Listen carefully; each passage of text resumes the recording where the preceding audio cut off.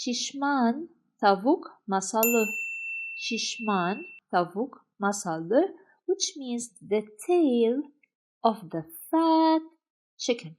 So masal is tail, masalı that tail. Of who? Of the fat chicken. These are the word list of some of the words that are in the story. İri is large or huge. İri. Şişman, fat. Şişman. Çiftçi, farmer. Çiftçi. Yumurta. Yumurta is egg. Müşteriler. Müşteriler, customers. Besliyormuş.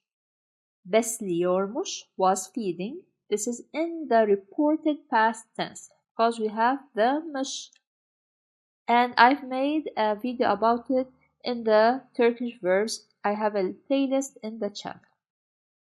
Talep ediyorlarmış. Talep ediyorlarmış. Also we have mış, the reported past tense, which is something that was told to you. You were not there seeing what was happening. This talep ediyorlarmış means they were demanding. What we're going to do is, I'm going to read the sentence slowly so that you can repeat after me. This is the first time. The second time, I will read it and explain it.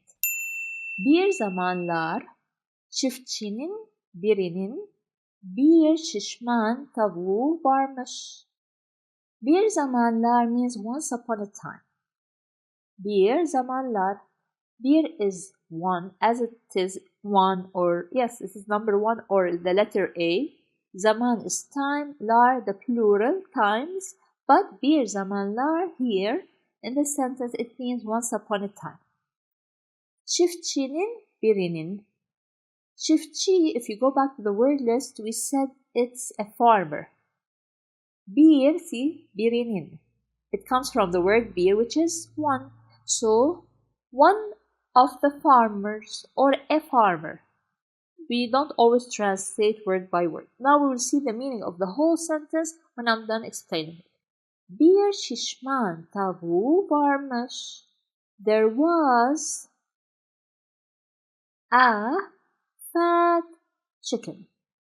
But when I want to translate the whole sentence, it will be once upon a time, a farmer had a fat chicken. This is the translation of the whole sentence. Always keep in mind that when you want to translate a sentence from English to Turkish, you cannot translate it word by word. It is very wrong. You have to take the whole meaning and then translate. Let's continue with the second sentence. Tavuk her sabah bir yumurta yumurtlarmış. Tavuk chicken. Her sabah means every morning. Bir yumurta, an egg. Yumurtlarmış means laid. The nice thing about Turkish is from one word you can make so many other words, which makes it easier for us to predict the meaning of that word. For example, here, bir yumurta yumurtlarmış, you might assume that, okay, an egg yumurtlarmış, maybe it's laid. So you might guess, which makes it easier to memorize or to know more Turkish words.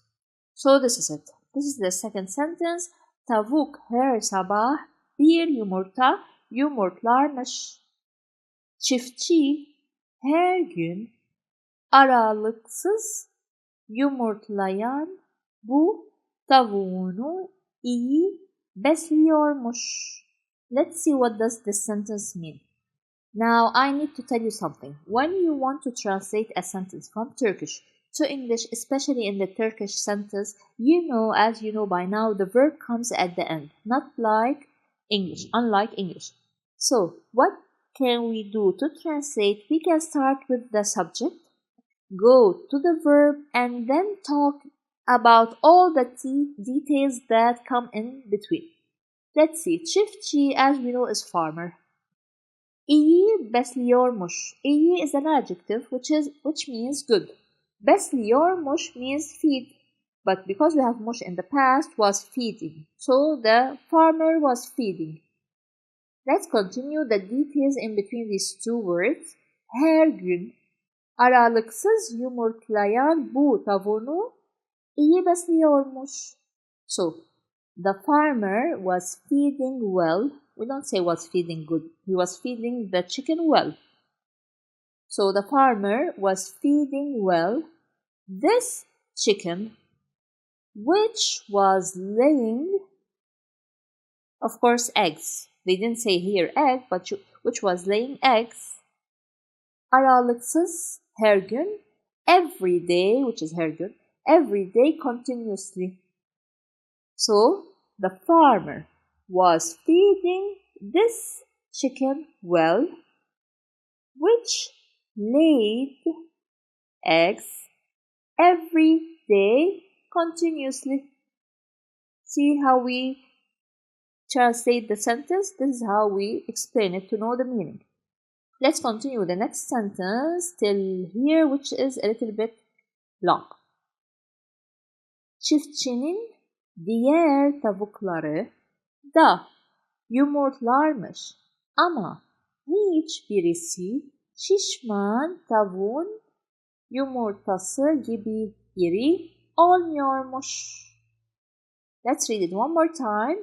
Çiftçinin diğer tavukları da yumurtlarmış ama hiçbirisi şişman tavuğun yumurtası gibi iri olmuyormuş.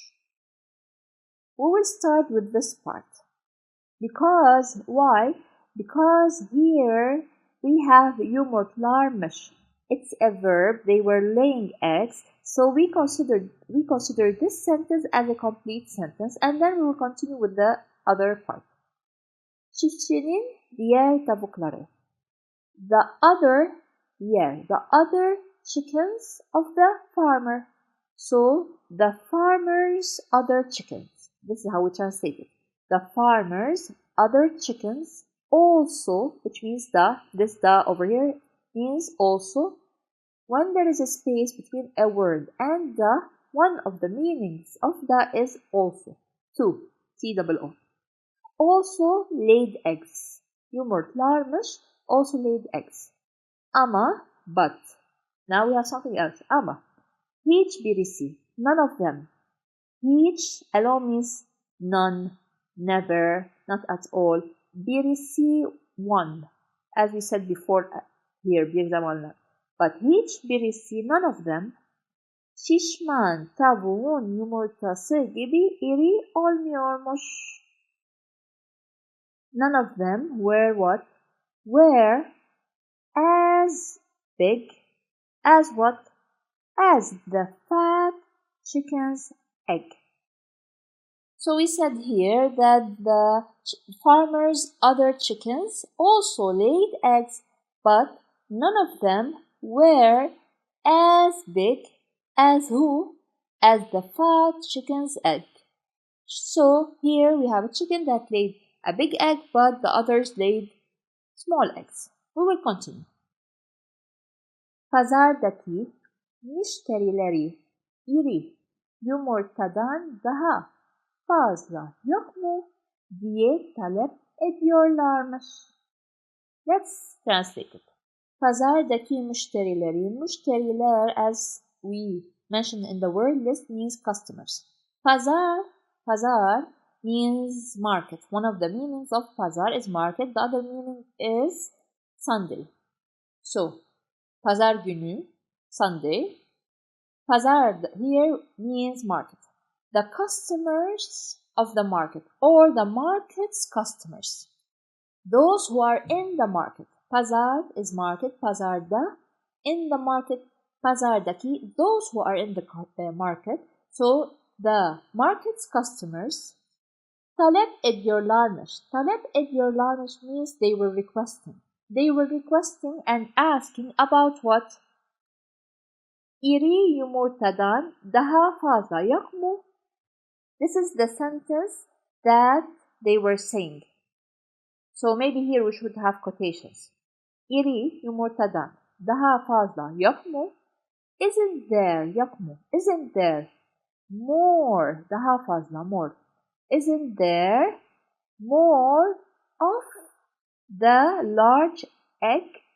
Than means from, but one, let's say if we want to translate the adjective, isn't there more from the large egg? Diye talep ediyorlarmış. They were requesting, they were asking.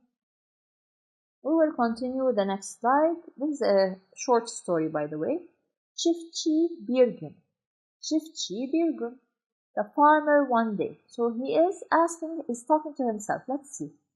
Eğer şişman tavuğun yemeni daha fazla verirsem belki günde 2 defa yumurtlar diye düşünmüş. Let's see what was he thinking. Çiftçi bir gün. One day the farmer diye düşünmüş was thinking. Düşünmüş, reported past tense. So someone is telling me or I am reading something that happened and I wasn't there to witness it. I use the mış. Düşünmek, to think. Diye düşünmüş. This is when someone, we use diye when someone is talking to himself, like here you see quotations, or talking to someone else, we use diye. But the translation, we don't have exact translation of it. Diye düşünmüş, he was thinking. What was he thinking? Eğer şişman tavuğun yemeni daha fazla verirsen. We will stop here. Eğer is if. Whenever you have eğer, you have to use the word se or the two letters se, S-E. This se means eğer, which is if. So you can remove the eğer, erase it over here, and verirsem will mean if I give. Eğer, whenever I use eğer, we should have with the verb the se. The M here, I, for the personal pronoun I. If here, if I give. Verirsem. He wants to give the chicken food or feed it. If I feed the chicken more, the fat chicken more. So we have here an adjective that describes the tavuk. If I feed the fat chicken more, daha fazla means more. Belki, maybe, belki means maybe. Günde 2 defa yumurtlar. Maybe per day it will lay 2 times. In other words, maybe it will lay 2 eggs a day. Here, yumurtlar means lays eggs because it comes from the word yumurta and the chicken lays eggs, of course. So, maybe it will lay eggs twice, 2 defa means 2 times, which is twice per day or in a day. Gün is day, gün here is day is in. So maybe it will lay eggs twice a day. If he feeds her more. Şişman tavuğa sabah akşam yem vermeye başlamış.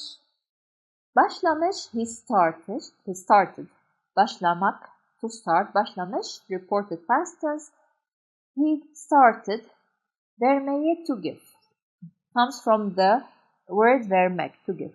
So he started giving what? Yem, which is like food. So he started to feed, this is together, to feed the fat chicken morning and afternoon or evening. So he started to feed the fat chicken morning and evening. Sabah is morning, akşam is evening. Next. Tavuk yemiş de yemiş. Yedikçe şişmanlamış. Yedikçe şişmanlamış. Now this sentence means the chicken ate and through eating or by eating a lot, it became fat. So he got fat as he ate. Yedikçe, it comes from the word yemek, to eat. This dikçe means an action that is repeating itself. So as he was eating, he became fat. Yedikçe. it goes through time. So time passes and the same action is going on. This is dikçe, addition. So again, he got fat as he ate. He got fat as he ate. Yemiş, here ate. Also yemiş, ate. Yedikçe şişmanlamış. He became fat. It comes from the word şişman. As we said before, şişman is fat. Şişmanlanmış means he became fat. O kadar çok yemiş ki yerinden kalkamaz olmuş. O kadar çok yemiş ki yerinden kalkamaz olmuş. O kadar çok yemiş ki. He ate so much. O kadar. He ate so much.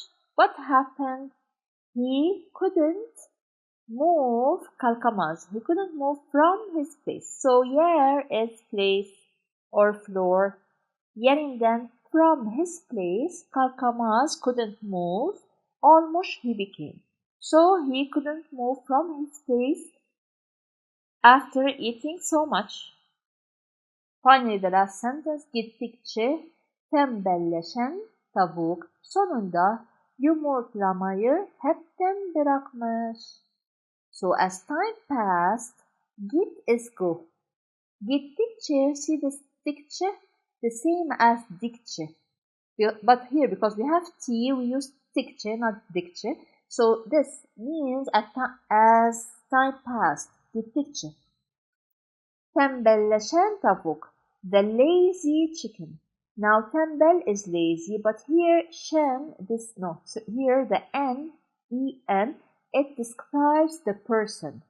Let's say مثلا gel is come, gelen the comer. Tembel is lazy, tembelleşen the lazy, the person who is lazy, or the chicken in our case.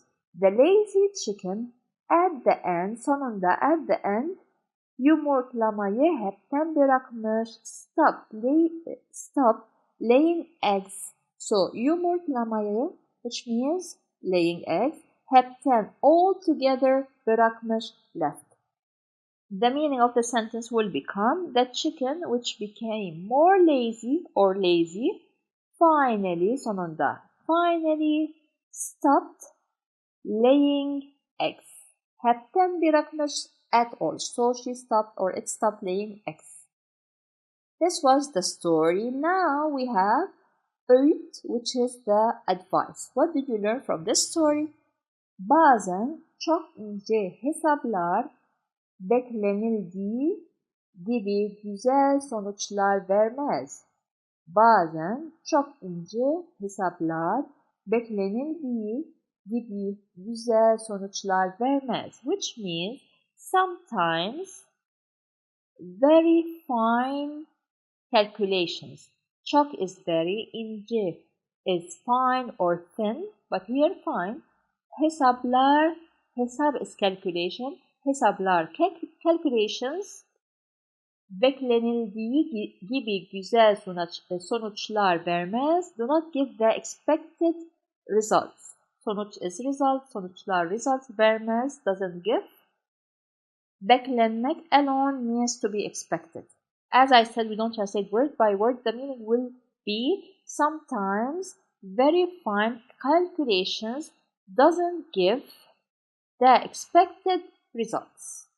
Doesn't give is here, expected is here, results sonuçlar. Here you will find the meaning of this story in English.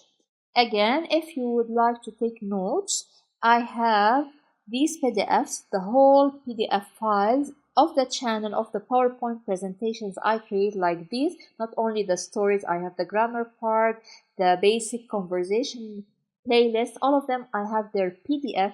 If you want them all together with the new PDF, the updated PDF, so whenever I put a new or I upload a new video to my channel, I will automatically put the PDF in the folder to share it with you.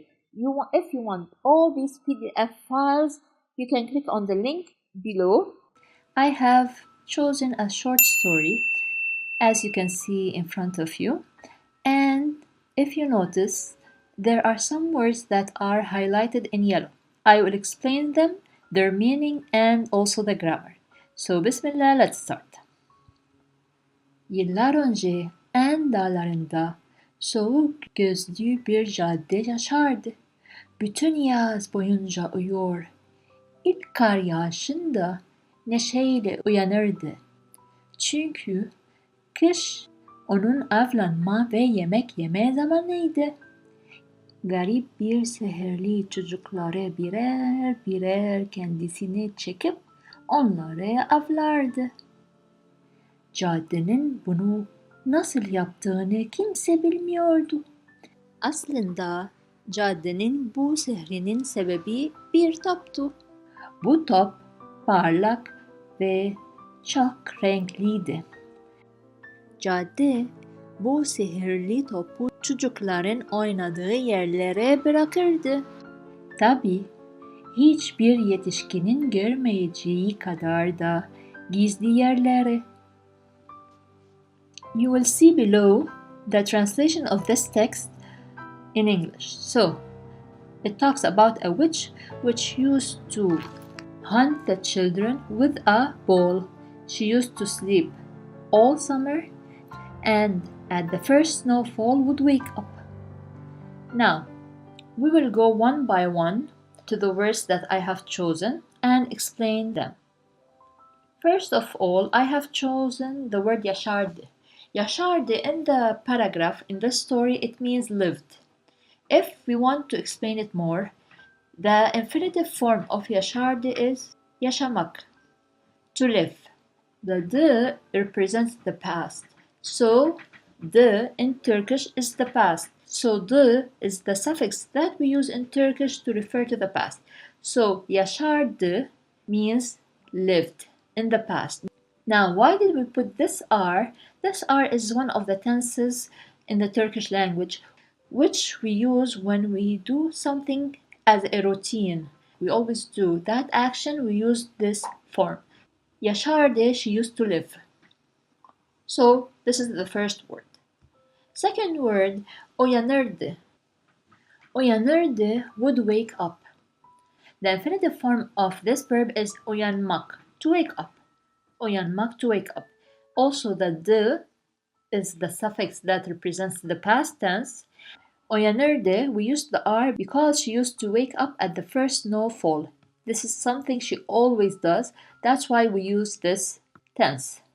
Next, kendisine çekip onları avlardı. Now, if we want to translate the whole sentence, it gives us she would hunt them down. But let's explain each word alone. Kendisine çekip.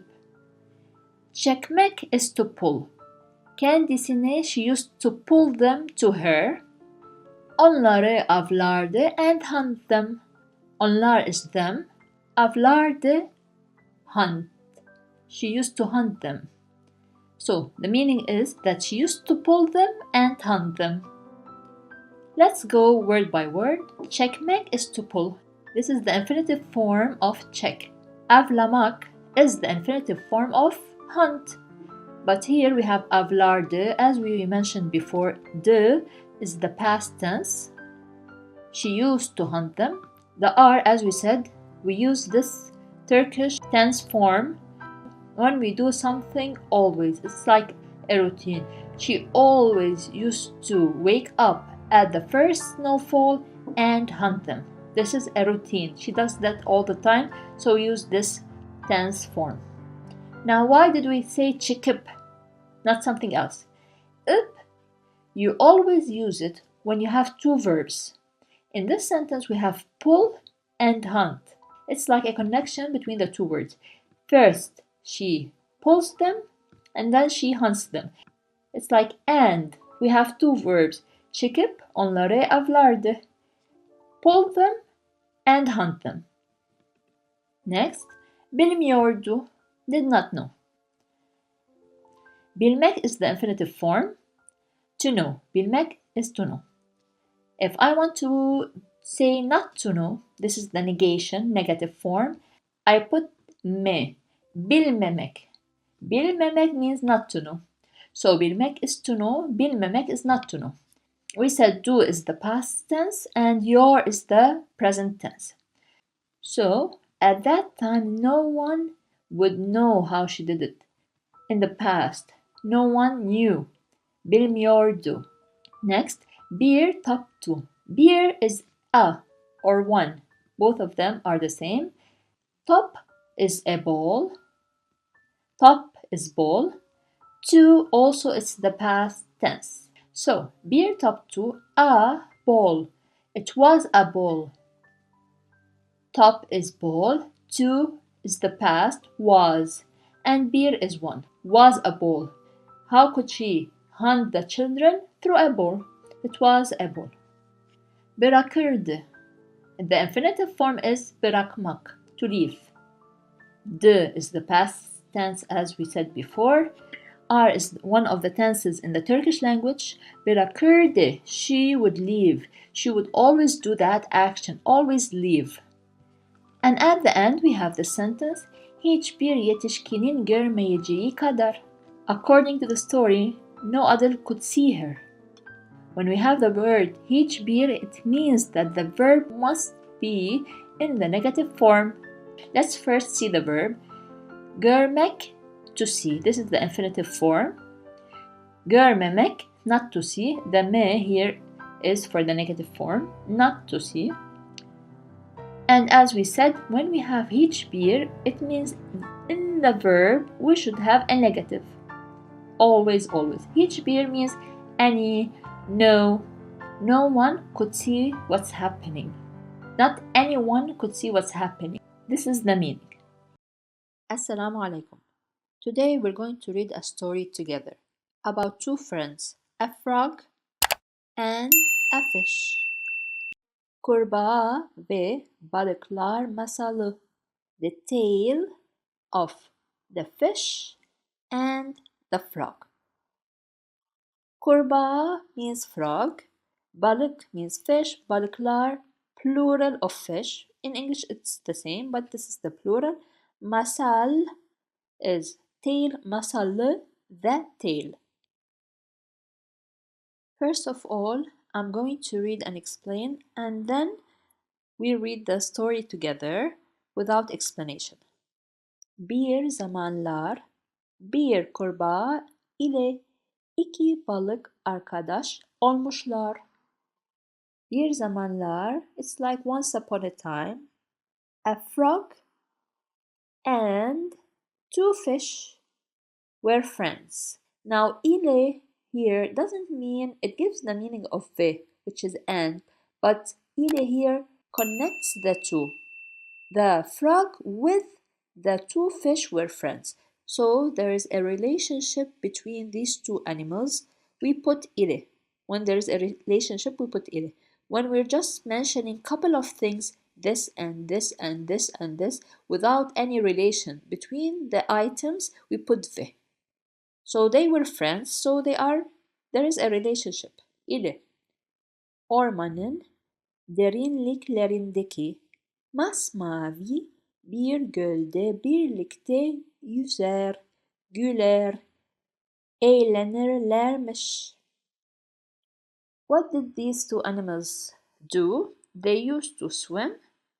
This is the geniş zaman, something that we always do. When we do something always, we use the geniş zaman.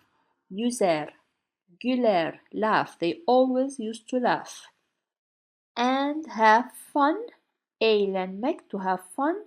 Where or how, birlikte, together. Where? In, this is gölde. In, the de is in.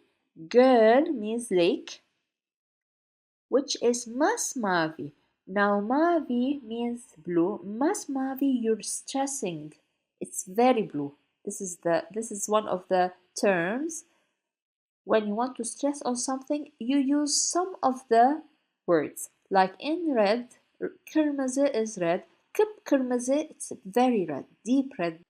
In a deep blue lake, where in the forest. Orman is forest. So the whole meaning means here, they used to swim, laugh, and have fun in a deep blue lake in the forest.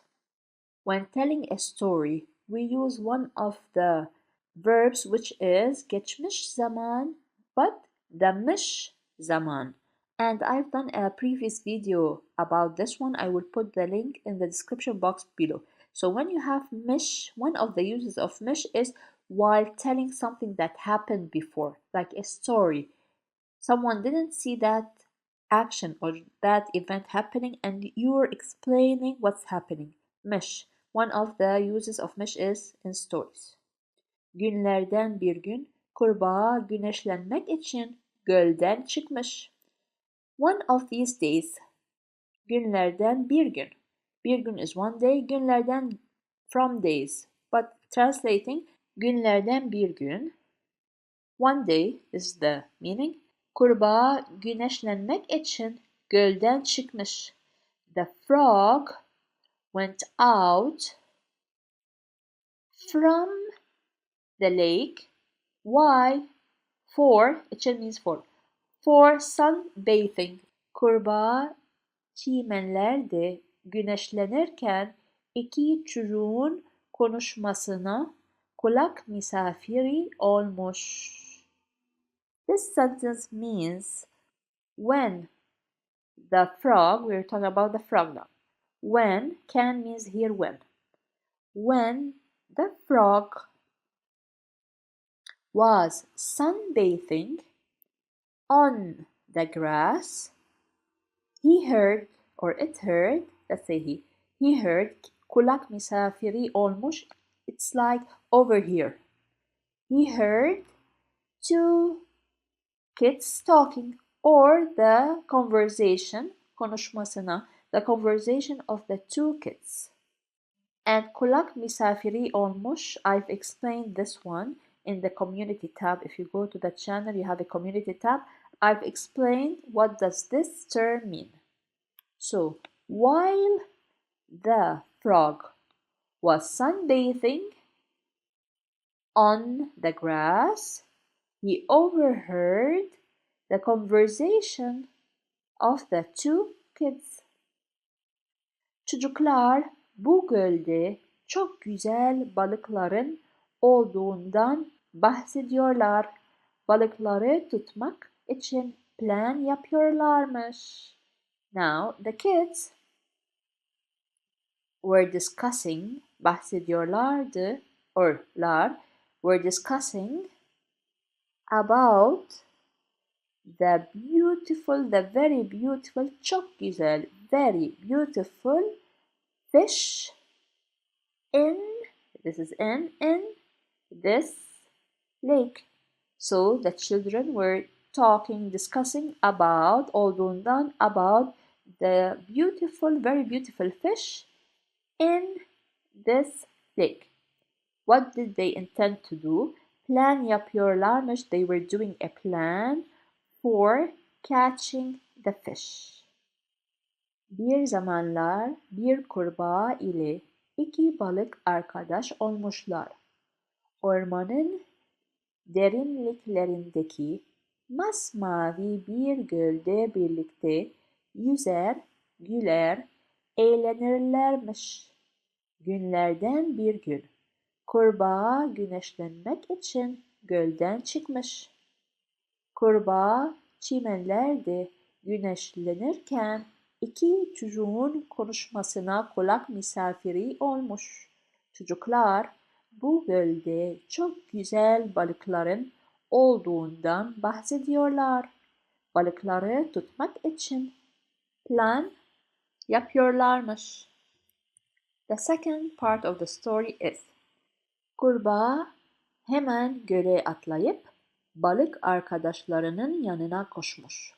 The frog instantly, hemen means instantly, now, immediately. Göle atlayıp, atlamak is to jump. Atlayıp, I will explain what's this if. He jumped into the lake immediately and ran. Now, where is the and? It's this, up. When you have several verbs together, you're saying he eats, and then he goes out, let's say. You use, instead of ve, you can use ve, of course, between them, which means and. You can also use up. Up gives the meaning of and. So he jumped into the lake and ran next to yanına, next to his fish friends. Yanına means next to. He went next to them to tell them something. Arkadaşlar, now he is talking. Arkadaşlar, friends, dikkatli olun. Be careful. All is be, olun it's for the plural. We don't have one fish, we have several fish. So dikkatli olun. Be careful. Şehirden birkaç çocuk gelmiş. A couple of kids came, gelmek to come, gelmiş, came from the city. Şehir is city, then from. Sizleri avlamak için hazırlık yapıyorlar. They are preparing. Yapmak is to do, but hazırlık yapıyorlar. They are preparing for hunting you. Plural you. Now we don't say they are preparing for hunting you. Now için yes means for, but while translating we say they are preparing to hunt you. This is better. Hazırlanın, buradan gidelim. Yoksa kötü şeyler olacak demiş. Demiş means he said. So he said all this sentence. What did the frog said? He said, prepare yourselves, of course. Prepare, let's go, gidelim, let's go. From here. Burada is here. From here, buradan. So prepare yourselves. Let's go from here. Yoksa, or. Yoksa, we have several words for or. It's yoksa, yada, veya. 3 words for or. One of them is yoksa. Or, bad things will happen. Kötü means bad. Şeyler, şey is thing. Şeyler, things. Olacak will happen. Demiş, he said. It comes from the word demek, to say, to mean. Demiş, we are talking about, as we said before, a story that happened before. So let's read. Kurbağa hemen göle atlayıp balık arkadaşlarının yanına koşmuş. Arkadaşlar, dikkatli olun. Şehirden birkaç çocuk gelmiş. Sizleri avlamak için hazırlık yapıyorlar. Hazırlanın. Buradan gidelim. Yoksa kötü şeyler olacak demiş. Now one more thing. Here we write buradan. But while saying, we never say buradan from here. Buradan. As if this A doesn't exist. Next. Balıklar. Fish. Now they want to talk to the or answer the frog. Kurbağa kardeş. Hiç telaşlanma. Frog friend. He's their friend. So we say this term kurbağa kardeş. Friend frog. Hiç telaşlanma. Don't worry. At all. Hiç means at all. Hiç telaşlanma. Don't worry. Birkaç çocuk balık avlamaya geldi diye tedirgin olmaya gerek yok. Let's say the meaning of the sentence. There's no need to be nervous just because a few kids have come fishing. Birkaç çocuk, couple of kids, balık avlamaya geldi, came to hunt the fish diye tedirgin olmaya gerek yok. No need, gerek yok. No need to be nervous. Now diye, I didn't explain its meaning.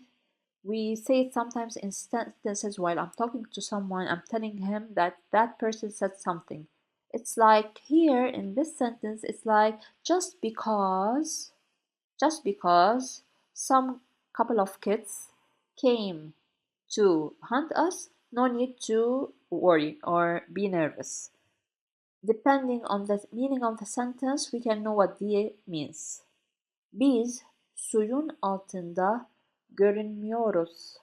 We, or it's us, it's the same.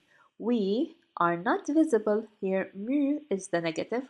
We cannot be seen, in other words, under the water. Alt means down, below, altında, suyun altında, below the water, below the water. So we cannot be seen or visible below the water. Bizi yakalayamazlar. They cannot catch us. Yakalamak, to capture. Yakalayamazlar, cannot capture us or catch us. The a over here means can. Maz is the negative, so cannot catch us. Here, bizi, us, demiş, they said. So let's read it one more time. Balıklar, kurbağa kardeş. Hiç telaşlanma. Birkaç çocuk balık avlamaya geldi diye tedirgin olmaya gerek yok.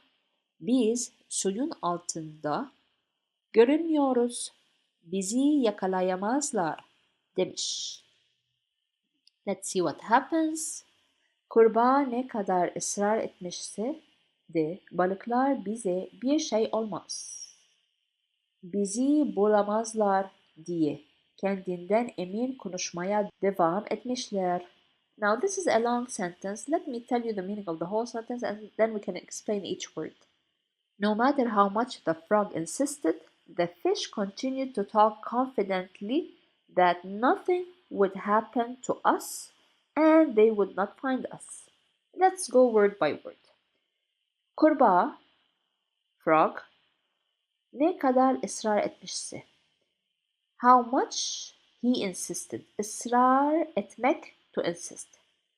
They has several meanings. One of the meaning is to, which is T-O-O again, and de ama, which is but. Balıklar bize bir şey olmaz. Balıklar, fish, bize, to us, bir şey olmaz. Bir şey is something, bir şey olmaz, nothing. Nothing. It's like nothing will happen to us. Bizi bulamazlar. Bulmak is to find. Here the maz is the negative. They cannot find us. Bizi bulamazlar. They cannot find us diye. Now diye here, it's like you are telling me the story of the frog and the fish. And you're telling me what the fish told the frog. So they told him this diye. Kendinden emin konuşmaya devam etmişler. They continued, devam etmişler, they continued. It's devam etmek, to continue, devam etmişler, they continued. To talk confidently. Emin, they are confident. Emin, kendinden, from them. So they are very confident of themselves. Now, maybe this is a long sentence. It's very hard, a little bit hard, but I'm trying to explain each word alone so that if this word passes by while you are studying, while you are reading, you know what this word means. At the end of this video, I'm going to put the meaning of this story, the translation in English. And if you want me to send you this PDF, this video as a PDF or this presentation as a PDF to your email, join the mailing list that I will put in the description box. This way you can read and you will have the translation in English at the same time to compare. Tehlikeyi dikkate alan kurbağa eşini ve çocuklarını alıp gölden uzaklaşmış. The meaning: considering the danger, the frog took his wife and children away from the lake. Tehlikeyi dikkate alan kurbağa. The meaning here, literally, it means the frog who was careful of the danger. Eşini ve çocuklarını alıp. See this up over here? It came again, which means we have another verb that will come. Almak, to take, uzaklaşmak, to go far. So, he took his wife and children from the lake, göl, lake, from the lake, gölden, and up, and went far. Kurbağa ne kadar ısrar etmişse de balıklar bize bir şey olmaz, bizi bulamazlar diye kendinden emin konuşmaya devam etmişler. Tehlikeyi dikkate alan kurbağa eşini ve çocuklarını alıp gölden uzaklaşmış. And finally, the last slide, let's see what happened and what's the thing that we learned from this story. Akşam kararınca, at nightfall, let me explain these two words. Akşam means evening, kara means black. One of the meanings of black is kara. Kara means very black. When we say siyah, siyah means black also, but kara means it's very dark. Inca when. So akşam kararınca when it came dark or at night fall. Çocuklar ağlarını göle atmışlar. The kids threw atmak is to throw. Atmışlar threw. The kids threw their nets to the lake. Göle to the lake. Sabah in the morning geldiklerinde iki balığın ağda çırpındığını görmüşler. When they came in the morning when they came, they saw two fish fluttering in the net.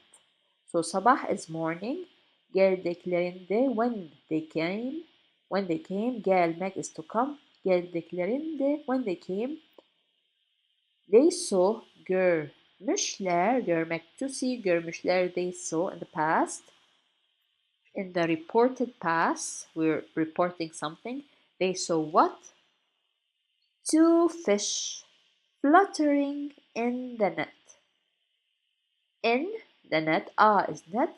In the net, da çırpındığını, like fluttering. You know the fish when you take them out of the water or they are caught in the net, they start moving their fins. Sevinçle, boşuna çırpınmayın balıklar. Artık sizin için çok geç. Now the kids are speaking.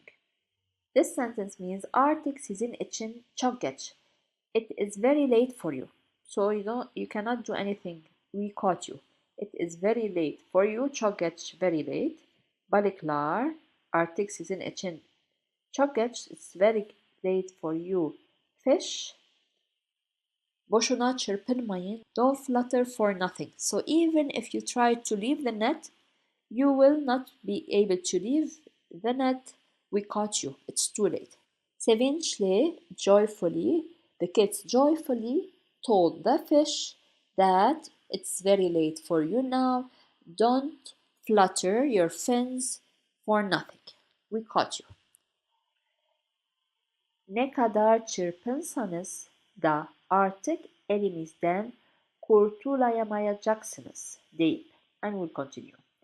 Ne kadar çırpınsanız, how matter you flutter hard or you flutter your fins, their fins of course. Da, ama, but, here da means but, artık elimizden kurtulayamayacaksınız. You will never be saved from our hands. So no matter how hard you try to go out, you flutter with your fins, you can never be saved from our hands. Deyip. They said. Now ip again appeared over here it means we have another verb. Let's see the next sentence. Balıkları tuttukları gibi kovaya atıp they threw the fish as they caught them, as they catch them here. Tuttukları gibi as they catch them and threw them in the bucket. Kova means bucket, in the bucket. This is why as a protection letter between the two vowels. And, see this ip, and uzaklaşmışlar, they went away from the lake. Now, öğüt, which is the advice. What did you learn from this story? And how do we pronounce this yumuşak G? Go back to the yumuşak G video. Tehlikeli durumlarda temkinli olmalıyız. We should be cautious in dangerous situations. To be, we should be here. Cautious in dangerous situations. Güvenliğimizi düşünmeliyiz. We should think. See this meli? Meli olmalı means should. We should think of our safety. Güven, safe. Güvenliğimiz, our safety. Aşırı güven ve kibir hiçbir işe yaramaz. Overconfidence, aşırı, it's like very, çok, very. Overconfidence and arrogance, kibir, arrogance, hiçbir işe yaramaz. This whole sentence means are useless. So overconfidence and arrogance are useless. Akşam kararınca çocuklar ağlarına göre atmışlar. Sabah geldiklerinde iki balığın ağda çırpındığını görmüşler. Sevinçle, boşuna çırpınmayın balıklar. Artık sizin için çok geç. Ne kadar çırpınsanız da artık elimizden kurtulamayacaksınız deyip balıkları tuttukları gibi kovaya atıp gölden uzaklaşmışlar. 3. Tehlikeli durumlarda temkinli olmalıyız. Güvenliğimizi düşünmeliyiz. Aşırı güven ve kibir hiçbir işe yaramaz. Now this long word, kurtulmak, to save. The a means can be saved. The ma means the negative, cannot be saved. Acak is the future, so you cannot be saved anymore in the future. Sınız, you, the plural you. So you cannot be saved. Now this is the translation of the story. We have this slide, you can pause and read it. And we have the other slide, this is the last slide of the translation. Also, I will send this story as a PDF to the email list if you register in the mail list which is below. Let's start with today's story. It is about sinekler ile bal kavanozu masalı. Sinekler ile bal kavanozu masalı. The tale of the flies and the honey jar. So masal, let's start with this one. Masal is tale. When I put it is the tale of who? Sinek is a fly, one of these. When I put ler, sinekler, plural, flies, ile here comes in the meaning of with. So it's the tale of the flies with bal, honey, kavanozu, the jar, so the honey jar. As before, we will start with the word list, which is kelime listesi. Kelime is word, listesi, the list. So kelime listesi, word list. These are some of the words that passed by in the story. Let's look at their meaning and then we start with the story. Yaşlı kadın, yaşlı kadın means old woman. So kadın is woman and yaşlı is old. Torun, torun, grandchild. Kırmış, kırmış, broke. Keskin, keskin is sharp. Damla, damla is drop. Yapışmak, to stick. Yapışmak. And bal kavanozu, honey jar, as we explained this one before. But pay attention that, for example, in the story, I don't have yapışmak. The word as it is, yapışmak, is the infinitive form, which is to stick. Maybe in the story, it would be in another form, in the past, in the future, in the present tense. But here I put the infinitive form. So while reading the story, I will explain the other form that it will appear in. Let's start with the story. This is a very short story. We'll start with this one and then another one, and that's it.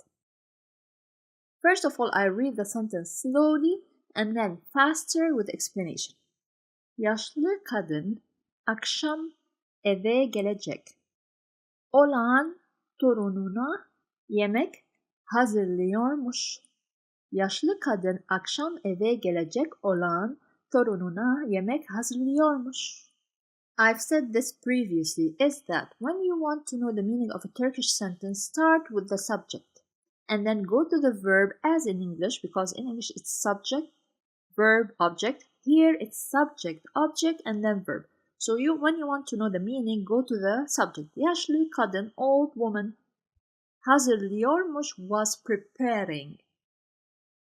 Hazırlamak, to prepare. The oluyor here, this one, is the present continuous tense. And the muş is for the reported past tense. What is the reported past tense? In Turkish, we have reported past tense and the normal past tense. The reported one is when someone tells you a story or an event that happened in the past, but you did not witness it. He's just reporting it to you. He's telling you what happened. Muş. You did not see that event or what happened. You use muş.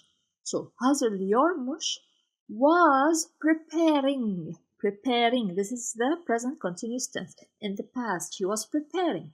So, the old woman was preparing. What or for who? Let's see.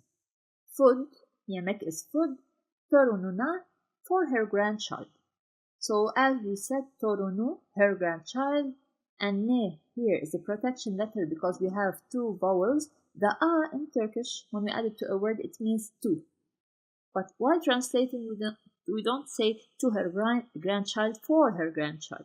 So the yaşlı kadın, the old woman, was preparing food for her grandchild, who olan, the person who was coming, gelecek, in the future. When you see ecek here in or next to a word, to a verb, ecek means this is the addition that we use for the future. Will come to her house, to the house. So gelecek, will come. We said when we put a or a, it depends on the last vowel of the word. It's ev, house. We have to put a. This is vowel harmony rule, which I have a video about it. You don't put eva. It doesn't work. There's no harmony in the word. Eve. So, the old woman was preparing food for her grandchild that was coming to her house at the evening. Or in the evening. We don't say at the evening. Akşam means evening. O sırada masanın üstünde duran bir bal kavanozunu devirip kırmış. O sırada masanın üstünde duran bir bal kavanozunu devirip kırmış. O sırada means at that time, at that moment. Something happened. Here we have two verbs, devirmek and kırmak. Instead of saying devirmiş, because we are talking about the reported tense, and then saying and ve, kırmış, and broke. When I have two verbs, in the first one I put up, which means like and the second one will take the addition of the tense. So here it's devirmiş ve kırmış, which means she knocked over and broke. Kırmak, to break. Kırmış, broke. So, at that time, she knocked out and broke what? Bir is one or a honey jar. We know now bal kavanozunu is honey jar. She knocked out and broke a honey jar, which was what? Which was standing. Duran is someone who is standing, but we will translate it in a good way later, which was on the table. Masa is table, but we say masanın üstünde. Üst is above, top, and de is, it has several meanings like in, on, at. So, which was standing on the top of the table. This is noun complement. That's why you see these additions. Noun complements. This is also found in A1 book in the last chapters, couple of chapters, which I explain in this channel, and I have a playlist about it. It explains the noun complement. So masanın üstünde. The whole meaning of this sentence will be, at that time, she knocked over and broke a jar of honey, or we can say a honey jar. Yes, a jar of honey, which was on the top of the table, or in other words, which was on the table. This is how we translate it. We continue. Third sentence. Bal çok keskin ve güzel kokuyormuş. Bal çok keskin ve güzel kokuyormuş. The honey was very sharp and güzel kokuyormuş means smelled good. Koku alone means smell. Kokuyormuş was smelling. At that time it was sharp and it smelled beautifully, or it smelled güzel, good. Güzel can be used in several places, it doesn't only mean beautiful. Sometimes we say güzel for the food, which means it's delicious. So this sentence means the honey was very sharp and smelled good. Kokuyu alan sinekler bal kavanozuna üşüşmüşler hemen. Kokuyu alan sinekler bal kavanozuna üşüşmüşler hemen. Kokuyu alan sinekler, the flies that smell, hemen, immediately, hemen means immediately. Immediately, üşüşmüşler flew to the honey jar. This means to. So, the flies that smell immediately flew to the honey jar. They flew. Balı yemeye başlamışlar. Balı yemeye başlamışlar. Başlamışlar means started in the past, because we have mış. And lar is they started. They were more than one.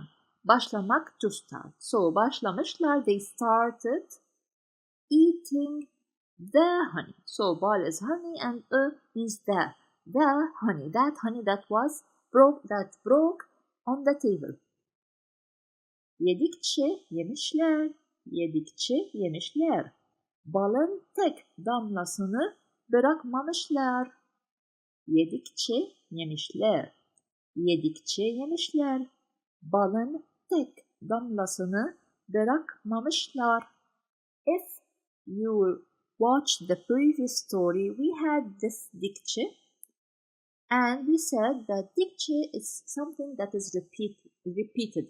So we're doing it more than one time. As they were eating. So they ate as they ate, which means, I don't know if it's the right translation, but it means they ate, and time is passing, they kept on eating. Balın tek damlasını bırakmamışlar. They didn't leave. Let's explain this word.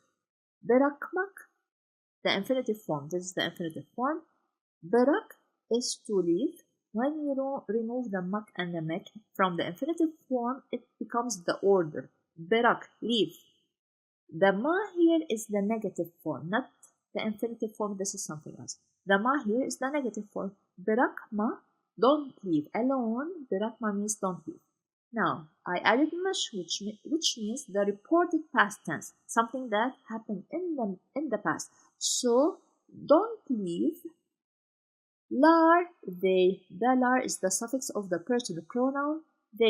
So the meaning of the whole word means they didn't leave.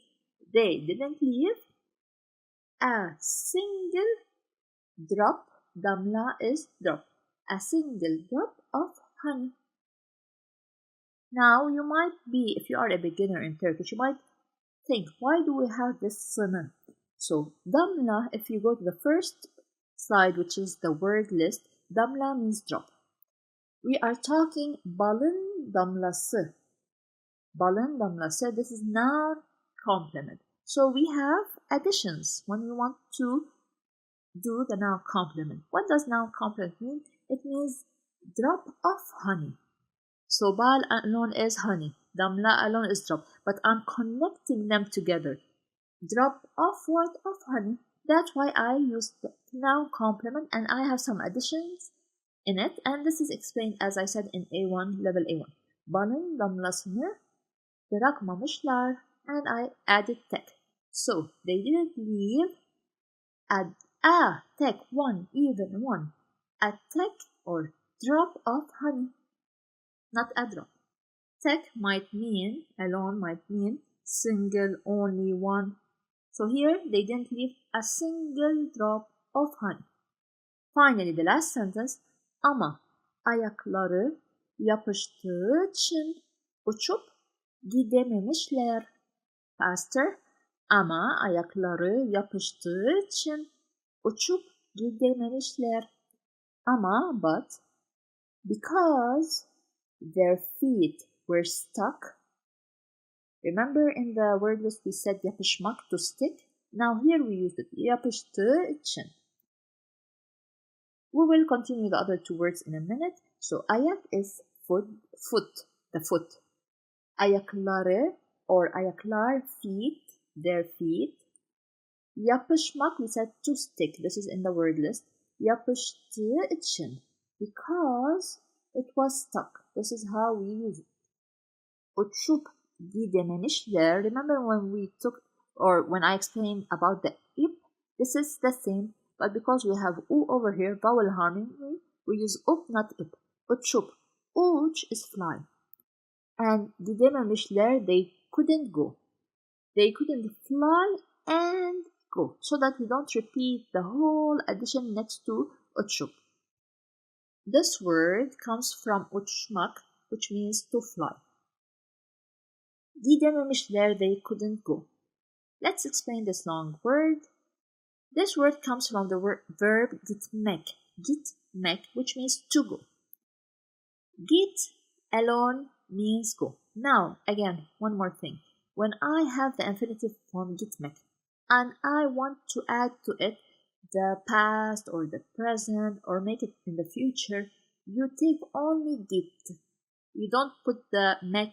Gitmek is to go. You remove the mek and you'll have git. And next to git, we add all the additions that we want to add for the personal pronoun, the suffix of the personal pronoun, or the tenses. So we take git. So here it's git. Now, because we have an a over here, we don't say gite, no. We transform that t into de. This is one of the rules in Turkish. Gide, this is the word, memişler. The me here is the negative. The mish is the reported past tense, and the ler is for the they pronoun. For they, because they were more than one fly, we are talking about them, we put ler. Now this a is e, or a in Turkish, is what a they couldn't, can. This a, and sometimes it's a according to the last vowel of the word, when I added to the word, it gives the meaning of can, which means they wanted to go but they couldn't. And it comes with the negative form. So gidememişler, they could not. This is could, not is the me. Again, ama ayakları yapıştığı için uçup gidememişler, which means but they couldn't go and fly, or when we want to say the translate, we say they couldn't fly and go because their feet were stuck. By the way, an extra information, if you want to remove this up, which means like and, connecting two verbs together, you say uçurmamışlar and gidememişler, ve, which means and. Uçurmamışlar ve gidememişler. But instead of repeating all of this, I have the form over here and just put up or if depending on the last vowel of the word. If you are watching so far, I congratulate you for continuing and having the patience of learning a new language. Give me a thumbs up in the comment section. Let's see what happened and what is the advice that we learned. What's the lesson that we learned? Ne açgözlü, ne aptal, yaratıklarız biz diye bağırmışlar. Ne açgözlü, ne aptal yaratıklarız biz diye bağırmışlar. What greedy, what stupid creatures we are. So biz is we. Ne açgözlü means what greedy. Ne aptal, aptal means stupid. Yaratıklarız biz. Creatures. Yaratıklarız. Yaratık alone means creature. Larız gives the meaning of we are creatures. So, this is it. Ne açgözlü ne aptal yaratıklarız biz. What greedy, what stupid creatures we are. Diye bağırmışlar, they cried. Bağırmak, this word comes from the verb bağırmak, which means to shout. They shouted. Or, if you want to translate it properly in English, they cried. So they noticed how stupid and greedy they were. Diye here is a preposition. One of the uses of diye is while you're stating your opinion. For here in the sentence, they cried, they noticed what they did, so they are stating, they're talking, they're saying their opinion. We use diye. Finally, bir anlık keyif için canlarımızı tehlikeye attık. Bir anlık keyif için canlarımızı tehlikeye attık. Tehlikeye attık. We risked. This is the k is for we, personal pronoun. Tehlike, we risked. These two words mean we risked what? Our lives for a moment of pleasure. So bir anlık, a moment, keyif, pleasure, için, for. So için here, let's go back. Here yapıştı için because we stuck. This is something else. İçin alone means for. For a moment of pleasure, we risked our lives. Can here means life, your life.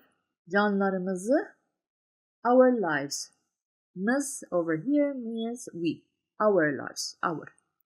So again, we risked our lives for a moment of pleasure. Öğüt, which means the advice, the lesson that we learned from the story. Açgözlü olmak tehlikeli sonuçlar doğurur. Açgözlü olmak tehlikeli sonuçlar doğurur. Olmak, to be. To be greedy has dangerous consequences. Now, to translate some words, sonuçlar doğurur means produces results. This is the literal translation. Produces results. Tehlikeli, dangerous, olmak, to be, açgözlü, greedy. But the translation will be to be greedy has dangerous results. As I always say, if you are new to this channel, don't translate the Turkish sentence literally to English because you will get weird translation. That's why we take the idea, we understand the idea of the Turkish sentence and then we can translate it in our own words because literal translation doesn't always work. Now here you will find the translation of the story in English. Of course, if you are a detail-driven person like me, you like details, you like writing so that you can understand the topic more, you can click on the link below so that you take a copy of all the PDFs of this story and the PDFs of the rest of the videos that I have created so far. Now we'll start with our story. In this story, what I'm going to do is at the end of or at the last slide, I will put some words that already passed in this story. So pay attention to the words because at the end it's like a small quiz for you to see if you memorize some words from the story. So let's start. Hoca Nasrettin komşusundan bir gün kazan ödünç ister. Meaning of this first sentence is Nasrettin Hoca asks his neighbor or wants from his neighbor to borrow a cauldron one day. So Nasrettin Hoca komşusundan from his neighbor Bir gün a day kazan which is the cauldron that we talked about, this thing over here. Ödünç ister wants to borrow. So ödünç means borrow. İster is the geniş zaman of the verb istemek, to want. İade ederken de hem teşekkür eder hem de içine küçük bir kazan koyar. Meaning, when returning it, he both thanks him and puts a small cauldron inside it. İade ederken, can is when or while. So while he was returning it, iade etmek by the way. So while he was returning it, hem teşekkür eder, hem something else. So here we have, if you're following the grammar lessons, hem de means both. So we have two actions. He both thanks him, teşekkür eder, and puts a small cauldron inside it. İçine inside it küçük bir kazan. A small cauldron koyar, puts. From koymak to put, koyar is the geniş zaman. So again, let me repeat this sentence. When returning it, he both thanks, of course, he's thanking his komşu, his neighbor. He both thanks him and puts a small cauldron içine inside it. Komşusu merakla bu küçük kazanı sorunca. Meaning, when his neighbor curiously asked about this little cauldron, so komşusu, his neighbor, komşu is neighbor, komşusu, this su, both of it together, both two letters, returns to Nasreddin Hoca, his neighbor. So his neighbor merakla like curious. He was asking curiously. Bu küçük kazanı, this small cauldron sorunca, he's asking with curiosity. Sorunca means when he asked. Unca, inci, inci, inju, when we use them, it means when.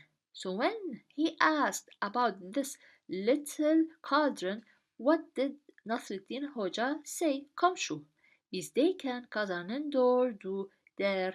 He said, there, he says, this is the geniş zaman, from demek to say. He says, neighbor.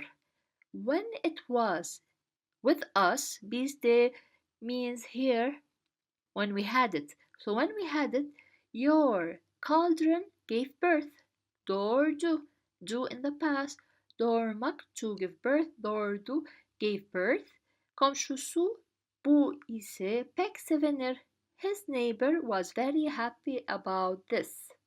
Pek sevinir means was glad, was happy. Aradan epey zaman geçer. Time passes. So all the sentence means time passes. Aradan, after that.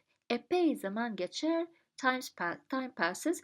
Hoca yine komşusundan kazanı ödünç ister. Meaning, Hoca, of course we're talking about Nasreddin. Hoca asks his neighbor to borrow the cauldron again. So Hoca yine means again. We have yine, again, and yeni. The other one is E over here and I at the end. There is a difference. They are very close, but there is a difference. Yine means again, yeni means new. So the hoca again komşusundan, from his neighbor, kazanı, the cauldron. So kazan is cauldron, kazanı the cauldron. Ödünç ister, it passed over here, means he wants to borrow.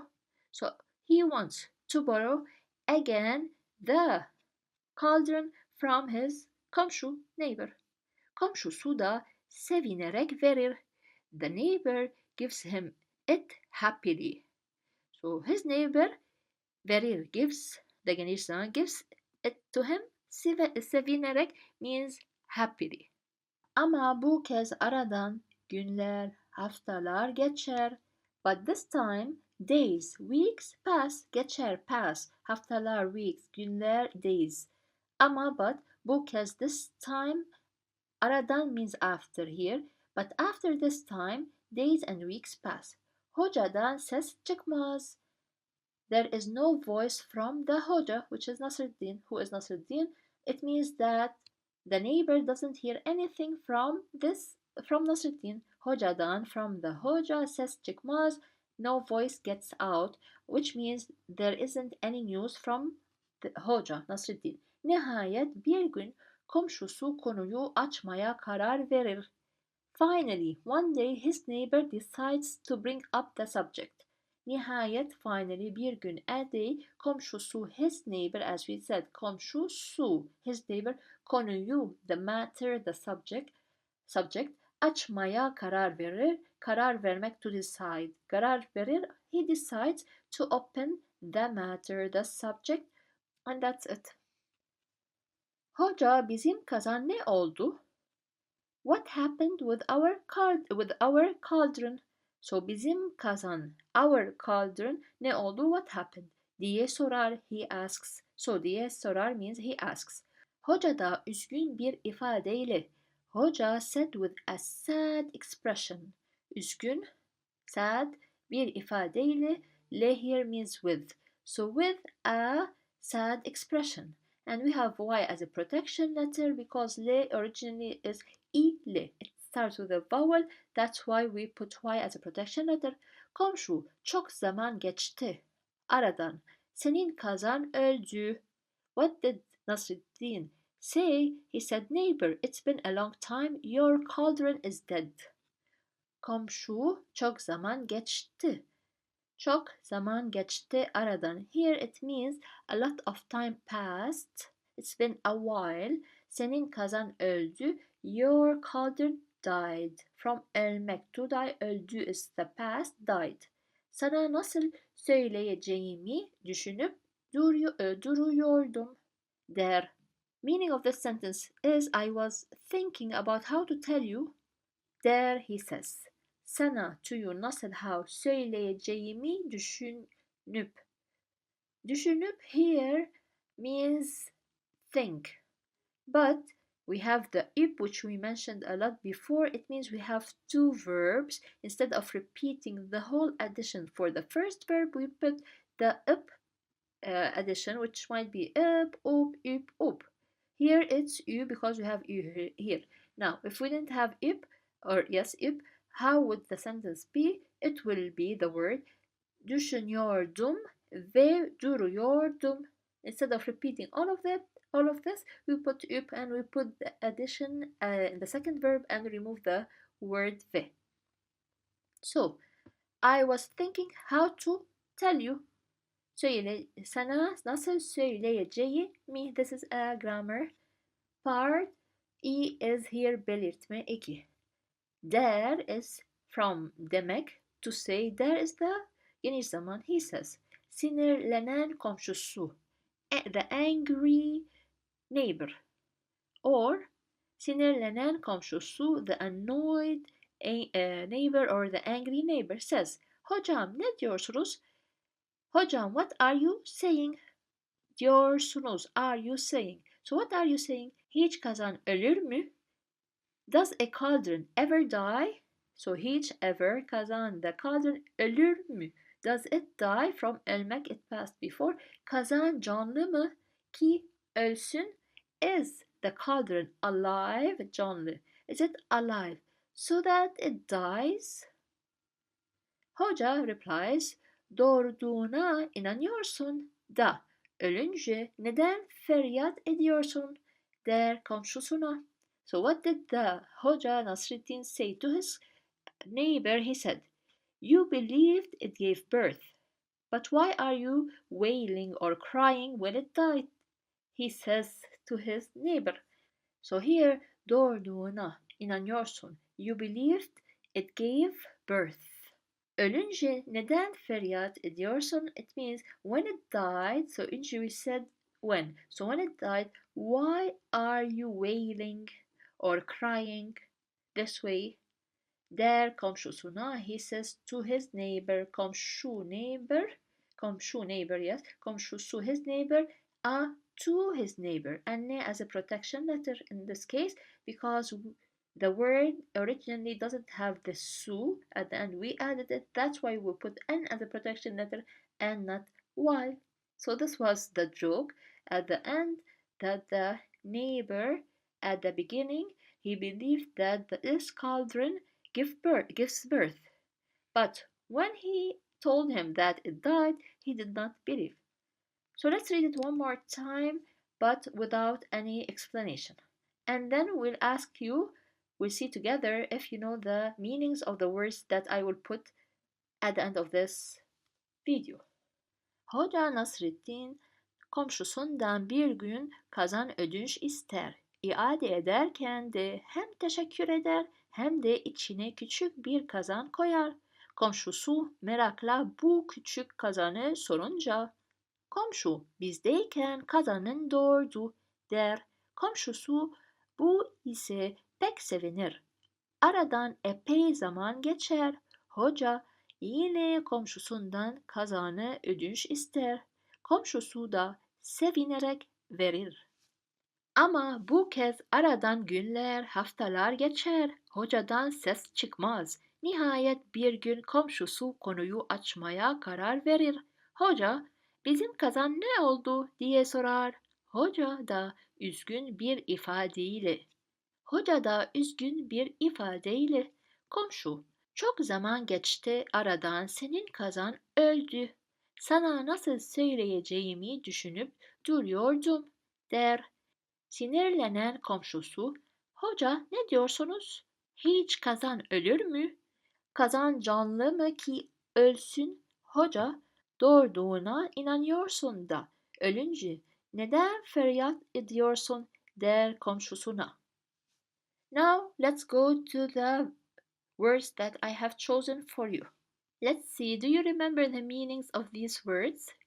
Ödünç, iade ederken, ölür mü? Canlı, inanıyorsun, ölünce. So if you remember these words, the meaning of these words, let me know in the comments section. Now we will start reading the story, and you have here below the translation in English. Later, I will explain these verbs alone in the coming slides. Bir gün gölün yakınında bir erkek ve kız kardeş oyun oynuyorlardı. Sihirli topu küçük bir tepenin üzerinde gördüler. Natalya adlı kız bu parlak toptan çok etkilendi ve ona doğru koştu. Ama ona yaklaştıkça sihirli top yuvarlanarak uzaklaşıyordu. Kız yaklaştı. Top uzaklaştı. Kız yaklaştı. Top uzaklaştı. Bu böyle bir süre devam etti. Now, after we've done from reading the story, let's explain the following words or verbs. 1. We have oynuyorlardı. Oynuyorlardı is made up of 3 or 4 parts. The first word is the verb oynamak, which means to play. Then, the uyor is the suffix used to do the present continuous tense. Now, I have made a previous video explaining the present continuous tense. I will also link it in the description box below and at the end of this video. Also, I will put the link to the blog post I have done about the present continuous tense. It explains the 4 cases of this tense. I advise you to read it. The third part is the lar. The lar is the plural suffix because in the story we are talking about children playing. They were playing, and that the at the end, this the is the past tense. So the word means they were playing. Oynuyorlardı. And this is the explanation. The next verb in the story was gördüler. It consists of 3 parts. The first part is görmek, to see. This verb means to see, görmek. Gör, look or see, görmek, to see. The do is the past tense, and Throughout this video, if you want to know why we use do as past tense, why we use t, I will also link another video about this topic. The layer, as we said in the previous slide, is for the plural suffix. So the meaning of the word is they saw, gördüler. The next verb is etkilendi. This verb is made up of two parts. The first word is etkilenmek, the infinitive form, to be influenced. Etkilenmek. And the D is the suffix used for past tense to make a word in the past. Etkilendi. Koştu. What does koştu mean? What is it made up of? It is made up of two parts. The first part is koşmak, to run. And as before, the to is the past tense, not do. Why? Because we have a rule that says when we have the sh, this letter, after it will be t, not d. Koştu. Even when saying it, it is a little bit hard. So koştu. Next, yaklaştıkça. Two parts also. The first part is yaklaşmak, the infinitive form, yaklaşmak, to come closer. The tıkça, what does it mean? It indicates that a job is repeated at regular intervals. I'm doing this job now, then after it a little bit, then after it. As in the story, when you read the translation, the little girl was getting closer to the ball, and the ball was going away. Then she was getting closer. Then she was getting closer. Yaklaştıkça. We use the tıkça. Also, we have dıkça, but since we have the ş here, we use t. Same as before. Uzaklaşıyordu. It is made up of three parts. Uzaklaşmak, to move away. This is the infinitive form. Uzaklaşmak. We have the yor is the suffix used for the present continuous tense, and the do is for the past tense to make a word in the past. So uzaklaşıyordu. She was getting away, moving away. Yaklaştı is made up of yaklaşmak, to approach, and t for the past tense. See here also we have the ş, that's why we use t, not d, yaklaştı, which is easier to spell. Uzaklaştı. First we explained uzaklaşıyordu. This is similar but in another tense. Uzaklaşmak is the infinitive form, to move away. Uzaklaşmak, to move away. And the t also the suffix used to make a verb in the past. And finally, the last verb was devam etti. It is made up of three parts. The first part is, or the word, devam, continue. Etti, or et, which is etmek, to do. And the last one is ti, which is the past tense. To make a word in the past tense, we use this one here. Now, just a small note. Etmek, it's like a helping verb. We mostly use it with words that are not of Turkish origin, like words taken from Arabic. Devam is of Arabic origin. That's why we use etmek next to it. Our story today is about Nasreddin. As usual, I have so many stories about him on my channel. You can check the playlist that is about Turkish stories. So, Nasreddin Hoca, fıkrası. Fıkra, by now, if you watch the previous stories, you know that it is a joke. So, Nasreddin is famous of making jokes. I will start reading the story, explaining each sentence, and then read it without explanation. I will put the English translation at the end of this PowerPoint presentation and some words for you to try to remember their meanings. Turkish words, of course. So, let's start. Nasreddin Hoca'nın kadelik yaptığı sıralarda bir adam gelmiş. The meaning of the sentence is when Nasreddin Hoca was a judge, a man came. So, Nasreddin Hoca'nın kadelik yaptığı sıralarda. Yaptığı sıralarda together means when he made. But of course, we cannot say when he was made or something. When he was what? Kadı means a judge. He's doing the work of a judge. We translate as when Nasreddin Hoca was a judge. Bir adam gelmiş, a man came, gelmiş. We spoke about this miş several times. Hoca efendi demiş. What did that man say? He said, Hoca efendi. Hoca sir, efendi means like sir. Hoca, we know what it means. Size bir şey danışacağım. I will consult you about something. Size, to you, with respect. He's talking with him with respect, so he doesn't say sen, he says siz. Size, to you, bir şey, a thing, danışacağım, I will consult. So I will consult you about something. Danışmak, to consult, the adjunct here is the future. It transforms, the K transforms to yumuşak K because I have the a vowel. I, so I will consult you about a thing. Buyurun, sorun. He told him, like, okay, it's your turn, you can speak. Buyurun, sorun, ask.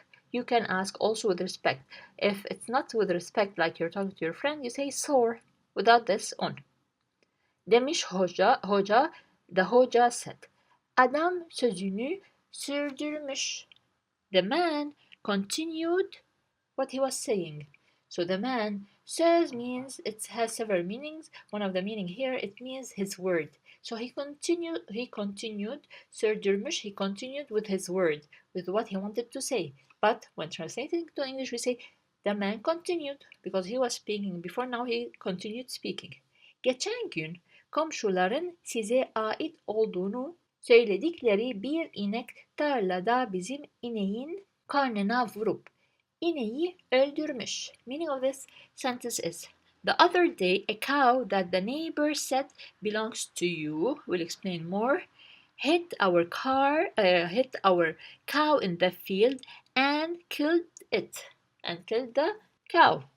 So geçen gün, the other day, geçen means past, or geçen, something that passed before. Geçen gün, the other day, komşuların size ait olduğunu söyledikleri bir inek. The neighbor said that there's a cow that belongs to you. So ait olduğunu, that belongs to you. Söyledikleri, his saying. But we translate it as a cow that the neighbor said it belongs to you. Tarlada, in the field, bizim ineğin karnına vurup. In the field, what happened to our inek, our cow? Vurup, it hit. So it hit our cow karnına, on its belly, on its stomach. İneği öldürmüş and killed the inek, the cow. So again, the meaning of the sentence, the other day, a cow that the neighbor said belongs to you hit our cow in the field, tarlada, in the field, on its stomach. İneği öldürmüş and killed the inek, the cow. Şimdi ne yapmam gerek? Now what should I do? So now what yapmam gerek? Should I do? So gerek means important, or should. In other words, you should do. Yapmak, to do. So now what should I do? And the me here, with gerek we use mam. For example, if I want to say yapman gerek, you should do. Here, what should I do? Hoca sakallarını sıvazlayıp bir an düşündükten sonra. So after, here the hoca, first of all, he passed his hand where? on his sakal, which is his beard. So tezavlayıp, it comes from the word tezavlamak, to pass through, to pass your hand through something, on something. So after he passed his hand on his beard, bir an, for a moment düşündükten sonra, after thinking. So again, the meaning here that the hoja moving his hand on his beard, and after thinking for a moment, düşündükten, we have dükten, sonra means after. So we use this dükten, sonra means after. After thinking for a moment, hayvan bu demiş. Dava edecek değilsin ya. This is an animal. You are not going to sue. So hayvan bu. This is an animal demiş, he said. Dava edecek değilsin ya. So here it all means you will not sue. So in the court where you sue a person if he does something for you. So dava edecek değilsin. Değilsin, it like değil. Sen, you will not. Dava edecek, you will not sue. Yeah, an expression. What does the man reply? Teşekkür ederim. Kadı efendi. Thank you, Mr. Judge. Sahibinin de bu işte suçu yok. The owner has no fault either. So sahibinin de, also the owner, bu işte, this thing, the thing that happened, suçu yok, is not guilty. So the also we can say the owner is not guilty either. Bu işte is about, here they mean what happened between the cows. In this, we don't say in this work because iş means work. No, we say in this event that happened, the owner is not guilty. Ne bilsin böyle olacağını? How should he know that this will happen? Or how does he know that this will happen? Ne bilsin. Ne is what? Or here it means how. Okay, we'll continue. Bilsin, from bilmek, to know. Bilsin, him knowing. Böyle. Böyle means this thing that happened. Olacağını will be. So let's forget about translating each word. So ne bilsin böyle olacağını. How does he know that this will happen? Or how will he know this will happen? We can say also. Adamın yüzü gülmüş. The man's face smiled. Or the man's face was smiling. We can say also. So gülmek, to smile. Tekrar söze başlamadan önce. Before he started to speak again. So again is tekrar söze. Söz, we said what he's saying, the words, the phrases. Başlamadan önce, madan önce, before. So before starting again to speak, kusura bakma Kadı efendi. I'm sorry, kusura bakma. I'm sorry, Kadı efendi. He wanted to add something. So we continue. Demin ben bir yanlışlık yaptım. I just made a mistake. Demin ben bir yanlışlık yaptım. I just made a mistake. So demin here means just. Ben bir yanlışlık yaptım. I did a mistake. So I just did a mistake. Ölen inek benimki değil. The cow that died was not mine. So ölen, so the one that dies. İnek, cow. So the cow that died, ölmek, to die. The cow that died, benimki değil, is not mine. Benim, mine, değil, not, is not mine. Seninkiymiş, it's yours, it was yours. So miş, the past, reported past tense, it was yours. Seninkiymiş, miş, it was yours. Seninki, was yours. Hoca yerinden doğrulup. What happened to the hoca? He gets up from his place. Yerinden, from his place. Here doğrulup, it means he moves from his place. He gets up from his place. Now he says something else. Bak demiş. Look, he said. He wants to say something. Şimdi iş değişti. Now the work is değişti means changed. So here he means now things have changed or things changed. Because ish is not, they are not talking about work. They are talking about an event that happened, something that happened. So now things changed. O halde verin raftaki kara kaplı kitabı Da hele bir bakalım. What did he tell him at the end? So let's take a look at the black covered book on the shelf. O halde, so verin, give me. From where, give, verin, for plural or respect, give. So give, what, who? The book, of course, kitab, the book. Which book? The kara kaplı kitabı, the black covered book. That is what, where? On the raf, on the shelf. Raftaki, that is on the shelf. So give, of course, give me. So give the black covered book that is on the shelf. Hele bir bakalım, all of it means let's have a look. So again, at the end, what happened when the situation was related to the Hoja, he changed his mind and now he wants to see the book, to read a book, to know what judgment to give. Now let's read it without explanation.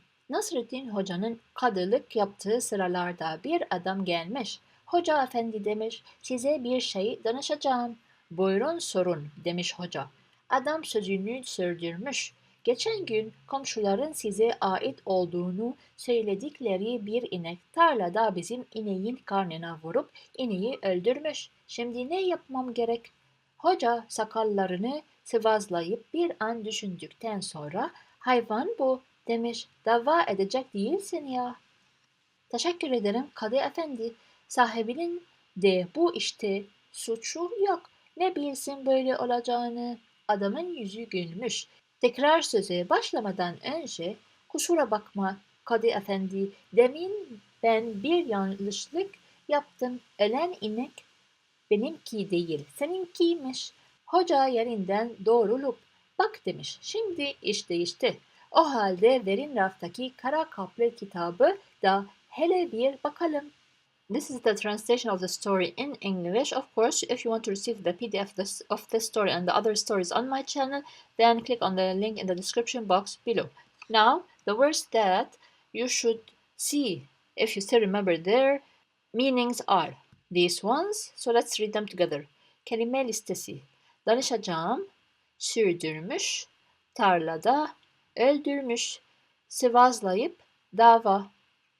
So try to remember their meaning. If not, check the video again. The title of our story. Çapkacı adam ve maymunlar. Çapkacı adam ve maymunlar. This word comes from the word şapka. Şapka means hat. Şapkacı, the one that sells the hat. So we've taken this addition before c. Now c gives the meaning of someone who is doing the action. I will give you one example. For example, the word posta. Posta means mail. If I add next to it c, postacı, it means the mailman. The one who distributes the mail. So it's the same. Şapka is hat, c is the one that sells the hats. Adam, man, ve maymunlar, and the monkeys. And monkeys also. So maymun means monkey, maymunlar, monkeys, the plural. The story starts over here. Let's start. Günlerden bir gün şapka satan bir adamın yolu ormana düşmüş. The meaning of this sentence first, let me say the meaning and then explain each word. This sentence means one day a man selling hats arrived to the forest. Now we have something over here. I'll explain it, but this is the general meaning. Günlerden bir gün. Once upon a day or one day. Günlerden from a day or from days. Bir gün a day. So a day from these days. In other words, a day or once one day. Yes, one day. Şapka satan bir adamın yolu ormana düşmüş. The literal meaning of this sentence is a man selling hats fell into the forest. This is the literal meaning of the sentence. But here, the real meaning is that man arrived to the forest. So şapka satan bir adamın. A man selling hat. Or we can say in translation we say hats. He doesn't sell one hat, of course. Satan here, the seller. The an here, an gives the meaning of the one who does the action. For example, we have the verb gel, come. Gelen, the comer. Yap, do. Yapan, the doer. So here satan, the seller. Bir adamın hemen yolu, his road, ormana düşmüş, fell into the forest. But we know now that he arrived to the forest. This is what they mean. Now here, Adam means man. Adamın, this is now complement. The word is yol. Here the word is Adam. We want to connect them together. So now complement. Ormana, orman means forest. Ormana, to the forest. Düşmüş, fell. Now this is the word as it is, as we said, literal meaning düşmüş. Now why are we using here müş? We know that müş is the past, is used also in the past, like the normal past tense, which is the same as in English. This müş also is used in other cases. In our case here, because müş is used in stories, especially kids' stories, something, events that happened before but we did not see them. Here we didn't see the story, of course, and maybe it's not true. Of course it's not true. So müş is used in stories, especially kids' stories. You will see it a lot. Öğle vakti kavurucu bir sıcak var.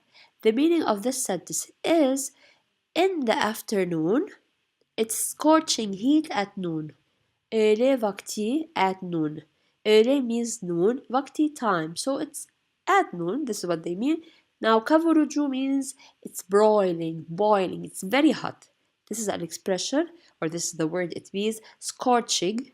Bir sıcak var, and it's hot. Sıcak here, we have it's hot, and var there is. But the meaning of the sentence, they mean here, it's scorching heat at noon. Şapkacı yorgunluktan bitkin düşüp bir ağacın gölgesinde dinlenmeyi düşünmüş. The meaning of this sentence is, before we explain it, the man, exhausted, thought of resting in the shade of a tree. Şapkacı, we know now. I will say the man. I want to every time say the man who sells the hat. I will just say the man. But you know that şapkacı means the one who sells hats. Yorgunluktan bitkin düşüp. This or these three words together mean that exhausted. So he was exhausted. Yorgunluk alone means tired, okay? But these three together in this sentence means exhausted. Bir ağacın gölgesinde dinlenmeyi düşünmüş. He thought of resting in the shade of a tree. So a tree, bir ağaç means a tree. Gölge means a shade.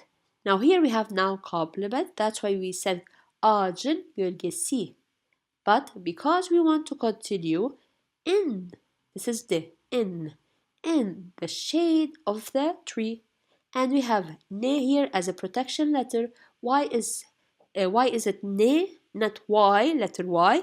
Because the I, which is over here, is not part of the word.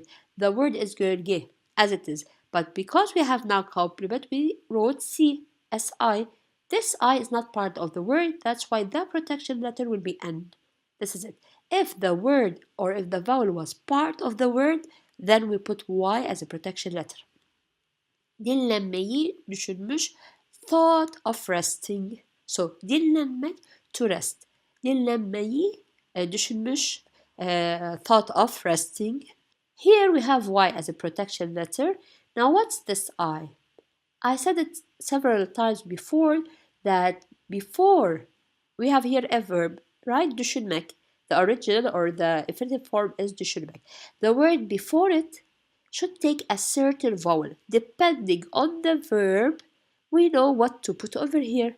So here, in our case, this verb, düşünmek, takes before it, or the word next before it takes either I or This is the rule. I will tell you in a minute. Now, why did I choose I, not Because I have the letter A over here. How do we know, again, I will repeat that, how do we know what letters to use? We have a certain list that includes all the verbs plus what they take before them. So all the verbs must take something after the word before them. I have this list, and if you want this list and so many other resources, you have to register to the course Practical Steps to Learning Turkish. Düşünmüş. Now here düşünmek, to think, and we said we will use the müş because we are talking or we are saying a story, kid's story. O kadar yorgunmuş ki oracıkta uyuyuvermiş. The meaning of this last sentence is he was so tired that he fell asleep on the spot. O kadar yorgunmuş ki. He was so tired. O kadar, that much. Yorgunmuş, also muş here. Yorgun means tired. Ki here to stress. He was that tired that he slept on the spot. So here we say oracıkta means on the spot. Immediately on the spot. Uyuyuvermiş means he slept. Ağaçtan ağaca atlayan maymunlar şapkacının uyuduğunu görmüşler. The meaning of this sentence is the monkeys jumping from tree to tree saw the man sleeping. Ağaçtan ağaca, from a tree, ağaç. Now, I will say this note 1 minute, to a tree. So the A is to, 10 is the from. Now why here the word tree is ağaç as here. But why did I change it to ç? Because after it is the letter T. This is the rule. Okay, from a tree to a tree. Atlayan. Remember when we said that when you put the an, it means the person, yes, who does it, but here we have monkeys. The person who is doing the action, or the animal, let's say. So it's atla means jump. Because it ends with a vowel, we have to put y as a protection letter, and then I put the an. The jumping here, the jumping monkeys. So who is doing the action of the jumping? The monkeys, maymunlar. Atlayan, the one who are jumping. Şapkacının uyuduğunu görmüşler. Görmüşler first of all. They saw. Müş, we said when do we use it, and also it means the past. They saw, and there is they. They saw the man sleeping. So as we said, the one who says hats. So they saw the man sleeping. Now complement. Maymunların hepsi şapkacının tüm şapkalarını alıp başlarına takmışlar. Meaning, all of the monkeys took all the hats of the man and put on their heads. Let me explain the sentence here, till alip, because all is a verb, so it's a complete sentence. Let's keep the up. I will explain it in a minute. All the monkeys, maymunların hepsi, all the monkeys, what did they do? They took all the hats of the man. So maymunların hepsi, all the monkeys, this is clear. Alıp. Now what's this up? They took. Al means took. One of the meanings of al is took. The other one is to buy. This up means ve, and plus it has something else. See this word takmışlar? Instead of saying almışlar ve başlarına takmışlar, I don't repeat these additions to the word all. I just put up. This up means that there are two actions. So I cannot say alıp and put a dot here. No, this is wrong. You should have two actions when there is the word up. Because here it should be almışlar ve, and we continue the sentence. But in order not to repeat the mışlar and ve and put next to it ve, I put up. It will mean what I just said. Tüm şapkalarını, all the hats, we have şapkaları, the hats, ne as a protection letter because the is not part of the word, and because I have the word or the verb almak, it takes either or e. Because I have over here, I choose As we said, there's a list. We will continue. Başlarına takmışlar. They put them on their head. Başlarına. Başları, the heads, to their heads. To their heads. Takmışlar. They put it here. It means to put. Takmak also means to hang or to attach, to wear. Okay, takmışlar or takmak has so many meanings. It depends on the sentence. You can explain it. Before we continue to the next slide, let me know if you are interested in these types of explanations. Then I recommend that you see the link that I have in the description box below, because I've created 5 stories, 5 long stories, 9-hour long, where I explain word by word, sentence by sentence, both meanings and grammar. I've prepared them. They are in my website. You can check the link below. Şapkacı uyandığında şapkalarının yerinde olmadığını görünce şok olmuş. Meaning, when the man woke up, he was shocked to find that his hats were not in place. Şapkacı uyandığında, now this dığında means when. When the man woke up, uyanmak, to wake up. When the man, of course we know what I mean by this word, woke up, şapkalarının yerinde olmadığını görünce şok olmuş. We go to the verb was shocked. Shock olmuş, was shocked. When the man woke up, he was shocked when he saw. So görünce means when he saw. Gör means see, ince. In our case it's ü because we have over here. This addition means when. Of course it might be ince, uncu, and so on. Again, when the man woke up, he was shocked when he saw that, although by the way means that, but here we have ma, so it will change a little bit. I will continue. Let me explain that the hats or his hats were not, the not is here, ma, were not in place. Yer means place or floor. Yerinde, in the place. Okay. Olmadığını, not. So we said now here that olduğunu means that. Here, when we translate, we have to say that the hats were not, the not comes over here, were not in place. Here we have şapkaları means his hats, and we have now complement. That's why we use ''''''''''''''''''''''''''''''''''''''''''''''' So şapkacı uyandığında şapkalarının yerinde olmadığını görünce şok olmuş. Bir de bakmış, maymunların hepsinin başında şapka varmış. The meaning here that he also looked and the hats were on the heads of the monkeys. Bir de means also. Bakmış, he saw. So he saw also maymunların hepsinin, all the monkeys. Now complement, all the monkeys. There is, or there was, because there was a hat on their heads. Baş means head, başında, on the head. Now here, hepsinin is plural. Hepsi means all. That's why we don't use plural next to the word. Okay? Başı, on the head, başında, and ne is a protection letter, da on the head. Maymunlardan şapkalarını nasıl geri alabileceğini düşünmeye başlamış. He began to think about how he could get his hats back from the monkeys. Maymunlardan, from the monkeys. Şapkaları ne? His. Şapkaları.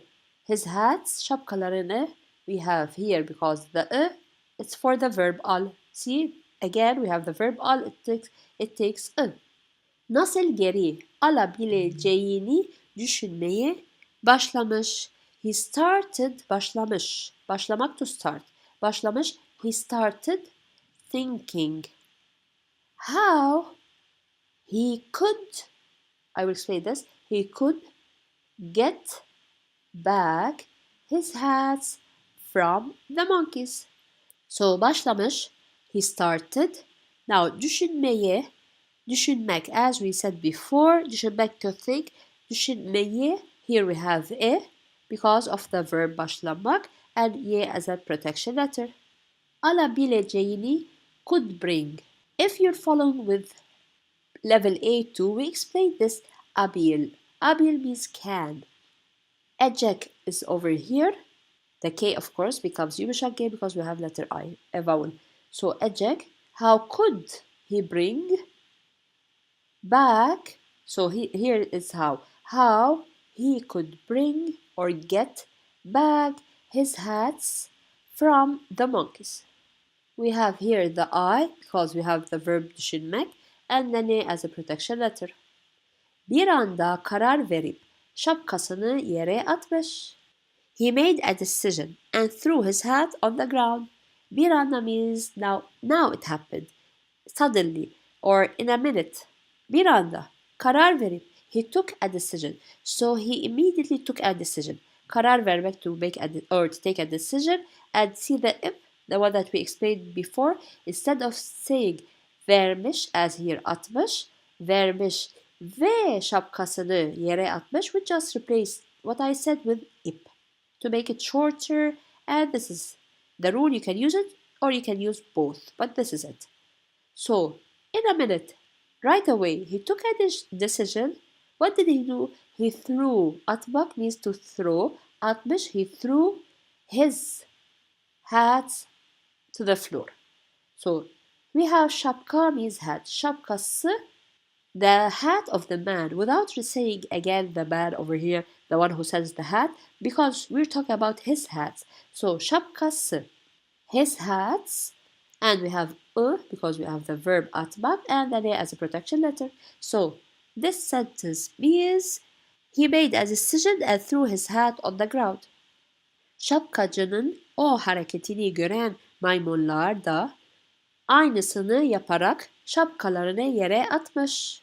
The meaning of this sentence is seeing that move of the man, the monkeys did the same and threw their hats on the ground. Şapkacının o hareketini gören. See the gören?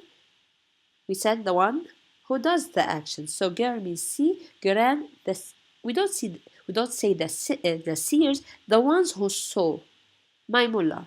So the monkeys that saw that move of the man also aynısını yaparak did the same, şapkalarını yere atmış, threw their hats to the floor. Here we have noun complement. Why? Because we're talking about the move of the man. So şapkacının hareketini, noun complement. Gören maymunlar, seeing the monkeys that saw this movement, da aynısını, also did the same, aynı means same. Aynısını, did the same action, the same move, yaparak, from the word yapmak, to do. Yaparak means doing also. So yaparak means by doing. They are doing this action. Şapkalarını yere atmış. They threw their hats to the floor. Şapkaları, their hats, because of the verb and as a protection letter. Finally, the final sentence. Şapkalı adamın bu zekice fikri işe yaramış. This clever idea of the man worked. So şapkalı adamın, the man of the hat, so the man who is wearing the hat, this is how we say it, the man who is wearing the hat, bu zekice fikri, this clever idea, so this clever idea, işe yaramış, both of it here, both of the words mean that it worked. I cannot translate each one alone. İşe yaramış means it worked. So this clever idea of the man in the hat worked. Şapkalarını yerden toplayarak yolculuğuna devam etmiş. Picking up his hats from the ground, he continued his way or his journey. So şapkalarını yerden toplayarak. Toplayarak like here yaparak, but here we have y as protection letter. So by picking up his hats from the floor, he continued, devam etmek means to continue, he continues his journey or his trip, it depends. So this is the translation of the story. Of course, it might change a little bit depending on the sentence, but this is the general meaning.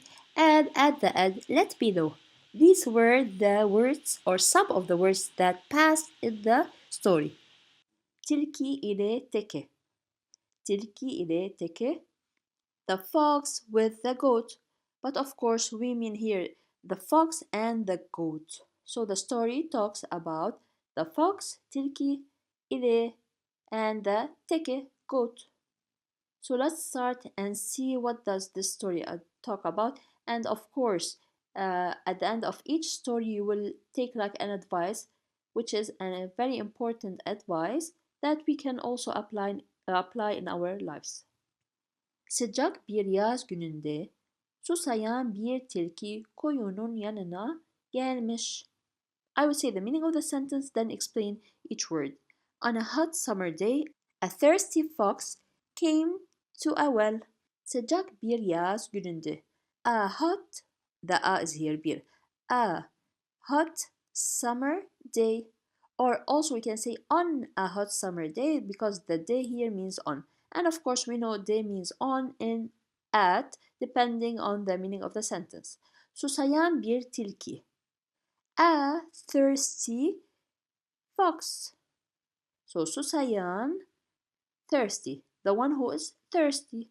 Kuyunun yanına gelmiş. He came, gelmiş. This is the reported past tense.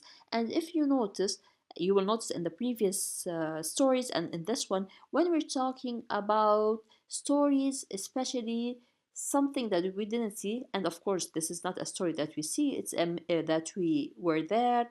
This is a made up story for kids, animals speak. We are reporting what happened. So we use mesh. And also mesh has several uses. This is one of the uses. When we report something that happened before. Kuyunun yanına gelmiş. He came beside the well. Kuyu here means well. Kuyunun yanına we have here now complement. That's why we add these additions next to it. And of course you can review that in level A1. Kuyunun etrafında dönerken ayağa kaymış. Kuyuya düşmüş. Meaning, and while turning or while moving around the well, he slipped and fell in the well. So kuyunun etrafında dönerken means while he was moving around the well. Etrafında means here around. Dönerken from dönmek to turn, the AR is the geniş zaman, can means while or when. Ayağa kaymış as it is means his foot, he slipped. This word comes from ayak, foot. Together they mean he slipped. Kuyuya düşmüş, he fell in the well. Now here there's no n, there's no da, but the verb düşmek takes before it a or e. Why as a protection letter. Zavallı tilki ne yapmışsa kuyudan çıkmayı başaramamış. Meaning, whatever the poor fox did, he couldn't get out of the well. Zavallı tilki, poor fox. This is an adjective.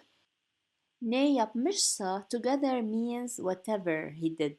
So whatever he did, the poor fox, whatever he did, kuyudan çıkmayı başaramamış. He couldn't get out of the well. Kuyudan, from the well.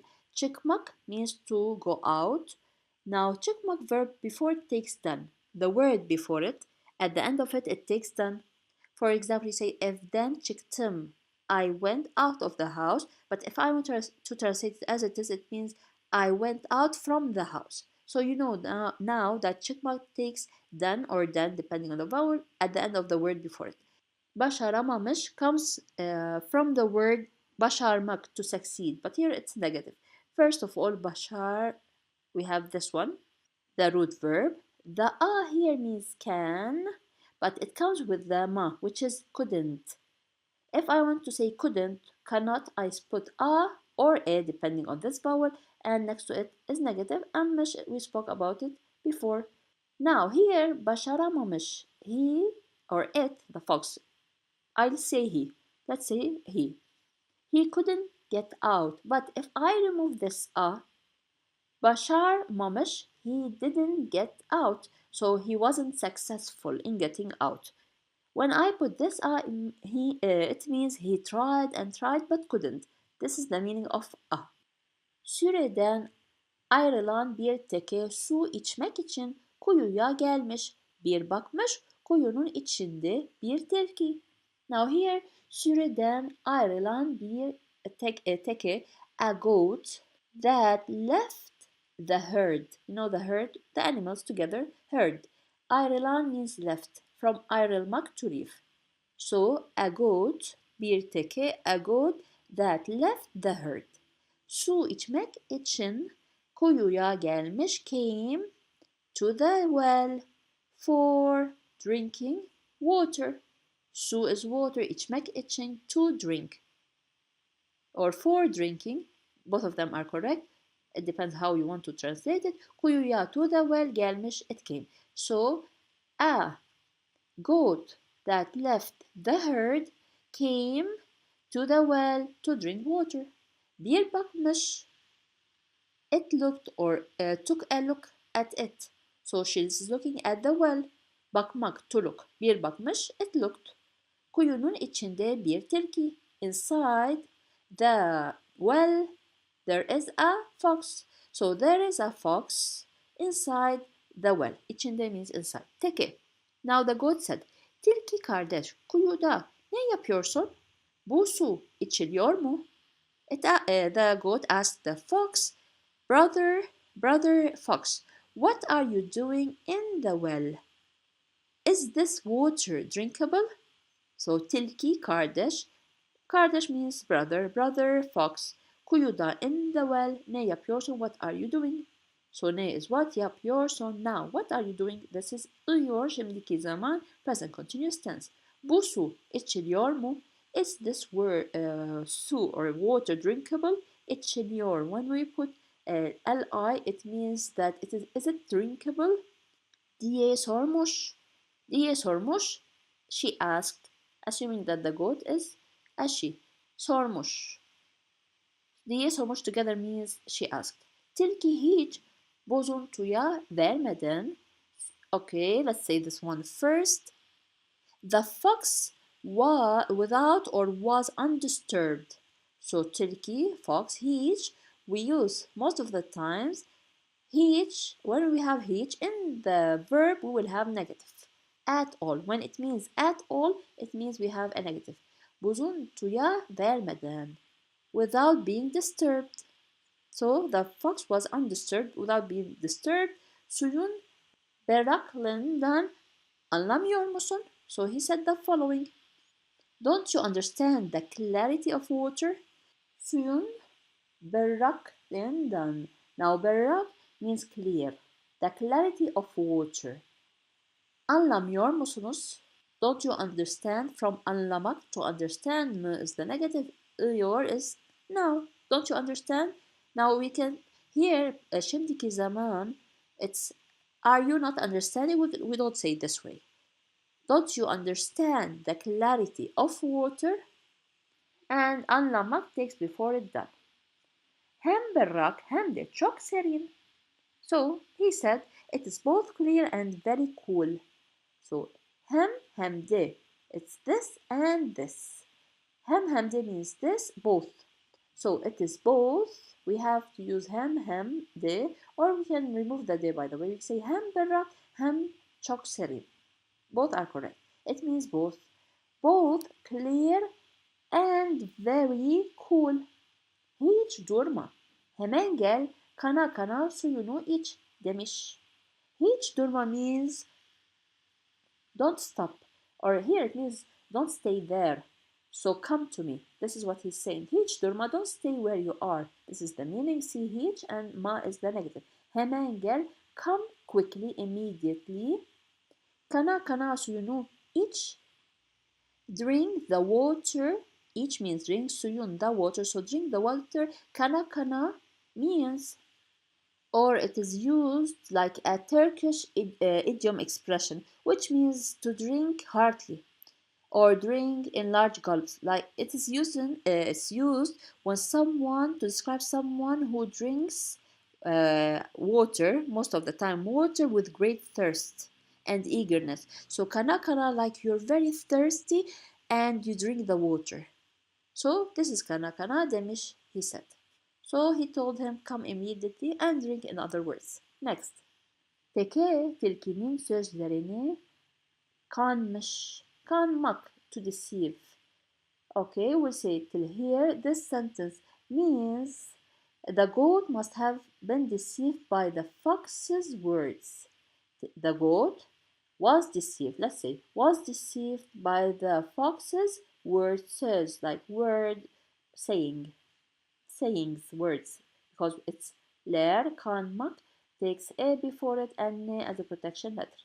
Sıcak havadan bunalmış olsa gerek ki susuzluktan dili damağına yapışmış.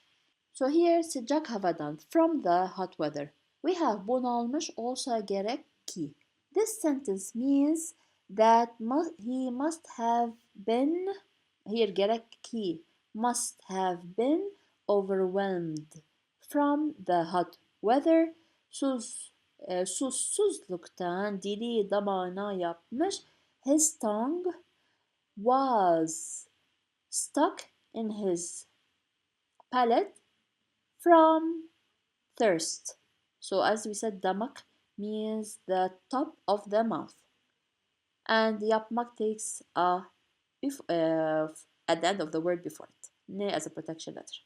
Hemen kuyuya atlayıp kana su içmeye başlamış. Immediately he atlamak to jump. So he or the goat immediately jumped in the well. Kana su içmeye başlamış and started to drink the water, as we said kana. Like he's very thirsty and he started drinking. Now what is this up here and why as a protection letter? Up, instead of saying, we have the ending of the second word. First of all, up is used when we have two verbs in the same sentence. Instead of repeating the ending of the second verb, here, just to repeat and repeat, we put up. So when we don't have up, what will the sentence look like? Hemen kuyuya atlamış ve kana su içmeye başlamış. But we removed the mış, we removed the v and replaced them with up. And here we put up because we have a, it could be ip, up. And started drinking water. So başlamak before it takes a. Su içip doyduktan sonra aklına başına gelmiş. After drinking water and being like satisfied with the water, he came to his sense maybe we say. So su içipsi, instead of saying içmiş, here gelmiş. Instead of saying içmiş ve doyduktan sonra we just put up. Su içip doyduktan sonra, yes, after being full from drinking water. So he drank water and became full. Aklına başına gelmiş. He was like aware. His senses came to, let's say he came into sense. This is how we say it. Or he came to his senses. So aklına başına gelmiş, this is the meaning. Akıl means mind, baş means head, gelmiş came. But we said what it means. Dönmüş tilkiye. He turned to the tilki, which is the fox. So dönmüş, he turned. To is a y is a protection letter. Tilki kardeş. Friend tilki or fox friend. İyi ettin beni. Su içmeye davet ettin. You did well with me. İyi ettin beni. You did well. Good. Ettin. You did. Beni to me. So you did well to me. Su içmeye davet ettin. You invited me. So ettin you. From davet etmek to invite. Ettin ti in the past and ne you. So you invited me to drink water. Ama şimdi buradan nasıl çıkacağım diye sormuş. But how will I get out? So ajak here, ajak means will in the future. Again, but ama how will I get out from here now? Şimdi now buradan from here nasıl how çıkmak as we say çıkmak means to go out. The future is acak A-C-A-K but because I have a vowel after the K it becomes yumuşak K diye sormuş he asked. Tilki said. Tasalanma teke kardeş. Kuyudan çıkmanın yolunu ben biliyorum.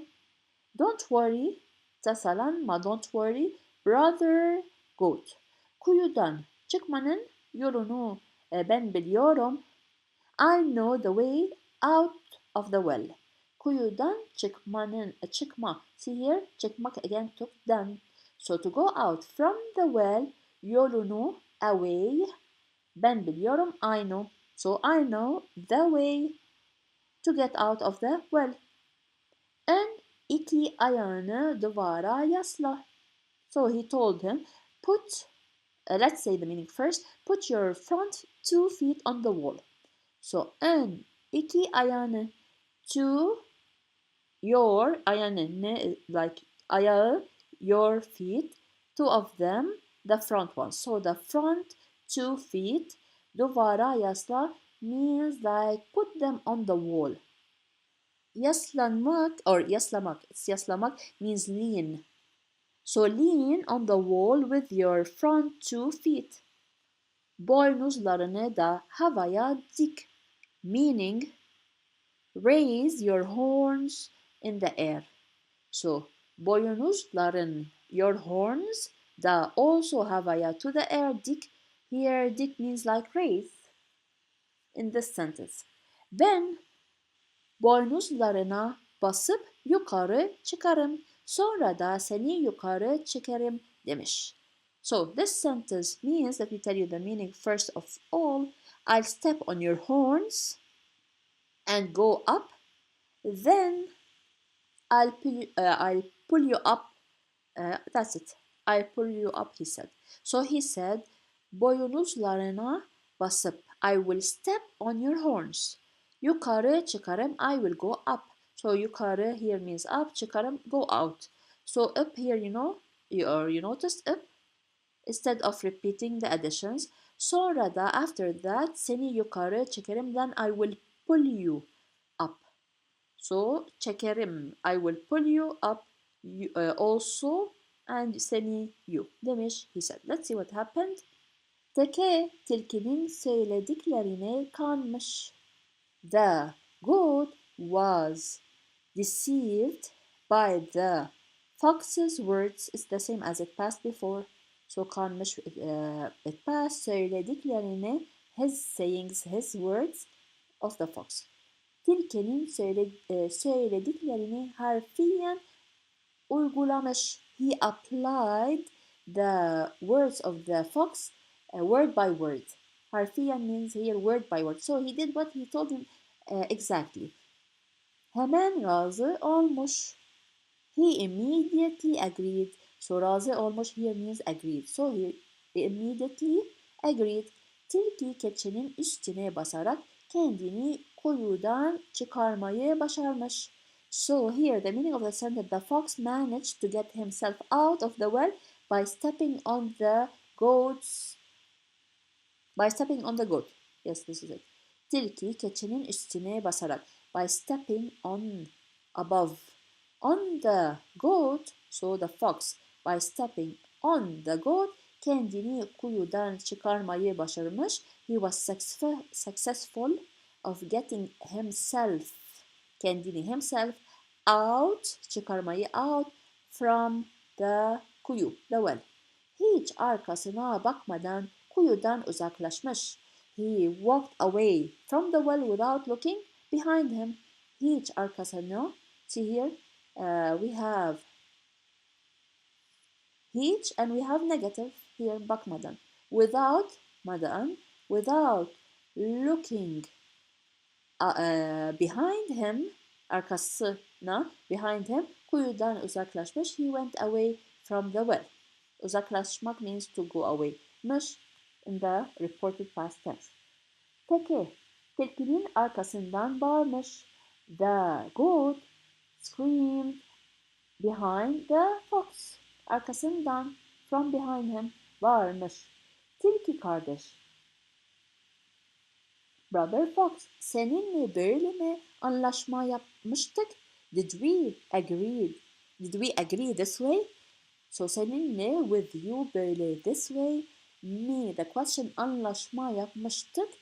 Or we did an agreement. Anlaşma, agreement, yapmıştık, we did. Tık here means we.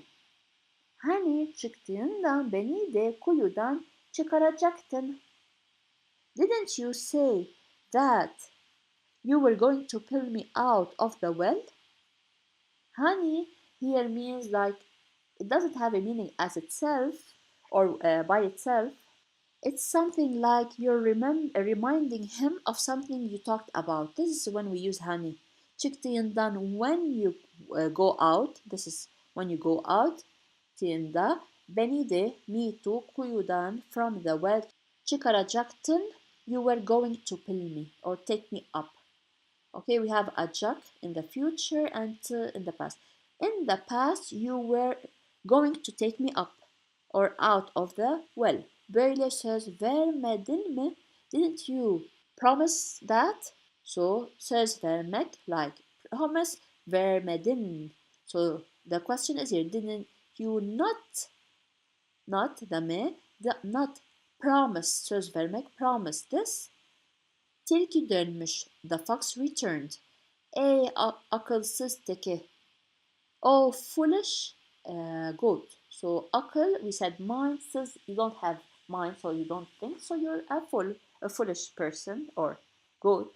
Ey akılsız teki. Oh, foolish goat. Birazcık akıl etseydin. If you thought a little bit. So birazcık from biraz, a little bit. Birazcık. If you akıl etseydin means if you thought a little bit. Kuyudan nasıl çıkacağını düşünmeden hiç iner miydin? Demiş. What did he tell him? Would you ever go down the well without thinking about how to get out of it? Kuyudan nasıl çıkacağını düşünmeden, without thinking of how to get out from the well. Hiç iner miydin? Would you ever go down? So again, would you ever go down without thinking of how to get out from the well? Demiş, he said. Now what do we learn from this story? 3. Akıllı insanlar sonuna düşünmeden hiçbir işe girişmezler. Intelligent people do not do anything. Now we'll explain that. Let's say the meaning first of all. Intelligent people do not do anything without thinking about the end. So akıllı insanlar, intelligent people, sonunu düşünmeden, without thinking of the end, hiçbir işe girişmezler. They don't do anything. So hiçbir means at all. İşe, to work, but here doesn't mean work. Girişmezler, they don't enter. Which means they don't do anything without thinking about the end. These are the intelligent people. So let me know, how was this story? Was it helpful? Was it easy? And what do you think of this advice? Do you agree? Kaplumbağa ve evi masalı. The Tale of the Turtle and its House. If you liked the previous story that I have made, please subscribe to the channel and click on the bell icon so you can receive notifications when I upload new videos. As usual, you will find the translation at the end of this video, and if you want this presentation as a PDF to write your notes on, subscribe in the mailing list in the description box below. Bir zamanlar bir nehir birçok deniz canlısı ile doluydu. Once upon a time, there was what? A river. Nehir is river and bir is a. A river filled, dolu means fill, doluydu, filled with what? Ile is with. As I mentioned before, ile is with. What's the difference between ile and ve, which is and? Ve means and, ile means with. Here, there's a relationship between what we are talking about. But when you say ve, you are stating a couple of sentences or words next to each other with no relationship between them. So, ile with. Once upon a time, there was a river filled with what? With many creatures.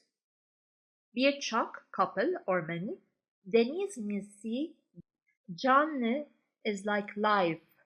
Even when we watch TVs, they say that this movie, let's say, or this news is live, which is canlı. So we use it also in TV shows. It means something is live. Now it's happening. But deniz canlısı means creatures together. Bütün canlılar mutlu, mesut yaşıyorlardı. All the living creatures, canlılar, the living creatures lived or were living because we have the past. I will explain this word in a moment. Were living happy. Mutlu and mesut have the same meaning, which means happy. Now, yaşıyorlardı. The word starts with the infinitive form of yaşamak, which means to live. Iliyor is the present continuous tense and also use it as a present tense.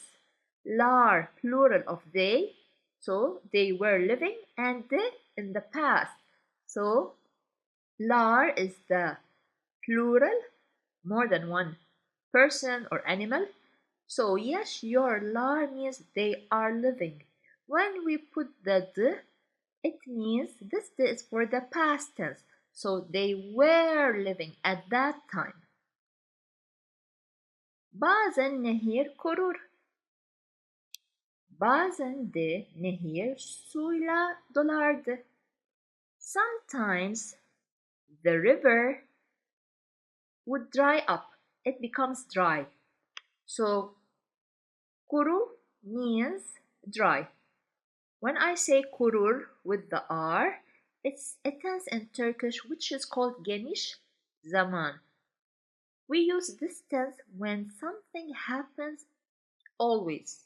For example, you always wake up, you always eat, you always go to school. So this is the tense. Something we do it continuously, always, the R. So kuru means dry. Sometimes the river would be dry. Sometimes also, this is two, also, T-double-O. When there is a space in between, it means two, also. Sometimes too, what would happen? Nehir suyla dolardı. The river would be filled with water. Su is water, la is with. So with water, it would be filled.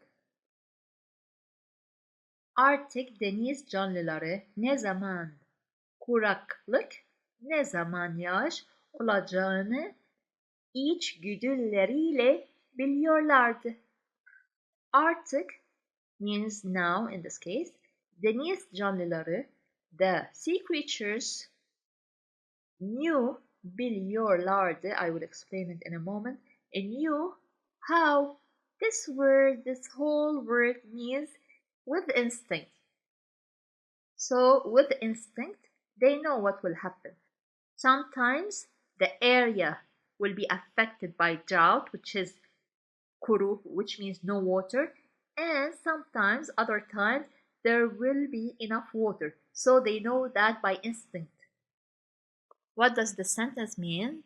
The sea creatures now, Arctic here means now, the sea creatures now instinctively knew what? The time, ne zaman means when. When there will be kuraklık, which is drought, no water at all. Also, when there would be rain, yağış, it's like rain. Olacağını here means the occurrence, what will happen, would be. Bir gün, one day, kuraklık zamanı geldi. The time of the drought came. So now the water will disappear. Böylece su, deniz canlıları nehri terk ederek, the sea creatures terk ederek, left the river and went, gittiler and went, where, daha yeşil meralara, which means more green pastures, a more green pasture, which is like a land, it's all green with water, a place for animals to sit and live. And what was in that area? Suyun bol olduğu. There was plenty of water. So bol is a lot, su is water, a lot of water. Olduğu means here that there is. This is from olmak, to be, but here it comes within the sentence. We cannot translate it as it is. But again, I will repeat the translations. So the creatures left the river and went to greener pastures where water was plentiful, plenty, a lot. Ancak, but, içlerinden bir kaplumbağa nehirden ayrılmadı. But a turtle among them, içlerinden, among them, ayrılmadı means she did not leave. Ayrılmak, to leave, the ma is the negative and the is the past. So she did not leave where? From the river.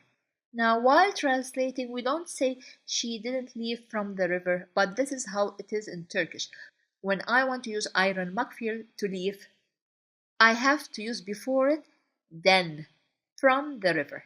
That's why we don't translate word by word. And Turkish has different rules than English. So the meaning of the sentence, but one turtle among them did not leave the river. What did she say? Now she will talk. Ben burada doğdum ve ailem de burada yaşadı. Bu yüzden bu nehirden ayrılamam. Now, one note before we translate, this one is written as burada, here, and here, burada. But while saying it, you say burada. What was the turtle saying? He said, or she, if it's a she, he said, I was born here. I was born here. So, doğdum. It comes from the infinitive form doğmak. And do is the past and meh is the suffix of the person pronoun I. So I was born here. And my family, aile family, am is my. My family lived here too. Yaşadı, lived. This is the past. Here too. Bu yüzden, that's why. Bu nehirden ayrılamam dedi. What did she say? Dedi means she said. That's why I cannot leave this river. As you notice again, when I use the same verb as here, I use then before it. So bu yüzden means that's why. Bu nehirden, this river, ayrılamam, I cannot leave, she said, or he said. Now ayrılmak, this is the infinitive form. The a over here is can. When I use a, it means can. This small letter means can. But when she said ma, the ma is negative, so cannot. So cannot. And the m is for I. So I cannot leave this river. Nehir gün geçtikçe kurudu. Kaplumbağa kile gömüldü. As time passed, gün is day, geçtikçe, it's like as time passed. So we have time passing, passing, and passing. The river dried up. Kuru, du. So kuru is dry. Du is the past. Dried up, dried. Kaplumbağa kile gömüldü. The turtle was buried in clay. Kil means clay and gömüldü was buried. It comes from the infinitive verb gömülmek. So we remove the mek and we add the past tense. If you are still watching till now, leave a comment in the comment section below with a sentence, I will leave my comfort zone. And why should you write that? Stay till the end of the video to see what lesson can we learn from this turtle. Tam o sırada, just then, bir çimlikçi biraz kil almak için nehre geldi. At just that moment, a potter, the one who makes clay, works with clay, a potter came, geldi, past, came to the river to take some clay. Almak için, for taking. I don't need to translate it as it is. So, at that moment, just then, a potter came to the river to take a little bit clay or some clay. What happened? Küreğiyle kil almaya çalışırken küreği kaplumbağaya çarptı. We'll start with this sentence since this sentence has a verb, so we can explain it before without explaining this before. Can here means when. So when he was trying to take clay with his shovel, küreği, shovel, le here means with. So he was trying to take some clay. What happened? Küreği kaplumbağaya çarptı. The shovel hit. Çarptı, hit the turtle. So çarptı comes from the infinitive verb çarpmak. The t here means the past. Why did we use t and not d this time? Some letters like the k, t, and the ş and the p, so in Turkish they will be k, t, ş, p. When I have these letters, after it instead of putting d, I put t. This is one of the rules in Turkish called ketchup rule. Kaplumbağa. Now the turtle will speak. Burada kalmakla büyük hata yaptım. Oh, I made, yapmak, infinitive. Yap, see this P? What happened? T after it and I. So I made a big mistake staying here. Burası artık güvenli bir yer değil. Burası, this place, artık no longer. Bir yer değil or güvenli bir yer değil is not a safe place. Güvenli, safe, bir yer, a place, değil, not in this case. So, this place is no longer safe.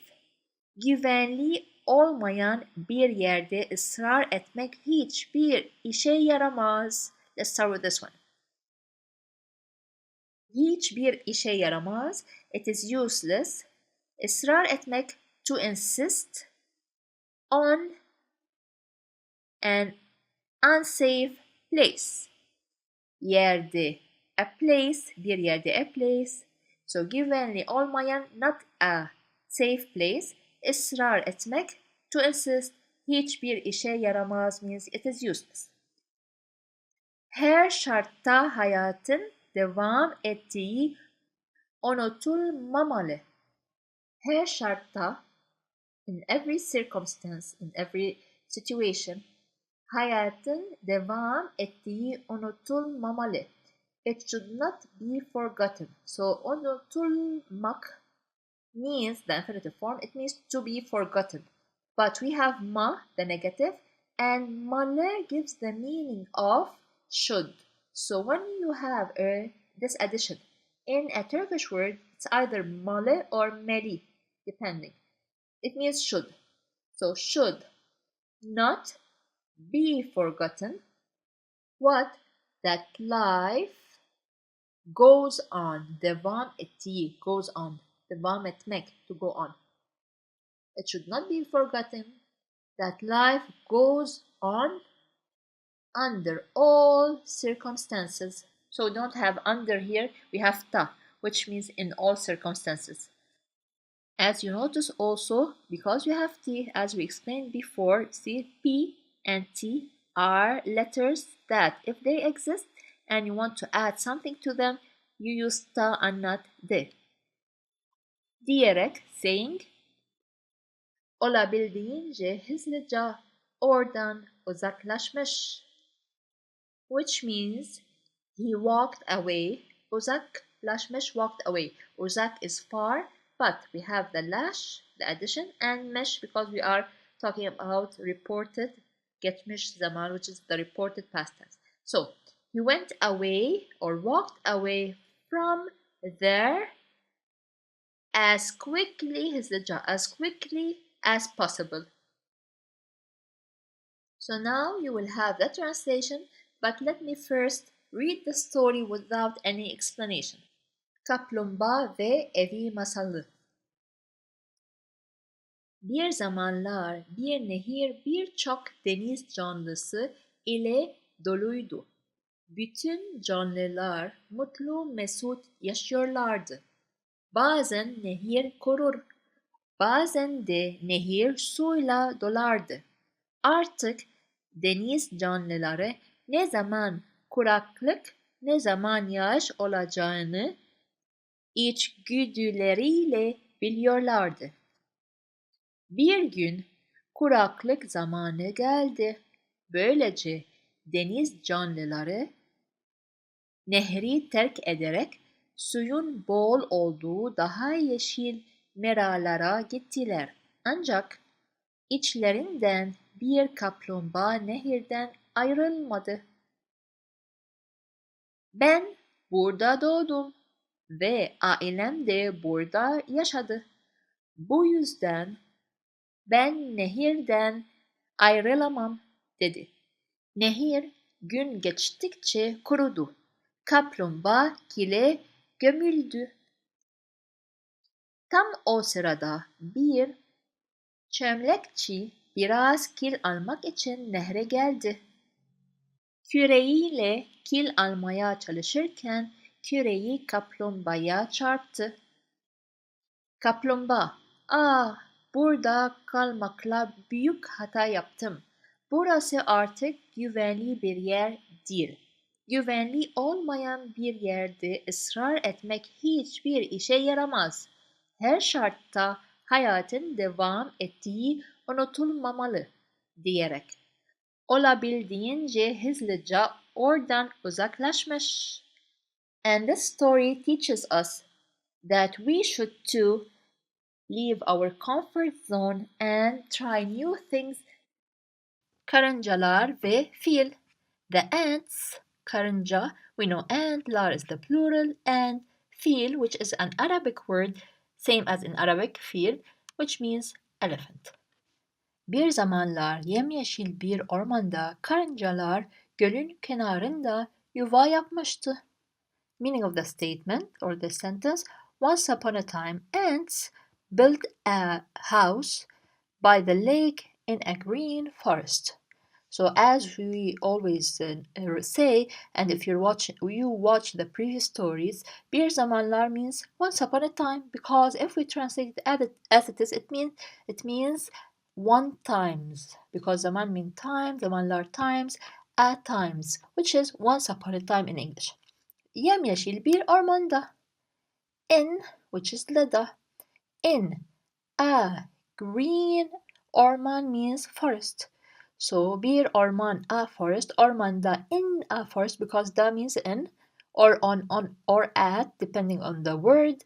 And yemyeşil, yeşil is green. Yemyeşil, we are stressing. This is a lesson that you will take in one of the grammar parts. It means to stress how green that area or that forest is. So we say yemyeşil. For example, we have beyaz means white. Bembeyaz, it's very white as if it is the color of the snow. Bembeyaz. So again, as we said, once upon a time in a forest, in a green forest, karıncalar gölün kenarında yuva yapmıştı. The ants built a house by the lake. So karıncalar, the ants, gölün kenarında, on the side of the göl. Göl means lake. Gölün kenarında, we can translate it as by the lake. On the side of the lake, yuva yapmıştı. Did a house. So yuva means home, house. This is how we say it. Yap, we know do, yapmış, yapmış. In the reported past tense, yapmıştı. And this also, it represents the past. So they, again, the meaning of the sentence, once upon a time, ants built a home by the lake in a green forest. Kocaman bir fil, eğlence olsun diye gelip karıncalara karşı zorbalık yapardı. So let's stop here because we already have a verb, so it's a complete sentence. But the meaning of the sentence, a huge elephant used to come and bully the ants for fun. So kocaman bir fil. A huge elephant. Kocaman means huge. Bir fil, an elephant. Eğlence olsun diye. Now this sentence means, eğlence means fun. We cannot translate word by word because, okay, all means do, olsun, let him do diye. So we say here, eğlence olsun diye means for fun. So used to do something for fun. Let's see what. Gelip karıncalara karşı zorbalık yapardı. He used to bully the ants. Now, gelip means come. And the ip, we know what's ip. If you are new to the channel, ip, when we put it when we have two verbs, and instead of repeating the ending of this verb, over here we just say gelip. Okay, so gelip, I'm going to translate each word. Gelip came. He used to come because ardı is the geniş zaman. So yapar, zorbalık yapardı means to bully. So he did bullying. We say when we want to translate to bully someone. So he used to come karıncalara karşı, facing the ants. So we don't say face. Karşı means yes, against them, facing them. Zorbalık yapardı. He used to do bullying. So when we want to translate it, of course, we don't translate some of the words. It means a huge elephant used to come and bully the ants just for fun. Karıncaların yuvasına gider ve karıncaların yuvasına hortumuyla su püskürtürdü. Meaning of the sentence, he would go to the ants' house and spray water in the ants' home with his trunk. So, karıncaların yuvasına gider. Gider, the geniş zaman of git, gitmek, to go, go, gider, he used to go.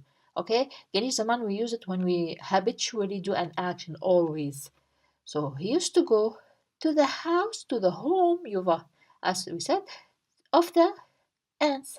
Karıncaların yuvasına. We have now complement, a means to.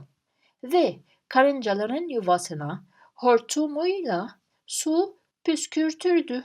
Now here it means he used to spray water with his trunk. Where? Into, or we can say to the ant's house or home. So again, the translation would be of the last sentence. He would go, or he used to go to the home of the ants and spray water with his trunk into the ant's house or home. Karıncalar bu durumdan çok rahatsız oluyordu. Çünkü her gün yuvaları su doluyor. O suyu dışarı atmak için çok çaba harcıyorlardı. Meaning of this sentence, the ants were very disturbed by the situation because their house were filled with water every day and they made a lot of effort to throw the water out. So karıncalar, the ants, bu durumdan, from this situation, Çok rahatsız oluyordu, meaning they were very disturbed. Okay, very, çok rahatsız oluyordu, were disturbed. Very disturbed because, çünkü her gün, every day, yuvaları su doluyor. Their home was filled with water. So their home was every day filled with water. O suyu dışarı atmak için. For throwing, atmak, to throw. For throwing that water outside, dışarı, outside, çok çaba harcıyorlardı. They used to make a lot of effort. Okay? So, çok means a lot, çaba means effort, harcıyorlardı, spend. Alone, they used to spend. It means they did a lot of effort to do what? In order to throw that water outside. So, again, the meaning of the sentence from karıncalar till harcıyorlardı is the ants were very disturbed because their home was filled with water so every day and they spent a lot of effort for throwing that water outside. Fil ise iri yapısına güvenerek karıncaları küçümsüyor, onlarla alay ediyordu. Now, meaning of this sentence, the elephant, relying on his large size, underestimated the ants and made fun of them. So, as for the elephant, iri yapısına güvenerek, by trusting. So, güvenerek, erek means by, güven means safety. Yes, but here it's a little bit different. So, as for the elephant, by trusting, also we can say by relying on what? On his large size. Okay, on his, yapı means structure, by the way. İri means large, so relying on his large size, of course we translated, karıncaları küçümsüyor. He used to underestimate. Küçümsüyor means underestimate the ants. Onlarla alay ediyordu and made fun of them. So alay etmek means to make fun. Onlarla on them. Made fun of them, we can say. Günlerden bir gün karıncalar bir araya geldiler. Let's stop here. One day the ants came together. So günlerden bir gün means one day. All of it together because translating each word is different and it passed a lot in other stories. So one day the ants bir araya geldiler. Came together. So they want to do something, want to talk together to each other. Ve file bir ders vermeye karar verdiler. And they decided to teach the elephant a lesson. So karar vermek means to decide. Karar verdiler, they decided to give, vermek. To give the elephant a lesson. Fil gece uykusundayken sessizce yanına yaklaşıp hortumuna girdiler. Okay, let's stop here because there's a verb. So, what happened while the elephant was sleeping at night? They silently approached him. Okay, also and entered his trunk. So, fil gece uykusundayken. Can means while, we know that by now. While the elephant was sleeping in his sleep. So he was sleeping when? Gece, at night. Sessizce means silently, without making any voice. Yanına yaklaşıp hortumuna girdiler. They approached next to the fil, to the elephant. So they approached him, we can say.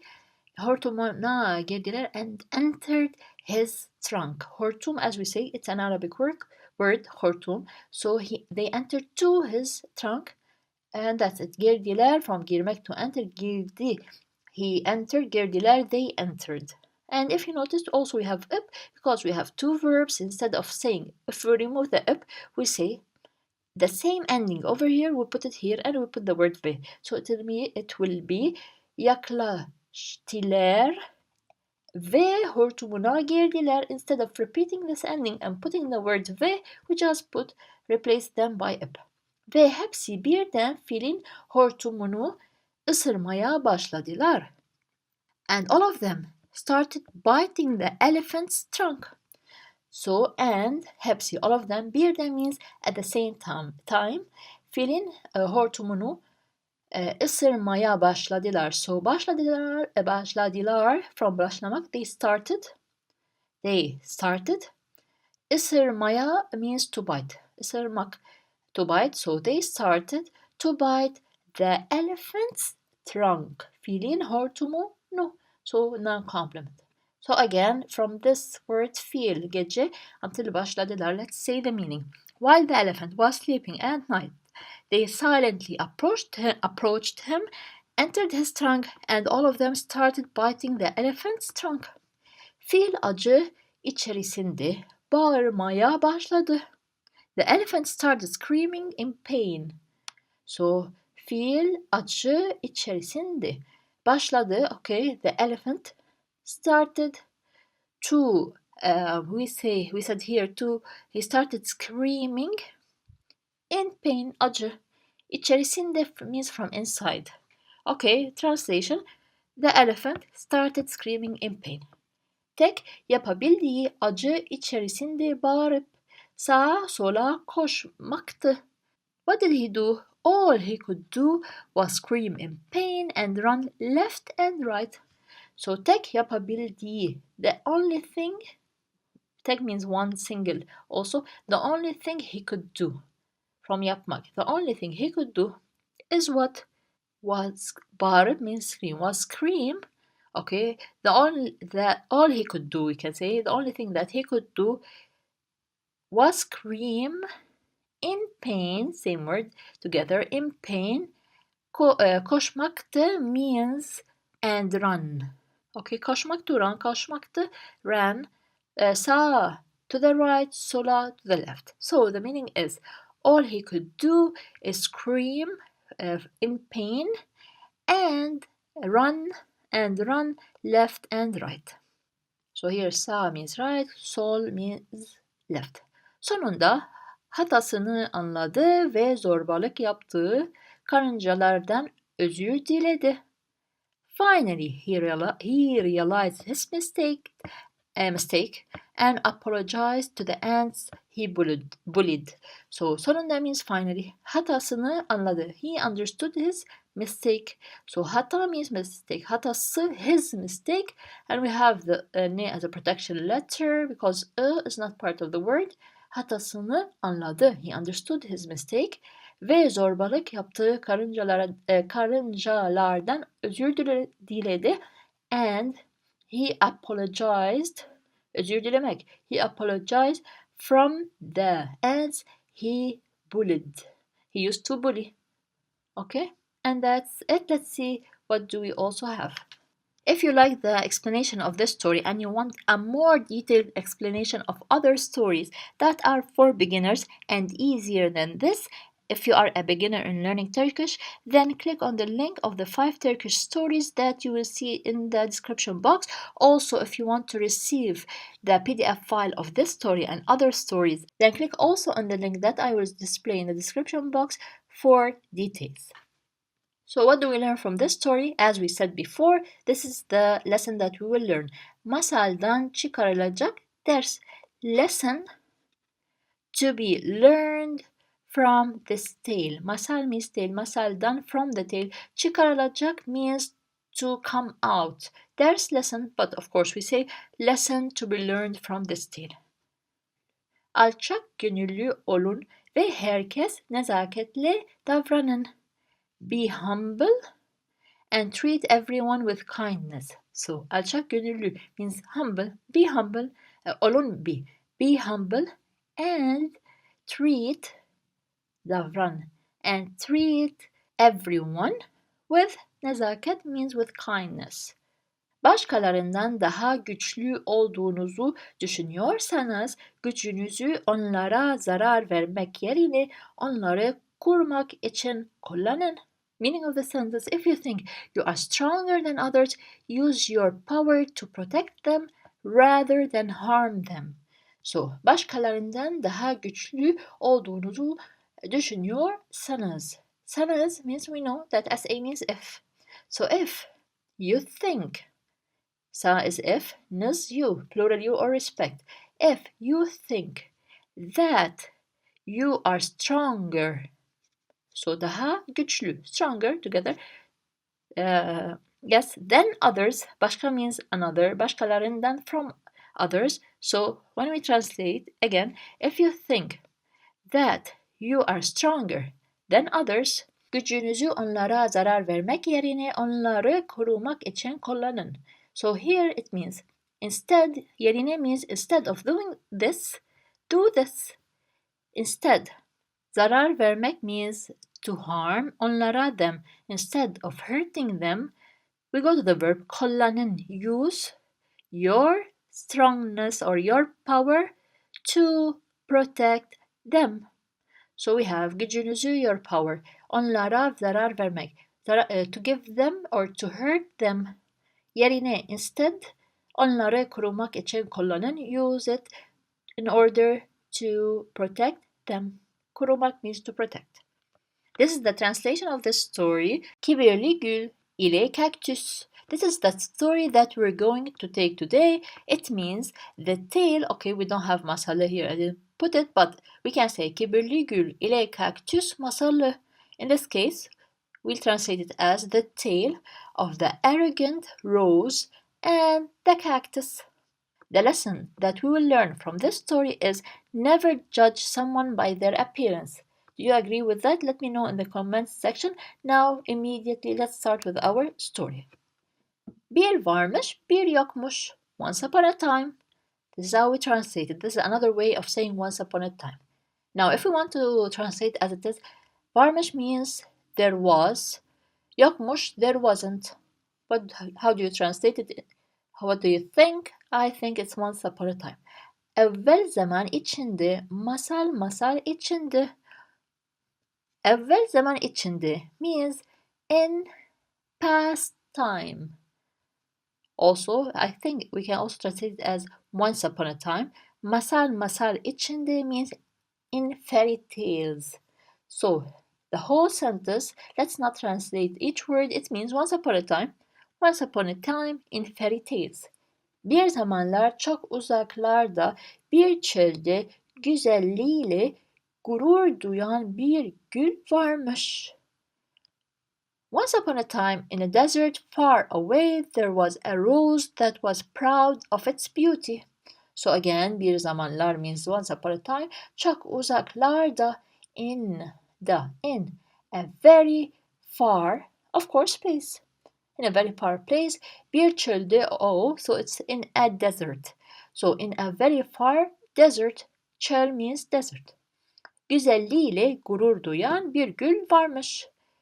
There was varmış in the reported past tense. There was a rose, virgül, a rose that was proud of its beauty. So gurur means proud. So again, the meaning of the sentence was upon a time in a desert far away there was a rose that was proud of its beauty. Güzellik.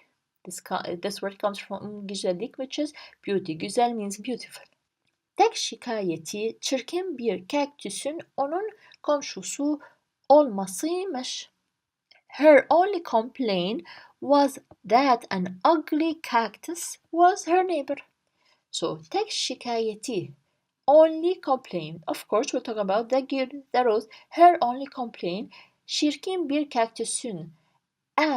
Or we say an ugly cactus. Onun komşusu olmasıymış was her neighbor. So her only complaint was that an ugly cactus was her neighbor. Komşu means neighbor. Komşusu her neighbor. Gül her zamanki gibi sabahın ilk ışıklarında ışıl ışıl açıyor. So let's stop here because we have a verb now. The meaning of the sentence that the rose, as always, used to bloom brightly or open brightly in the first light of the morning. So gül, rose. Her zamanki gibi means as always. Her zaman means always. Gibi means like.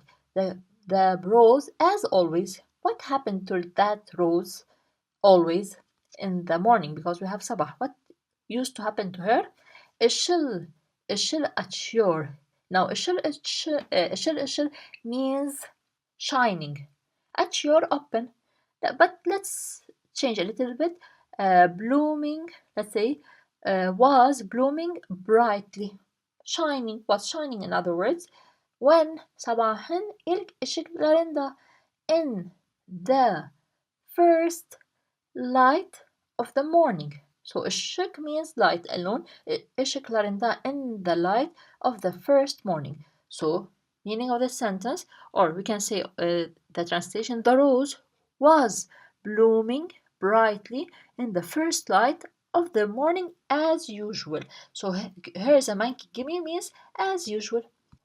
Bakışlarıyla kaktüsle alay ediyordu. It was mocking the cactus with its gaze, or let's say with its look. So her look, when she used to look at the cactus, she's like mocking him. So bakışlarıyla, with her looks. Okay, bakış, look, bakışlarıyla, with her looks. Kaktüsle alay ediyordu. She used to mock. Who? The cactus. Alay etmek means to make fun, to mock. Diğer bitkiler gülün bu alaycı tavrına bir anlam vermiyorlardı. Let's stop here because we have a verb complete sentence. The other plants could not understand the rose's mocking attitude. So diğer bitkiler, the other plants, gülün bu alaycı tavrına. Tavır means attitude.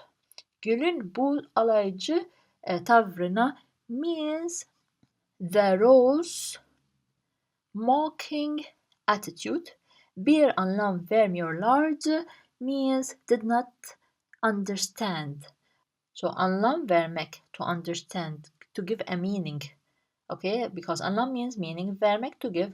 So it means they couldn't understand. So again, the meaning till here, from diğer bitkiler günün bu alaycı tavrına bir anlam vermiyorlardı. The other plants could not understand the rose's mocking attitude. Ama gül kendinden emin bir şekilde kaktüsü beğenmiyor. Let's translate till here. But the rose confidently did not like the cactus. But the rose, kendinden emin means sure of herself. Bir şekilde, in a way. Kaktüsü beğenmiyor, didn't like the cactus. So again, but the rose confidently didn't like the cactus. Ona karşı alaycı davranmaya devam ediyordu. It continued to be sarcastic towards him or towards the cactus. Ona karşı, against him, towards him. She, okay, karşı, towards him. Alaycı, yes, davranmaya devam ediyordu. Continue, devam etmek means to continue. Devam ediyordu means to continue. So she continued. Alaycı davranmaya means to treat him in a mocking him or make fun of him, but alaycı davranmaya, let's say to be sarcastic. So she continued to be sarcastic towards him. Towards him. Sonunda kavurucu bir yaz mevsimi geldi. Finally, a scorching summer arrived. Means a very hot summer. Sonunda means finally. Kavurucu bir yaz mevsimi geldi. A scorching summer came. Now mevsim means season. Okay, while translating we say finally a scorching summer has arrived or arrived. Topraklar kurudu. The soil, kurudu means dried. So the soil dried. Bahçelerdeki bitkiler susuz kaldı. The plants, so bitkiler, the plants in the gardens were left without water. So kaldı means stayed. We don't translate it this way. Susuz means su means water. Sus means without water. So again, the soil dried and the plants in the gardens were left without water. Kendini beğenmiş gül sıcaklardan etkilenerek susuzluktan hızla solmaya başladı. The arrogant rose was affected by the heat and began to fade rapidly due to lack of water. So, kendini beğenmiş gül. Now, beğenmiş, liked, kendini, herself, gül, the rose that liked herself, or we can say the arrogant rose. Sıcaklardan etkilenerek was affected by the hot, or we can say by the heat. Sıcak means when you feel hot. Lardan from the hot, by the heat we say. So etkilenerek was affected by the heat. Susuzluktan hızla solmaya başladı means and began to fade rapidly due to lack of water.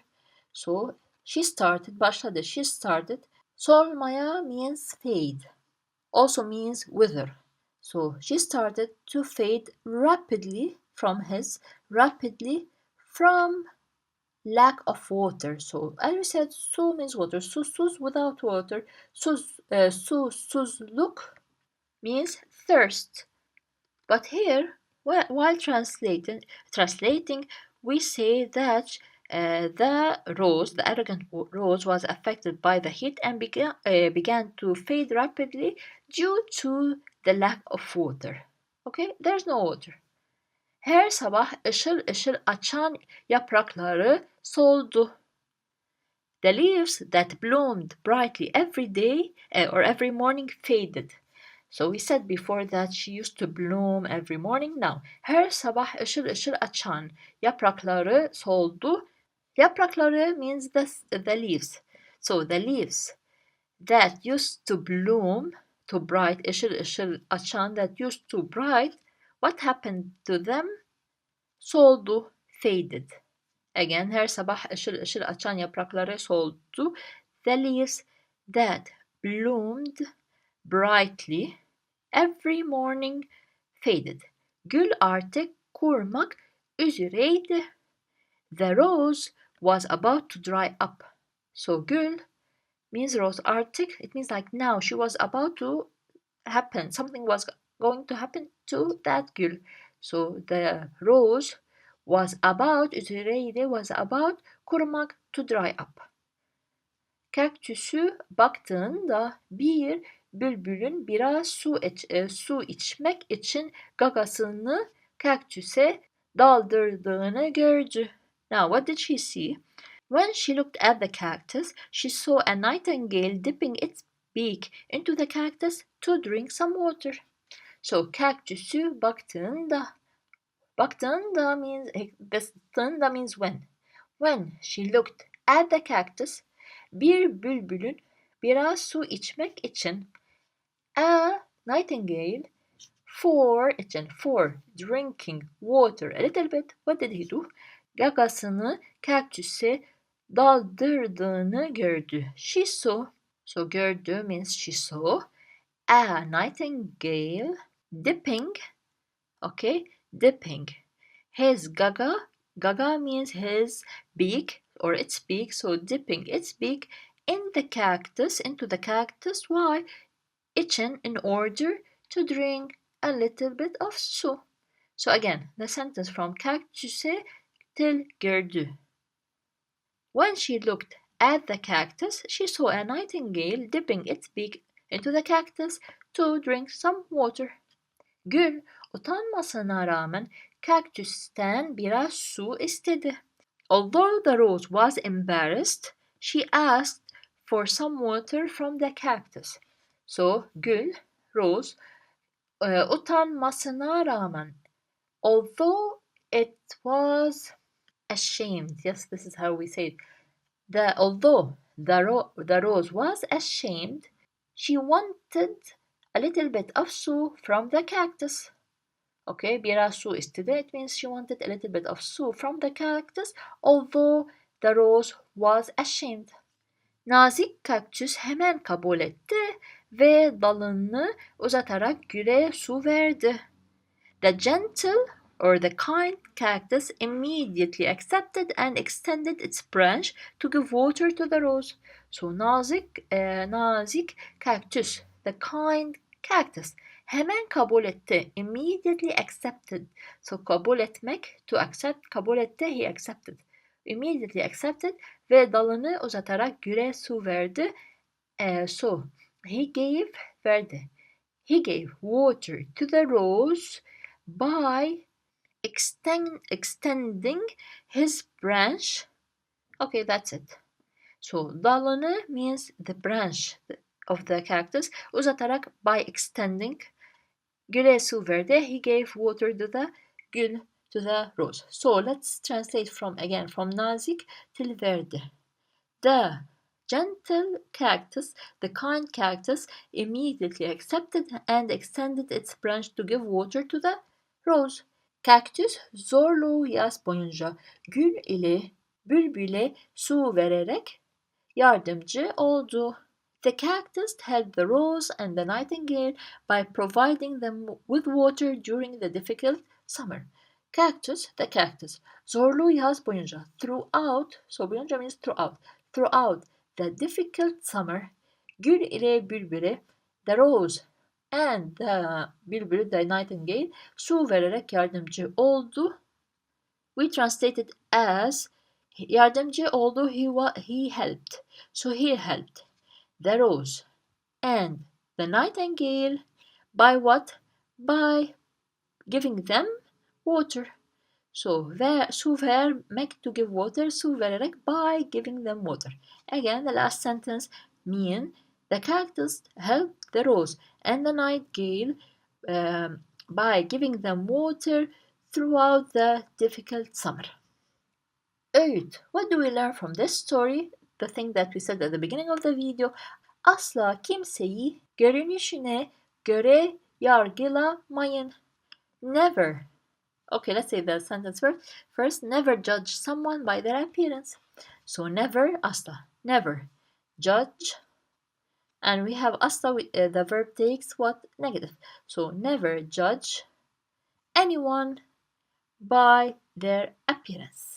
If you like this story, don't forget to share it with others and don't forget to check out the links in the description box below to have more information on how to get the PDF files of this channel, of this story and other stories that have been uploaded and will be uploaded in the future, and more information about the 5 Turkish stories. Now the English translation of the story. Here's the English translation of the story. Don't forget to like this video if you found it beneficial. The title of our story is Susamış Karga Masalı, The Tale of the Thirsty Karga, Crow. So the tale of the thirsty crow. Susamış means thirsty. Let's see what is the story and what will we learn from it. Sıcak bir yaz günüydü. It was a hot summer day. So günüydü, it was, in the past it was a hot summer day. Gün means day. Sıcak means hot. Bir yaz, a summer. So it was a hot summer day. Karga çok susamıştı. The crow was, to means was. The crow was very thirsty. Su bulmak için havalandı. He took off to find water. Su bulmak için havalandı. So havalandı means like he flew. He took off to find, bulmak, to find water. Evlerin, tarlaların ve ağaçların üzerinden uçtu ama su bulamadı. He flew over houses, fields and trees but could not find water. So he flew where? He took off where? Over. Üzerinden means over houses, fields and trees. Uçtu means flew ama su bulamadı but couldn't find water. So su means water. Bulmak, as it is here, the infinitive form means to find. Bulamadı, couldn't find. So he was searching but couldn't find. This is represented by the A and MA. MA is the negative. A is can. So together could not find su. Again, the translation of the sentence from su till bulamadı. He took off to find water. It flew over houses, fields, and trees, but couldn't find water. Uzun bir süre sonra bir çiftliğe vardı. After a long time, he arrived at a farm. So uzun bir süre, a long time. Bir süre like a period. Uzun means long.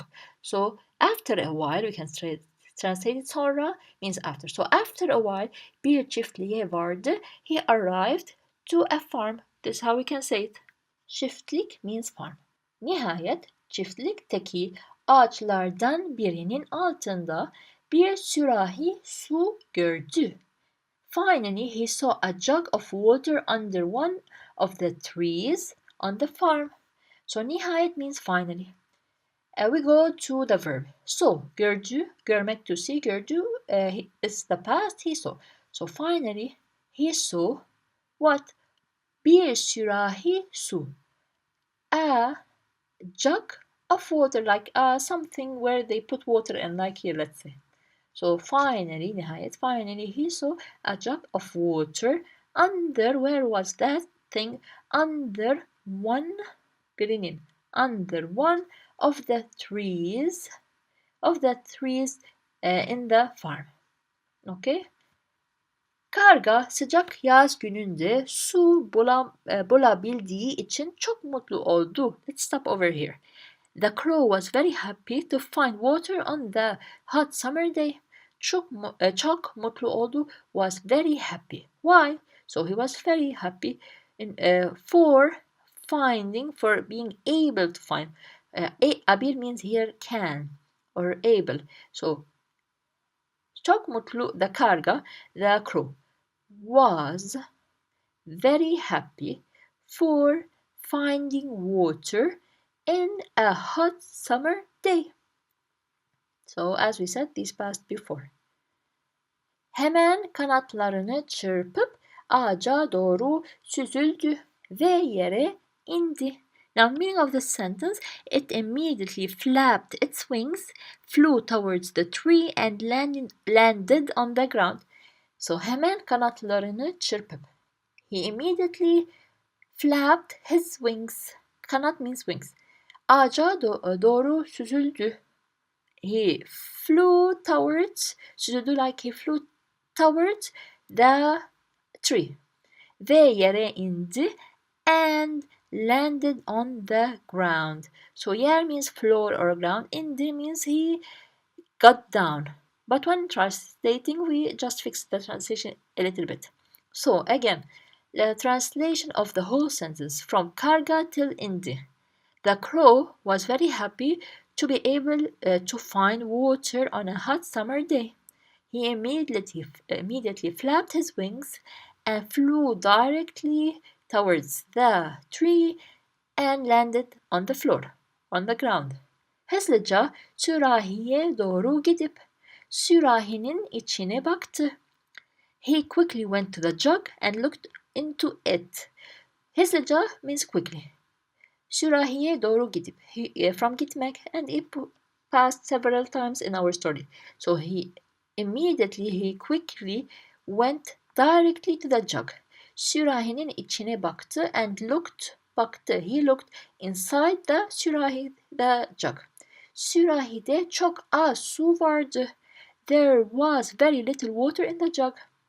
So sürahide, in the jug. Vardı, there was, çok az su, a very little water. So there was very little water in the jug. Karga gagasını sürahinin içine soktu ama suya ulaşamadı. The crow put its beak into the jug but could not reach the water. So the crow soktu means like put inside, like when you have a very narrow place and you try to put your hand and bring something. This is sok in that very narrow area. So again, the crow put his beak inside the jug, but he couldn't reach the water. Suya ulaşamadı. Couldn't reach. So as it passed before, bulamadı. Ulaşamadı. So ulaşmak, and then this is the infinitive form. Ma means couldn't. He couldn't reach the water. Çünkü su seviyesi çok düşüktü. Because the water level was very low. Because the water level was very low. Ve sürahinin ağzı çok dardı. And the mouth of the jug was very narrow. So at the top of the jug, like here in the picture, let's say, it was very narrow. He couldn't reach the water. Ve sürahinin ağzı. Ağız means mouth. Now what do you call this part? I'm not sure. So, and the mouth of the jug, the upper part, was very narrow, tight. Karganın suya erişmesini engelliyordu. It was preventing the crow from reaching the water. So, engelliyordu was preventing. This is it. Was preventing the crow from reaching to the water. Or from reaching the water. Let's see what happens. Sürahideki suyu boşaltmak için sürahiyi aşağı itmeye çalıştı, fakat sürahi çok ağırdı. Now, the first thing he tried to push the jug down to empty the water, but the jug was too heavy. So, sürahideki suyu boşaltmak için, in order to empty the water in that jug, so key, in that jug, sürahiyi aşağı itmeye çalıştı. He tried to push, itmek, to push. He tried to push the jug down. Aşağı means down. Fakat sürahi çok ağırdı. Fakat means but.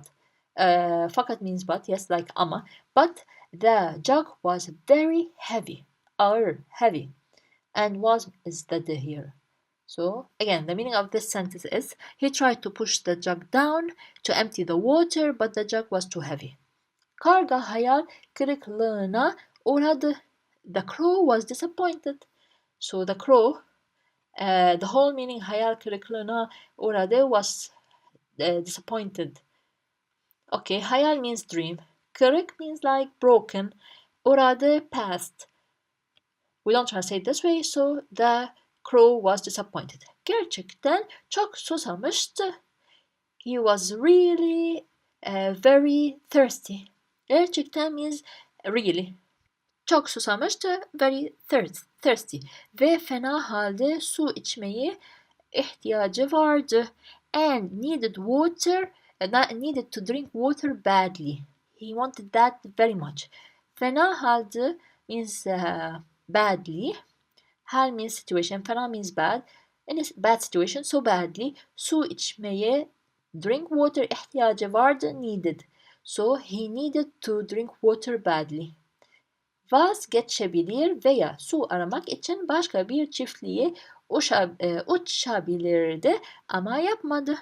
He could have given up or flown to another farm in search of water. Ama yapmadı, but he didn't. So, where were we?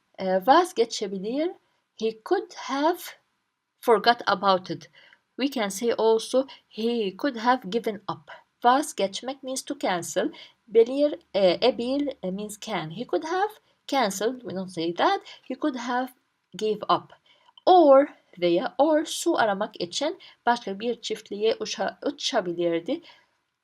He could have given up, or he could have flown. Uçmak, to fly. Uçabilir, could have flown. He could have flown to another farm in search of water. Su aramak için, to search for water.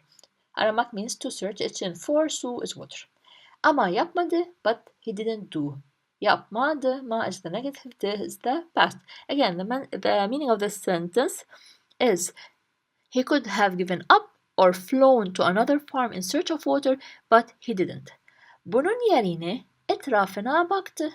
Instead of that, he looked around him. So bunun yerine, instead of giving up and flying away, what did he do? Etrafına baktı. He looked around around him. Ve başka ne yapabilirim? And he said to himself, what can I do? What else can I do? So başka means another, ne is what, yapabilirim. Can I do? From yapmak. Yap is do, abil is can, ir is the geniş zaman, im is I. For the personal pronoun I. So başka ne yapabilirim? What else can I do? Diye düşündü. He thought. Çiftlikte bir sürü çakıl taşı olduğunu gördü. Let's stop here. He saw that there were a lot of pebbles on the farm. So çiftlikte, in the farm, bir sürü çakıl taşı. A number or several pebbles. Çakıl taşı like pebbles. Olduğunu gördü. He saw. So again, he saw that there were bir sürü a lot of pebbles in the farm. Ve aklına harika bir fikir geldi.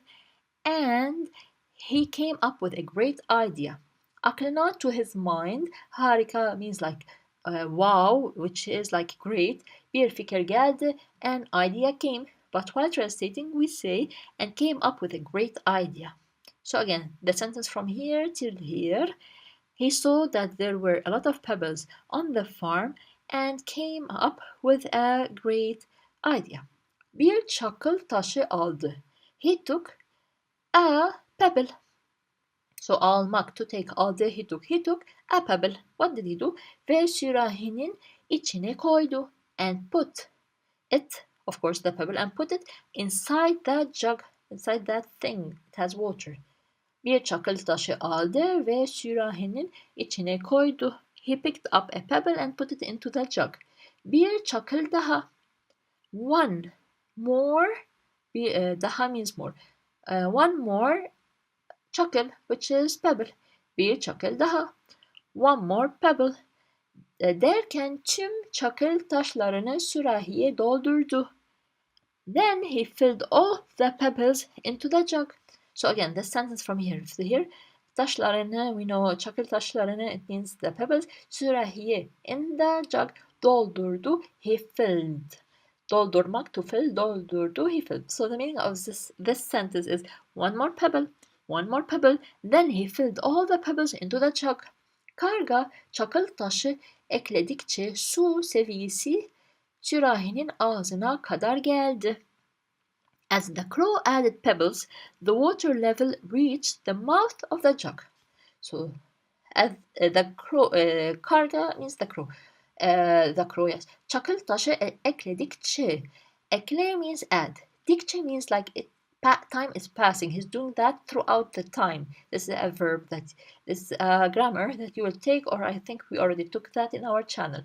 So, karga çakıl taşı ekledikçe. As the crow was adding pebbles, su seviyesi sürahinin ağzına kadar geldi. What happened?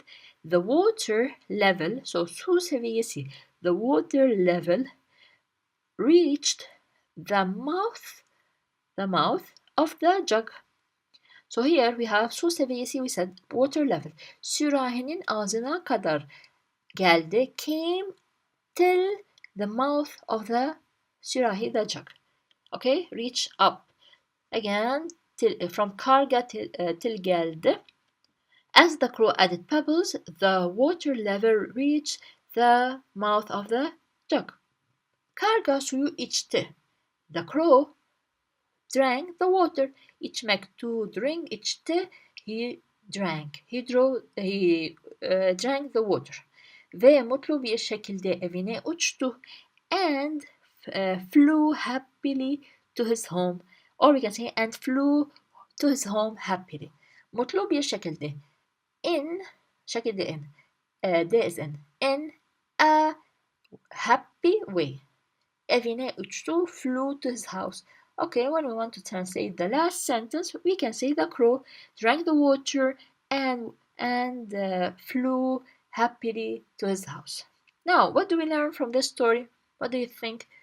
One of the most important lessons that we should learn in our life is öğüt, advice, düşüncenin gücü her zorluğu yener. The power of thought overcomes every difficulty. Again, the power of thought overcomes every difficulty. Düşüncenin gücü. The power of thought, her zorluğu yener, overcomes every difficulty. What do you think? Is this true? Now the translation of the story. Maymun ile timsah. Maymun, the monkey and the crocodile. Let's start with our story immediately. Bir zamanlar nehir kenarındaki ağaçta yuva yapmış bir maymun ile timsah arkadaş olmuşlar. Once upon a time, a monkey who made a house in a tree by the river became friends with a crocodile. So once upon a time, nehir kenarındaki ağaçta yuva yapmış bir maymun, a monkey that did a house in a tree beside the river. We say also by the river, kenar, like on the edge of it, by the side of it. Again, once upon a time, a monkey that made a house in a tree beside the river. İle timsah arkadaş olmuşlar. Became friends with the timsah, which is the crocodile. He became friends with the crocodile. Maymun ağaçların dallarında oynayıp zıplıyormuş. The monkey was playing and jumping on the branches of the tree. So the monkey was playing and jumping. Zıplamak means to jump. Zıplıyormuş. Zıplıyormuş means was jumping. And we know it's in the reported past tense. Oynamak, to play, oynayıp. And we know what's it, by the way, right? Because we have two verbs and the endings, right? Check out the other stories if you still know what's it is.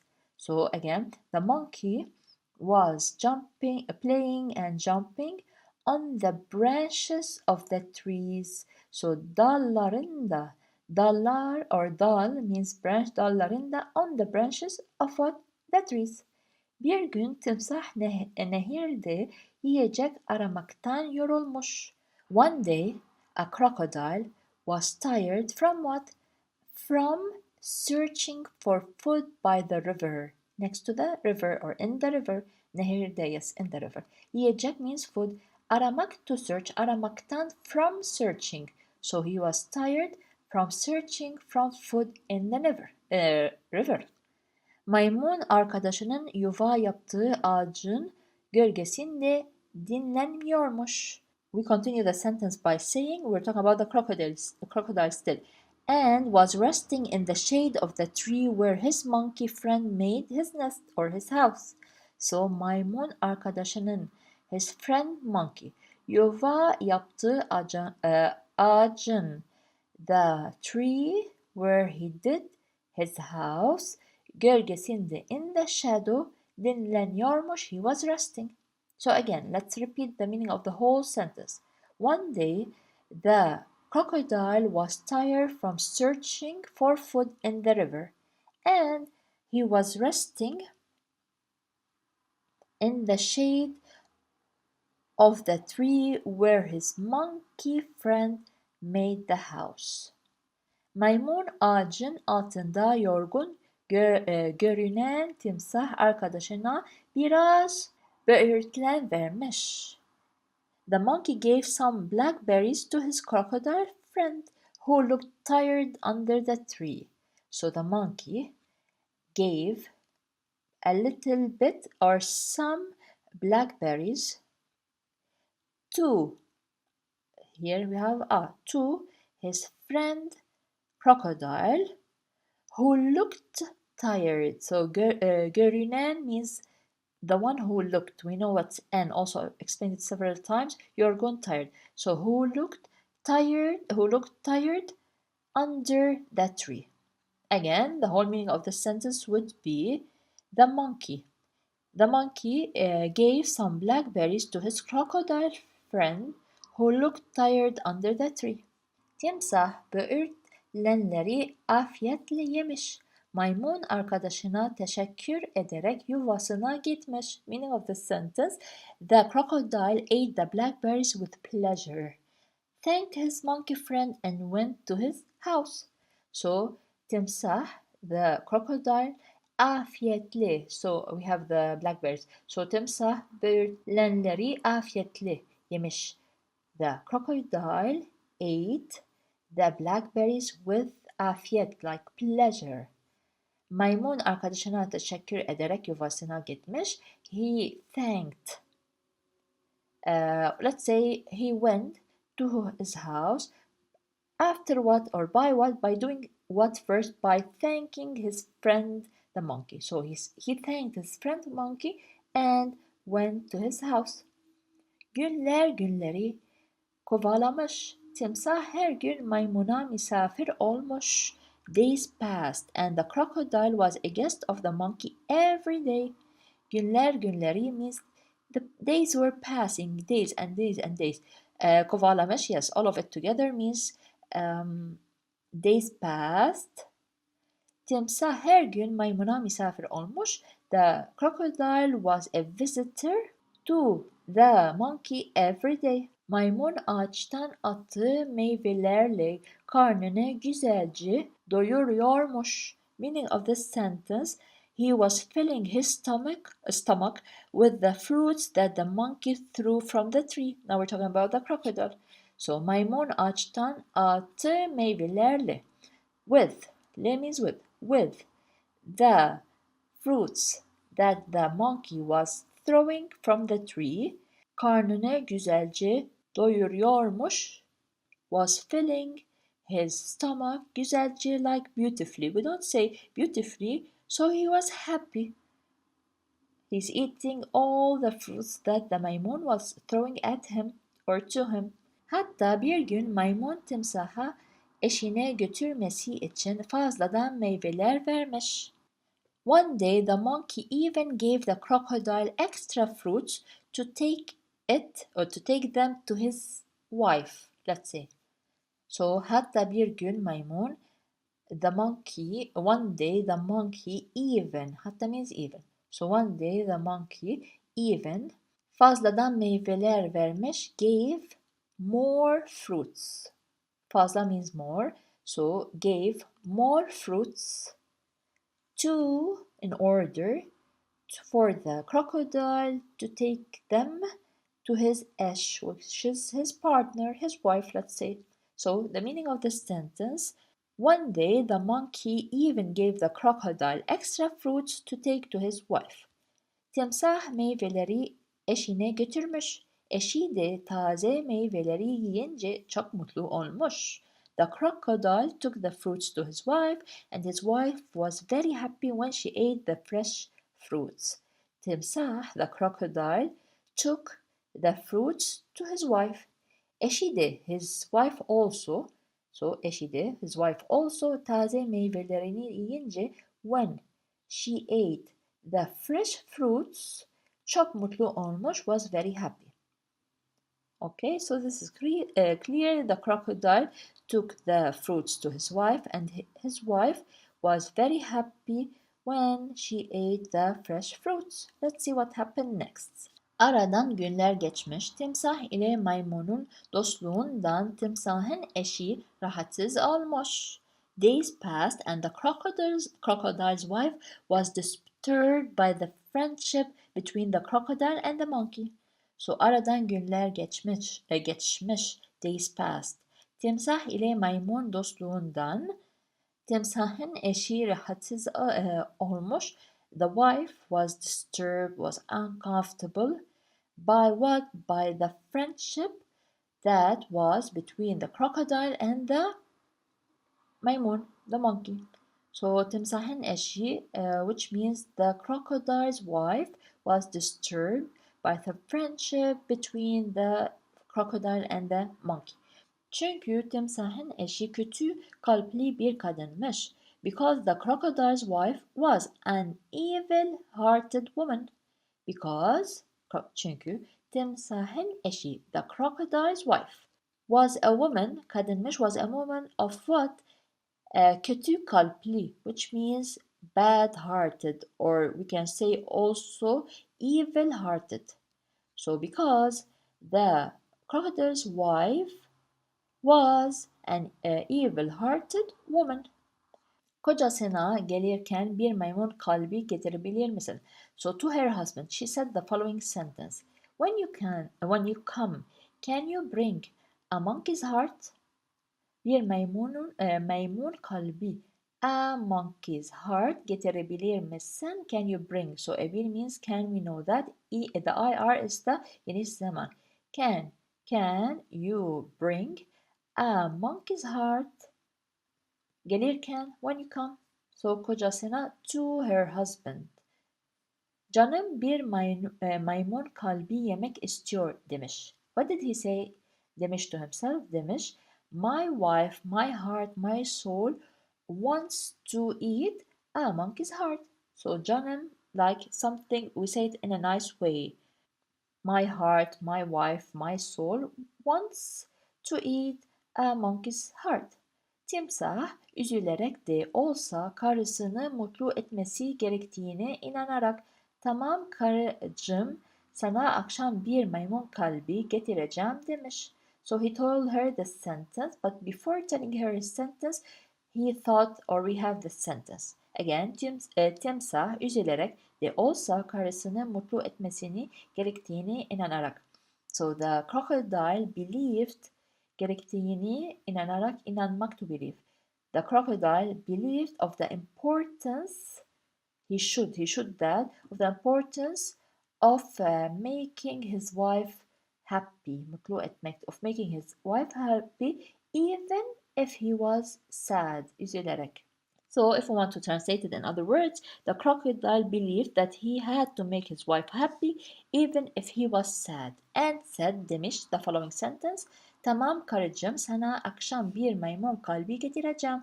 Okay, my wife, I will get you, getireceğim, I will get you, I will bring you a monkey's heart akşam at the evening. So sana, to you. Timsah maymununun yanına gitmiş. So the crocodile went beside the monkey, maymun. Eşim dünkü meyveleri çok beğendi. So what did he tell him? My wife yesterday liked very much the fruits. So in other words, my wife liked very much yesterday's fruits.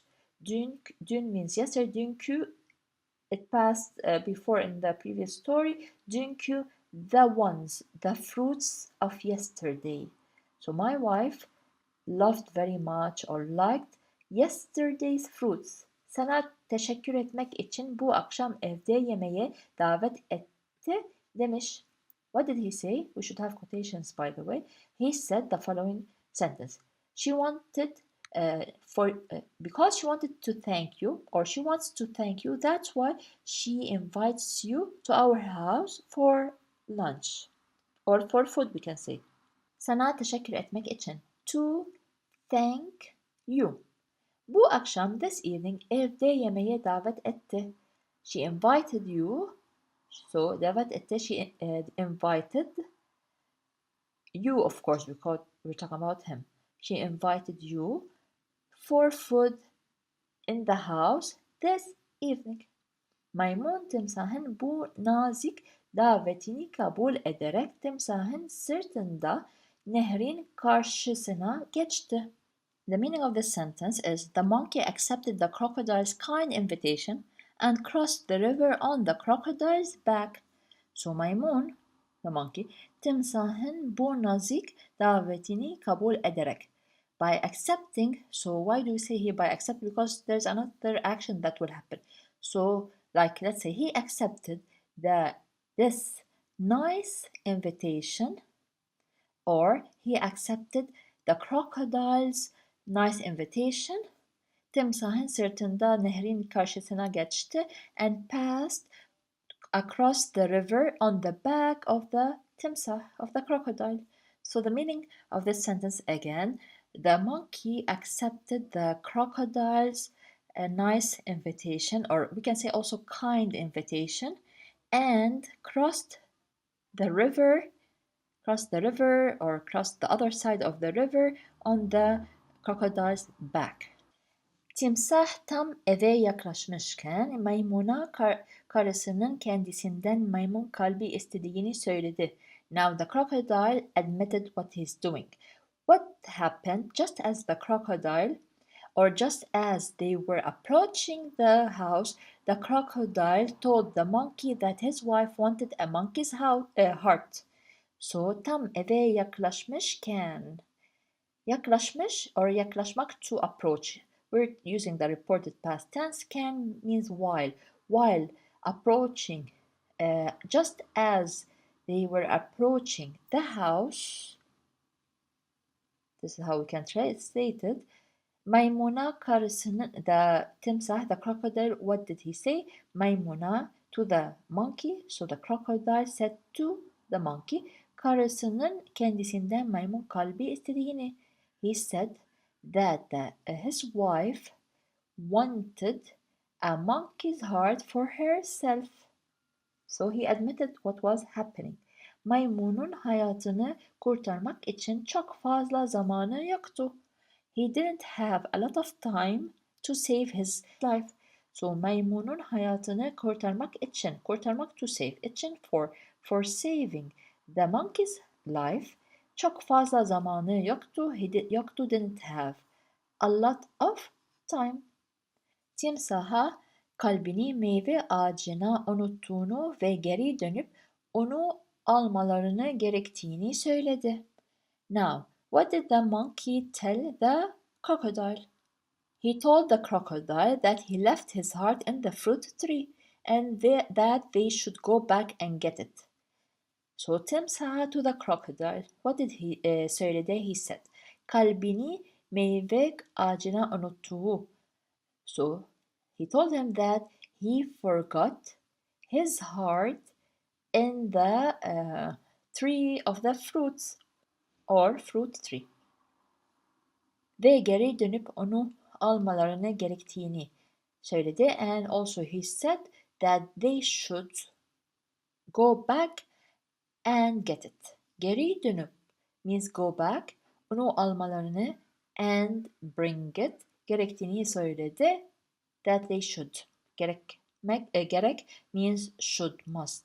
Again, let's translate the last sentence. He told the crocodile that he forgot his heart in the fruit tree and that they should go back, geri dönüp, should go back to get it, to get the heart. Let's see what happens at the end. Maymun evine ulaştığında ağaca tırmandı ve timsaha şöyle dedi. When the monkey reached his house, he climbed the tree and said to the crocodile this. Şöyle, this, and we will read it. Maymun evine ulaştığında, this ında means when. When the monkey arrived, ulaşmak, arrived to his house, ağaca tırmandı. He climbed the tree. Tırmandı. He climbed the tree ve timsaha şöyle dedi. And he said to the crocodile this sentence. Sana inanmıyorum Bay Timsah. I don't believe you, Mr. Crocodile. İnanmıyorum, I don't believe sana you. So I don't believe you, Mr. Crocodile. İnmiyorum aşağıya. İnmiyorum aşağıya. I won't get down. Yes, this is it. İnmiyorum from inmek, to go down. Aşağı means down also. It means I'm not going down. This is it. Sana olan güvenime ihanet ettin. You betrayed my trust in you. So ihanet ettin, you betrayed, and it refers to you. İhanet ettin, you betrayed my trust in you. So you betrayed my trust in you, as we said. Ve bu da arkadaşlığımızın bittiği anlamına geliyor. And that means our friendship is over. And bu da, this means also arkadaşlığımızın, our friendship, arkadaşlık, friendship. Our friendship, and we have now complement. So this means our friendship bittiği anlama geliyor. gives the meaning that it ended. So bitti ended anlamına geliyor, comes in the meaning of. But while translating, we will say, and this means our friendship is over. What do we learn from this story? Size güvenen birine asla ihanet etmeyin ve arkadaşlarınızı akılca seçin. Never betray someone who trusts you and choose your friends wisely. Size güvenen birine asla ihanet etmeyin. Asla, never, ihanet etmeyin, don't betray. So never betray. Size güvenen birine gives the meaning of who trusts you. So never betray someone, birine, someone who trusts you. Ve arkadaşlarınızı akıllıca seçin and choose. Seç means choose. Seçin, we know when you're talking in a formal way or for more than one person, use in. And choose your friends wisely. Akıllıca means wisely. Arkadaşlarınızı, your friends. So never betray someone who trusts you and choose your friends wisely. Do you agree with that? Let me know in the comments section, and don't forget to share the story with those who are learning. Final slide is the translation of this story. This is the first part, and another slide also for the rest of the story, the translation. This is our story. As you can see, it's part 3. This is the third part of the story. The Cadının Topu Masalı. The story of the witch's ball. Let's read together the first part. If you need to repeat the reading so that you can practice, please do so. Böylece Natalya topun peşinden koşuyordu. Abiyi Louis de onu takip ediyor ve peşinden koşuyordu. İşin tuhaf yani sihirli top sadece bir böğürtlen çalısının yakınında ya da kristal berraklığındaki bir suyun kenarında duruyordu. Böylece küçük Natalya böğürtlenleri yiyerek ve suyu içerek topu takip etmek için enerji topluyordu. The translation of this paragraph is over here, and I will be explaining the words or the verbs that are highlighted in yellow. So the first word is koşuyordu. Koşuyordu. It comes from the verb koşmak, to run. This is the infinitive form, so koşmak, to run. The uyur, which was found also in the other two parts of this story, is the present continuous tense suffix. So when I want to make the verb in the present continuous tense, I have to use uyur. Of course, we have other suffixes like uyur, iyor, and it depends on the last vowel of the verb. Since it's all over here, so I have to use uyur. Do, we use it for the past tense. Do shows us that this verb happened in the past tense.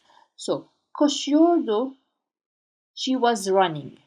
I have written here an example about this word in another tense. This is the present continuous tense in the past.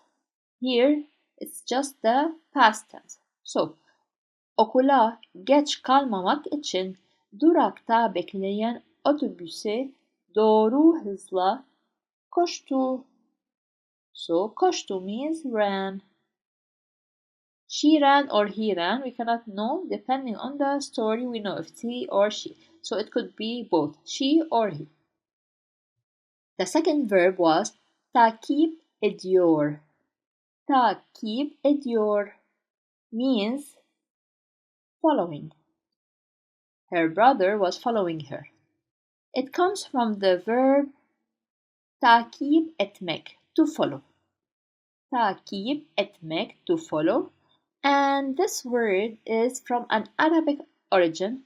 That's why we use a helping verb called etmek. So in Arabic it's taqib, in Turkish takib. And we add the helping verb etmek, to follow. Eyor, as you notice here in the previous slide, it was uyor. Now, because the last vowel is e in Turkish, e, so use eyor, following the vowel harmony rule, which I have made a previous video about. Eyor, present continuous tense suffix. It is the suffix of the present continuous tense. So, takip ediyor, following. And another example is nereye gitsem beni takip ediyordu. Ediyordu. He or she used to follow me, beni, me. So, ediyordu used to follow. Another verb is duruyordu. Duruyordu comes from the verb durmak, to stop. Durmak. If you notice here, we used uyor for the suffix of the present continuous tense. Uyor. Why? Because we have u over here. Whenever we have o or u, we use uyor. And do as before, it is the suffix for the past tense. One example is arabayı görünce durdu. Durdu. So dur is stop, and we use the past tense durdu, stopped.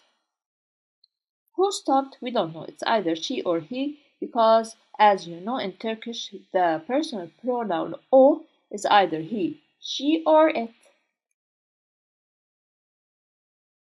Topluyordu. Topluyordu means to collect. It comes from the infinitive verb toplamak. Toplamak, to collect. Again, uyor is the suffix for the present continuous tense, and same, do is for the past tense. And another example over here. Bugün evi topladığım için çok yoruldum. I am tired from tidying up the house today. So toplamak here, or topladığım, it means tidying up. But the word toplamak means to collect. We can use it in other sentences. It will give another meaning, of course. Depending on the meaning of the sentence, you will know the meaning of the word. So don't always translate each word alone. You need to know the whole sentence to know the meaning of that word included in that sentence. Now, if you want to know the meaning of the other verbs that I have explained in this story, I recommend that you go to the description box below to check the other two parts of the same story. İstanbul'da eğlenceli tatil. Fun vacation in Istanbul. This is the name of our story. İstanbul'da, in Istanbul, eğlenceli tatil. Tatil is vacation. Eğlenceli tatil, which means fun vacation. This is the beginning of our story. At the end of this video, I will tell you what this notes section is all about. Ayşe ve Deniz, yakın arkadaşlar, uzun zamandır hayalini kurdukları İstanbul'a tatile geldiler. Let's say the meaning of the word first, the meaning of the sentence first, and I'll tell you about these lines, underlined words, in a minute. So the meaning of the first sentence, Ayşe and Deniz, close friends, came on a holiday to Istanbul, which they have been dreaming of for a long time. Ayşe ve Deniz. These are names. Ve means and. Yakın arkadaşlar. Close friends. So yakın means close. Arkadaş means friend. Arkadaşlar. Friends plural. This lar is plural. Uzun zamandır. Uzun zamandır here for a long time. So dir here comes in the meaning of for. For a long time. Zaman means time. Hayalini kurdukları. The dreams they have been dreaming of, they have been creating. Because here, this word comes from the infinitive form kurmak. When we want to show the verb in its infinitive form, now here, of course, it's not a verb, but usually this is a general rule. The verb, when you want to say it in its infinitive form, you have to put mak at the end. And I'll show you in the following slide what I mean more. I'll explain more. So here hayalini kurdukları, the dreams that they were creating, they were making. Now, when we translate the whole sentence, you should know that as a beginner. When we translate the whole sentence, we translate it in a way that might be different from just translating each word alone, because we say things in English differently in Turkish. So translation is a little bit different, but it has the same meaning. Let's continue. İstanbul'a tatile geldiler. Geldiler, they came. And I will explain this word in the following slide, how it is divided. So, geldiler, you should know that geldiler means they came. As we said, tatil in the title of this story means vacation. So, they came on a vacation in Istanbul, or to Istanbul, we say. So, la here means to, and a here means on. We have a or a.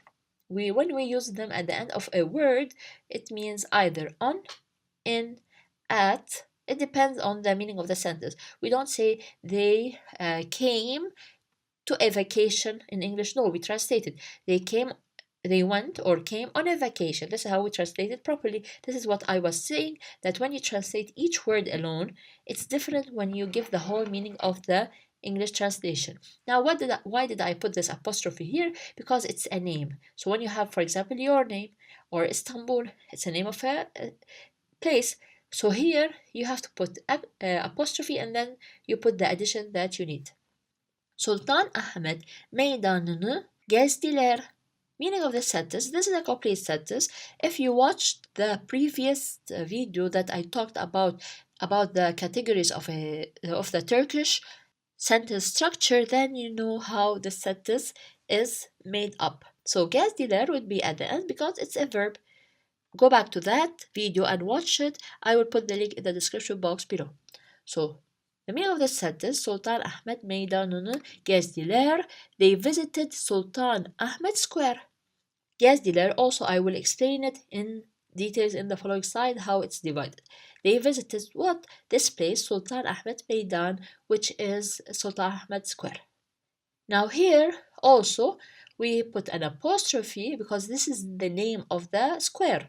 And here ne as a protection letter because we have two vowels. And why do I use over here, not another letter? Because of the verb. So what you should know that each verb, the word before it takes a certain letter according to that verb. Now, how do you know what letter to use? This is by practice. Now, of course, there is a list for these verbs, but through practice you will know. So you should hear Turkish a lot. Ayasofya Müzesi'ni ve Topkapı Sarayı'nı hayranlıkla izlediler. Meaning of the sentence, they admired the Ayasofya Museum and Topkapı Palace. So here, izlediler, or it means like they watched. Also we can say, izlemek means to watch. They watched what? The Ayasofya Museum and the Topkapı Palace. So here, these are just names. We explained what is this N, what are these letters that come at the end, and this is the verb. Now, hayranlıkla here means with admiration. So the la here means with. So this is another thing to know. La means with. Hayranlık means admiration. So they watched Ayasofya Museum and Topkapı Palace while admiring them. Admiration. Now, Boğaz turu yaptılar. We have a complete sentence because we have a verb here. What does this sentence mean? They took a Bosphorus tour. So yaptılar means also I will explain it in the next slide, but here if I want to say yaptılar, they did alone, yaptılar, if you see it, it means they did. But here, according to the sentence, I have to take the meaning. We don't say they did a Bosphorus tour. No, they took a tour, this tour. So Bosphorus tour, and here we have tour. It's the same as in English. This is Turkish.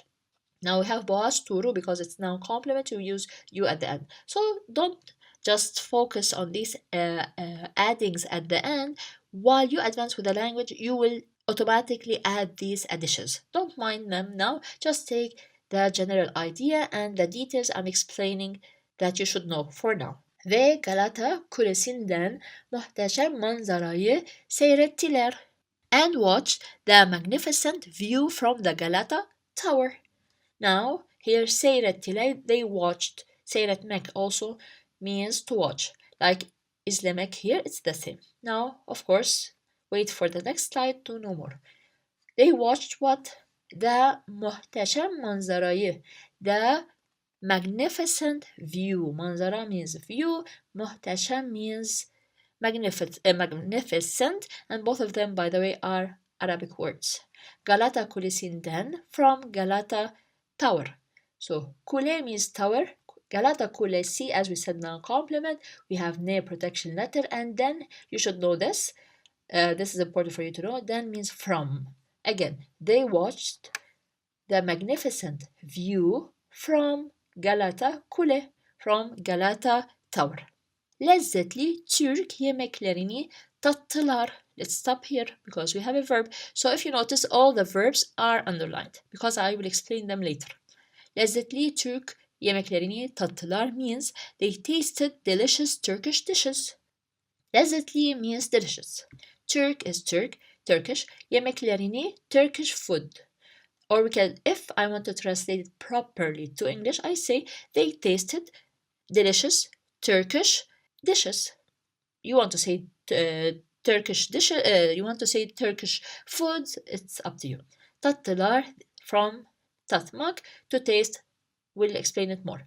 Ve Türk lokumu gibi geleneksel tatlıları denediler, meaning, and they tried traditional desserts such as Turkish delight. So Türk lokumu, by the way, it's a name of a sweet.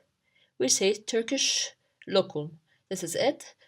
If you want, just type it on Google and you'll get that sweet, that dessert, the image of it. So Türk lokumu gibi geleneksel tatlıları denediler. Again, they tasted, or they tried this time. Denediler. They tried traditional desserts such as Turkish lokum.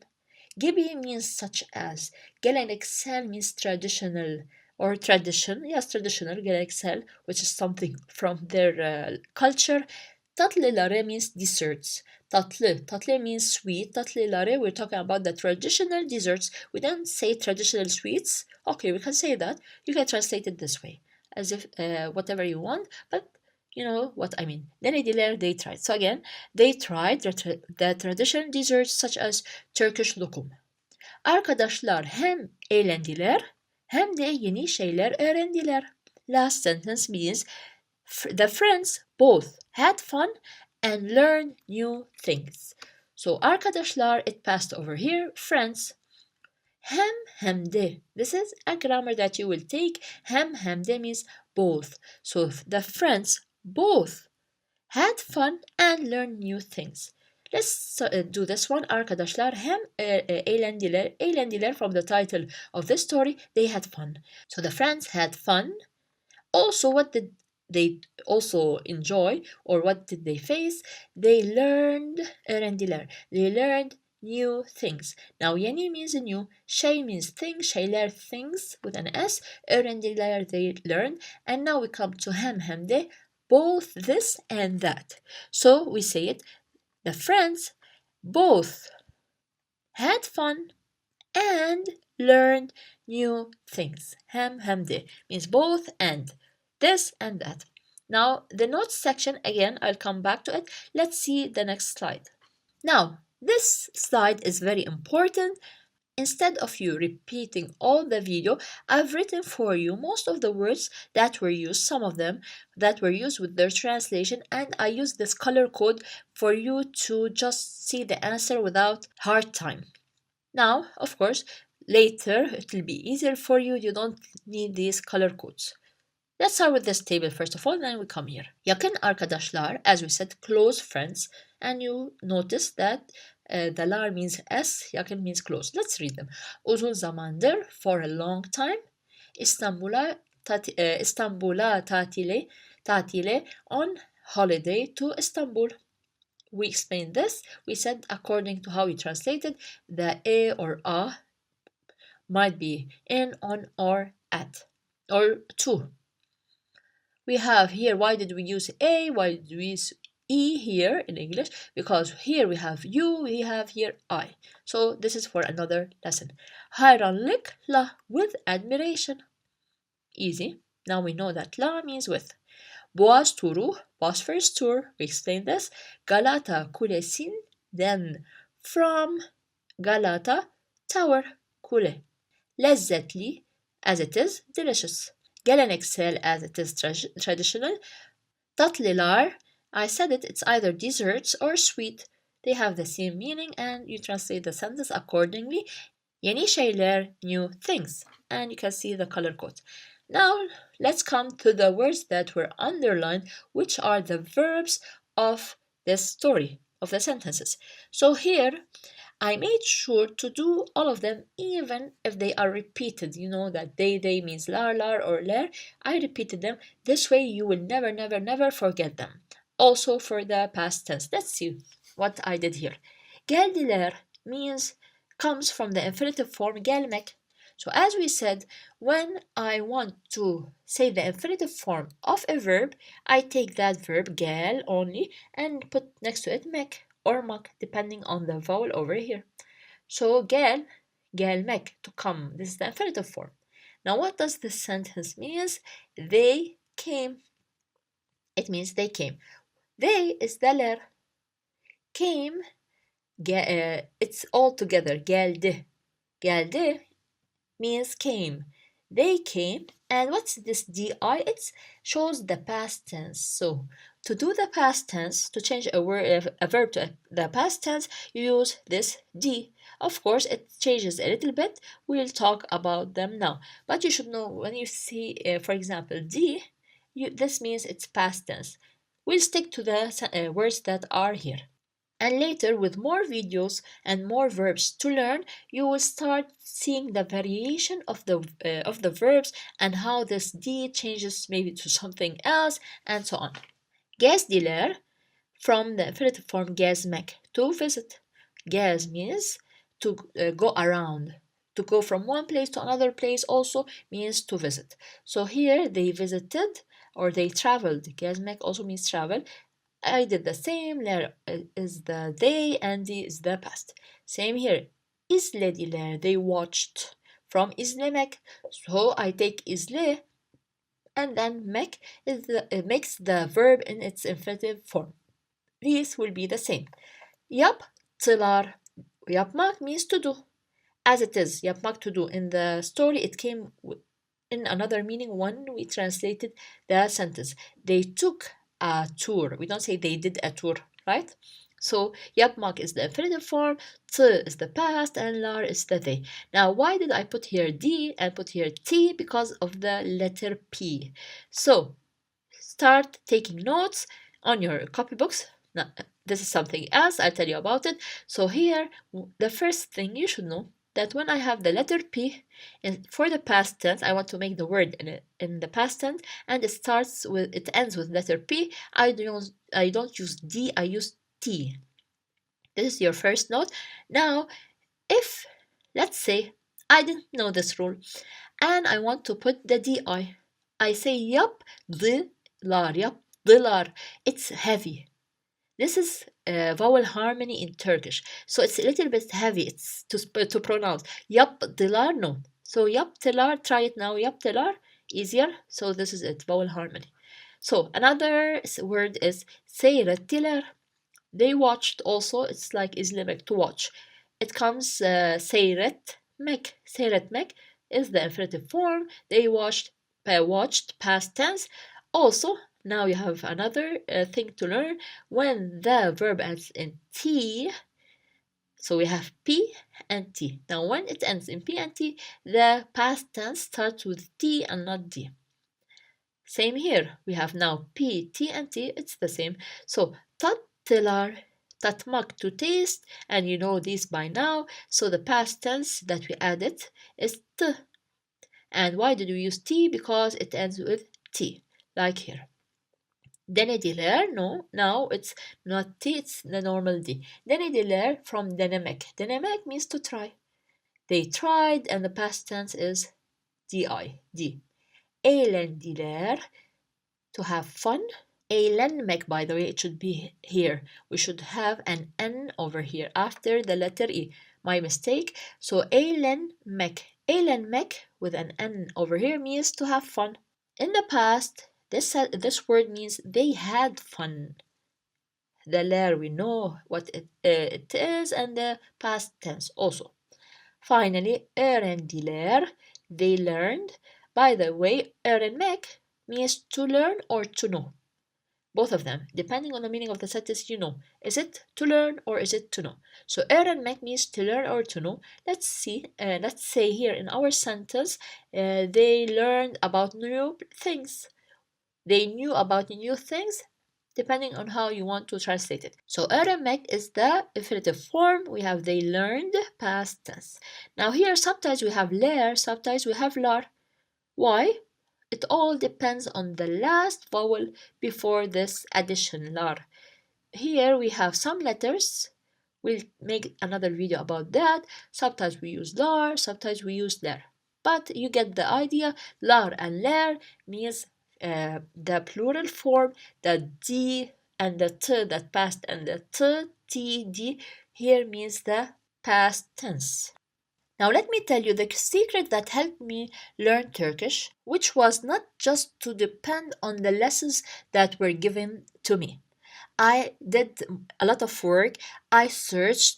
I used to go to the lesson and also go online and find any resource that could help me, whether it was a paid resource or a free resource. Of course, what I recommend is don't just depend on the lessons that are given to you. If you do that, you're not going to do the work yourself, and which will take you more time to learn Turkish. You should be the one who is writing, you should be the one who is creating sentences, making sentences, learning new words, and using these words. If you're new to the channel, let me tell you this. All the videos that I create that are similar to this one, I create them as a PDF first and then I record them. So these PDF files are with me. A lot of people have access to these PDF files. So you will have access to this file and to the previous files that passed throughout my channel, not only this file. How are these files useful? I will let you know in a minute, but for now, I will put some links in the description box below where you will receive a PDF file, an audio file, and a daily schedule study plan that I've created. Believe me, if you don't have a plan, you will not go far. You will stay in your place. A plan is very important in everything you do in life.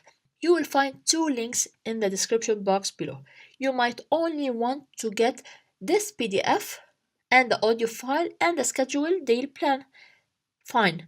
You can click on the first link below. But if you want the PDF files of the whole channel and the future PDF files, so whenever I upload a new video, I will put the PDF file of that video in the folder that you will receive. If you want all these files and not just this file, then you click on the second link. But wait, I'm not done. I have to explain to you how to use these PDF files. How can you use these PDF files and the audio file? First of all, when you receive the audio file, you should listen to the audio and repeat what you hear. So you listen to the sentences being said and then you repeat them. And I recommend that you record your voice and then listen to it for any misspelled word. You will know, you will notice yourself when you record your voice. This is for the audio file.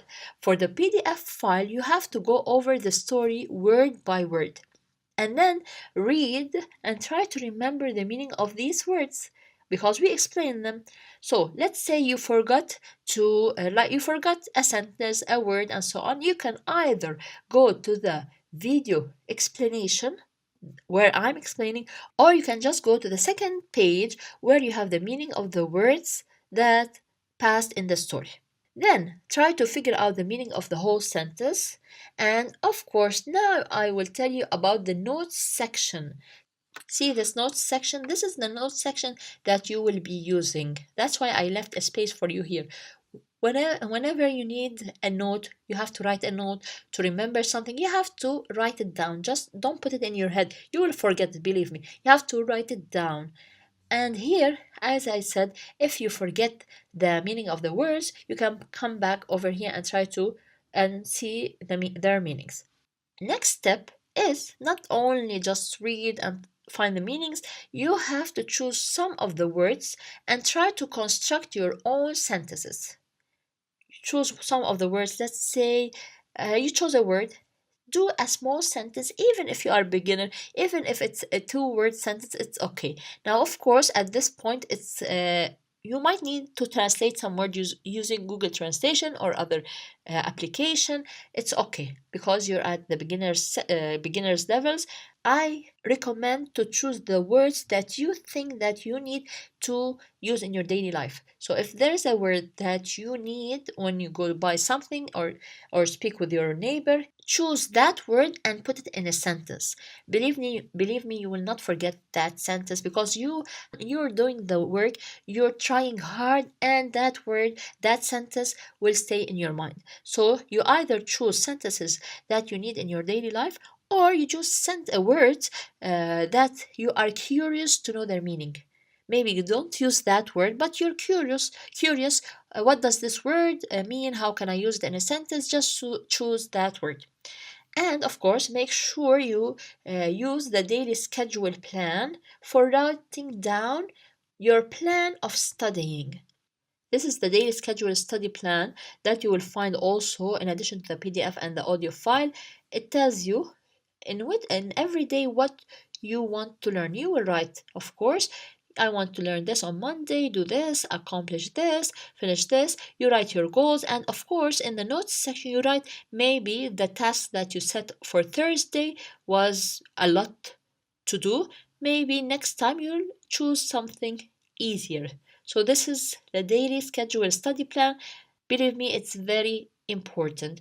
It will help you see your progress through time. Of course, when you receive it, you can use it either on the computer or just print it out several times and put the week over here.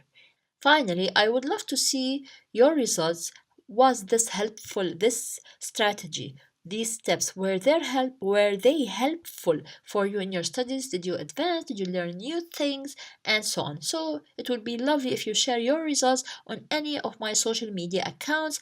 The last slide in this video will be the English translation of the story, the same way I translated it.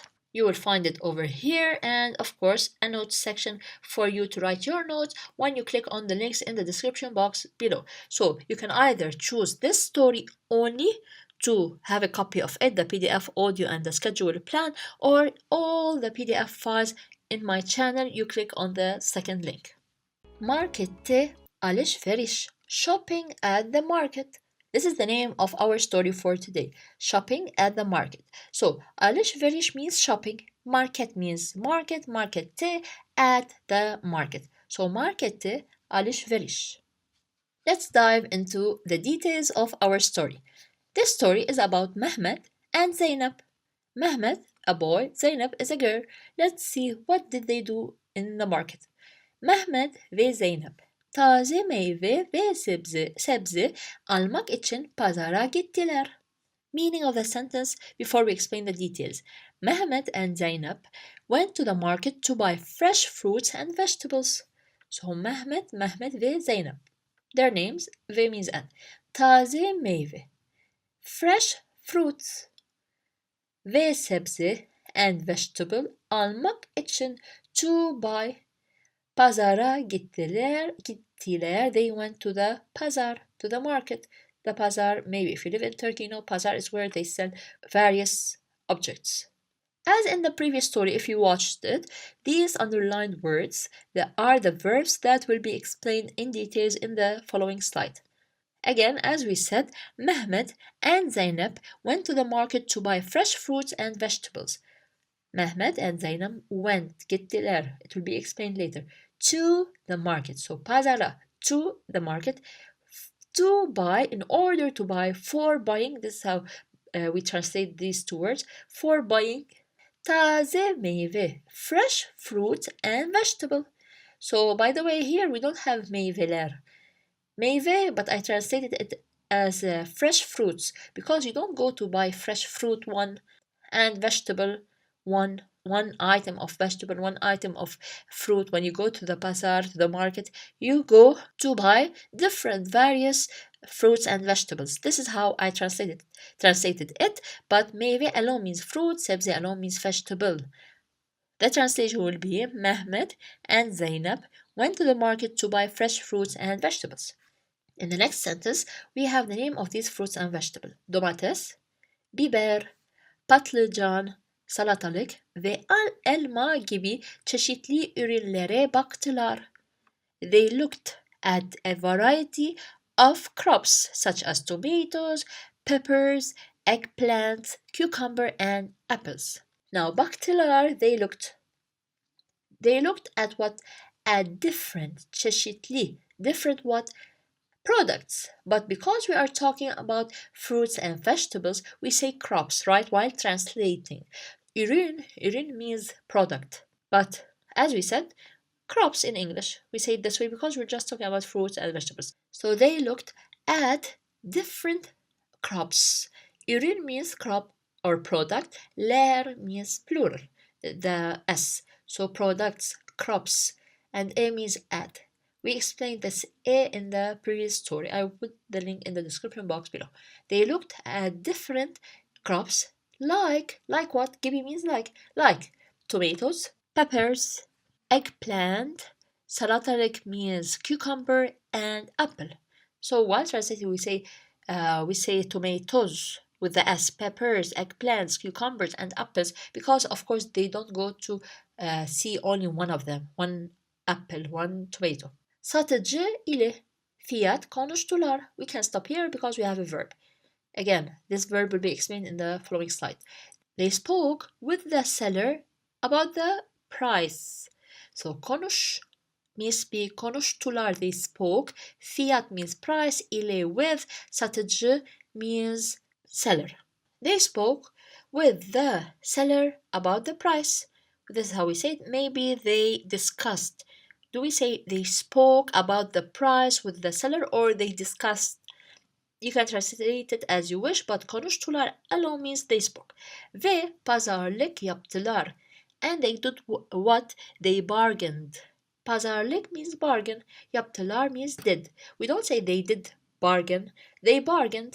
They started, let's say, telling him, no, this is expensive. Let's take with this price and so on. This is pazarlık. Sonunda at the end istedikleri ürünleri uygun fiyata aldılar. At the end, or we can also say finally. Let's say the meaning. Finally, they got the products they wanted at an affordable price. So finally, they took. Aldılar means took. We can say also they got. So finally, they got what? The products, the crops, also the products that they wanted at what? At an affordable price. Now let's explain each word because there might be some difference in meaning. Sonunda, as we said, at the end or finally. İstedikleri, the things that they wanted. So istedikleri, the things that they wanted. Ürünleri means, as we said, products or crops. Uygun means suitable. As alone, uygun means suitable.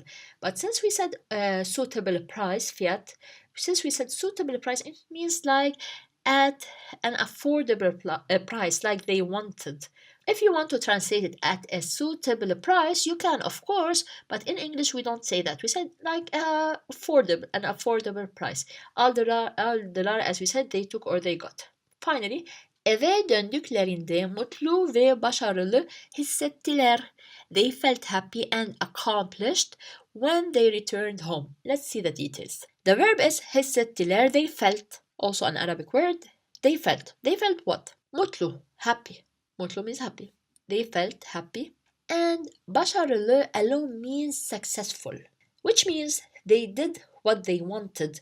They chose their fresh fruits and vegetables with their affordable price. So they were successful in that. Now, how you want to translate it? You can translate it.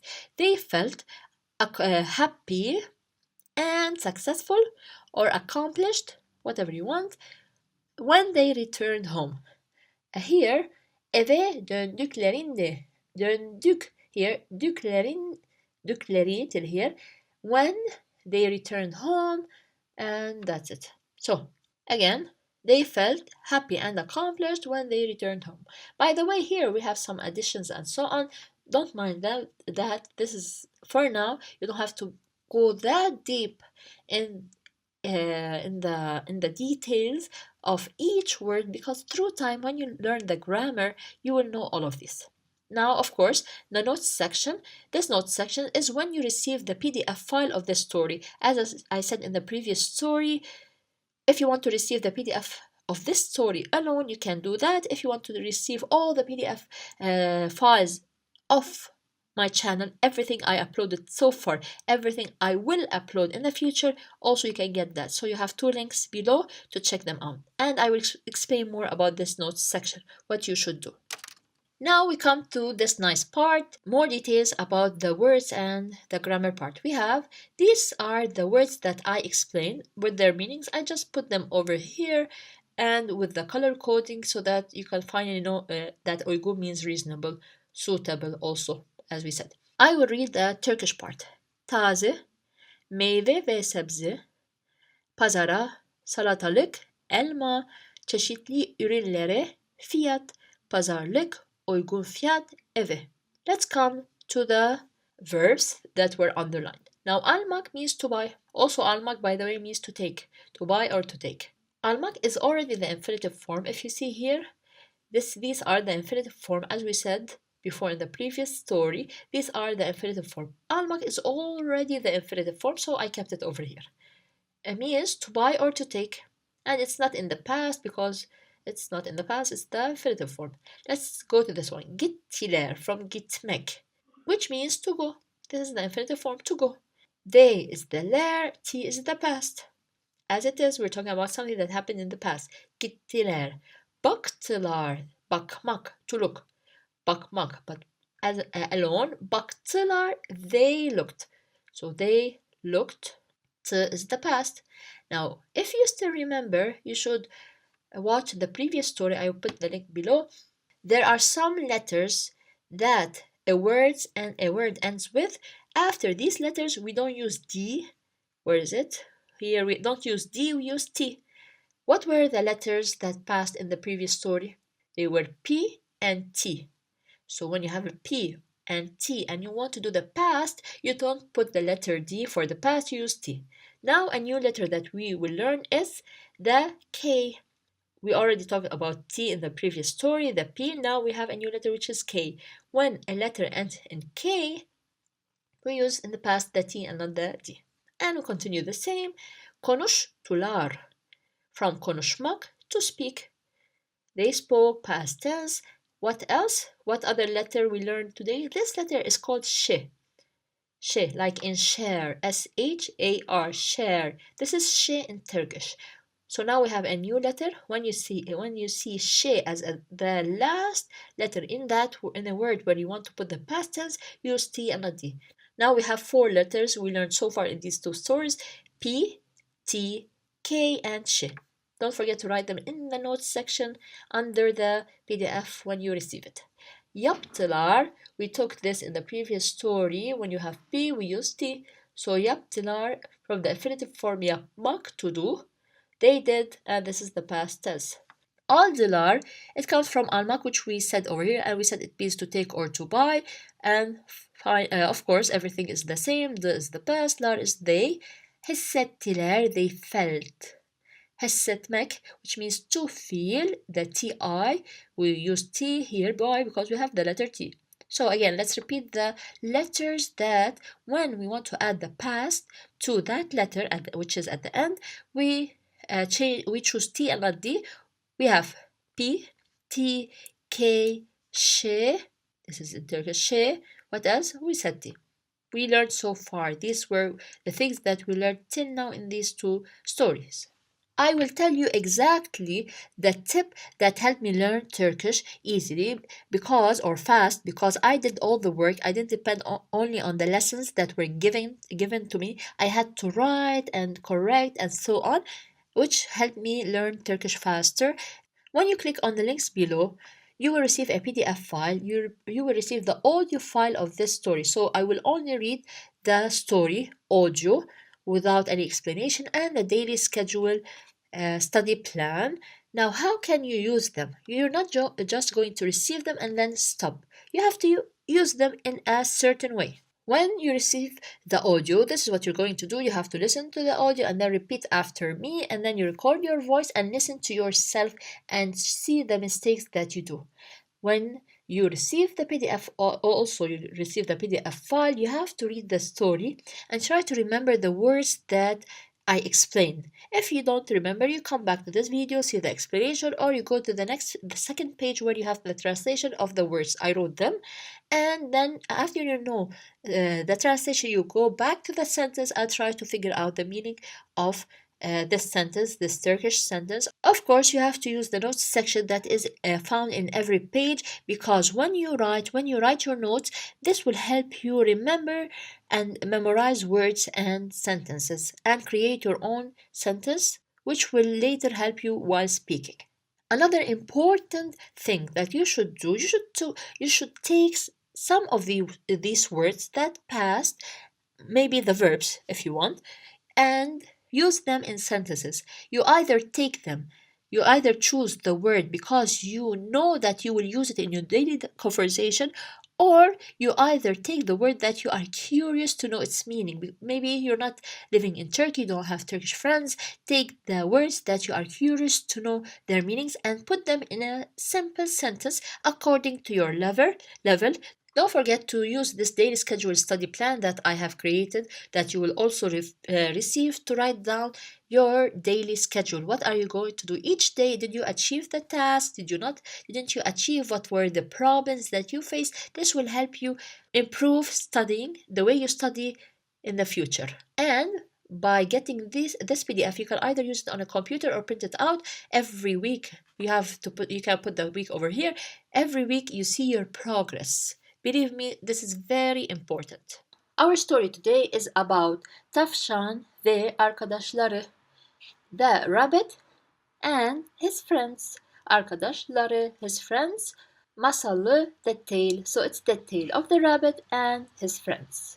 As you know, at the end of each story, we learn a certain advice. They give us an advice which is very nice and important in our daily lives. Also, it can be applied in our daily lives. And at the end of the video, as usual, I will put some Turkish words that you will try to remember their meanings. They pass in the story. And also, I will put the English translation of this story. Uzaklarda bir ormanda bir tavşan ve arkadaşları mutlu mesut yaşıyorlardı. Meaning of the sentence: in a forest far away, a rabbit and his friends lived happily. So uzaklarda, far away from the word uzak. Uzak means far. Uzaklarda, far away. Bir ormanda, in a forest, orman. Bir tavşan, a rabbit ve arkadaşları and his friends mutlu mesut yaşıyorlardı, used to live happily. So mutlu mesut, both of them means happily. Yaşıyorlardı, they used to live. We can say also lived. So it depends on the translation to English. This word comes from yaşamak, to live. The ıyor is the şimdiki zaman present continuous tense. Lar is the plural. The is the past tense. So they used continuous. They used to live in the past. Günlerden bir gün avcılar köpeklerini alıp ormana geldiler. One day the hunters took their dogs and came to the forest. Günlerden bir gün. A day from these days, from days. So we say one day. We don't translate it as a day from days. No, one day. Avcılar, the hunters, köpeklerini alıp, they brought their dogs, ormana geldiler, and came to the orman, to the forest. So köpeklerini, their dogs. Alıp, almak, to bring or to buy, but here it means to bring. Geldiler, they came to the forest. Now here, so many times I've explained this up because we have two actions. Instead of saying aldılar ve geldiler. We say alıp and we put the ending diler at the end and we remove the word ve. Gittikçe yaklaşan köpek sesleri tavşanı ürkütmeye başladı. Meaning of this sentence is the sounds of the dogs approaching more and more began to frighten the rabbit. So gittikçe yaklaşan köpek. So the dog that were approaching. Yaklaşmak, to approach. Yaklaşan, also I've mentioned this on and before. It means the one who is doing the action. So the dogs are approaching. So the approaching dogs, gittikçe here means with time. So they are approaching with time more and more. Köpek sesleri, the voice of the dogs that are approaching. So this is how it is now. The voices of the dogs of course plural. The dogs that are approaching tavşanı ürkütmeye başladı. Started to frighten the rabbit. So the rabbit. Başladı. From başlamak, to start. Başladı in the past. Started. Ürkütmeye. From ürkütmek, to scare. Ürkütmeye başladı. Started to scare. Tavşan korkudan ne yapacağını şaşırmış halde ormanda sağa sola koşmaya, arkadaşlarından yardım istemeye başladı. Meaning of this sentence, 3 lines, almost 3 to 2 lines, it means that the rabbit began to run left and right in the forest, asking for help from his friends. And he was afraid what to do. So tavşan korkudan ne yapacağını şaşırmış halde. Şaşırmış halde means in astonishment. So he was astonished. Ne yapacağını, what should he do? From fear. So the rabbit was astonished, was surprised, let's say in a negative way. What he should do from korku, from fear. So from fear, the rabbit, what should he do? He was astonished, he was surprised, didn't know what to do. Ormanda sağa sola koşmaya. So he started to run, koşmak, to run, koşmaya. He started to run left, to the right in the forest. Arkadaşlarından yardım istemeye başladı. He wanted to start help, yardım, help arkadaşlarından from his friend. But of course we don't say he wanted to start help from his friend. We say he was asking. İstemeye means here asking. He started to ask for help from his friends, arkadaşlarından, from his friends. Atın yanına gitti. He went next to the at, the horse. So atın yanına, noun complement, gitti, he went. He went next to the horse and he told him this sentence. Dedi means he said the following. Lütfen bana yardım eder misin? Please, can you help me? So please, bana, to me, yardım etmek, to help, missing the question. So please, can you help me?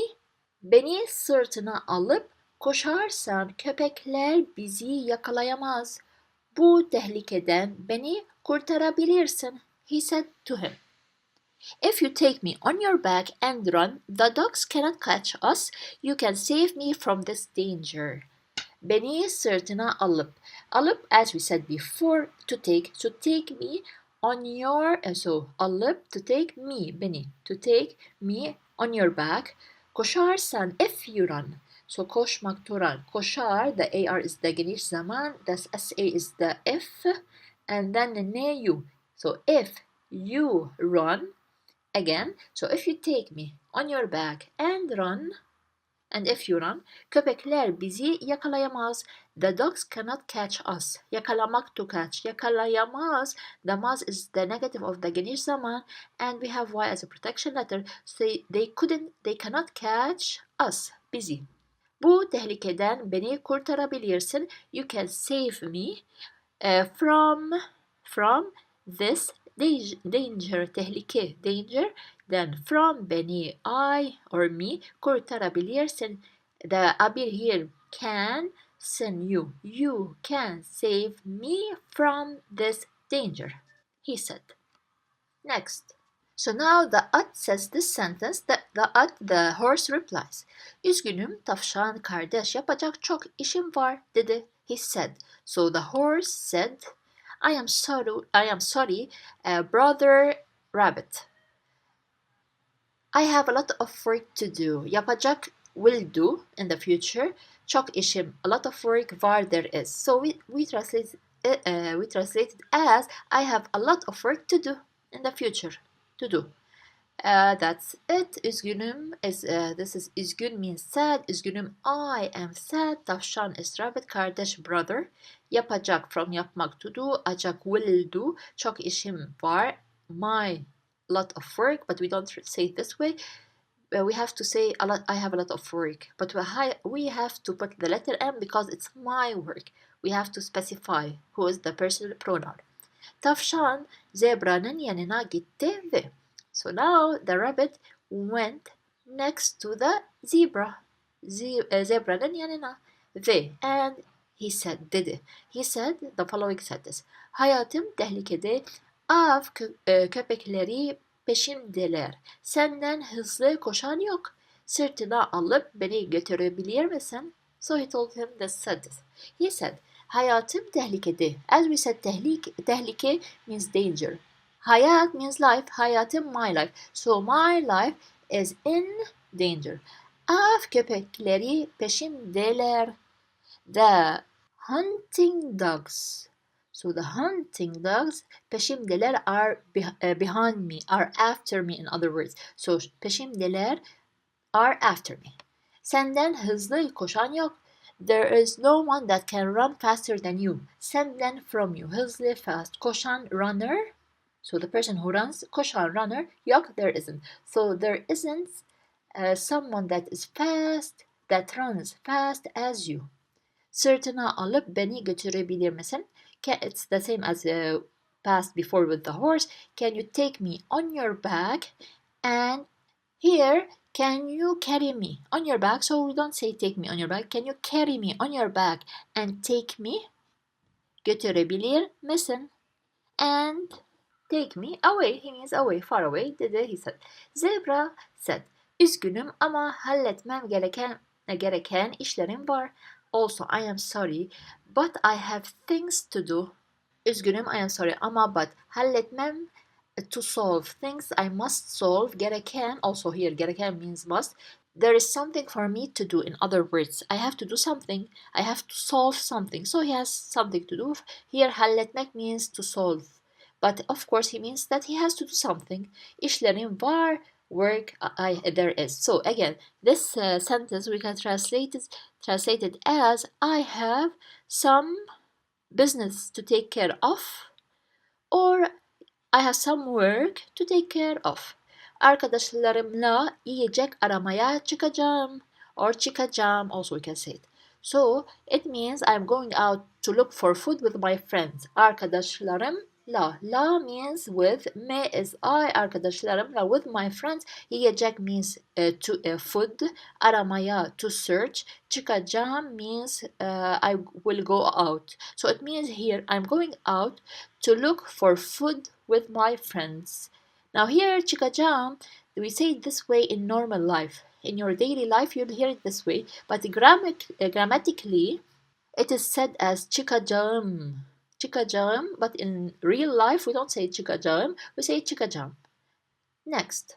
By the way, if you want to receive the PDF form of this story and the other stories that I have on my channel, then check out the link in the description box below to receive the PDF of these stories, of other videos that I have on my channel, plus the scripts of the videos, the movies that I'm doing on my channel.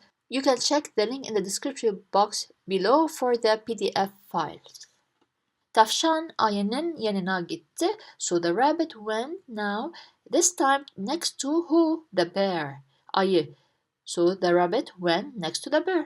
Ayı da bahaneler üreterek. The bear also producing what? Bahane, excuse. So it means that the bear also made excuses. Üreterek means producing, but we don't translate it this way. So the bear also made excuses. Üzgünüm, yardım edemem dedi. He said, I am sorry, I cannot help you. Edemem. Here the me is negative. Me here is for I. I cannot help you. Yardım etmek to help. Edemem, I cannot help you. So he told him, I'm sorry, I cannot help you. Tavşan Ceylan'ın yanına gitti. Now the rabbit went next to the gazelle. Ve what did he tell him? Çok hızlı koşarsın. Beni bu av köpeklerinden kurtarabilir misin? Dedi. So this time the rabbit asked the gazelle. He told him, you run very fast. Çok hızlı, very fast. Koşarsın. You run from koşmak. AR is the geç zaman. Beni bu av köpeklerinden kurtarabilir misiniz? Can you save me? So kurtarmak, to be saved. Me is the question. Sin you.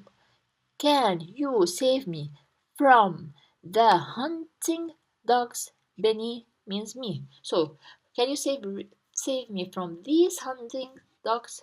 The ceylan said, maalesef, unfortunately, avcılar beni görürse peşime düşerler.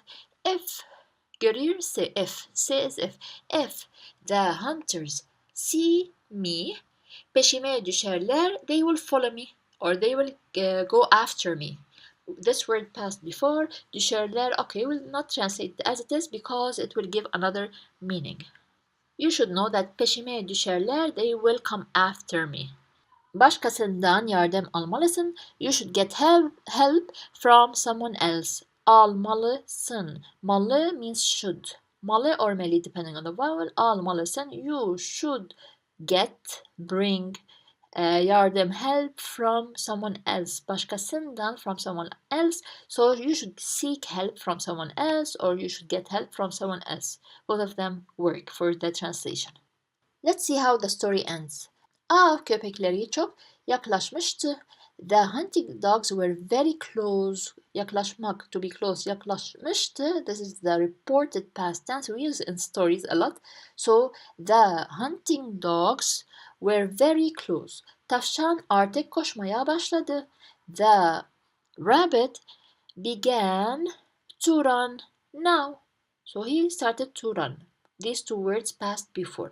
Önünde uzun otlarla dolu bir tarla gördü. Let's stop here.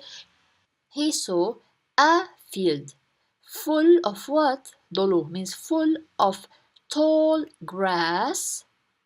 Önünde, in front of him. So he saw in front of him a field dolu full of tall grass, uzun. Ve tarlanın içine. So A should be here.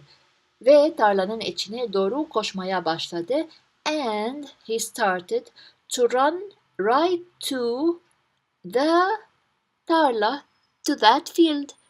So, and started running into the field. So, içine means inside, doğru means right. So, directly, he started to run directly to that field. This is what they want to say.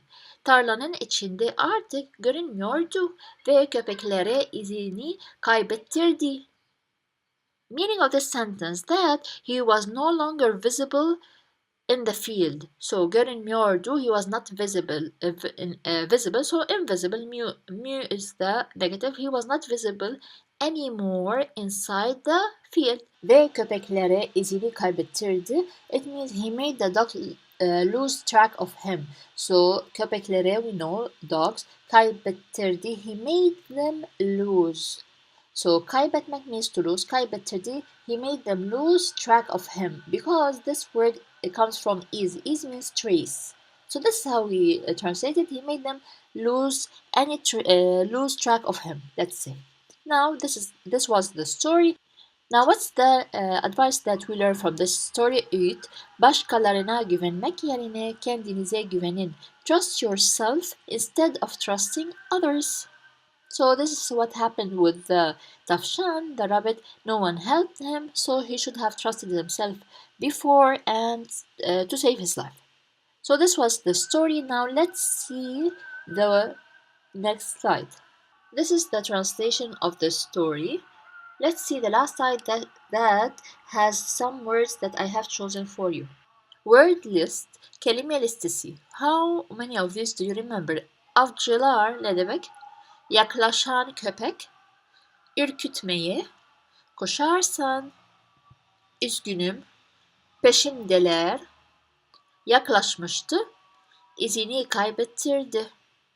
Today our story is called Aptal Eşek Masalı, the tale of the stupid donkey. So aptal is stupid and eşek is donkey. Masal, as you know, it's tale, the tale of the stupid donkey. As usual, I will be reading the text. It's a very short story. I will explain each word and the sentence meaning of the sentence. Also pay attention to the explanation because at the end of this video I will put some words from this story to check if you remember them, and if not, try to return to the story to check them again. Plus, I will read the story at the end of the video full without any explanation. So first with explanation, then without an explanation, I'll read it one time. Our story begins over here. Bir zamanlar bir adam eşeğine bindirdiği tuz torbalarını her gün pazara götürüp satardı. Meaning of the first sentence before we explain every word. Once upon a time, a man used to sell bags of salt on his donkey every day in the market. So bir zamanlar, it means it passed before in one of the stories. It means once upon a time. Bir adam, a man, eşeğine bindirdiği tuz torbalarını her gün pazara götürüp satardı. Eşeğine bindirdiği tuz torbalarını. Tuz torbalarını means salt bags. Bindirdiği means from binmek. Binmek to put on, to go up, ride a bus, but here of course it doesn't mean that. It means that he puts them on the donkey. So he's putting the salt bags on the donkey. Her gün, every day, pazara, to the pazar, to the market they mean here by pazar, götürüp, he takes them, we're talking about the salt bags, he takes them, satardı, and used to sell, from satmak. So here her gün, as we said, every day, pazar, yes, market, pazara, to the market. So the a is to, götürüp, so from götürmek, to take. The up here, we explained it several times because we have two actions or two verbs. He used to take and used to sell, satmak. Satmak, to sell. The AR here means the geniş zaman. The geniş zaman is something that you do habitual. When you do something habitual, always you use the geniş zaman. The is the past. He used to sell, he used to take, and he used to sell. Now, instead of saying here, over here, we said two action, two verbs. Instead of saying götürdü ve satardı, we replaced this do, the past, and the ve with up. We explained this several times. Also, you can check the explanation in the previous story. Bir gün yolda bir dereyi geçmek üzereyken eşeğin ayağı kaydı ve aniden dereye yuvarlandı. The meaning of the sentence: one day when he was about to cross a stream on his way, the donkey slipped and suddenly fell into the stream. Bir gün, a day, yolda means on the road.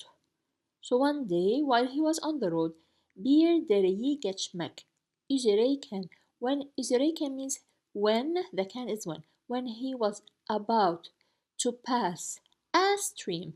So here we have a stream.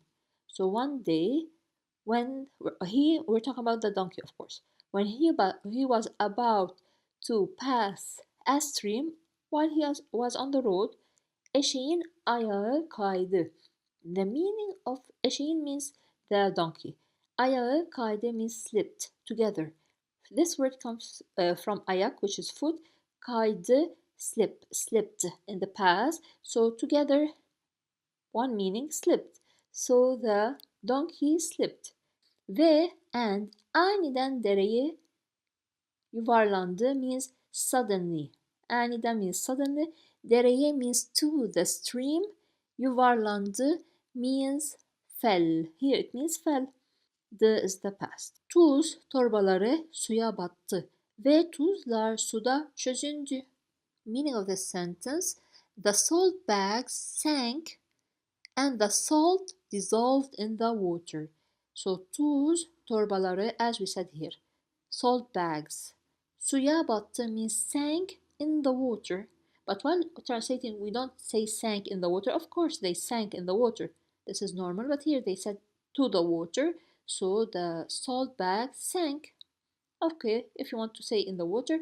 Ve and tuzlar suda çözündü and the salts dissolved where in the water. So here means water and da means in. By the way, da means in, on, at, depending on the meaning of the sentence I translated. So we say that the salts dissolved in the water. That's why I said in and not on.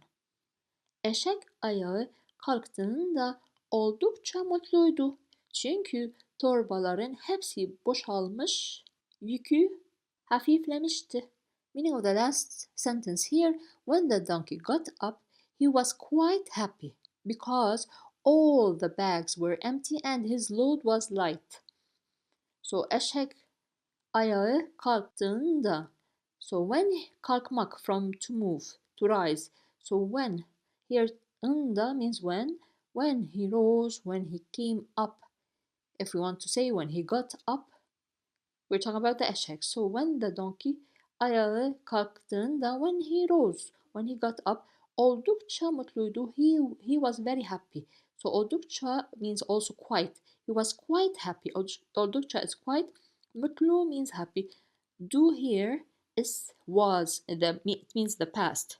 So he was happy. What's this? Why? It's a protection letter. Why do we have a protection letter?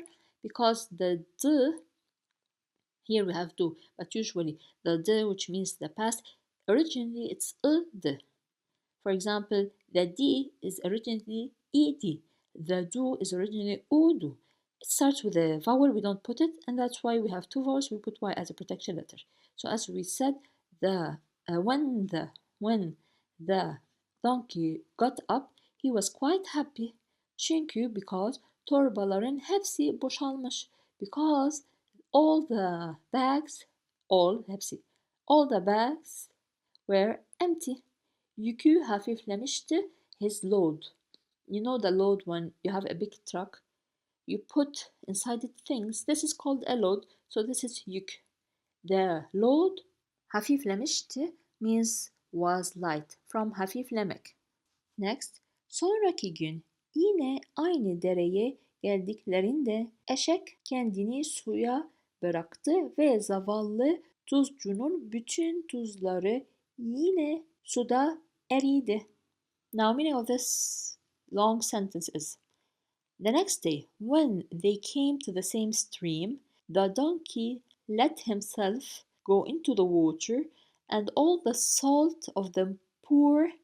Now, the poor, I will talk about this one. The poor tuzucu melted in the water again. So here, tuz means salt.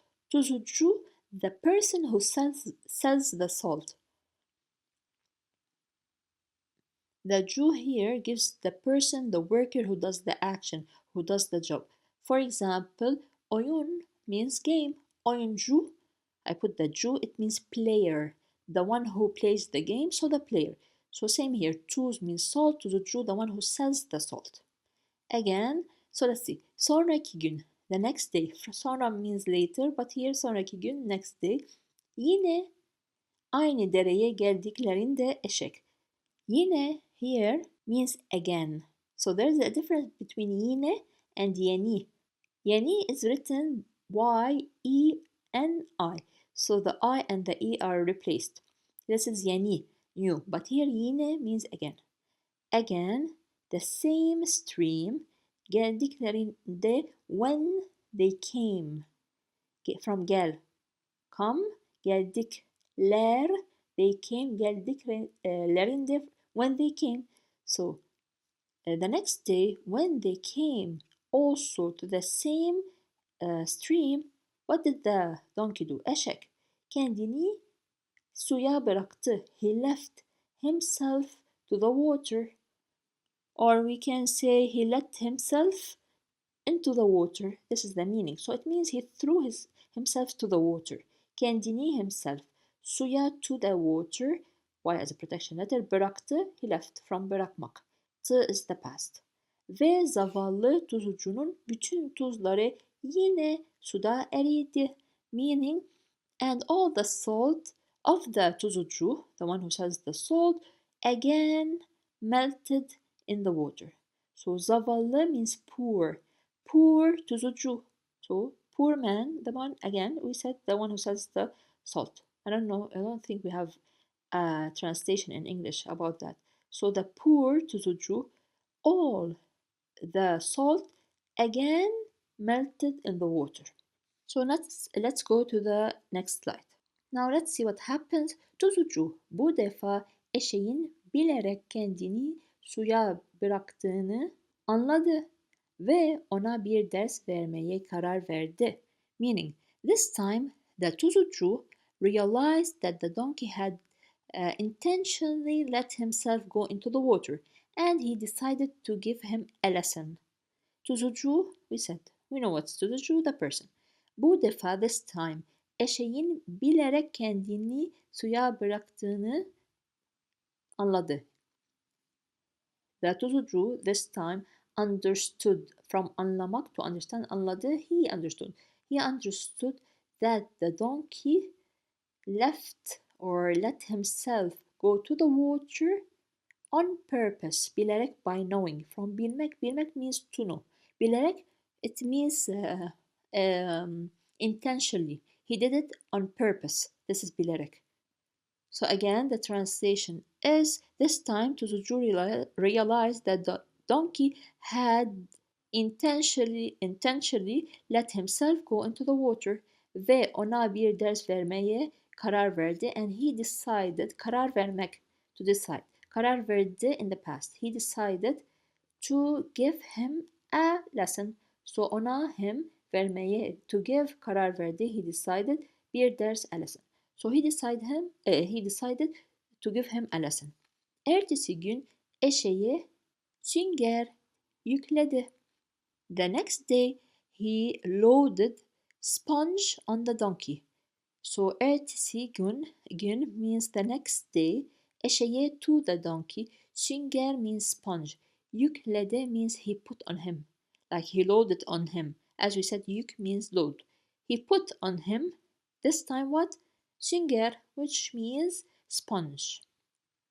Eşek, süngerin tuz çuvallarına göre daha hafif olmasından dolayı dereye gelene kadar güle oynaya zıpladı. Meaning, the donkey jumped happily until he came to the stream. Because the sponge was lighter than the salt sacks or the salt bags. So the donkey dereye gelene kadar, until they reached to the stream. So dereye, to the stream. Gelene kadar, kadar. Kadar means until. Gel means come. So the donkey güle oynaya zıpladı. He jumped happily. So oynaya zıpladı. Zıpladı means jumped. Oynaya, like he's playing. Güle, he's happy. So he jumped happily until until they reached to the stream. Because, dolayı means because. Yes, because süngerin tuz çuvallarına göre, according, or the sponges, according to the salt sacks or the salt bags, was lighter. Daha hafif means was lighter.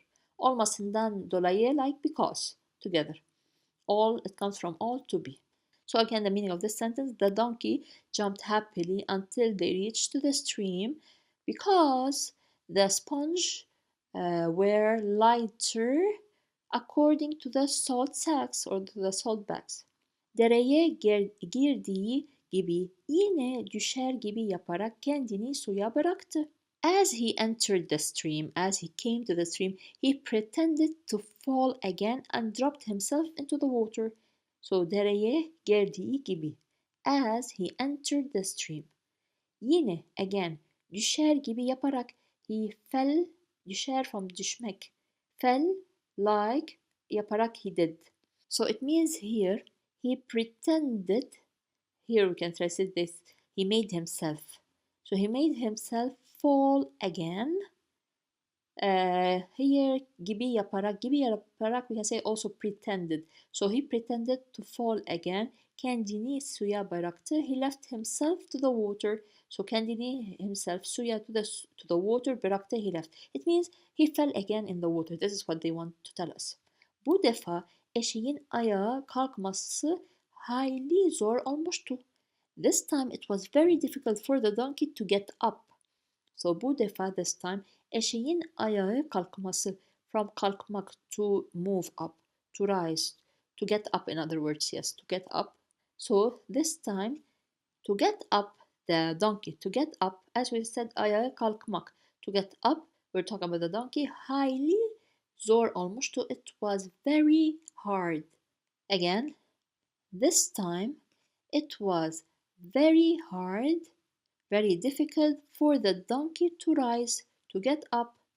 Çünkü eşeğin üstündeki süngerler suları çekmiş ve çok ağırlaşmıştı. Because the sponges on the donkey had absorbed the water and became very heavy. Because eşeğin üstündeki süngerler, the sponges above the donkey, üst means above, üstündeki, those who are above, we're talking about the sponges.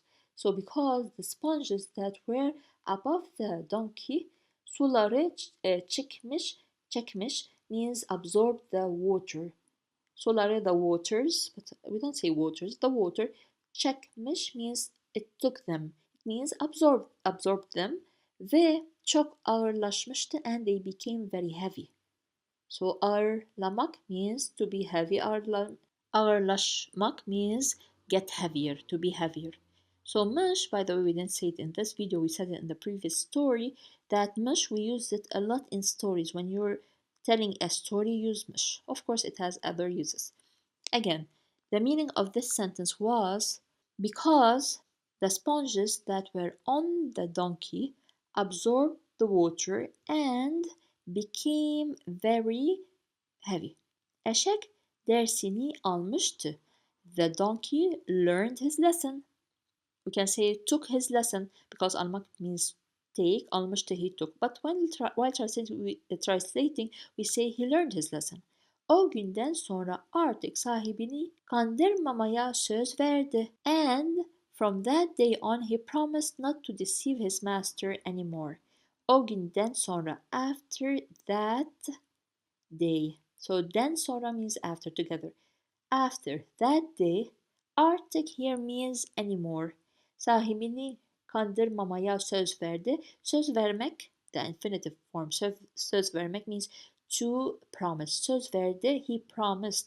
So after that day, they didn't say the donkey. He promised here not to deceive his owner anymore. Artık anymore sahibini here ne as a protection letter, his master. Kandırmamaya means not to deceive. It's from kandırmak, to deceive. Kandırma, this ma is the negative and this is the ma of the verb. Last sentence, tutucu ile eşeği mutlu mesut yaşamaya devam ettiler. The tutucu, we know what's tutucu now, and his donkey continued to live happily. So tutucu, the person who sells the salt, ile, with his donkey, mutlu mesut yaşamaya devam ettiler. Devam ettiler, they continued, from devam etmek. Devam etmek means to continue. Ettiler, they continued. The ti here is the past. So the tutucu and his donkey, we can say this as and, continued to live, yaşamaya. To live, mutlu mesut, both of them means happily. Mutlu means happy, mesut means happy. So happily, they lived happily From now on. Okay, this is the sentence. So before I continue what I have to do, of course, you know by now that I have 5 Turkish stories that I explain in more details than that, more grammar details. They are 9 hour long. You can check the link below to get a copy of them. So you will benefit more if you're finding it hard to understand Turkish stories while reading. Now, let me read the story again without any translation, then I'll tell you about the words. Let me know if you remember them. Let's start with the reading part first. Bir zamanlar bir adam eşeğine bindirdiği tuz torbalarını her gün pazara götürüp satardı. Bir gün yolda bir dereyi geçmek üzereyken eşeğin ayağı kaydı ve aniden dereye yuvarlandı. Tuz torbaları suya battı ve tuzlar suda çözündü. Eşek ayağa kalktığında oldukça mutluydu. Çünkü torbaların hepsi boşalmış, yükü hafiflemişti. Sonraki gün yine aynı dereye geldiklerinde eşek kendini suya bıraktı ve zavallı tuzucunun bütün tuzları yine suda eridi. Tuzucu bu defa eşeğin bilerek kendini suya bıraktığını anladı ve ona bir ders vermeye karar verdi. Ertesi gün eşeğe sünger yükledi. Eşek süngerin tuz çuvallarına göre daha hafif olmasından dolayı dereye gelene kadar güle oynaya zıpladı. Dereye girdiği gibi yine düşer gibi yaparak kendini suya bıraktı. Bu defa eşeğin ayağa kalkması hayli zor olmuştu. Çünkü eşeğin üstündeki süngerler suları çekmiş ve çok ağırlaşmıştı. Eşek dersini almıştı. O günden sonra artık sahibini kandırmamaya söz verdi. Tuzcu ile eşeği mutlu mesut yaşamaya devam ettiler. This is the translation of the story. Of course, as I said, if you like to take notes, get a copy of this file and the other stories that I have explained before, plus other videos, of course, lifetime access, and I will be adding to the link that you receive more and more PDF files. Now let's see if you remember these words that passed in the story. The meaning. Torba, what does it mean? Tell me in the comments section how many did you get right. Üzereyken, kaydı, hafiflemişti, karar verdi, and we have the last word, sünger. Our story is about these two animals, alakarga ile kartal, masalı, the tail. So masal means tail, masalı, the tail of alakarga, which is the J, with, and we can also say ile means and, kartal, the eagle. So let's move to the beginning of the story. The story is not long at all, but it is nice. As in the previous Turkish stories, there is always a lesson to learn from these kids' story. It's okay, we can learn from kids' stories because they are easy and helpful. And with time, you will start reading more advanced stories. So let's start. I will first read the story, explain each sentence, and then the next part will be reading the story as a whole without any explanation, and then you will see the words that I've mentioned before at the beginning of this video. So let's start.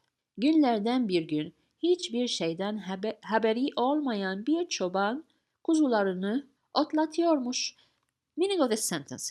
First, before explaining each word. One day, a shepherd who was unaware of anything was grazing his lambs. So günlerden bir gün. A day from these days. Of course, in English we don't say that. We say one day. Hiçbir şeyden haberi olmayan bir çoban. We're talking about a shepherd who was unaware of anything. So here, hiçbir şeyden from anything at all.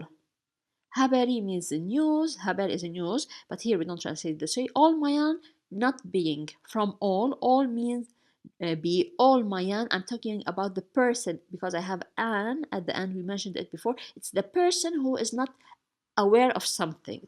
So again, a shepherd who was what? Unaware of anything. Kuzularını otlatıyormuş. He was grazing his kuzu. Kuzu means kuzu alone means lamb. Kuzularını, his lambs. As we said, otlatıyormuş means grazing, like maybe walking, making them move in the field, eating and so on.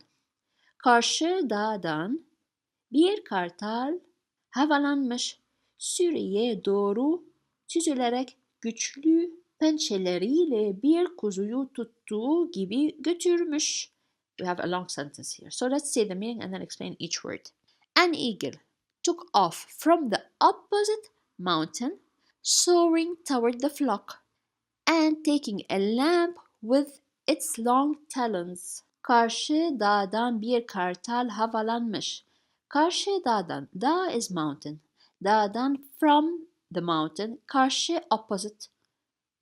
Let's continue. Bir kartal, an eagle, havalanmış means took off.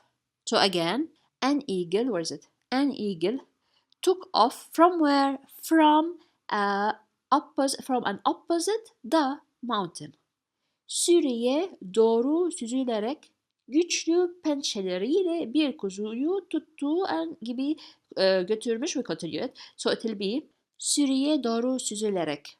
Here it means towards, or süzülerek first of all means soaring or rising. Rising towards the flock. The flock, we know, the group of sheep, or we have here lambs that are being grazed. So güçlü pençeleriyle, strong talons, the talons, the nails of the eagle, so we call them talons, with his strong talons. Why do we say with? Because we have here le. Pençe means the talon one. Pençeleri, his. Ler here, of course, you know that plural. His talons, or its talons, the eagles. Ile here is with. Why do we put Y as a protection letter? This is Y as a protection letter because le, originally it's ile, I-L-E. But we don't use the I here when we attach the words, so we put Y as a protection letter because here also we have a vowel. Again, rising above the flock with his strong talons, bir kuzuyu tuttuğu gibi götürmüş. Taking a lamb, and that's it. So bir kuzuyu tuttu. Tuttu means like tutmak, to grab.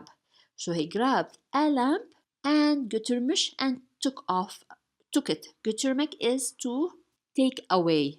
So götürmek, the infinitive form is take away. Götürmüş, he took away. Of course, while translating each word, I will tell you the meaning. But don't forget that when I say the meaning of the whole sentence, there will be some changes because, as you know, we don't translate the sentence as it is to the English sentence. The Turkish sentence isn't translated directly or the same as in the English sentence. We have to do some changes because sometimes when we translate it as it is, it doesn't make sense because some words give several meanings. So again, let me say the meaning of this sentence. An eagle took off from the opposite mountain, soaring towards the flock, and taking, götürmüş, and taking a lamb with its strong talons. Okay, by the way, I didn't mention that. If you're like me, you like to take notes, you want the file ready, any file, whether it's a Turkish lesson or something else, you love having the files ready and just write notes beside the words or sentences. I have this file and other stories files, the PDF of this file, this video, and other stories ready for you to use them. I will put the link in the description box below.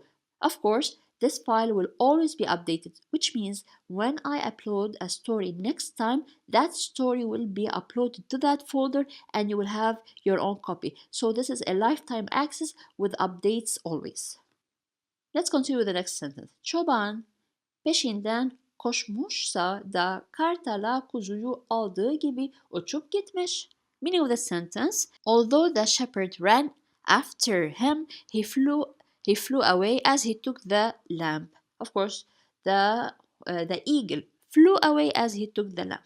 So çoban peşinden koşmuşsa, çoban, shepherd, peşinden, after him, we're talking about after the eagle, he ran, koşmuşsa. So although he ran, here we translate it this way: although he tried, the shepherd ran after him, koşmuş means ran, after him, peşinden, da kartla kuzuyu aldığı gibi uçup gitmiş. The meaning of this whole sentence: the eagle flew away as he took the lamb. So, kuzuyu aldığı gibi, as he took the lamb, uçup, he flew, gitmiş, he went. We've mentioned this before. Why do we put it? Let me repeat it one more time. When we have two verbs, uçmak, to fly, gitmek, to go. So when I want to put two actions, instead of saying uçmuş ve gitmiş, I just put up and I put the ending in the second verb. So this is it. So again, let's repeat the sentence. Of course, keep in mind that you cannot translate each word alone. I can give you the meaning of each word, each Turkish word, but when we translate it to English, some changes happen. So the translation of this word is: although the shepherd ran after him, the eagle flew as he took the lamb. Kartalın kuzuyu kaptığı gören alakargayı bir heves almış. Now, the meaning of the sentence: seeing the eagle snatch the lamb, the jay was enthusiastic. So, kartalın kuzuyu kaptığı gören. The gören, it comes from görmek, to see. Gören, the one who sees. Now, we're talking about the jay. So, it means seeing the eagle snatch or take, like kaptı means like he took him, he snatched him, he took him with his talons and went up and flew. So seeing the eagle snatch the lamb, that jay, alakargayı, that jay bir heves almış, was enthusiastic. So he wanted to do something. Ben de kuşum, benim de kanatlarım var. What did he say to himself? I am a bird too, I have wings too. So ben de, me too. De here means also, too, T-O-O. Kuşum, a bird. Kuş means bird. Kuşum, I am a bird. So I am a bird too. Benim de kanatlarım var. I have wings too. So I own. Here we said ben. I am a bird too. Here I own, benim. So I also own. I also have, if you want to say, I also have, because var means have. Kanatlarım, kanat means wing. Wing, yes, one wing. Kanatlarım, my wings. So I have wings too. Kartal gibi kuzuyu kapıp götürmez miyim demiş. He said.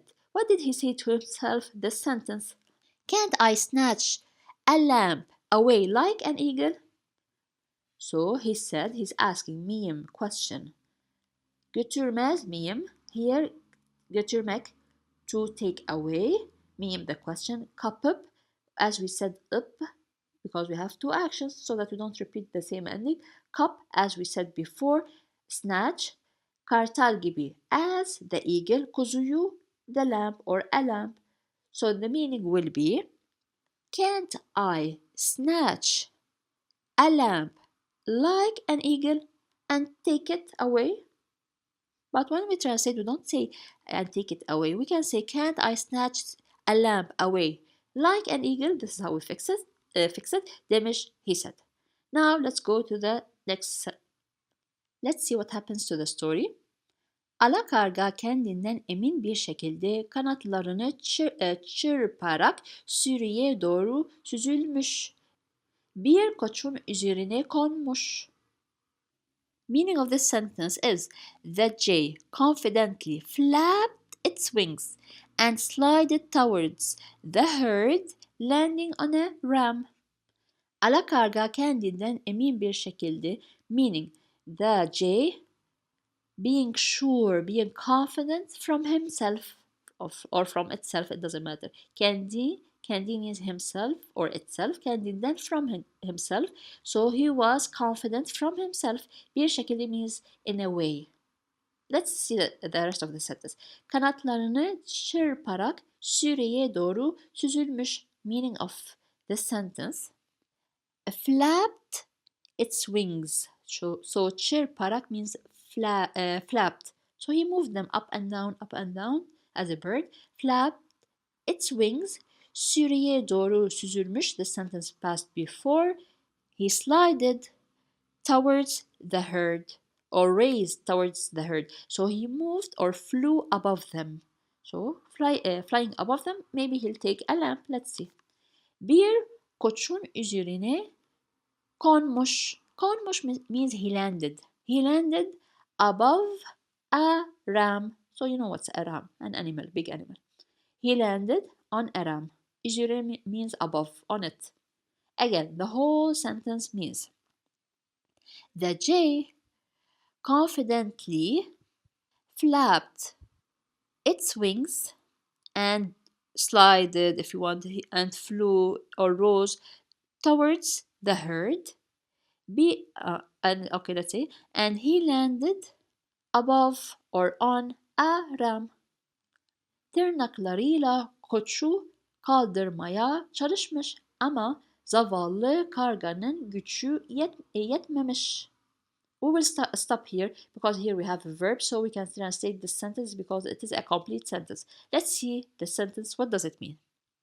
He tried to lift the ram with his nails, but the poor J was not strong enough. So tırnak means nail. Tırnaklar, nails.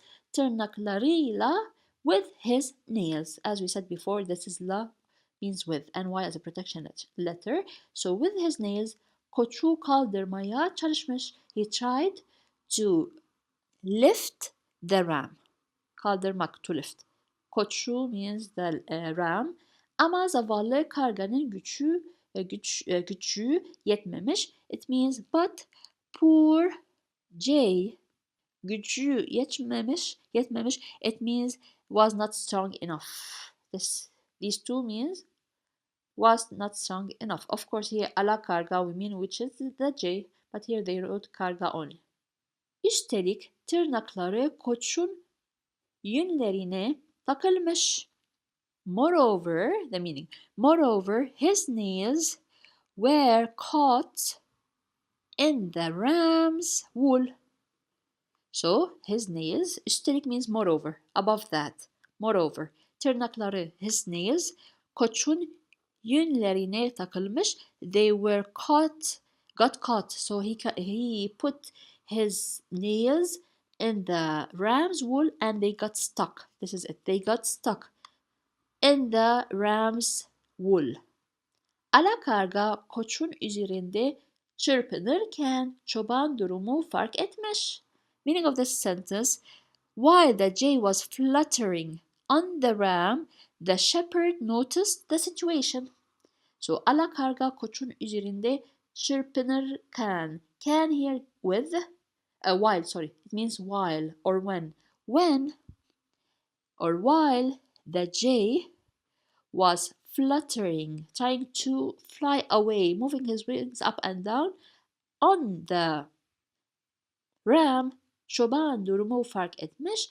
The shepherd noticed. So fark etmek, to notice. Fark etmiş, he noticed the situation, durumu. Of course, I've mentioned that before. When do we use mish or mush, it depends on the vowel. We use them mostly, one of the uses is when we're talking or in kids' stories like this. We have like animals talking and so on. Like in kids' stories, also another situation is when we're talking, I'm reporting something to you that you have not seen. So I use the mish. Let's continue. Yahu, alakarga sana ne oluyor? Kendini kartal mı sandın? Meaning of the sentence. What's wrong with you, Jay? Did you think you were an eagle? So Yahoo, it's an expression. It's like in English, huh? Something.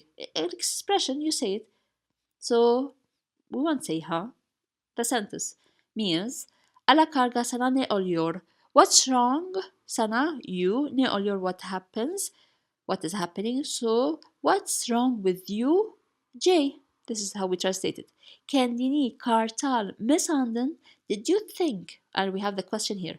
Did you think you yourself an eagle? Now here sandın comes from sanmak, to think. Sandın, the is the past, ne is you. So, did you think? And we have the question here. And by the way, I don't know if you know that, why do we put sometimes the question in the middle? And while learning grammar, we put the question at the end of the sentence. Usually, it should be at the end of the sentence. This is the grammar that we study usually. Why sometimes do you see it in the middle of the sentence? And why also do you hear people, while speaking, use it also in the middle of the sentence? I'll give you the answer. Because you already know the answer. So here the shepherd already knows that the J is not an eagle.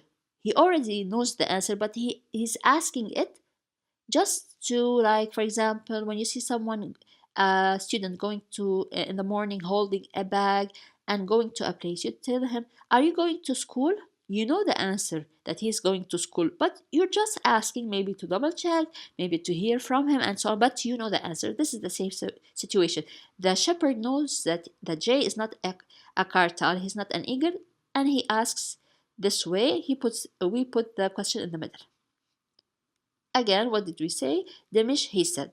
So what did the shepherd say? He said, what's wrong with you, Jay? Did you think yourself an eagle? Ala kargayı tuttuğu gibi kanatlarını bağlamış, akşam olunca evine götürmüş. Meaning, he grabbed the jay, tied his wings and took him home in the evening. Ala kargayı tuttuğu gibi kanatlarını bağlamış. Bağlamış means tied, to tie something. So he tied his wings as he took the jay.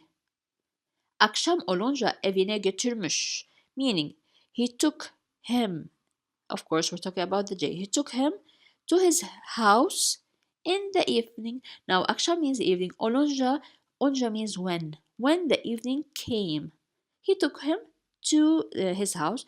While translating, we say he and took him home in the evening. But you know what we mean here, and you should know the meaning. We don't translate word by word. So the whole sentence, let's repeat this part. The whole sentence means, what's wrong with you, Jay? Did you think yourself an eagle? He said. He tied his wings as he took the jay and took him to his house in the evening. Çobanın yolda rastladığı çocuklar. Now here, this sentence, what did he tell the children? Or what did the children ask? Diye sormuşlar, they asked. So the children will speak now and ask. What did the children ask?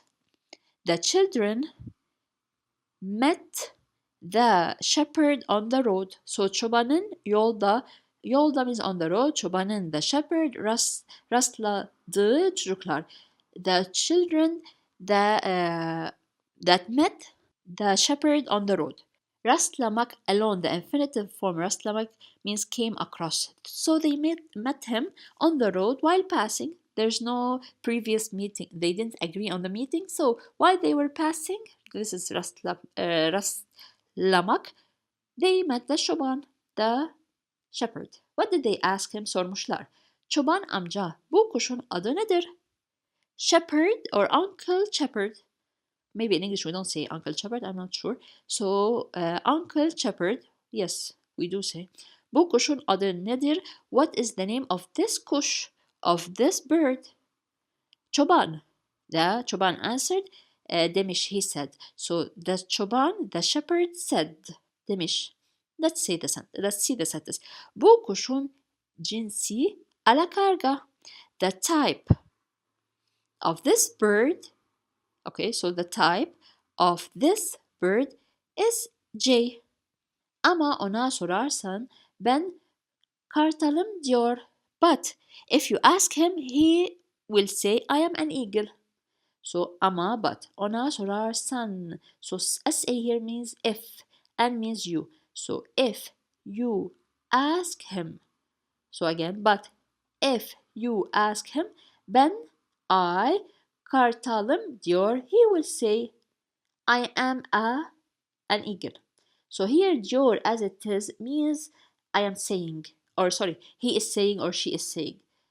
We don't translate it this way. We don't say but if you ask him, I am saying I am an eagle. So it's wrong. We don't translate this way. That's why we translate it in another way. By the way, this is şimdiki zaman, present continuous tense, also used for the near future. This is just a note in the grammar part. That's why we don't translate every word as it is. Diyor as it is, it means I am saying. But of course, the sentence will be. But if you ask him, he will say I am an eagle. Or he says I am an eagle. Demiş. This is we're talking about the çoban he said. So this was the story. In the next slide, you'll see the translation in English, and I will get to the part where I have the words. I want you to try to remember the meaning of the words. Let's read the story one more time without any explanation. Günlerden bir gün hiçbir şeyden haberi olmayan bir çoban kuzularını otlatıyormuş. Karşı dağdan bir kartal havalanmış, sürüye doğru süzülerek güçlü pençeleriyle bir kuzuyu tuttuğu gibi götürmüş. Çoban peşinden koşmuşsa da kartla kuzuyu aldığı gibi uçup gitmiş. Kartalın kuzuyu kaptığı gören alakargayı bir heves almış. Ben de kuşum, benim de kanatlarım var. Kartal gibi kuzuyu kapıp götürmez miyim demiş. Alakarga kendinden emin bir şekilde kanatlarını çırparak sürüye doğru süzülmüş. Bir koçun üzerine konmuş. Tırnaklarıyla koçu kaldırmaya çalışmış ama zavallı karganın gücü yetmemiş. Üstelik tırnakları koçun yünlerine takılmış. Alakarga koçun üzerinde çırpınırken çoban durumu fark etmiş. Yahu alakarga sana ne oluyor? Kendini kartal mı sandın demiş. Alakargayı tuttuğu gibi kanatlarını bağlamış, akşam olunca evine götürmüş. Çobanın yolda rastladığı çocuklar, çoban amca bu kuşun adı nedir diye sormuşlar. Çoban, bu kuşun cinsi alakarga ama ona sorarsan ben kartalım diyor demiş. So what do you think? In your opinion, should we play the role of other people or should we be ourselves? Let me know in the comment section below. Let's continue the next slide. So this is the translation of the story in English. Now let's go to the words. So let's see how many of these words can you remember? Let me know in the comment section below. We have otlatıyormuş. What does it mean? Kartal, kanatlarım, heves almış, süzülmüş, takılmış. Tilki ile leylek. Tilki, the fox ile. And leylek is this animal, which is the stork.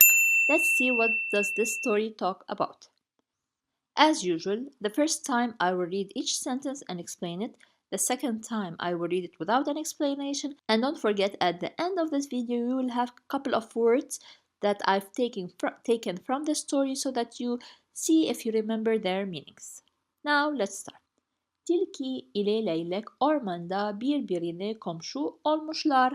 Meaning, the fox and the stork became neighbors in the forest. Tilki, fox, and the stork ormanda. Orman means forest, da in the forest.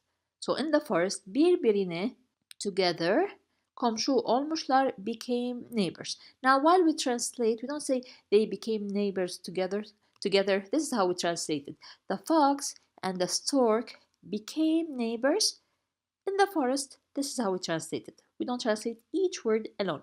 We don't have literal translation. Tilki misafirperver davranıp bir gün komşusu Leyla'yı yemeğe davet etmiş. Meaning of this sentence is the fox behaved hospitably if we say it this way. And one day he invited his neighbor the stork to dinner. Tilki the fox. Misafirperver is hospitably. Davranıp behaved. From davranmak to behave. Davranıp, the up we explained it in the previous story. When do we use it? Why don't you go back to that story and check it? Bir gün, one day, komşusu Leyleği, which is his neighbor Leylek. Now here the story. Komşu is neighbor. Komşusu, we're referring to the fox's neighbor. This is the u over here, the su together. Yemeğe davet etmiş. Davet etmek means to invite. Leylek to dinner or to food. Yemek, it comes from the word yemek. By the way, if you like the explanation and you find it beneficial, then I advise you to check the link in the description box below about the 5 Turkish stories that I explain in details with lots of explanation. They are 9-hour long. So the link is in the description box below. Let's continue. Lezzetli bir kurbağa çorbası yapmış. Meaning of the sentence is he did or he made a delicious frog soup. So lezzetli means delicious. Bir kurbağa çorbası. A frog soup. Yapmış, he did. Now yapmış comes from the verb yapmak, to do, but here we use mış, which is the reported past tense in Turkish. It does not exist in English. When do we use it? We use it, yes. We have several uses. One of them is when you're reporting something to someone, an event, an action that he didn't see, or like in stories, like what's happening over here. Çorbanın kokusu ormanı büsbütün sarmış. Meaning of this sentence, the smell of the soup completely surrounded the forest. So çorbanın kokusu, noun complement, the smell of the soup. Ormanı, the forest, büsbütün sarmış. Now sarmak means to wrap.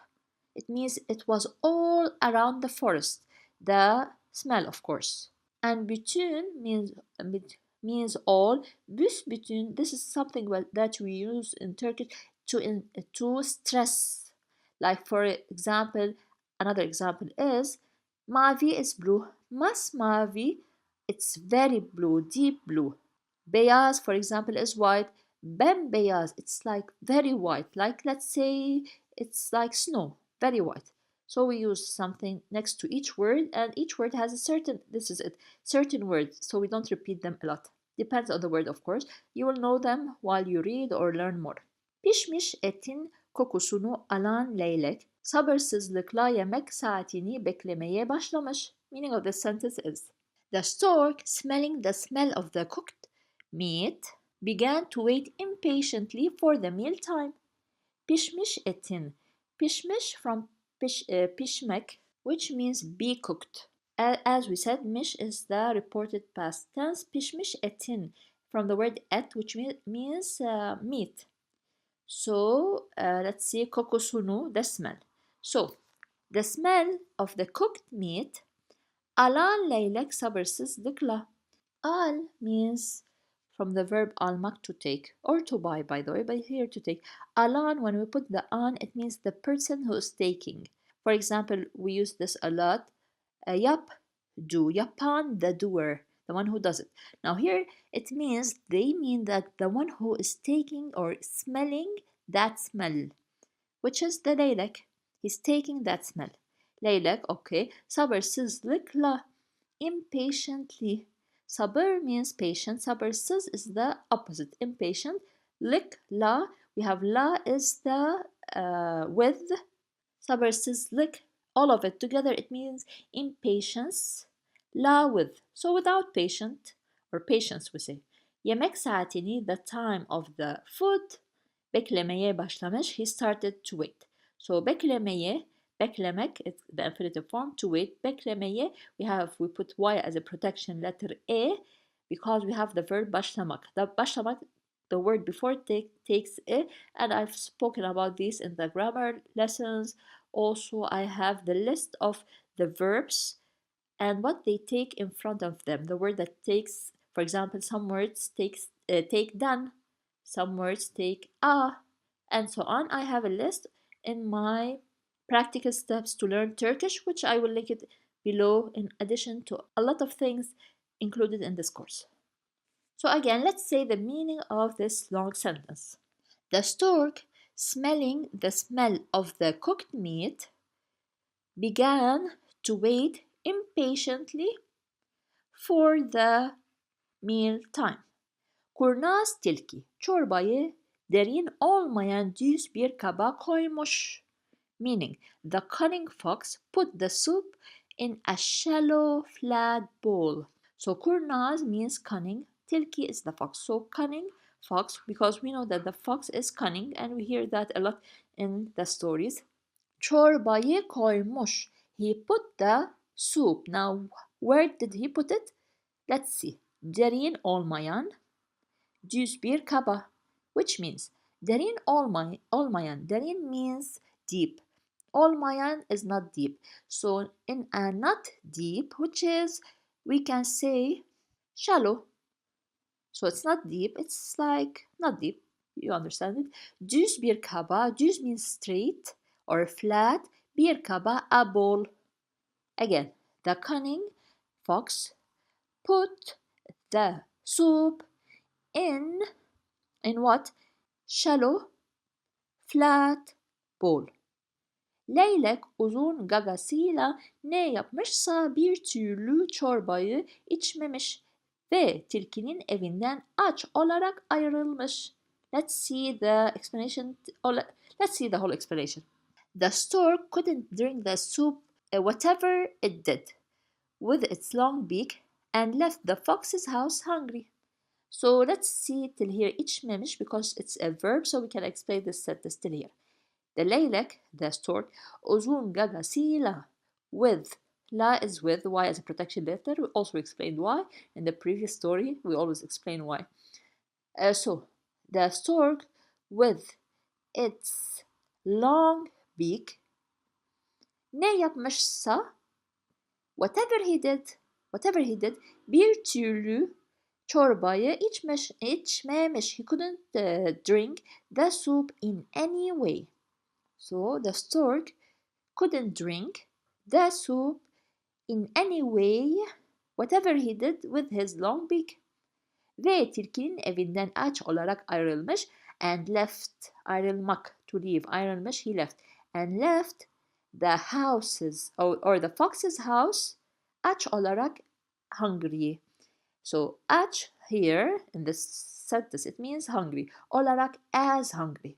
But while we translate, we say the stork left the fox's house hungry. We don't say he left the fox's house as hungry. No. But we say it in Turkish. So this is the first slide. Don't forget also, I didn't mention this in this video, but if you want a copy of this PDF file, it's a PDF file I did as a video. If you wanted to take notes, to study for later, plus the PDF files of the whole channel, the stories, the lessons, then click on the link in the description box below to check them out. These are lifetime access, so you'll have a copy forever, in addition to adding new file each time I upload a new video. Leylek tilkinin evinden ayrılırken, the stork when he was leaving the fox's house. So let's see it. Leylek, stork, tilkinin evinden ayrılırken, can means when or while. When he was leaving the fox's house, he told him something. Or tilki said first, the fox said, yemeği az yemenize üzüldüm. I'm sorry you ate few food or less food, or you didn't eat a lot, in other words. Yemeği, the food, az, a little, little. Yemenize, your food, niz, your food, and he's respecting him. Üzüldüm, I am sad, I am sorry. So I am sorry that you ate few food or little of the food. Galiba yaptığım yemeği beğenmediniz demiş. He said, demiş means he said from the verb demek, infinitive form. He said the following: I guess you didn't like the food I made. So galiba means most probably, I guess. Yaptığım yemeği. The food that I did. From yapmak. So, I guess you didn't or beğenmediniz, you didn't like. From beğenmek to like. Beğenme here is negative. Diniz in the past. You didn't like the food I did.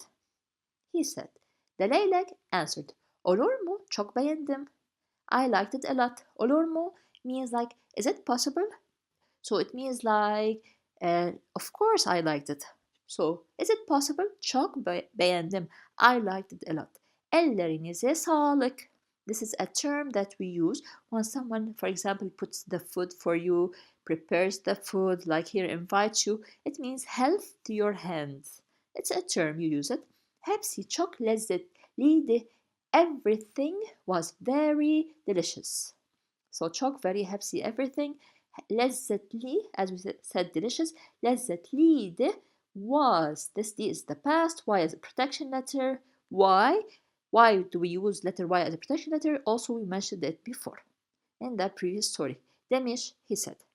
Next. Leylek de bir gün tilkiyi akşam yemeğine evine davet etmiş. Now the meaning of this sentence is: One day the stork invited the fox to his house for dinner.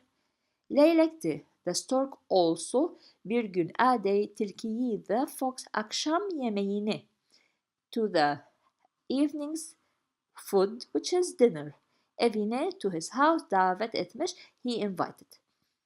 So, one day, the leylek, the stork, also invited the fox to his house for dinner. Tilki hiç daveti kaçırır mı? Does the fox ever miss an invitation? This is a question. So, tilki, we know it. Hiç daveti, at all, invitation kaçırır mı? He skips or he refuses. So, it means, we take the meaning, does the fox ever miss an invitation? Davet vakti gelmiş. The invitation time came. But how do we translate it? It was time for the invitation. This is how we translate it. Açlıktan karnı zil çalan tilki leyleğin evine gitmiş. Meaning of this sentence: The fox, whose stomach was ringing with hunger, went to the stork's house. Açlıktan, from hunger, karnı, stomach. Zil çalan means as it is. Zil means bell. Çalan means play, like someone plays on a music instrument. This is çalmak, to play a music. But here it means that his stomach was making sounds from hunger. Açlıktan. Tilki, okay, so we're talking about the fox whose stomach was ringing, if you want to say it, was making sound from hunger. Leyleğin evine gitmiş. He went, from gitmek, he went to the house of the leylek, of the stork. Now, ev is house. We use evi, the house. Ne here as a protection letter. Because we have the verb gitmek. The verb gitmek takes e. Now, why do we use ne as a protection letter? Because this I is not part of the word. The word is ev. We added the I, then we put ne as a protection letter and not y. This is the difference. Now, let's go to the last slide of the story. Leylek yaptığı yemekleri ağzı daracık olan kavanozlara koymuş. Meaning of the sentence: The stork put the food it cooked in jar with narrow mouth. Let's see the meaning. The stork, koymuş, put. So we go the noun and the verb. The leylek put what? Yaptığı yemekleri, the food that he did. So as we said, yapmak, to do. The food that he did in a what? In a daracık. Daracık means narrow. Ağzı here means mouth. But of course the thing that he puts food in is the jar. Yes, kavanoz means jar. The jar doesn't have a mouth. It's the thing at the top of it where you put the food in and you start eating. I don't know what you call it exactly, but this is it. Daracık, from dar, which means narrow. Olan means the one which. So he, again, the stork put the food that he did in what? In a narrow mouth. I don't know, whatever you put, whatever you know the word exactly. We said the thing where you put the food in at the top of it. Thus, olan the one which has a narrow. As kavanozlara means jar. So he put it in a jar which has a narrow thing at the top. Uzun gagasıyla kavanozdaki yemekleri afiyetle yiyerek karnını bir güzel doyurmuş. Meaning of the sentence: he ate the food in the jar with his long beak and filled his stomach well. Now we're talking about the leylek. So uzun gagasıyla, with his long beak. Kavanozdaki yemekleri, the food that are in the jar. So kavanoz means jar. The in the jar. Kavanozdaki, the one that is in the jar. So the food that is in the jar. Afiyetle yiyerek. He ate it well with afiyet. This is a Turkish word. Like well. In a nice way. He was happy about the food. Karnını bir güzel doyurmuş. It means he filled his stomach beautifully. So he was full, in other words. Tilki de kavanozun etrafını yalamaktan başka bir şey yapmamış. Now, meaning of this sentence: the fox couldn't do anything but lick around the jar. Why? Because since it's a very narrow jar, the leylek with his beak can eat the food, but the tilki, the fox, cannot. So he just licked around the jar. Tilki de, the fox also, kavanozun etrafını, the side of the jar, yalamaktan başka bir şey yapmamış. He didn't do anything else. So başka else, bir şey, anything. He didn't do anything else but lick. The fox also couldn't do anything else but lick around the jar. This is the meaning. Tilki evden ayrılınca leylek. So, tilki, when he was leaving the house of the leylek. Evden ayrılınca, ınca means when. When he was leaving the house. The leylek said, ümit ederim ki, I hope. Ümit ederim ki, I hope, this is the meaning. Bu yemek daveti için sizden özür dilememi beklemiyorsunuz demiş. He said. The leylek, the stork, said, I hope you don't expect me to apologize for this dinner invitation. Bu yemek daveti, this dinner invitation için, for this dinner invitation, sizden, from you, özür dilememi, my apology, beklemiyorsunuz, you are not waiting. So again, I hope you are not waiting, or you are not expecting me to apologize from you about this food invitation. So I hope it's clear. So what did we learn from this story? Masaldaki öğüt. The advice in this tale. İnsanları aldatanlar bir gün kurdukları tuzaklara kendileri de düşürler. Those who deceive people will one day fall into the traps they set themselves. İnsanlar aldatanlar. Those who deceive people. Aldatmak, to deceive. Aldatanlar, those who deceive people. See the an here? The person who does that deceiving. Those who deceive people bir gün a day kurdukları tuzaklara. The traps that they make. Okay? Kendileri de düşürler. They fall also themselves. So they also fall in the traps that they make. And that's it. One day. Again, the advice means those who deceive people will one day fall into the traps that they set themselves. Kedi ile fare, the cat and the mouse. Now, ile, as we said earlier several times in our stories, it means with. So there's a relationship between them. It's like the also comes as the and. Let's start with the first slide. While I'm explaining the story, I need you to pay attention to the explanation of the words, the meaning of the words and sentences, because at the end of this story, I will put some words and sentences in Turkish for you to test your knowledge of some of the words that you learned today. Also, we have as usual, as the other stories before that I have recorded, at the end of the story, you have like kind of advice. So let's start. Bir gün bir evi fareler basmış. Meaning, one day a house was infested with rats or mice, we can say also. Now, let me explain each word because while explaining each word, you will know other meanings of some words, but when we translate the whole sentence, it will give us a certain meaning. Bir gün, a day, or one day. Bir evi, a house. Fareler basmış.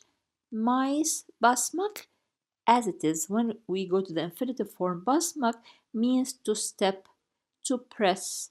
But here we don't say that one day mice stepped on the house or in the house. It's like there were rats or mice in the house. Evin sahibi çözüm olarak eve bir kedi getirmiş. Meaning, the owner of the house brought a cat to the house as a solution. Evin sahibi, the owner of the house. So as we know, it's house sahib means owner. Now complement evin sahibi, the owner of the house. Çözüm olarak as a solution. Çözüm olarak as a solution eve to the house bir kedi a cat getirmiş, he brought. So here getirmiş comes from the infinitive form getirmek, to bring. Getirmiş because we remember the miş, this is the reported past tense, not the normal past tense as in English. This is reported because we weren't there. Someone is telling us what happened, and usually most of the times it's used in stories. When we're reading stories, it has of course other uses. This is one of the uses. If you want to check it, go back to the grammar lessons that I'm explaining in the channel. Kedi fareleri gördüğü yerde yakalıyormuş. The cat was catching the rats on sight. So the cat, we go to the subject. Then we go to the verb, which is at the end of the sentence. The cat yakalıyormuş was catching. It comes from the verb yakalamak. Yakalamak, infinitive form, means to capture. And we say here, he was capturing, he was catching. So again, the cat was catching the mice on sight. So gördüğü yerde. Alone, gördüğü yerde. Alone means where he sees them, the place he sees them, because yer means place. So the place he sees them, but while translating, some words might differ because to express the meaning correctly. So again, the cat was catching the rats on sight or where he sees them. Kedi farelere aman vermeyince fareler bir toplantı düzenlemişler. Meaning, when the cat did not give mercy to the mice organized a meeting. So kedi farelere aman vermeyince. İnce here, this ince, if you have no idea about it, it means when. So when the cat vermeyince. Verme means not give. Verme, don't give. This is the negative. So when the cat was not giving mercy to the mice, fareler, mice, to. So this a means to. Again, the meaning we said when the cat was not giving mercy to the mice, what happened? Fareler bir toplantı düzenlemişler, meaning the mice organized, düzenlemişler, organized in the reported past tense, and the letter is they for the person pronoun they, which is mice. The mice organized a meeting. Bir toplantı means a meeting. This düzenlemek. It comes from the infinitive form düzenlemek, which means to organize, to arrange. So they organized a meeting. And they said, her gün bir fare gözücü olsun. Delikten dışarı bakıp kediyi gözetlesin demişler. They said, so demişler means they said. Let me tell you the meaning first and then we explain each word. Let a mouse watch out every day, peeking out of the hole and spying on the cat. Demişler, they said. This is what they said. Her gün, every day, bir fare, a mouse, gözücü olsun. As it is, these two words together means be a watcher, so to watch. So be a watcher from göz. Göz means eyes. Gözücü, the one who does the peeking, the looking. Also let it be. So again, every day a mouse will be the watcher. Or we can, as we said before, the meaning watch out. So every day a mouse will watch out. Delikten dışarı bakıp will look outside the hole. Now here bakmak to look, but we can say here maybe peeking. They can peek, they can look outside the hole. Kediyi gözetlesin means spy on the cat. Demişler, they said. Again, the meaning says, or the meaning is, let a mouse watch out every day, peeking of the hole, or outside the hole, but we say of the hole, on the cat.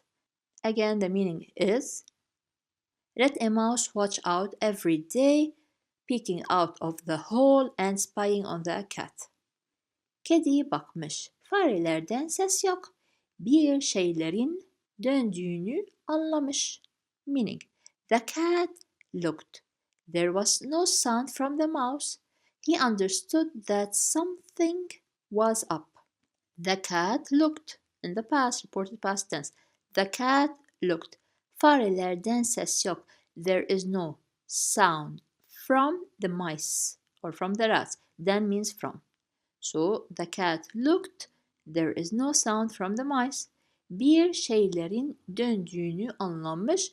He understood. From anlamak, to understand, anlamış in the reported past tense. He understood that something was up.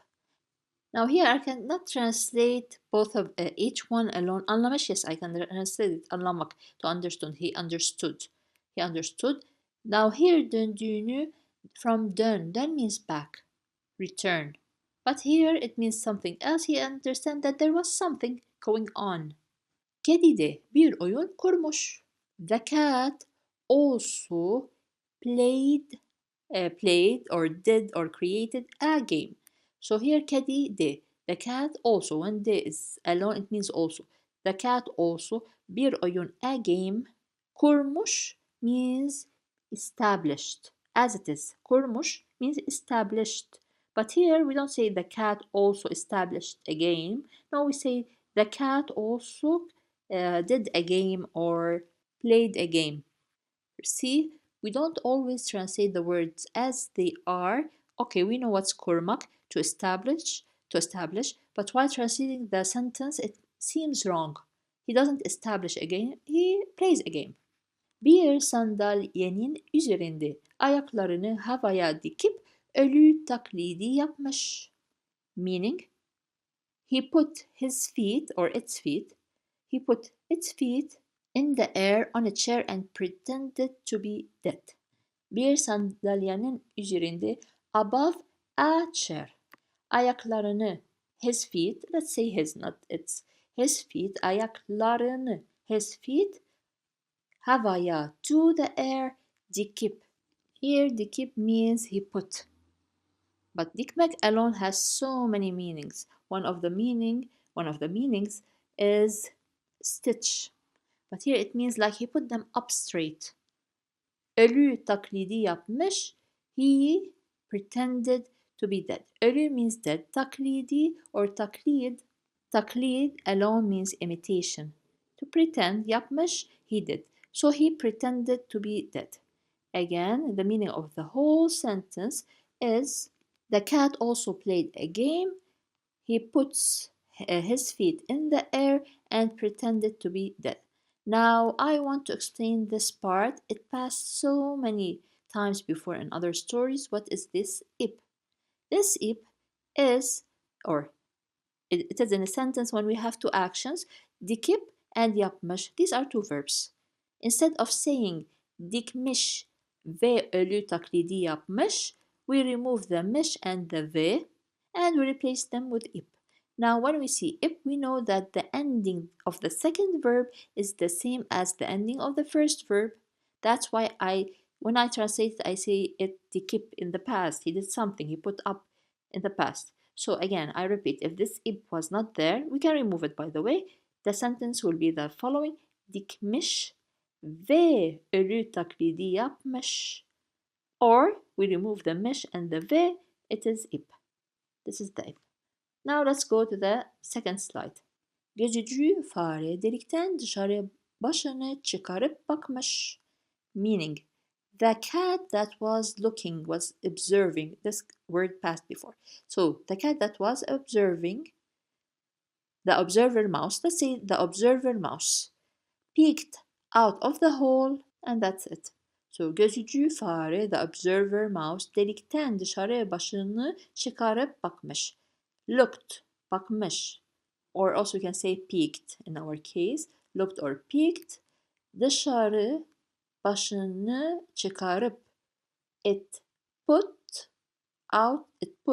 its head outside. This is the literal translation. So delikten from the hole. Dışarı is outside. Başını, its head, çıkarıp, from çıkarmak, to put outside, and bakmış, looked. See the up over here? If the up was not there, it will be çıkarmış ve bakmış. Same ending. And we put ve next to it. Now again, let's say the translation of this sentence as it is. The observer mouse peeked out of the hole. Now, it peeked out, it means it put its head outside the hole. This is normal. When you're peeking, you put your head outside, and this is it. Başını çıkarıp. She put, or the mouse, put outside its head outside. So we have so many words, but a small translation. Kedinin sandalyenin üzerinde boylu boyunca uzandığını görünce. Ince, see the ince here? It means when. As it passed before ince, it's when. Here ince, because we have over here. So again, kedinin sandalyenin üzerinde boylu boyunca uzandığını görünce. Meaning of this sentence. When it saw the cat stretched out on the chair. We start from here. When it saw. Görmek to see. Görünce. When it saw.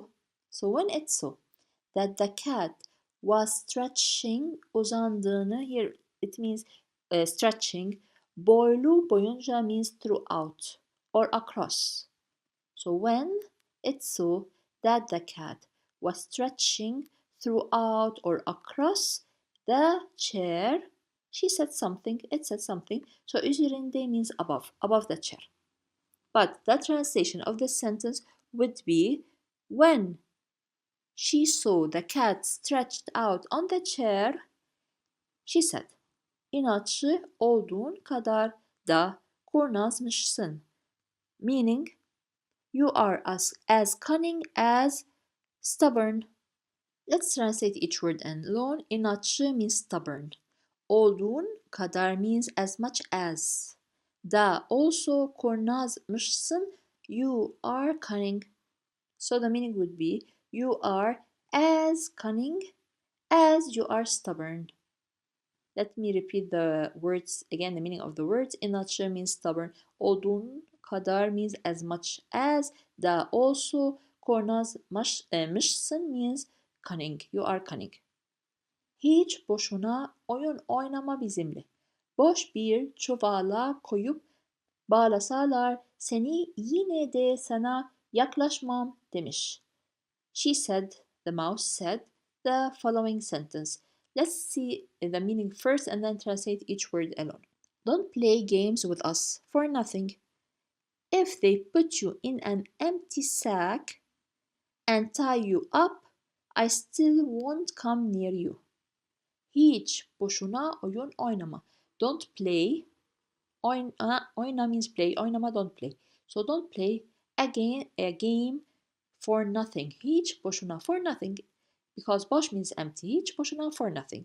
So don't play a game for nothing. Bizimle with us. Boş bir çuvala koyup bağlasalar seni yine de sana yakalaşmam. Okay, let's say boş bir çuvala. Boş means empty. Bir çuval means a sack. I will put a picture of the cheval over here, like a bag maybe. Koyup, from koymak, put, to put. Koy means put, koyup, up, that's up, as we said before, so that we don't repeat the same ending. Koy means put. Bağla, salar, if they tie you. This sa means if. So bağla means tie, sa means if, lar they. So if they tie, okay, we're talking about the cat of course. Seni yine de. Sana yaklaşmam means I still won't come near you. Yaklaşmam means I won't come near. Yaklaşmak, to be near. Yaklaşmam, this ma is negative. I won't be near sana, you. So I won't come near you. Also yine de, it's still or also. Seni is you. So I still, the M means I still won't come near you, sana. Again, let's say the meaning of the last sentence, all of it together. Don't play games with us for nothing. If they put you in an empty stack, I still won't come near you. Demiş, she said, or it said. And this was our story. Now this third part means what advice did we learn from the story? What lesson did we learn from the story? Akıllı insanlar kendilerine zarar verebilecek kişilere yaklaşmazlar. Meaning, intelligent people do not approach people who can harm them. So akıllı insanlar, intelligent people kendilerine zarar verebilecek kişilere yaklaşmazlar. They don't approach people, zarar verebilecek, that will give harm, kendilerine, to them. But it will be intelligent people do not approach people who can harm them. Zarar vermek, to give harm, to give harm, literal translation, but this is it. Intelligent people do not approach people who can harm them. Okay, next. Bu masalda size zarar verecek insanların oyunlarına karşı uyanık olmanız öğretiliyor. Meaning, in this tale, you are taught to be vigilant against the tricks of people who will harm you.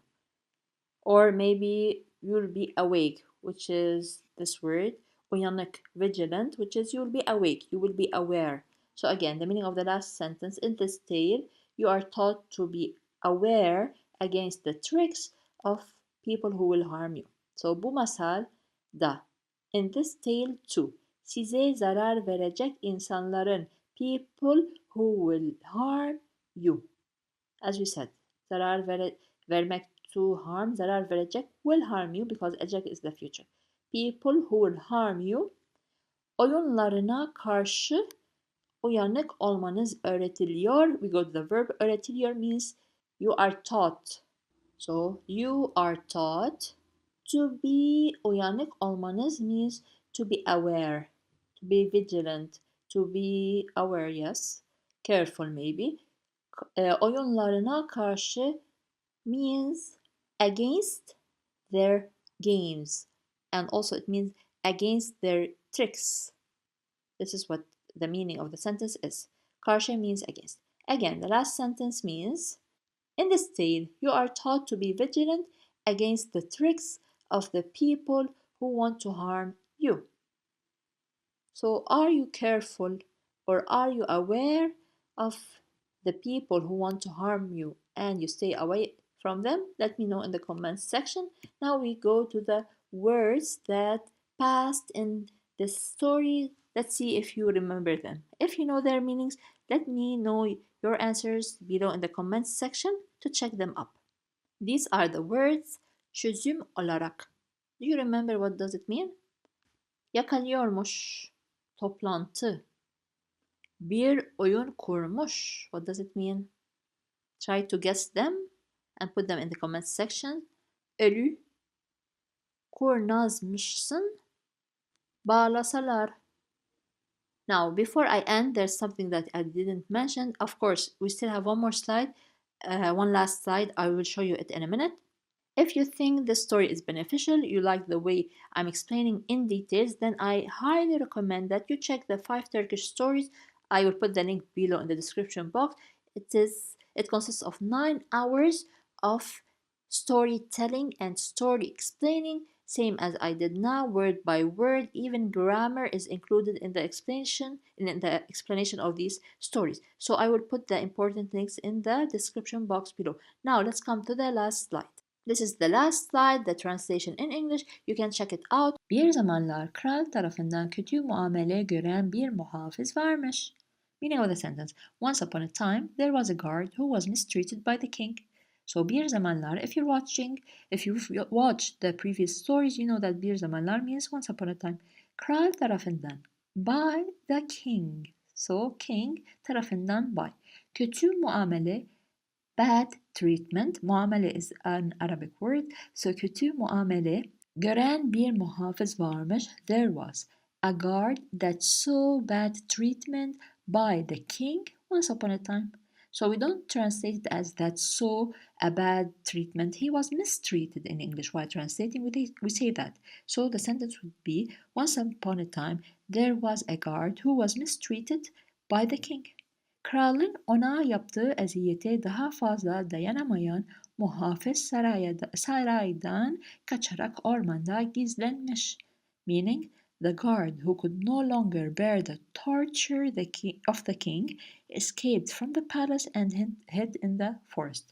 So, kralın ona yaptığı eziyeti, the bad treatment, or we can say the torture that was done to him by the king. This is the sentence.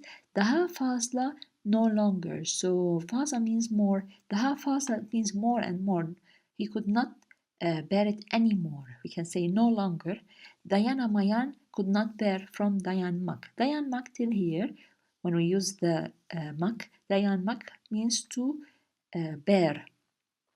Now here we use the a and negative. It means cannot. So cannot bear. Muhafız saraydan kaçarak ormanda gizlenmiş. The guard ran, escaped kaçmak, escaped from the palace and hid. Gizlenmiş means hid in the past. Miş is the reported past tense. We're talking about something we didn't see in the past, a story. Gizlenmiş and hid where? In the forest. So the meaning of the sentence would be, the guard who could no longer stand the torture done by the king to him, ran from the palace and hid in the forest. Next, muhafız ormanda sığınacak yer ararken. Let's stop here. We can translate it because we have a verb. Aramak means to search, or let's say the meaning of the sentence. While the guard was looking for shelter in the forest. Ararken, can means while or when. Aramak is the verb to search. Ar is the what? The geniş zaman. So while he was searching, ararken, when he was searching for a place to go to be sheltered in. So let's say for a shelter, while he was searching for a shelter in the forest. So while the guard was searching for shelter in the forest, something happened. Patisindeki diken nedeniyle yürümekte zorlanan bir aslana rastlamış. The meaning of the sentence: he came across a lion that had difficulty walking due to a thorn in its paw. So nedeniyle means because or due to, because of the thorn in his paw. or we can say in its paw, in his paw, we're talking about the lion. So patisindeki diken nedeniyle, due to the thorn in its paw, in his paw, yürümekte zorlanan, finding it hard from zor, hard to walk. Bir aslana rastlamış means he came across. So rastlamış means came across. They didn't, let's see, two people didn't agree to meet. They just came across while they were walking on the street. This is rastlamış. So again, the meaning of the whole sentence from here, muhafiz till rastlamış. While the guard was looking for a shelter in the forest, he came across a lion that had difficult walking due to a thorn in its paw. Muhafız aslandan çok korkmasına rağmen cesaretini toplayıp aslanın pençesindeki dikeni çıkarmış. Meaning of the sentence: although the guard was very afraid of the lion, he gathered his courage and removed the thorn from the lion's paw. So, muhafız means the guard. Aslandan çok korkmasına rağmen. So here we have a rağmen. This is a grammar means although. So although the guard was very afraid from the lion. So korkma comes from korkmak, to be afraid. So although he was the muhafiz, the guard was very afraid from the lion, cesaretini toplayıp, toplamak means to gather, to collect. He gathered his courage, and what did he do? He took out the thorn that was in the paw of the lion. Okay, pençe means paw. Aslanın pençesi, the paw of the lions or the lion's paw. Again, the meaning of the sentence will be: although the guard was very afraid of the lion, he gathered his courage and removed the thorn from the lion's paw.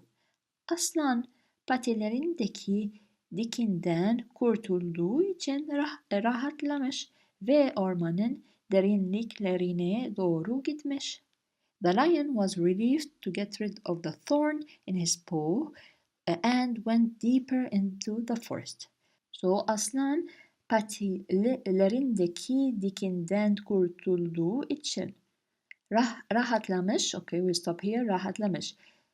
The lion got relieved. Rahat, also an Arabic word. Rahatlamış, he got relieved.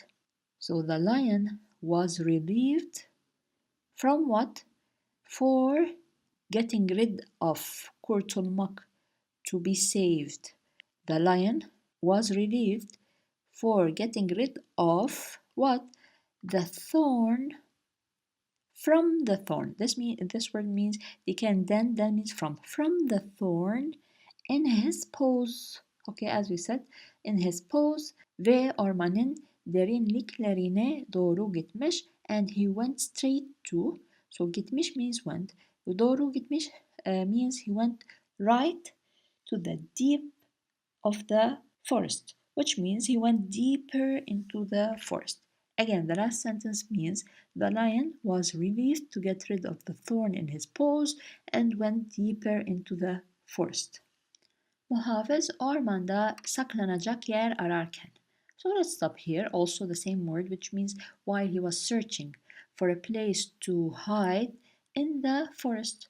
So while the guard was searching for a place to hide in the forest, saklanacak, from saklanmak, to hide, yer means place.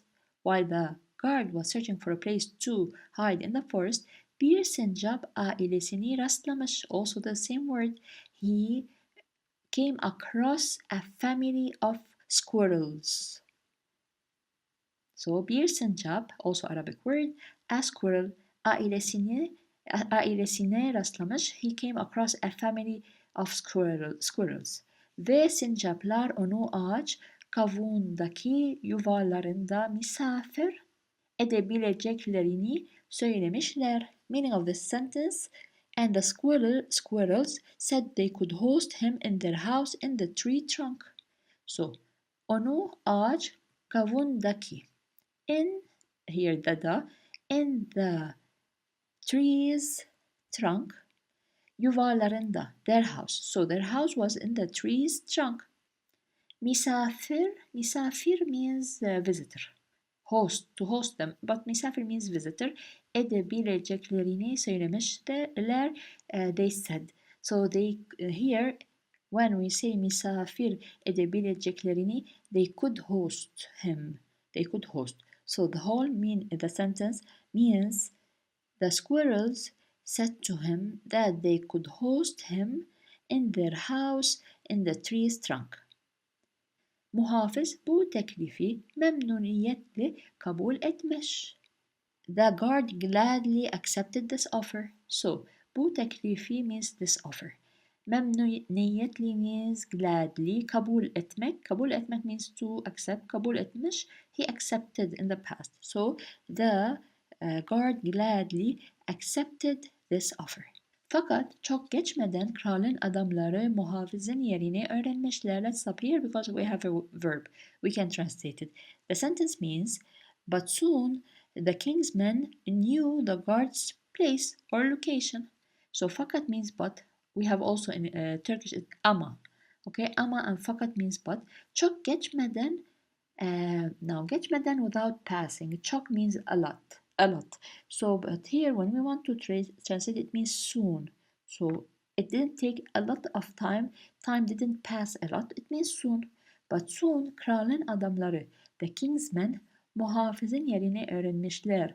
Knew the place of the guard. So we know that öğrenmek means to learn, like when you learn a lesson, but also means know.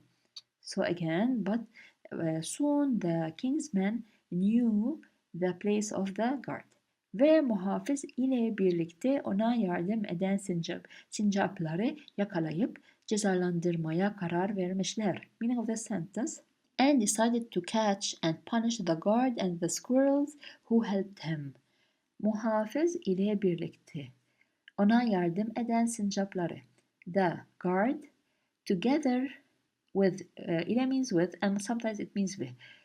Guard, together, birlikte, with who, ona yardım eden sincapları, the squirrels that helped him. Ona means him. Yardım etmek means help. Yardım eden the person, the animal who helped him. And if you watch my stories, I talk about this en. En means the person who does the action. So again, the guard, the guard, together with the squirrels who helped him, yakalayıp, they catched them. Yakalamak means to catch. Yakalayıp, the Y is a protection letter, and it also we spoke a lot about it in several videos. Means instead of repeating the ending of the second verb, so we have two verbs. Instead of repeating the ending of the second verb, we just put up and we put the ending here. You can watch the other videos so that you understand more about it. So, okay, they catched the guard together with the squirrels that helped him. Cezalandırmaya karar vermişler. Karar vermişler, they decided. Karar vermek means to decide. Karar vermişler, they decided to punish them. Ceza. Ceza means punish them. Okay, so again, from fakat here till vermişler, let's see the meaning of this sentence. But soon the king's men knew the guard's location and decided to catch and punish the guard and the squirrels who helped him. Of course, if you are enjoying learning new stories, learning new words and some grammar, then I advise you to click on the link in the description box for the 5 Turkish stories for beginners. It's for beginners, they are 9 hours long. You can click on the link for more details.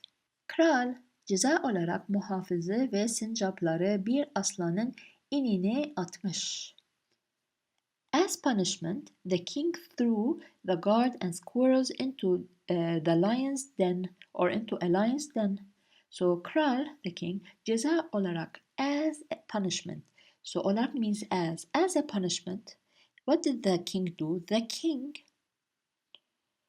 threw, atmış. Atmak means to throw. Also, by the way, It's used in other sentences and gives another meaning, but here it means he threw.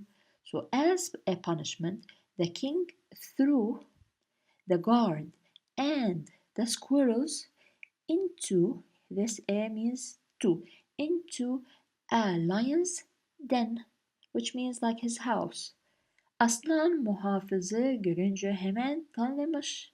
When the lion saw the guard, he immediately recognized him. So when the lion görünce, aslan means lion, okay. Görünce, this ince means when. Gör means see. So when the lion saw who? The guard. Hemen tanımış. He immediately recognized him. Tanımak, to meet. Okay, but here he immediately hemen, immediately tanımış, recognized him. So when the lion saw the guard, he immediately recognized him. Ormanda patilerindeki dikeni çıkaran iyi kalpli adam olduğunu anlamış. Till here, anlamış. Okay, let's continue. It's short. Ve hiçbirine zarar vermemiş. Meaning of this sentence: he realized that he was a good-hearted man who removed the thorns from his paws in the forest and did not harm any of them. So, ormanda patilerindeki dikeni çıkaran iyi kalpli adam olduğunu anlamış. He knew, he understood, we say.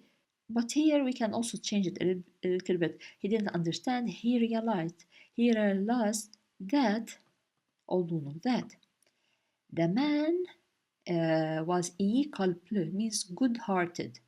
So we can say he realized that he was a good-hearted man that took out, çıkmak, to go out, çıkaran, the one that took out the thorns from his paws in the forest. So as you can see, when we want to translate this Turkish sentence, we go from the verb till the beginning.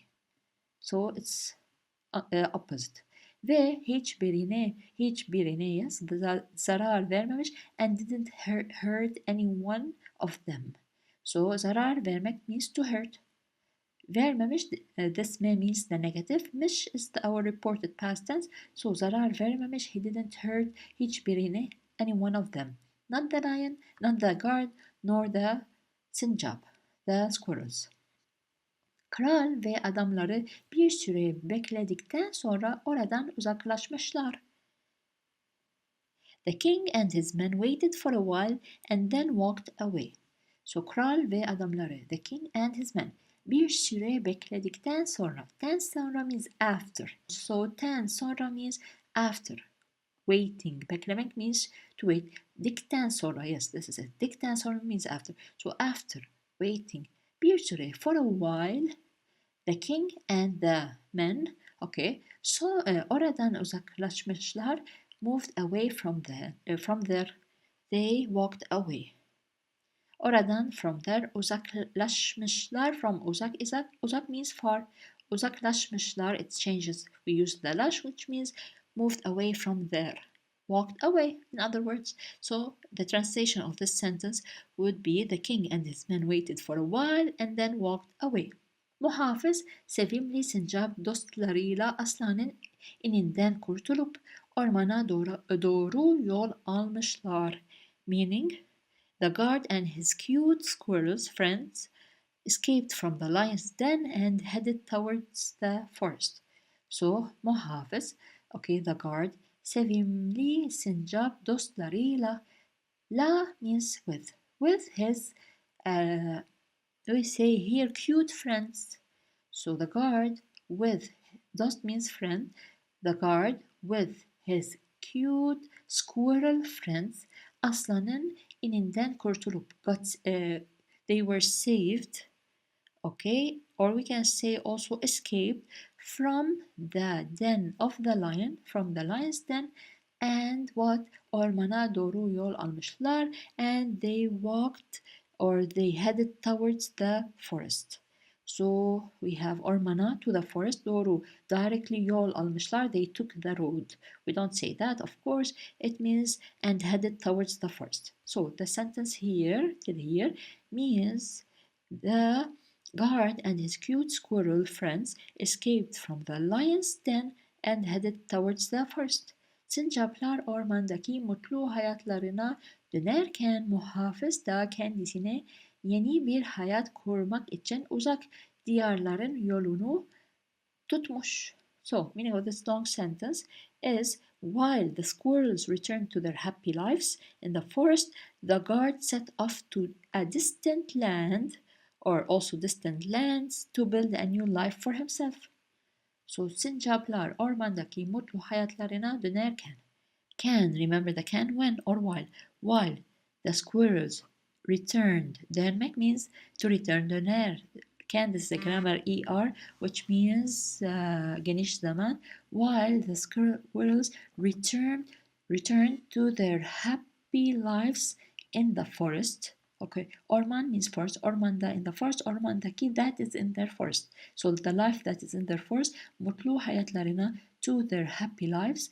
Dönerken they returned while they returned. So while the squirrels returned to their happy life in the forest, muhafız da kendisine yeni bir hayat kurmak için, okay, the muhafız also to establish, kurmak için means for establishing or to establish a new life for him, uzak diyarların yolunu tutmuş. He set off to distant lands. It means to far lands, we can say. So again, uzak diyarların yolunu tutmuş. Uzak means far. Diyar means, it's an Arabic word, also means land. So far lands, yolunu tutmuş. Yol means road, yol. And tutmuş means to grab. Of course, here the meaning changes. It means the last sentence means about the muhafiz, it means the guard set off to this we say distant lands or we say far lands to build, to create a new life for himself. So let's see the meaning from Sinjaplar and Tutmush. While the squirrels returned to their happy lives in the forest, the guard set off to far lands to build a new life for himself. Now, let's see what happens in this story. The thing that will happen is that we are going to learn this lesson. Yaptığınız iyilikler size geri dönecektir. The good things you do will come back to you. Dönmek, as we said, means to return. Edecek means the future. Okay, will return. Geri dönecektir, will return again. Okay, geri dönecektir together, will return to you. The good things that you did, yapmak. So again, the good things, iyilikler, the good things you do will come back to you. Okay? Size geri dönecekler, will come back to you. Öyleyse iyi şeyler yapın. So, do good things. Öyleyse, so, do, this is an order, do good things. Yap means do, yapın. They are talking to plural, to more than one person, or with respect we use this in. So do new things ve başkalarına nazik davranın. Also here it's an order. Treat others nicely, okay, or be kind to others. Nazik means kind. Treat others in a kind way. Dünyayı güzelleştirecek olan iyiliktir. The meaning of this sentence is it is kindness that will make the world beautiful. Güzelleştirecek will make it beautiful from güzel, dünyayı the word, olan, it is the one who, what, iyiliktir, it is kindness that will make the word more beautiful, or beautiful only without more. This is the translation of the story in English. The title of this story is Parayı veren düdüğü çalar fıkrası, meaning he who pays the money blows the whistle. So parayı, the money, veren, the giver. We spoke before in all of the stories about the a and what does it do when we add it to a word. So the giver, ver is give, and giver, all of it together. So the one that gives the money. Or we translate it as one sentence at the end. So here as it is, the one that gives the money. Düdüğü çalar, plays the whistle. So düdük is whistle. Together plays the whistle. Çalmak from the verb çalmak. AR or are is the geniş zaman. So fıkrası, of course we know it means joke. The meaning of the sentence, the title of the story is He who pays the money blows the whistle. Joke. Let's start with this very short story also. As usual, I choose them to be short but meaningful and of course educational. Günlerde bir gün Nasrettin Hoca pazara giderken çocuklar etrafını sarmışlar. Meaning of the whole sentence. One day, while Nasrettin Hoca was going to the market, we know pazar means market, the children surrounded him. So günlerde bir gün, a day, one day that we can say also, it passed also in other stories. Nasrettin Hoca pazara giderken, while he was going to the pazar. So pazar, let's say it's market. Pazara, to the market. Giderken, while, when. Can means while or when. Gider, from gitmek to go. Ere is the geniş zaman. So again, one day, while Nasrettin Hoca was going to the pazar. Çocuklar etrafını sarmışlar. The children etrafını sarmışlar. Together surrounded him. Etrafını. We're talking about him. Etrafı. So again, the meaning of the sentence. One day, while Nasrettin Hoca was going to the pazar, the children surrounded him. Hepsi birer düdük ısmarlamış ama para veren olmamış. Meaning, they all wanted or ordered a whistle, but no one paid. So they wanted him to get them whistles, but no one paid. Hepsi, all of them, birer düdük ısmarlamış. Hepsi birer düdük ısmarlamış ama para veren olmamış. Meaning of the sentence is they all ordered a whistle, but no one paid. So hepsi means all of them. Birer düdük. We said whistle, düdük is whistle, and birer a whistle, like one whistle. Ismarlamış, they ordered. So all of them ordered a whistle. But para veren olmamış, no one paid. So this is the meaning. Para veren, we said the one who gives money. Olmamış didn't happen. So no one paid for that düdük, that whistle. This is the meaning. Hoca çocukların tümüne olumlu cevap vermiş. Meaning of the sentence, the hoca gave a positive answer to all of the children. So the hoca gave an answer, or because it's olumlu cevap vermiş, so gave a positive answer to all, tüm, to all of the children. What did he say? Peki, olur demiş. He said, okay. So demiş means he said, we know that. Is the reported past tense.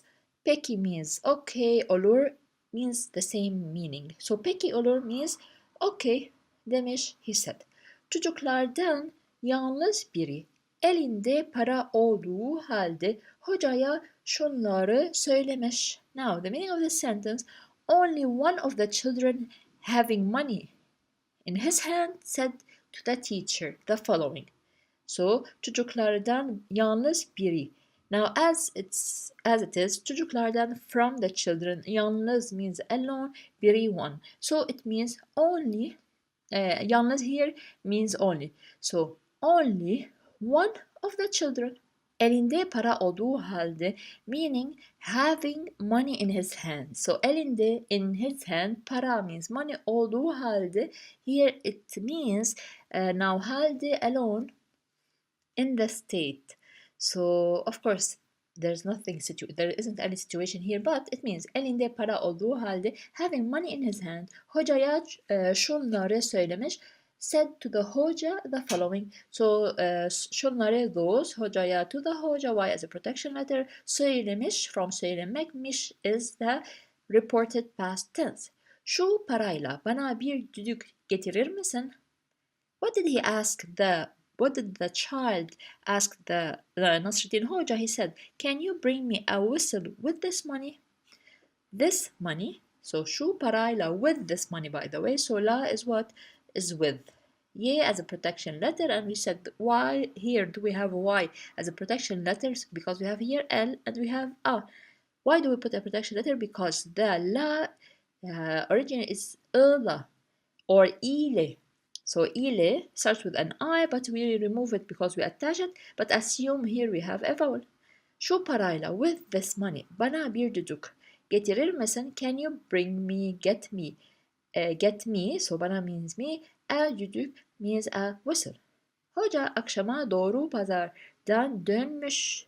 The Hoja returned from the market towards evening. So it was evening when he returned to the market. So Hoca akşama at the evening. We don't say at the evening, maybe we say evening. Doğru, directly pazardan dönmüş. He returned from the pazar. So Hoca returned. So Hoca returned from the pazar, from the market, directly towards the evening. So it was evening. Yolunu bekleyen çocuklar hemen Nasreddin Hoca'nın etrafını sararak düdüklerini istemişler. The children waiting on his way immediately surrounded Nasreddin Hoca and asked for their whistles.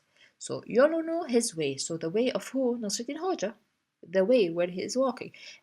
Bekleyen çocuklar, the waiting kids. The kids that were waiting on the way, on his way. Hemen, immediately. Nasreddin Hoca'nın etrafını sararak means it's the same as sarmışlar. They both of them, by the way. Etrafını sararak. So here etrafını sarmışlar. By surrounding Nasreddin Hoca. So when we use arak, it means like by. By surrounding Nasreddin Hoca, düdüklerini istemişler. They wanted their whistles. Wanted they'ler. So again, the meaning of the sentence. The children waiting on the way of Nasreddin Hoja immediately surrounded him and wanted their whistles. Let's see what happened. If you want this story as a PDF file, in addition to the other PDF files of the other stories on my channel, plus the scripts of the movies that I'm uploading gradually, then click on the links in the description box below. Also, you can find the link of the 5 Turkish stories. They are 9 hours long. I explain a lot of sentences, 9 hours, so they are a lot, and believe me, they will benefit you in learning Turkish faster. You will find the links in the description box below. Nasreddin Hoca cebinden bir düdük çıkarıp kendisine para veren çocuğa uzatmış. What did Nasreddin Hoca do when they asked for their whistles? Nasreddin Hoca took a whistle from his pocket and handed it to the boy who gave him money. So Nasreddin Hoca cebinden bir düdük çıkarıp he took out a whistle from his pocket. So ceb means pocket, cebinden from his pocket, bir düdük, a whistle çıkarıp here, çıkarmak to take something out. So he took out a whistle from his, what did you say, pocket. Kendisine para veren çocuğa uzatmış and gave it to the child that gave him money. So kendisine, he himself, Nasreddin Hoca, para veren çocuğa uzatmış. He gave, uzatmak means to lengthen, but of course this is not the meaning here. So here he gave. So he put his hand and gave. He stretched his hand, let's say, and gave it to the child who paid the money. The giver, the money giver. We explained this before. Again, let's say the meaning, or before that, remember the ip? Do you remember it? Let me know in the comments section because it passed a lot in other stories and we explained it a lot. Let's see. So the meaning of this sentence is Nasreddin Hoja took out a whistle from his pocket, and gave it to the child who gave him money. Ötekileri bağırmaya başlamışlar. The others started shouting. So the other children started shouting. Başlamışlar, they started. We know lar is they, mış is the reported past tense. Başlamak is to start, and we use the reported past tense in situations where someone is telling us something and we were not there. So he is reporting, and also in kids' stories. So they started to shout the others. Attack means the other. Other. So ötekileri, the others, the other kids they mean, started to shout. Ya bizim düdükler nerede? Where are our whistles? So we should have here a question mark. Ya bizim. What about our whistles? Nerede? Where? So where are our whistles? Nasreddin Hoca'nın cevabı kısa ve anlamlı olmuş. Nasreddin Hoca's answer was short and meaningful. So Nasreddin Hoca's answer, cevap, kısa olmuş ve anlamlı olmuş, was short and meaningful. Again, the meaning of the sentence, Nasreddin Hoca's answer was short and meaningful. Parayı veren düdüğü çalar. The one who pays the money blows the whistle. So this is the title of our story. The one that gives money is the one that plays the whistle, or we say also blows the whistle, by the way. Now, so here the basis of this joke, the one who pays the money blows the whistle, is not to neglect what needs to be done to achieve something desired. So according to this story, if someone wants something and gives money, while others try to have that thing for free, this is impossible, because even to blow the whistle, you have to pay money, right? So this is very important in our lives when we want something, not to always run after free stuff. Sometimes we have to pay in order to get what we desire. Here, as usual, you will find the translation of this story in English, the same way I explained it. The title of this story is O konuşursa, bu da düşünür fıkrası. Now, of course, we will know what does he mean, what does they mean by this title, but let me tell you the meaning of the words. O konuşursa, if he speaks. O is he or it or she. Okay, we're talking about the parrot. If he speaks, konuşursa, the sa, if you remember, represents if. So if is represented by sa, of course, and you know, we can say eğer o konuşursa, because eğer also means if, but we cannot use eğer without the sa or si. We can remove the eğer and it will be this way. O konuşursa, and here we have the geniş zaman. Bu da düşünür. This also thinks. Bu is this. Of course, he's talking about the chicken. Da also düşünür. From düşünmek to think. Düşünür is in the geniş zaman. Now let's see what does this story talk about.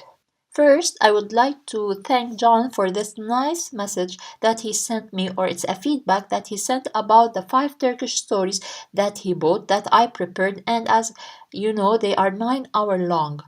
You learn lots of new words, sentence structure, grammar from these 5 Turkish stories that I have on my website. This is it, or you will find the link in the description box below. Let's start with our story. This is the story, only this page. Nasreddin Hoca'nın komik fıkralarından. O konuşursa bu da düşünür fıkrası. Now the meaning of the sentence before explaining each word alone.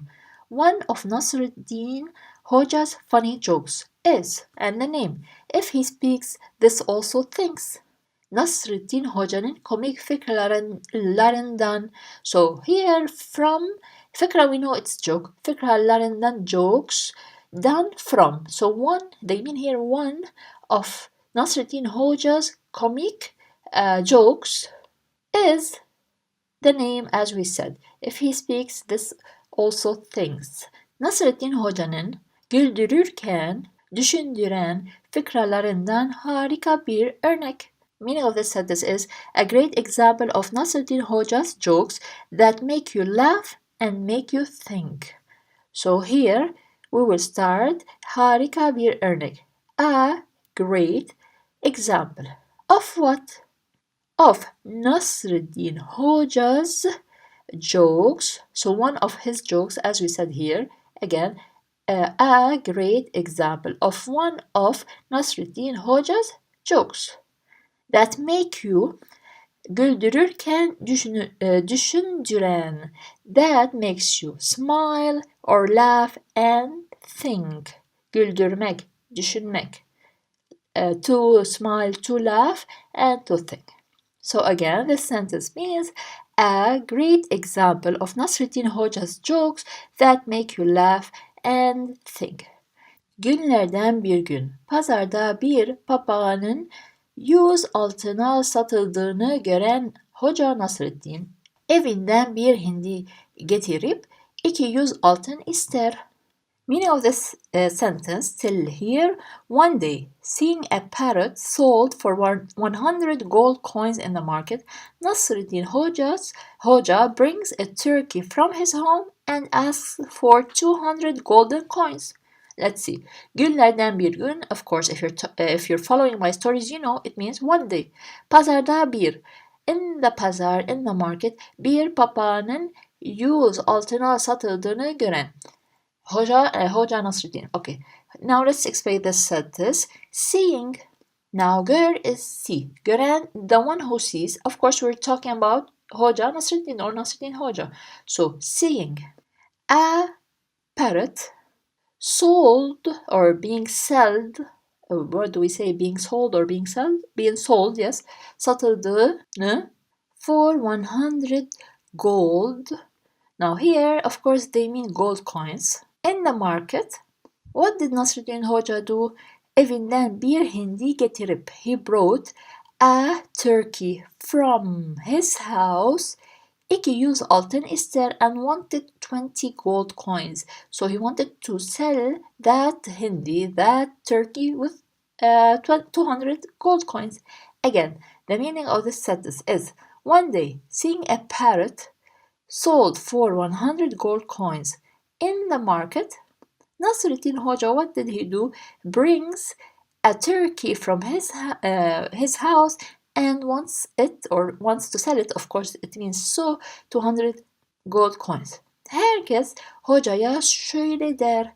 Everyone tells Nasreddin Hoca the following. So herkes, everyone, hocaya, to the hoca. Şöyle means this. There says. It's in the geniş zaman. It comes from demek, to say. There says. So everyone says to Nasreddin Hoca. This is how we translate it. Hocam, hindi hiç 200 altın olur mu? Hoca, can a turkey ever cost 200 gold? So hocam, it's like hoca, we know it. Hindi, turkey, hiç, at all. Alone, it means at all. Of course, the meaning changes when we translate it to English. 200 altın, 200 gold olur mu? Is it possible? So, here they are telling him, is it possible for a turkey to be sold with 200 gold coins? Az önce bunun yarısı kadar kuş 100 altına satıldı. Bu neden 200 altın etmesin? Meaning of the sentence, he told him, so now Nasreddin Hoca is replying those who are asking. He told them, half of this bird was just sold for 100 gold. Why shouldn't this be worth 200 gold?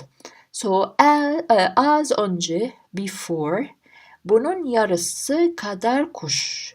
Half, yarısı means here half. Half of this, it means half of this turkey, kadar kuş 100 altına satıldı, was sold for 100 gold. Now here he means bunun yarısı kadar kuş. A bird that is half of this turkey. So the size of the bird, he's saying that the size of the bird is half of the size of the turkey. He's saying that half of this bird was just sold for 100 gold. Bu neden 200 altın etmesin? Now here, by the way, it's a question mark. There's a mistake here. Now he's asking, why shouldn't this be worth 200 gold? And of course he's talking about the turkey.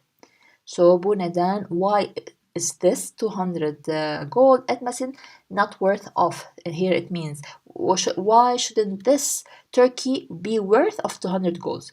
gold. So the meaning of the whole sentence, half of this bird was just sold as Oje before was just sold for 100 gold. Why shouldn't this the turkey, why shouldn't this be worth 200 gold? So what did they reply to Nasreddin Hoja? O marifeti olan nadir bir kuş. He is a rare bird with skill. So he is skilled. We're talking about the parrot. Marifeti, marifet means skilled, maybe knowledgeable also. Olan, he is the one who is what? Knowledgeable, skilled. Olan, from all, be olan, the one who is being. We're talking about nadir bir kuş. He is a rare bird. A rare bird. Senin benim gibi konuşur.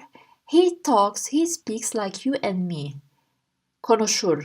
We don't have any ending. It means we're talking about he, she, or it. So we're talking about the bird. He speaks like me and you, or like you and me. He replied by the following. O da marifet mi? Is this a skill? So he's telling them, is this a skill? Because he told them that he speaks like you and me. So Nasreddin Hoca said, is this a skill? O kuş konuşursa bu da düşünür. If that bird speaks, this thinks. So he's talking about the Hindi, about his turkey. Now we know the meaning of the title of the story. Cevabını vererek by replying. So he replied the following. Is that a skill? If this bird speaks, this also thinks, or this thinks you can say. Düşünmenin ve az konuşmanın önemini dile getirir. So the last sentence means he expresses the importance of thinking and speaking less, and that's it. Let me tell you the whole meaning of this sentence together, and then I'll go to the last sentence and explain each word alone. So, what does Nasreddin Hoja reply at the end? Is that a skill? He expresses the importance of thinking and speaking less by replying, if that bird speaks, this thinks. So, düşünmenin ve az konuşmanın önemini dile getirir. Dile getirir means he expresses, he shows the importance, the importance of thinking and speaking less. We learn here the importance of thinking and speaking less. Do you agree with that? Let me know in the comments section. The title of our story today is Kuyuya Düşen Ay Fıkrası. Now, düşen ay, let's start with the last word. Ay means moon. Düşen, from düşmek, to fall. Düşen, the one that fell. And I've always repeated what is this en. We use it when we want to talk about the person or the thing that is doing the action. So, düşen, the falling eye. Who fell? The eye, the moon. Kuyu means well, which is this one where there is water. This is well. Kuyuya, Y is a protection letter A, to the well. So the moon that fell into the well. And our story begins from here. Günlerden bir gün, gecelerden bir gece Hoca Nasreddin kuyudan su çekmeye karar vermiş. Meaning of the sentence, one day, one night, Nasreddin Hoja decided to draw water or get water from the well. So günlerden bir gün. This thing or this sentence passed before in other sentences and we said it means one day. Gecelerden bir gece, also one night, same idea. Hoca Nasreddin or Nasreddin Hoca kuyudan su çekmeye karar vermiş. Nasreddin Hoca decided, karar vermek, to decide, karar vermiş in the reported past tense, in the past, so it's past. He decided to draw, which is to pull, çekmek, to pull water from the well. Elinde kovası, bahçedeki kuyunun başına gelmiş. He came to the well in the garden, with the bucket in his hand. So elinde kovası. Elinde, in his hand. El, means hand. Elinde, in his hand. Kovası. Kova means bucket. So here he had a bucket in his hand. Bahçedeki koyunun başına gelmiş. He came from gelmek. He came to the well that is in the garden. So bahçede, in the garden, bahçedeki, the well, we're talking about the well that is in the garden.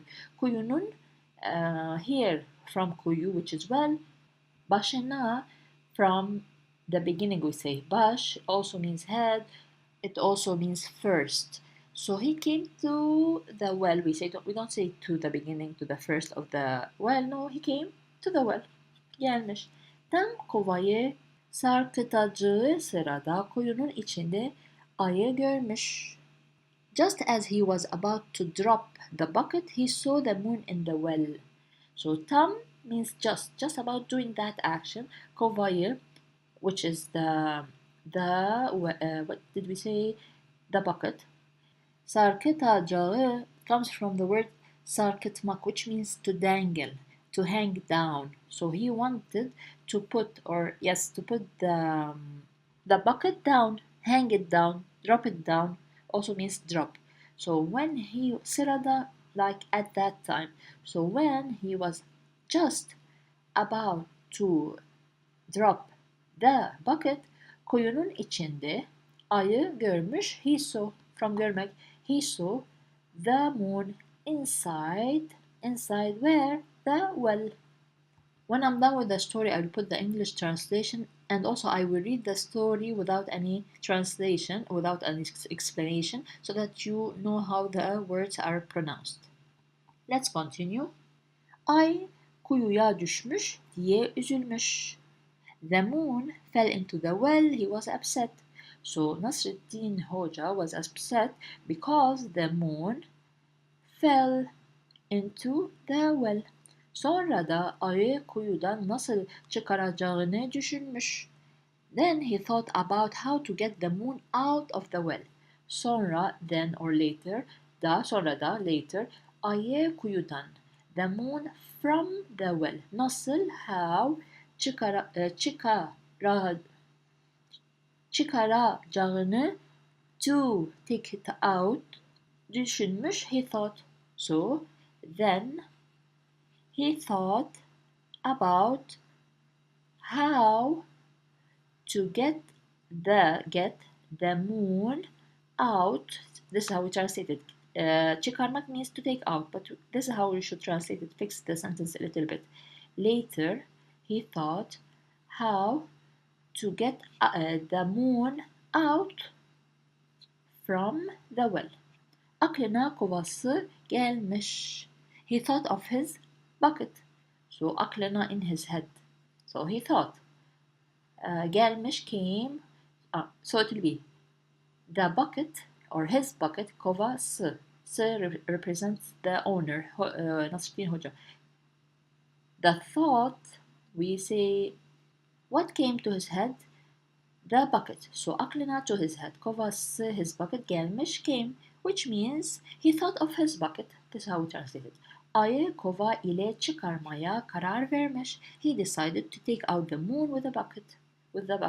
So ayı, the moon, kova, bucket, ile, with. So with the bucket, çıkarmaya, to take out, it passed over here. Karar vermiş, also passed over here. He decided to take out the moon with the bucket. So this was the first slide.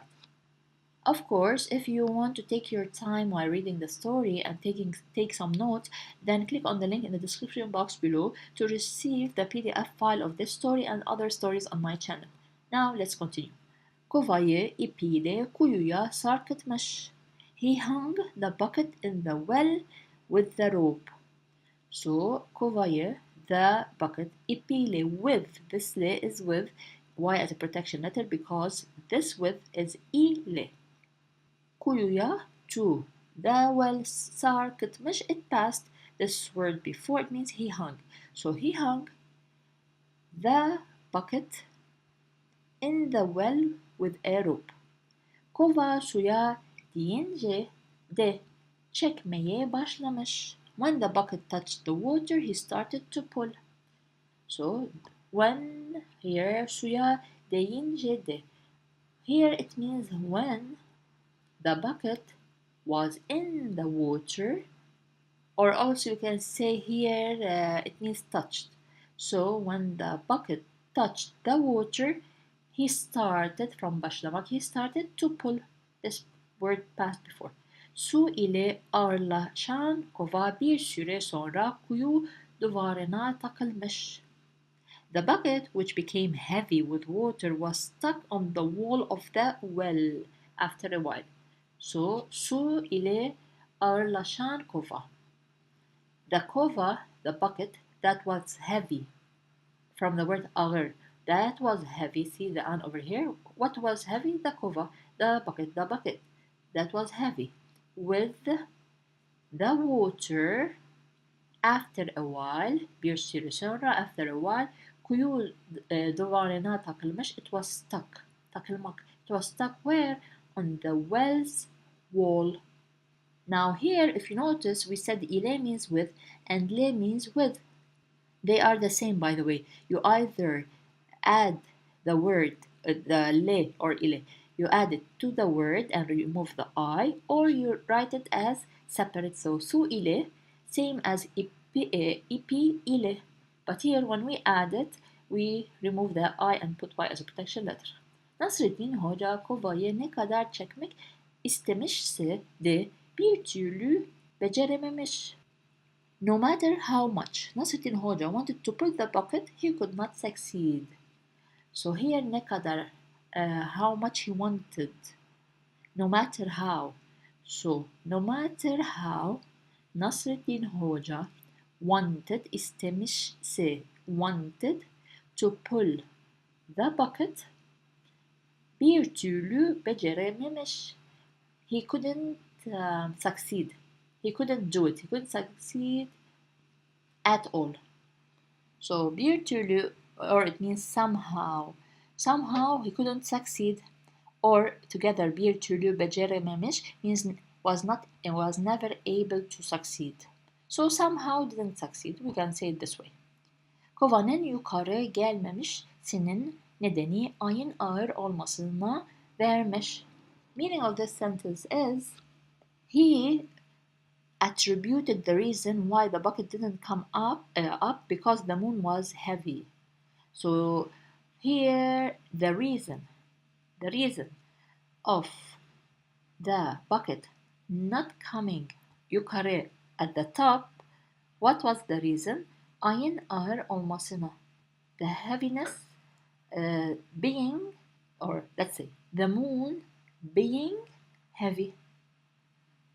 So again, kovanın yukarı gelmemesinin nedenini means the reason of the bucket not coming up was why of the heaviness of the eye. This was the reason. Kovayı yukarı çekmeyi sürdürmüş. He continued on pulling the bucket up. So sürdürmüş, he continued pulling the bucket up, yukarı. Finally, let's see what happened. Fakat ipe o kadar şiddetli asılmış ki ip kopmuş. Meaning of the sentence, but the bucket, or it, because they didn't say bucket over here, but it was hung on the rope so strongly that the rope broke or cut, we can say. Fakat, ipe o kadar şiddetli asılmış ki. We're talking about the bucket. So, but it or the bucket was hung. Asılmış ki was hung so strong on the ip that, or on the rope, that the rope kopmuş. It means like it was cut. Nasreddin Hoca da sırt üstüne yere yuvarlanmış. Nasreddin Hoca also fell on his back. So Nasreddin Hoca also sırt üstü yere yuvarlanmış. It means he fell on his back. Sırt means back, To means alone means at the top, yere to the ground, yuvarlanmış. Alone means yuvarlanmak. Alone means roll. He rolled on his back. Yeah, this is it. It means he fell on his back. Nasreddin Hoca gözünü açınca gökte parıldamakta olan ayı görmüş. Meaning, now when Nasreddin Hoca opened his eyes, he saw the moon shining in the sky. Nasreddin Hoca gözünü açınca, inca means when. When Nasreddin Hoca opened his eyes, gökte parıldamakta olan ayı görmüş. He saw the moon shining in the sky. So gök, in the sky. Oh, çok şükür. Oh, thank God. So that happened. He means epeyce uğraştım, epeyce yoruldum ama sonunda ayı kuyudan çıkarmayı başardım. I tried a lot. I was very tired, but I finally managed to get the moon out of the well. Epeyce uğraştım. I tried a lot. This epeyce means quite. So I tried quite a lot or a lot. Epeyce yoruldum. I was tired a lot, but at the end or finally we can say çıkarmaya başardım. I was successful of pulling out the moon from the well. Bu iş bütün yorgunluğuma değdi demiş. He said this job was worth all my fatigue. So this was the story. This was the end of the story. Now let's read it without any translation or explanation. Günlerden bir gün, gecelerden bir gece Hoca Nasreddin kuyudan su çekmeye karar vermiş. Elinde kovası bahçedeki kuyunun başına gelmiş. Tam kovayı sarkıtacağı sırada kuyunun içinde ayı görmüş. Ay kuyuya düşmüş diye üzülmüş. Sonra da ayı kuyudan nasıl çıkaracağını düşünmüş. Aklına kovası gelmiş. Ayı kova ile çıkarmaya karar vermiş. Kovayı ipiyle kuyuya sarkıtmış. Kova suya değince de çıkmaya başlamış. Su ile ağırlaşan kova bir süre sonra kuyu duvarına takılmış. Nasreddin Hoca kovayı ne kadar çekmek istemişse de bir türlü becerememiş. Kovanın yukarı gelmemesinin nedenini ayın ağır olmasına vermiş. Kovayı yukarı çekmeyi sürdürmüş. Fakat ipe o kadar şiddetli asılmış ki ip kopmuş. Nasreddin Hoca da sırt üstü yere yuvarlanmış. Nasreddin Hoca gözünü açınca gökte parıldamakta olan ayı görmüş. O çok şükür epeyce uğraştım, epeyce yoruldum ama sonunda ayı kuyudan çıkarmayı başardım. Bu iş bütün yorgunluğuma değdi demiş. So this is the translation of the story in English. The title of this story is Göre Maya Çalmak Fıkrası.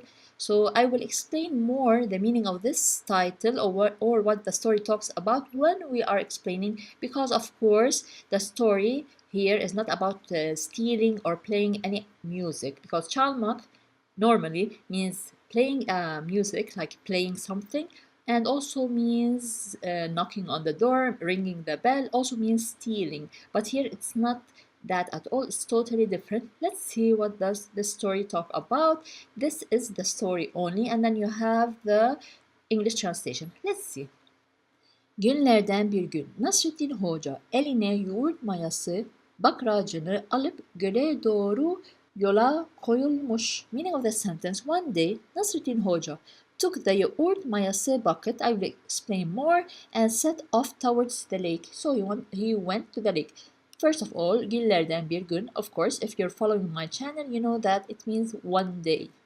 Nasreddin Hoca, his name. Eline yoğurt mayası bakracını. This is the bakraç. I put the picture here so that you directly see what it means. Yoğurt means yogurt. Mayası is yeast. So maya means yeast. Yoğurt mayası, the yeast of the yogurt. And we will know why did he do that. So one day Nasreddin Hoca took the yoğurt mayası, this bucket, it has inside it yoğurt mayası, the yogurt yeast, and he went directly to the göl, which is göle. To the göl, which means to the lake. So here göllerden bir gün. One day Nasrettin Hoca eline el means hand. Eline, let's say with his hand, in his hand, he took the following. The bucket that has the yoğurt mayası. Alıp, almak, to take.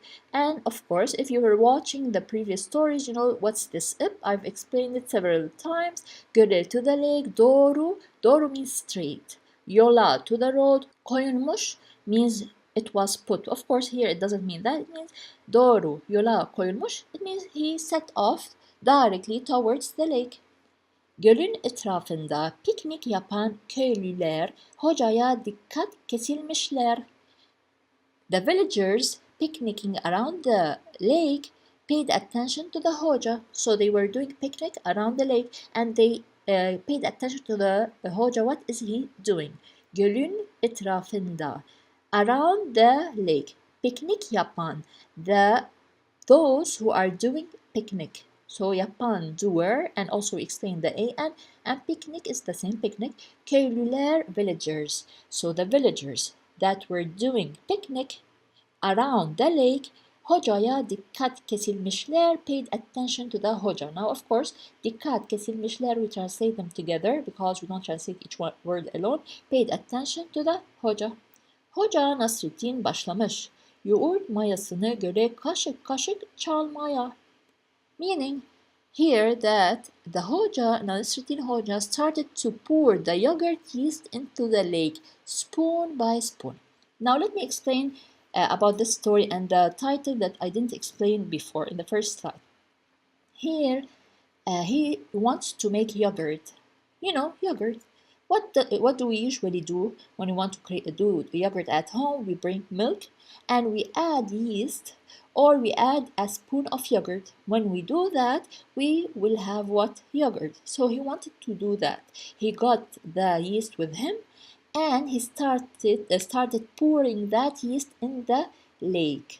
Kaşık kaşık means spoon by spoon. Now again, çalmaya here doesn't mean stealing or whatever it means. It means, let's see, Nasrettin Hoca started to pour the yeast, the yogurt yeast, to the lake spoon by spoon.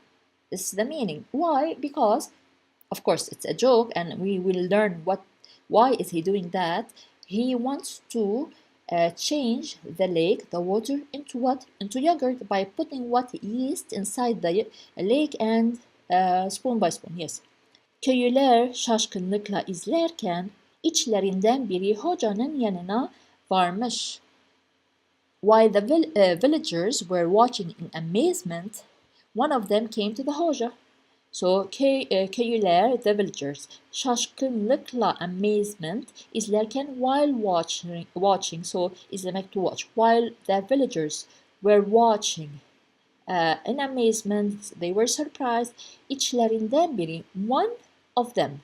So each inside, so one of these villagers, okay, from them, hocanın yanına varmış, came, we say it this way, he went to next to the hoca. This is how we say it. Hayırdır hocam? What's wrong hocam?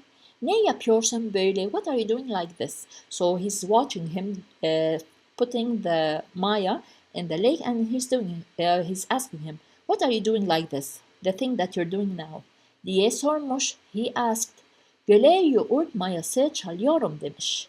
So now Nasrettin Hoca replies demiş. He said, I am like here, let's say I'm putting the yeast into the göl, into the river, lake. And we can also say this process is called fermentation, right? If I'm not mistaken. So I'm fermenting the lake. Why is he fermenting the lake? Because he's assuming it's milk and he wants to transform it into yogurt. This process is called fermentation. İlahi hocam. Oh my God hocam. Divine hocam. We don't say that. It means oh my God. He's surprised. Hiç göle maya çalmakla göle maya tutar mı? Meaning of the whole sentence is, now we know the meaning of each one. So girl is lake, Maya is, what would we say, yeast, Chalmakla is the thing that he's putting the yeast into the lake. Tutarm means does it hold. But the meaning of the whole sentence, we can say it as, does the lake keep or does the lake hold the yeast? Does it hold yeast? No, of course, because it's very big. The lake is very big.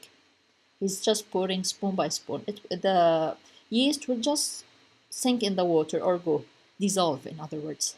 Hoca Nasreddin o nükteden cevaplarından birini daha vermiş. Sorry, it's vermiş, not varmış. Okay, meaning of this sentence is that Hoca Nasreddin or Nasreddin Hoca gave another answer of his witty answers. You know his answer. We can say also Nasreddin Hoca answered one of his humorous answers. You know, he's always saying jokes. This is nükte. It's an Arabic word which means like humorous. He gave one of his humorous answers, his funny, let's say, answers.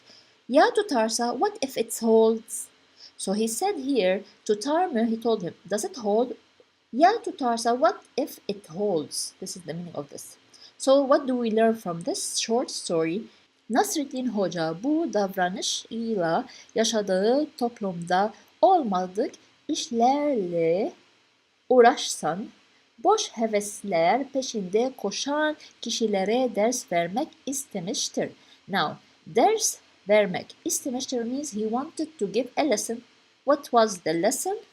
Let me tell you the meaning of the sentence. With this behavior, we'll explain this now. With this behavior, Nasruddin Hoja wanted to give lessons to people who are dealing with strange things and chasing vain desires in the society they live in.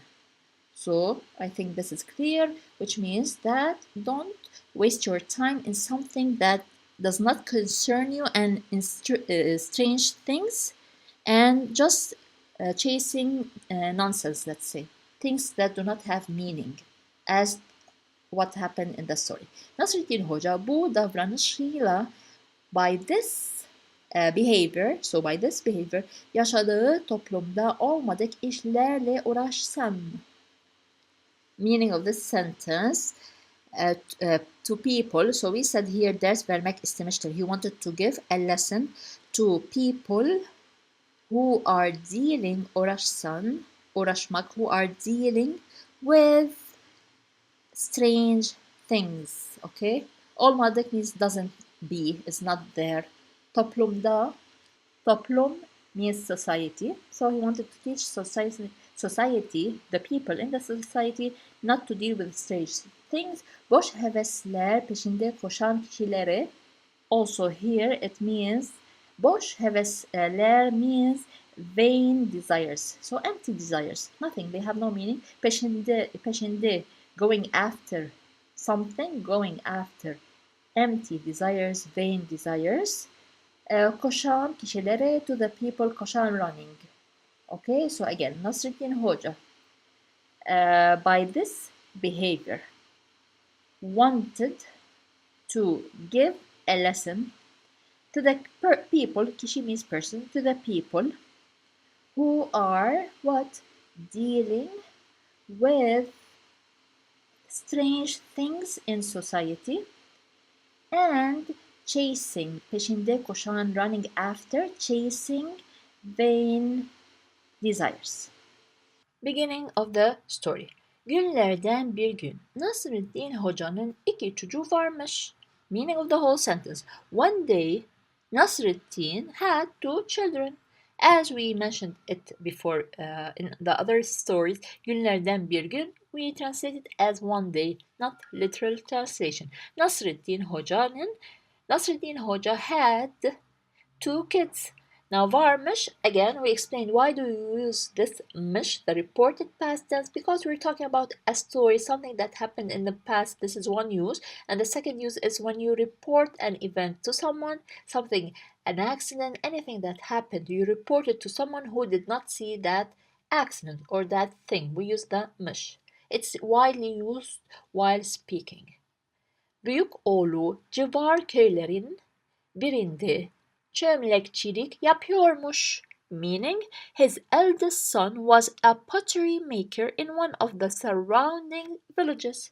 So, büyük oğlu, his eldest son. Civar means surrounding, around. It's an Arabic word. Köylerin, the surrounding villages. Birinde, one of them. So, his eldest son. Okay, let's continue yapıyormuş. So let's continue this one. Çömlekçilik yapıyormuş. He was doing what? This job. This job is pottery, the one pottery maker, the one who does pottery. Now why do we say çömlekçilik yapıyormuş? This is it in Turkish. You either say, you have another option, you either say çömlekçi, okay, or you use the lik and the yapmak verb. For example, if I want to say a teacher, my career is a teacher or a teacher, öğretmenim or öğretmenlik yapıyorum. So we use the lik and the yapmak verb. His eldest son was a pottery maker. We don't translate it as he was making a pottery maker. No, he was a pottery maker in one of the surrounding villages. Bir gün Nasrettin Hoca büyük oğlunun yanına gidince. One day when Nasrettin Hoca went to his eldest son. So one day gidince, when he went. So ince, we mentioned it before, it means when. So one day when Nasrettin Hoca went beside his eldest son. He told him this sentence. Now who is speaking? The boy. Baba, bütün sermayemi şu çömleklere yatırdım demiş. He said, Dad, I invested all my capital in these pots. So yatırdım. I invested. Also yatırmak is, you see it when you deal with banks. Yatırmak to deposit. When you want, we have withdraw money and deposit money, right? So withdraw, that's when you withdraw money. When you deposit, when you put money in your account, this is yatırmak. So yatırmak has two meanings: to deposit or to invest. Dad, I invested all my capital, his money, all his money. Where? In these çömlekler pots from the word, and we see they are related. When we put chi or che, it depends, it means the one who does the work. So, Dad, I invested all my capital in these pots. And yatırmak takes a at the end. Hava güneşli olur da tez zamanda hepsi kurursa zengin olacağım. Meaning, if it's sunny and it all dries up soon, I will be rich. So hava güneşli, sunny. Hava means air, güneş means sun. Hava güneşli, it's sunny. Olur da, if it is, here it means if it is sunny. The second sentence, tez zamanda hepsi kurursa zengin olacağım.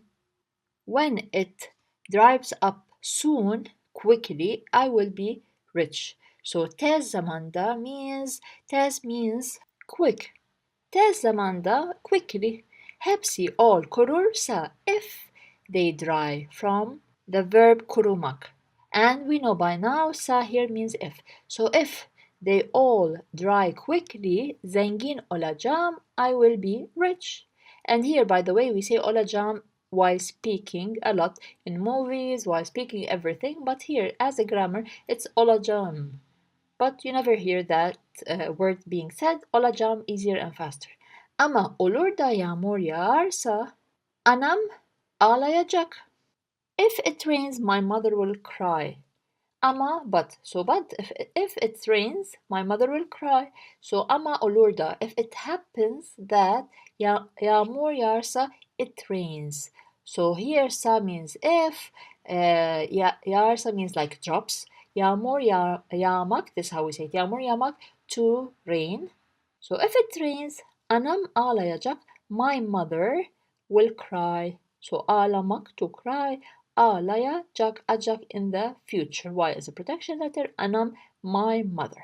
Nasrettin Hoca onun yanından ayrılıp diğer köydeki küçük çocuğun yanına gitmiş. Now, what did Nasruddin Hoca do? Where did he go? Gitmiş. He went next to the small child. Where is that child? In the other köy, in the other village. So diğer means other, köydeki, the one ki, the one that is in the village. So the one that is in the other village, küçük çocuğun yanına gitmiş. He went beside the small kid. Küçük oğlu, so his small son said the following. Baba, varım şu tarlada. Vaktinde yağmur yağarsa ekinlerim bol gelecek. Zengin olacağım.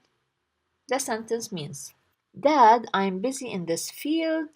If it rains on time or in time, my crops will be plentiful. I will be rich. So, Dad, varım şu tarlada. It means I am busy. So together we say I am busy. Şu tarlada, in this field. In this field. Tarla, field. Vaktinde, yağmur yağarsa. If it rains on time. So we know yağmur yağarsa and sa is if it rains, vaktinde, on time. Vakit means time, vaktinde, on time. Bu ekinlerim bol gelecek. My crops will be plentiful, will be a lot. So ekinlerim means here my crop or crops because we have ler. Ekin, crop, ekinlerim, my crops. Bol means plenty, a lot, like çok. Gelecek will come. So he means my crops will be a lot, plenty. Zengin olacağım as past before. I will olacağım. I will be rich. Olur da kuraklık gelirse anam ağlayacak demiş. What did he say demiş. Olur da kuraklık gelirse. If there is drought, what will happen? Anam ağlayacak. My mother will cry. And we explained these two in the previous slide. Demiş, he said. Hoca Nasreddin eve dönmüş. Canı çok sıkınmış. Nasreddin Hoca returned. Dönmüş. From dönmek to return. Dönmüş in the past. Reported past tense. He returned where? To the house. Eve, to the house. Canı çok sıkınmış. He was very annoyed. So, can means soul. Canı, his soul. We don't translate it this way. Çok, a lot, sıkınmış. We have this word comes from the infinitive form. Sıkınmak, get bored. So he was, okay, we said it's bored, but here when we want to translate this sentence, canı çok sıkılmış, he was annoyed. We don't say he was bored, he was not bored, he was annoyed. Let's see, why was he annoyed? Hanımı, his wife, so his lady, his wife. What did she tell him? Hayrola hoca, canın bir şeyi mi sıkın, neden yüzün asık demiş. So this sentence means, what's wrong, Hoja? Are you annoyed from something or with something? Why are you so sad? She said. Hayrola Hoja. Hayrola means what's wrong. For example, someone came, like here, he doesn't look fine. You tell him, Hayrola, what's wrong? Tell me. Hoja, okay. Canın bir şeyi mi sıkın? We said here, sıkın means annoyed. So are you annoyed? Canın sıkın. Are you annoyed from something or with something depending on the translation? Now here I will explain something. Let me continue. Neden yüzün asık? Now why are you so sad? These two words, we don't translate them alone. When we take both words together, it means you're so sad. So why are you sad? Demiş, she said. Let me explain something over here. We have me, right? And usually the question comes at the end of the sentence, right? Why did we put it in the middle of the sentence? I used to mention that in my videos sometimes. You put it in the middle of the sentence when you know the answer. So she's asking him, why are you annoyed from something? But she knows he is annoyed. Why? Because from his face it appears that he is annoyed. That's why when you ask a question and you already know the answer appears to you, you put the question in the middle of the sentence, and you will hear that during conversations. In movies, for example, also if you don't live in Turkey. Benimki bir şey değil hanım, demiş hoca. What did the hoca say? He said, there is nothing wrong with me. Hanım, lady, wife, you can translate it as you want. Benimki, mine, benimki, something related to me. Bir şey, a thing, değil, nothing. Değil means there is no. In this sense, but here he's telling her there's nothing wrong with me. You should be sad, not me. This is what he means. That's when we continue the story. So, benimki bir şey değil hanım, there's nothing wrong with me. He said. Asıl en kendi halini düşün. You should think of your situation in fact. So in fact, you should think of your situation. So asıl means, when you translate it, it means original, main, but this is not the meaning in the sentence. It means, in fact, the thing that you should do that thing. En kendine, yourself, haline düşün, think of your situation. So kendi means self, like oneself, yourself, self.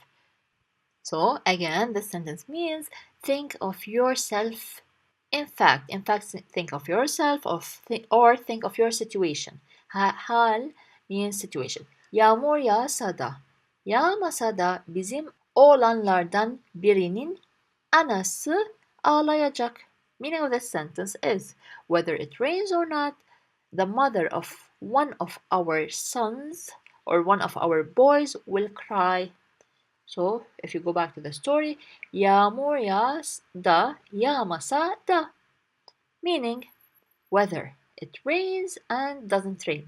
So we have two situations. Either it will rain or yağmasa, which is the negative, won't rain. So whether it rains or not, bizim oğlanlardan birinin, one, like biri, one of our sons, bizim, our, so one of our sons, anası ağlayacak, will make or will cry. Yes, the mother, so the mother of one of our sons will cry. It means you will cry. Now, fıkradaki öğüt, the advice in this story, in this funny story. Tedbirin önemi anlatılmak istenmiştir. Meaning of the sentence, the importance of precaution was tried to be explained. So tedbir means precaution. Önemi, importance. The importance of precaution anlatılmak istenmiştir. One was tried to be explained. So here anlatmak, to explain. When we put the il, it means that we don't know who is the one who is explaining. It's not known. This il over here, and we have this n, also has the same meaning. These are grammars. So anlatılmak istenmiştir was tried to be explained. By who, we don't know. Of course, because this is the advice. We don't here speak about the two boys, no. In general, we are talking in general about the advice from the story. So the importance of precaution was tried to be explained. Tedbir olmadan işlerimizi tesadüflere bırakmamalıyız. Meaning of the sentence, we should not leave things to chance without precaution. So, tedbir olmadan, without precaution, olmadan, without precaution, işlerimizi, our work, tesadüflere, from the word tesadüf, which means chance, bırakmamalıyız, we should not leave. Again, we should not leave our business, our work, with for chance or to chance without taking precaution. Again, we should not leave things or our business to chance without precaution.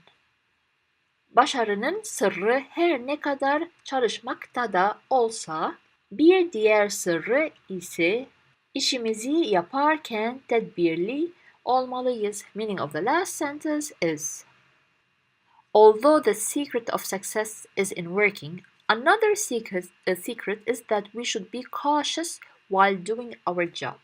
Başarının sırrı her ne kadar çalışmakta da olsa, although here it means like although the secret sırrı, the secret of success is in working, is how much ne kadar, is how much we work. This is the meaning. But although the secret of success is in working, bir diğer sırrı, the other secret ise means as for the other secret, işimizi yaparken when or while we do our work, tedbirli olmalıyız. We should be cautious. So again, although the secret of success is in working, as for the other secret, we can say it also as another secret, is that we should be cautious while doing our work. So this was the story. In the next slide, or let me first read the story without any translation, and then I will show you the English translation and then the words that you should try to remember and they passed in the story. Günlerden bir gün Nasreddin Hoca'nın 2 çocuğu varmış. Büyük oğlu civar köylerin birinde çömlekçilik yapıyormuş. Bir gün Nasreddin Hoca büyük oğlunun yanına gidince, "Baba, bütün sermayemi şu çömleklere yatırdım," demiş. "Hava güneşli olur da tez zamanda hepsi kurursa zengin olacağım. Ama olur da yağmur yağarsa anam ağlayacak." Nasreddin Hoca onun yanından ayrılıp diğer köydeki küçük çocuğun yanına gitmiş. Küçük oğlu, "Baba, varamıyorum şu tarlada. Vaktinde yağmur yağarsa ekinlerim bol gelecek, zengin olacağım. Olur da kuraklık gelirse anam ağlayacak," demiş. Hoca Nasreddin eve dönmüş. Canı çok sıkılmış. Hanımı, "Hayrola hoca, canın bir şeye mi sıkın? Neden yüzün asık?" demiş. "Benimki bir şey değil hanım," demiş hoca. "Asıl en kendi halini düşün. Yağmur yağsa da yağmasa da bizim oğlanlardan birinin anası ağlayacak." Fıkradaki öğüt, tedbirin önemi anlatılmak istenmiştir. Tedbir olmadan işlerimizi tesadüflere bırakmamalıyız. Başarının sırrı her ne kadar çalışmakta da olsa, bir diğer sırrı ise işimizi yaparken tedbirli olmalıyız. This is the translation of the story. Of course, as I said, to go back always to the explanation because the translation it might be a little different from while reading the translation. Our story today is about, or it is called, Acemi Bülbül fıkrası. So it talks about Acemi Bülbül. Now Acemi means unexperienced person, someone who does a work without being experienced. He is a beginner, something like that. Now Bülbül, this is kind of a bird, so you can write Bülbül on Google and you know its meaning or which type of bird, and I think it's called nightingale. So this is the bird fıkrası, and we know by now what's fıkrası. Let's start with our nice story and simple one and very short one. So of course, the character of this story is Nasreddin Hoca. We all know by now who is that character. Let's start. Hoca Nasreddin bir gün komşu bahçenin yanından geçer. Meaning, Nasreddin Hoca passes by the neighboring garden one day.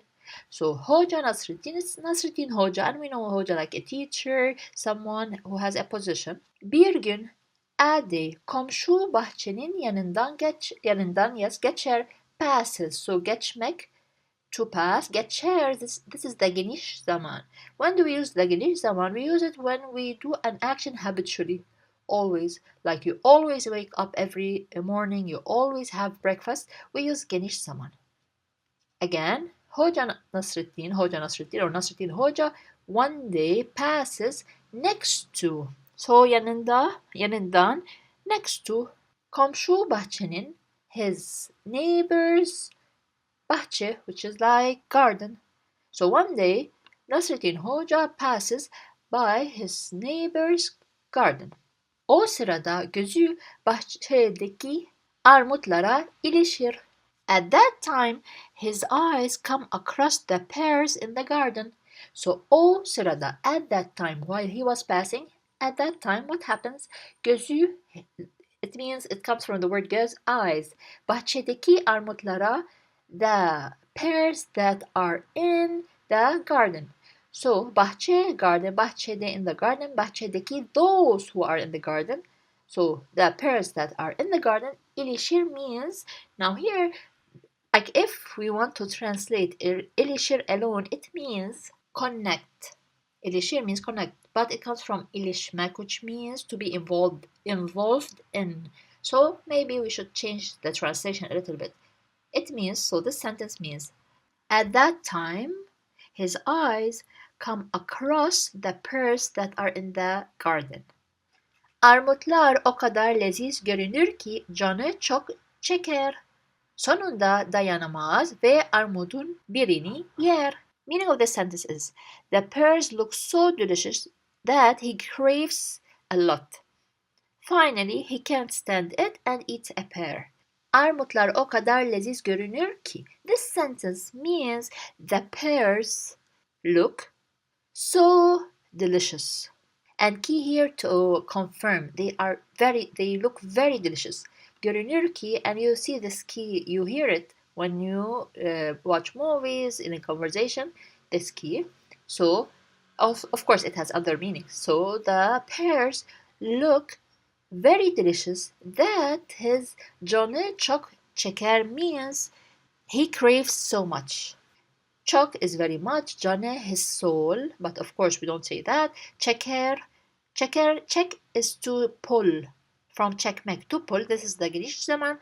Of course we don't translate word by word, so canı çok çeker means he craves so much. Sonunda dayanamaz ve armutun birini yer. At the end, finally, he couldn't stand it and eats one of the pears. So sonunda, finally, at the end, dayanamaz, cannot stand. He cannot stand these delicious pears. So this word comes from dayanmak, to resist. So here, maz is the negative of the geniş zaman. Dayanamaz, he couldn't resist. Dayan, this is the, when you remove the mak and mek, we have dayan. Then this what does this mean? It has a meaning. When it comes with mas, so here, when we don't have this negative, some words we have, it's positive, some words are positive. When we add this after the verb, it means can. But since we have negative, it means cannot, so cannot resist. Ve armutun birini yer and eats, so yer, also geniş zaman, he eats. It comes from yemek, to eat, yer is the geniş. He eats one of the pears, birini, one of them. Armutun lezzetine doymayan hoca bir tane daha yer. Bir tane daha derken kendini armut ağacında bulur. Now, the meaning of these two sentences is, hoca, who can't get enough of the taste of the pear, eats another one and then finds himself in the pear tree. So armutun lezzetine doymayan hoca, the hoja that cannot get enough, doymayan, cannot get enough, I will explain that more, of the taste, the, let's say, delicious taste of the armut. What does he do? Bir tane daha yer, he eats another one. So bir tane, one of the pears, daha also, or means more, extra.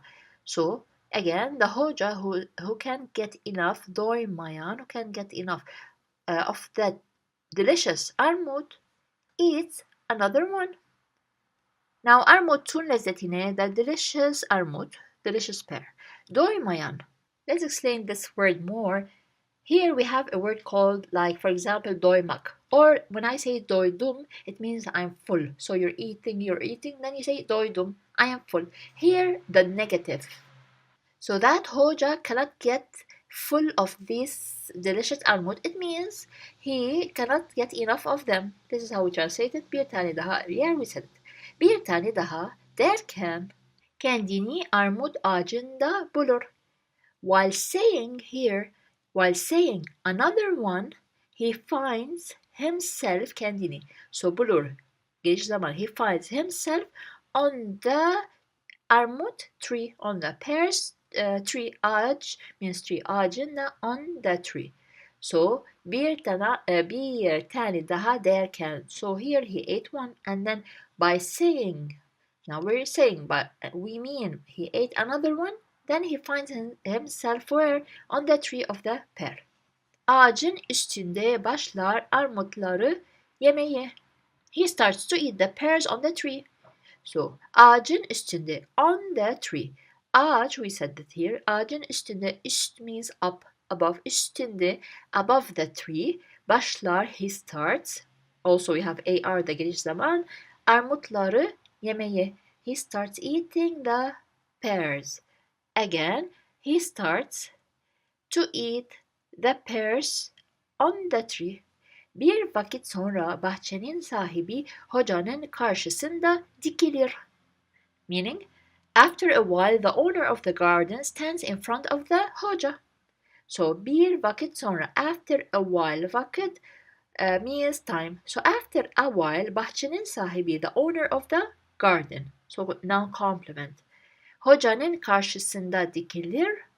Stands, yes. Stands in front, facing the hoca. So hocanın karşısında, facing the hoca, or we can say dikilir, stands in front of him. Nasrettin Hoca komşusunu görür görmez bülbül gibi ötmeye başlar. As soon as Nasrettin Hoca sees his neighbor, he starts to sing like a nightingale. So Nasrettin Hoca komşusunu, his komşu is neighbor, komşusu his neighbor, komşusunu. Here we have the ne as a protection letter, you, because we have this verb, görmek. So görür görmez, this is a grammar when you repeat the same verb, but here, geniş, here it's positive and here it's negative. It means as soon as. So as soon as Nasrettin Hoca sees his neighbor, what happens? Bülbül gibi ötmeye başlar. He starts. Başlar. Ötmeye. To sing like bülbül, like that bird. Bahçe sahibi hocaya yaklaşıp, the owner of the garden approaches the hoca. So yaklaşmak, to approach, yaklaşıp.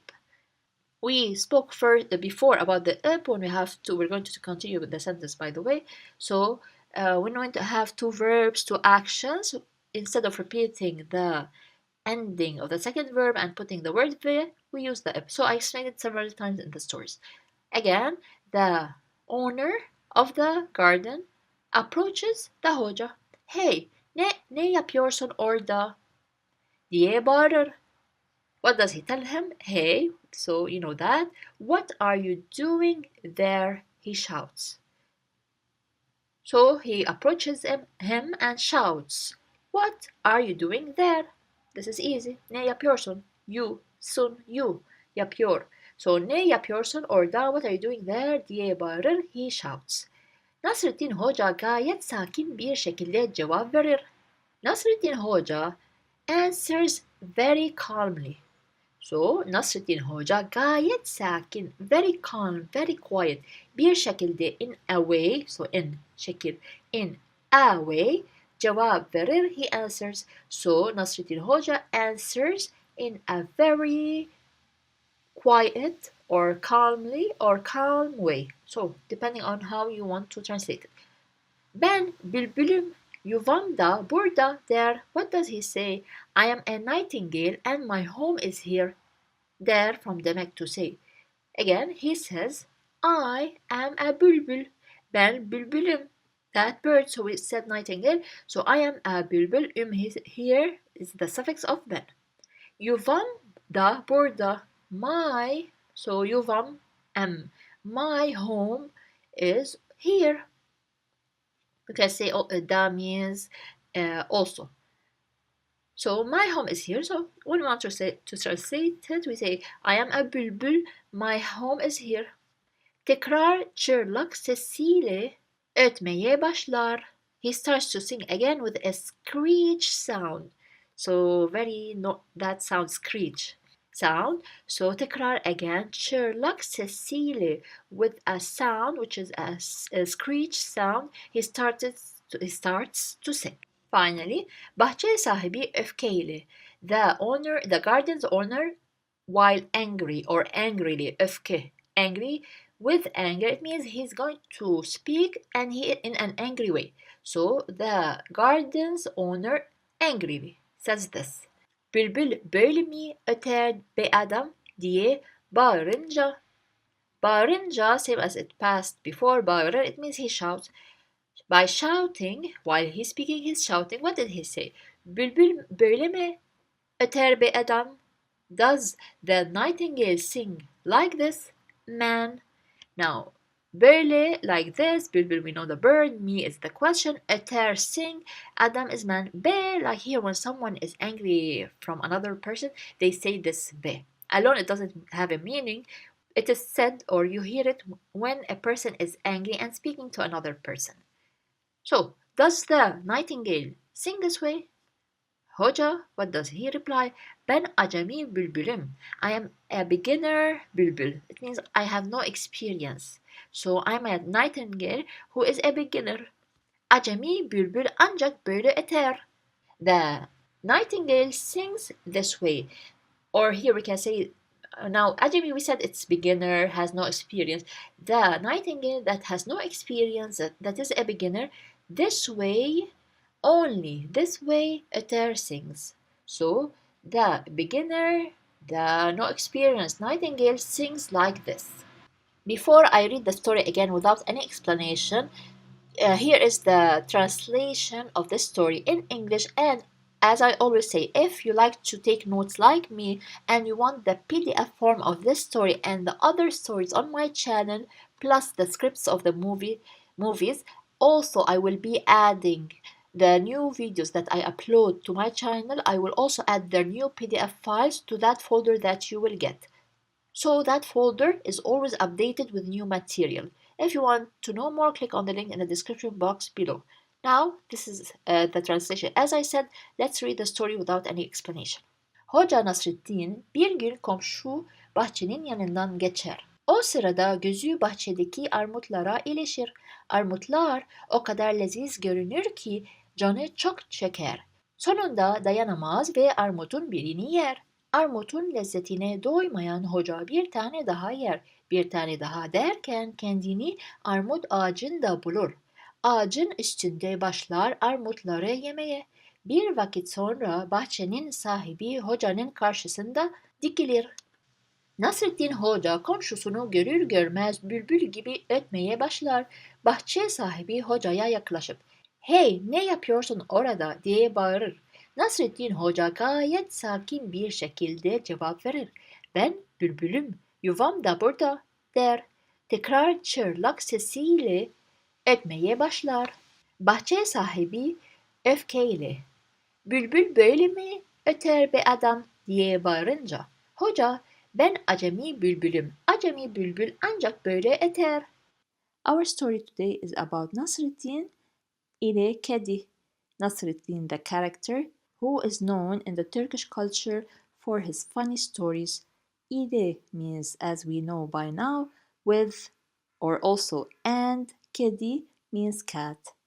So, the story today is about Nasreddin and the cat. Et buradaysa, kedi nerede? Or we can say, kedi nerede? Et buradaysa, kedi nerede?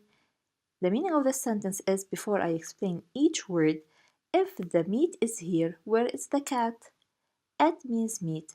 Burada, here, till this A means here. Y as a protection letter, the sa here means if. And we can we can say it also as burada, I-S-E, but we removed the I, we put Y as a protection letter, and because we have A over here, we use sa and not se. So if the meat is here, kedi nerede or kedi nerede, where is? Nerede, where is? The cat. Bir gün Nasreddin Hoca'nın canı et yemeyi istemiş. Meaning of the sentence, one day Nasreddin Hoca wanted to eat meat. So bir gün, a day, which is one day. Nasruddin, the name, his name. Hoja here means like you say this word like to a person with a higher level, like your teacher, you tell him Hoja. Jannah here from the word Jan, alone means, if we translate it alone, it means life or soul. Now we'll say the translation. Et yemeği, et means meat, yemeği food, istemiş wanted. So, like he desired to eat meat. This is the meaning. But while translating, we change a little bit. We say one day, Nasruddin Hoja wanted to eat meat. Simply. So istemiş from istemek to want. Mish is the reported past tense. And if you don't know when do we use it, so in Turkish we have the past tense, same as in English, and a reported past tense which does not exist in English. This reported past tense is used in several places. One of them, like here in this story, if we're talking about something that happened in the past, or about we also use it in fiction stories like here. You use it also when someone reports something, an event that happened, you weren't there, so he is telling you what happened. This is the reported past tense. So again, bir gün Nasrettin Hoca'nın canı et yemeği istemiş. One day Nasrettin Hoca wanted to eat meat. Kasaptan 2 kilo et alıp evine götürmüş. Meaning he bought 2 kilos of meat from the butcher and took it home. Kasaptan, tan from the butcher. 2 kilo, 2 kilos. Et alıp, like alıp means or comes from the word the verb almak, to take or to buy. So here he bought meat, evine götürmüş, and took it to, this a means to, ne as a protection letter, to his house. Now this we explained it several times in the previous stories. One more time, let's explain it. When we have two actions or two verbs, instead of putting this ending to this verb, we just put up and put the ending in the next verb, in the second verb. So instead of, if we didn't have up, it will be almış ve evine götürmüş. Instead of writing here mış and then ve, we just remove both and put up. Okay, so here ev means house, evi, his house, and why is ne as a protection letter, not y? So we have two protection letters, either y or n or ne. Why did we use n here? Because the word ev is originally evi only. Evi, his house, so we added this addition. That's why the protection letter is n and not y. So when we put an addition to a word and then we need to put a protection letter, we put n and not y. Akşama güzelce pişir bunları demiş hanımına. Meaning, cook them well for the evening, he told his wife. So akşama, akşam means evening, akşama for evening, for the evening, güzelce pişir, cook them well. And yes, güzel means beautiful, but also it gives other meanings like well, delicious. Okay, cook them well, bunları, these. Demiş, he said to his wife, hanımına, to his wife. Hanım is the hanım, the lady, hanımına, to his wife. So, cook here, cook them well for the evening, he said to his wife. Ne var ki o gün eve hanımın misafirleri gelmiş. However, that day the lady's guests came to the house. So ne var ki means however. O gün, that day. So o gün, that day. Eve, to the house. Hanımın misafirleri gelmiş. Came, visitors to the lady. So visitors came to the lady. She had visitors, in other words. Kadıncağız eti pişirip onlara ikram etmiş. Poor woman cooked the meat and offered it to them. So kadın means woman. Kadıncağız, this addition has a meaning of like poor woman. Eti pişirip, cooked the meat. So as we said, meat, eti the meat, pişirip from pişirmek to cook, and the ip as we said here, because we have another action, another verb, instead of repeating the ending and putting ve, we just put ip. Onlara ikram etmiş means and offered them. So she offered the meat to her visitors.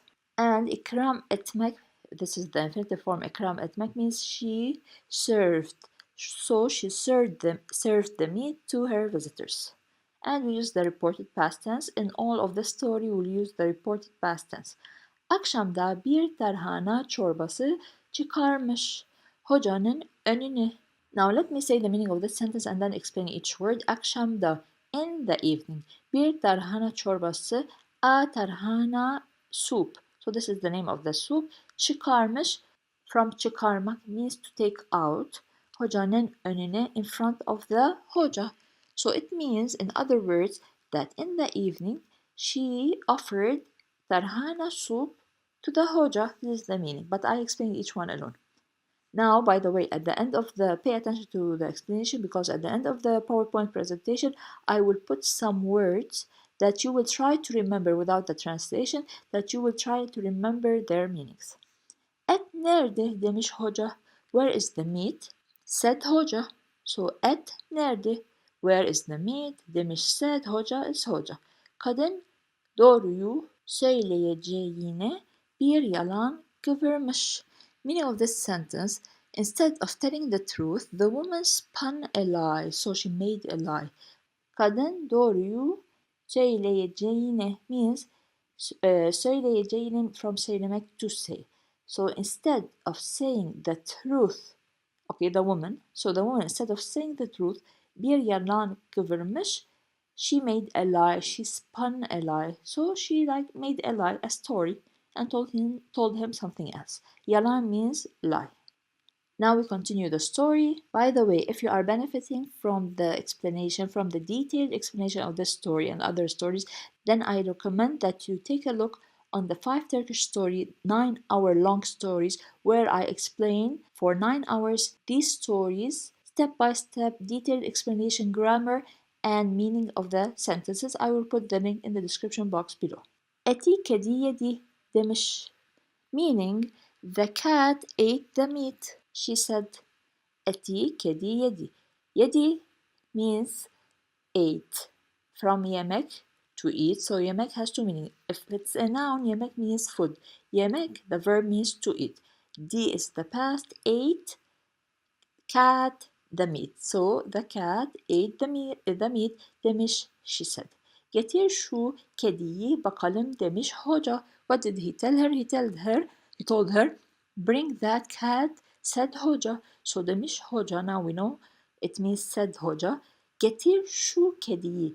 Bring that cat. Bakalım means let's see. From bakmak, to look. Bakalım, alım means let's. Let's see. But the meaning here, bring that cat, let's see. Sonra teraziyi çıkartıp kediyi tartmış. It means then he took out the scale and weighed the cat. So sonra means after, then. Teraziyi, the scale. So terazi means scale. Y as a protection letter, E or letter I in English. The scale, terazi, the scale. Çıkartıp, he took out from çıkartmak. So, and if we know, instead of saying çıkartmış ve kediyi tartmış, we put up. So he took out the scale later and tartmış, he weighed, to weigh something, to see how many kilos. The cat, he weighed the cat. Bakmışlar ki tam 2 kilo geliyor. Meaning they saw that it weighs exactly 2 kilos. So bakmışlar ki. So bakmış, as we said from bakmak, to see mış is the reported past tense. Lar is they, the hoja and his wife. They saw that the cat, they didn't say the cat here, but they saw that it's exactly 2 kilos. Tam means exactly. 2 kilo, which is 2 kilo. Geliyor, it comes. So from gelmek, to come, geliyor is the continuous past, present continuous tense. It comes exactly 2 kilos. But while translating, we don't say it comes. It will differ a little bit. They saw that it weighs exactly 2 kilos. Hoca hanımına sormuş. The hoja asked his wife. Okay, hanım, as we said, wife or lady. Hanımı, his wife. His wife. Ne as a protection letter to his wife. So he asked his wife. Sormuş, he asked, from sormak, to ask. Peki hanım, okay lady demiş, he said, because the Nasruddin Hoca is speaking. Okay lady or okay my wife, if you want to say it, he said. Kedi bu ise bizim et nerede or nerede? If. So ise here now came alone. If. This is the cat. Where is our meat? Et buysa kedi nereye gitti? If this is the meat, where did the cat go? So et buysa, look here. Here they wrote bu ise, and it has the meaning. If this is the cat, here at buysa, if this is the meat, it's the same word, buysa and bu ise. If we want to join them together, we remove the I as we remove this I, yes, because we have you and I. Even if we remove it, these are vowels, so we put Y as a protection letter, and then the U takes A, doesn't take se. So buysa, it becomes buysa. So it's the same. You either say bu ise or buysa. So again, if this is the meat, where did the cat go? So this was the fikra, which is the joke in the story, because when he bought the meat, it was 2 kilos, exactly 2 kilos, and then the woman said that the cat ate the meat. She lied. When he weighed the cat, it was also 2 kilos. So he's asking, if this is the meat, where is the cat? If this is the cat, where is the meat? Because the weight of the cat is the same weight as the meat when he bought it. Now, what we're going to do is, I'm going to read the story without any translation, and then I'll show you what comes next. If you're like me and like to take notes of any lesson that you have, I have prepared these stories, all the stories in my channel, as a PDF file where I can send it to you, and this file is always updated with the new stories. When you get this file, you get access to the PDF of my channel where you can print them out and take your own notes. Also, I will put the link in the description box below. So now let's read the story. Et buradaysa kedi nerede? Bir gün Nasreddin Hoca'nın canı et yemeyi istemiş. Kasaptan 2 kilo et alıp evine götürmüş. Akşama güzelce pişir bunları demiş hanımına. Ne var ki o gün eve hanımın misafirleri gelmiş. Kadıncağız eti pişirip onlara ikram etmiş. Akşamda bir tarhana çorbası çıkarmış hocanın önüne. Et nerede demiş hoca. Kadın doğruyu söyleyeceğine bir yalan kıvırmış. Eti kedi yedi demiş. Getir şu kediyi bakalım demiş hoca. Sonra teraziyi çıkartıp kediyi tartmış. Bakmışlar ki tam 2 kilo geliyor. Hoca hanımına sormuş.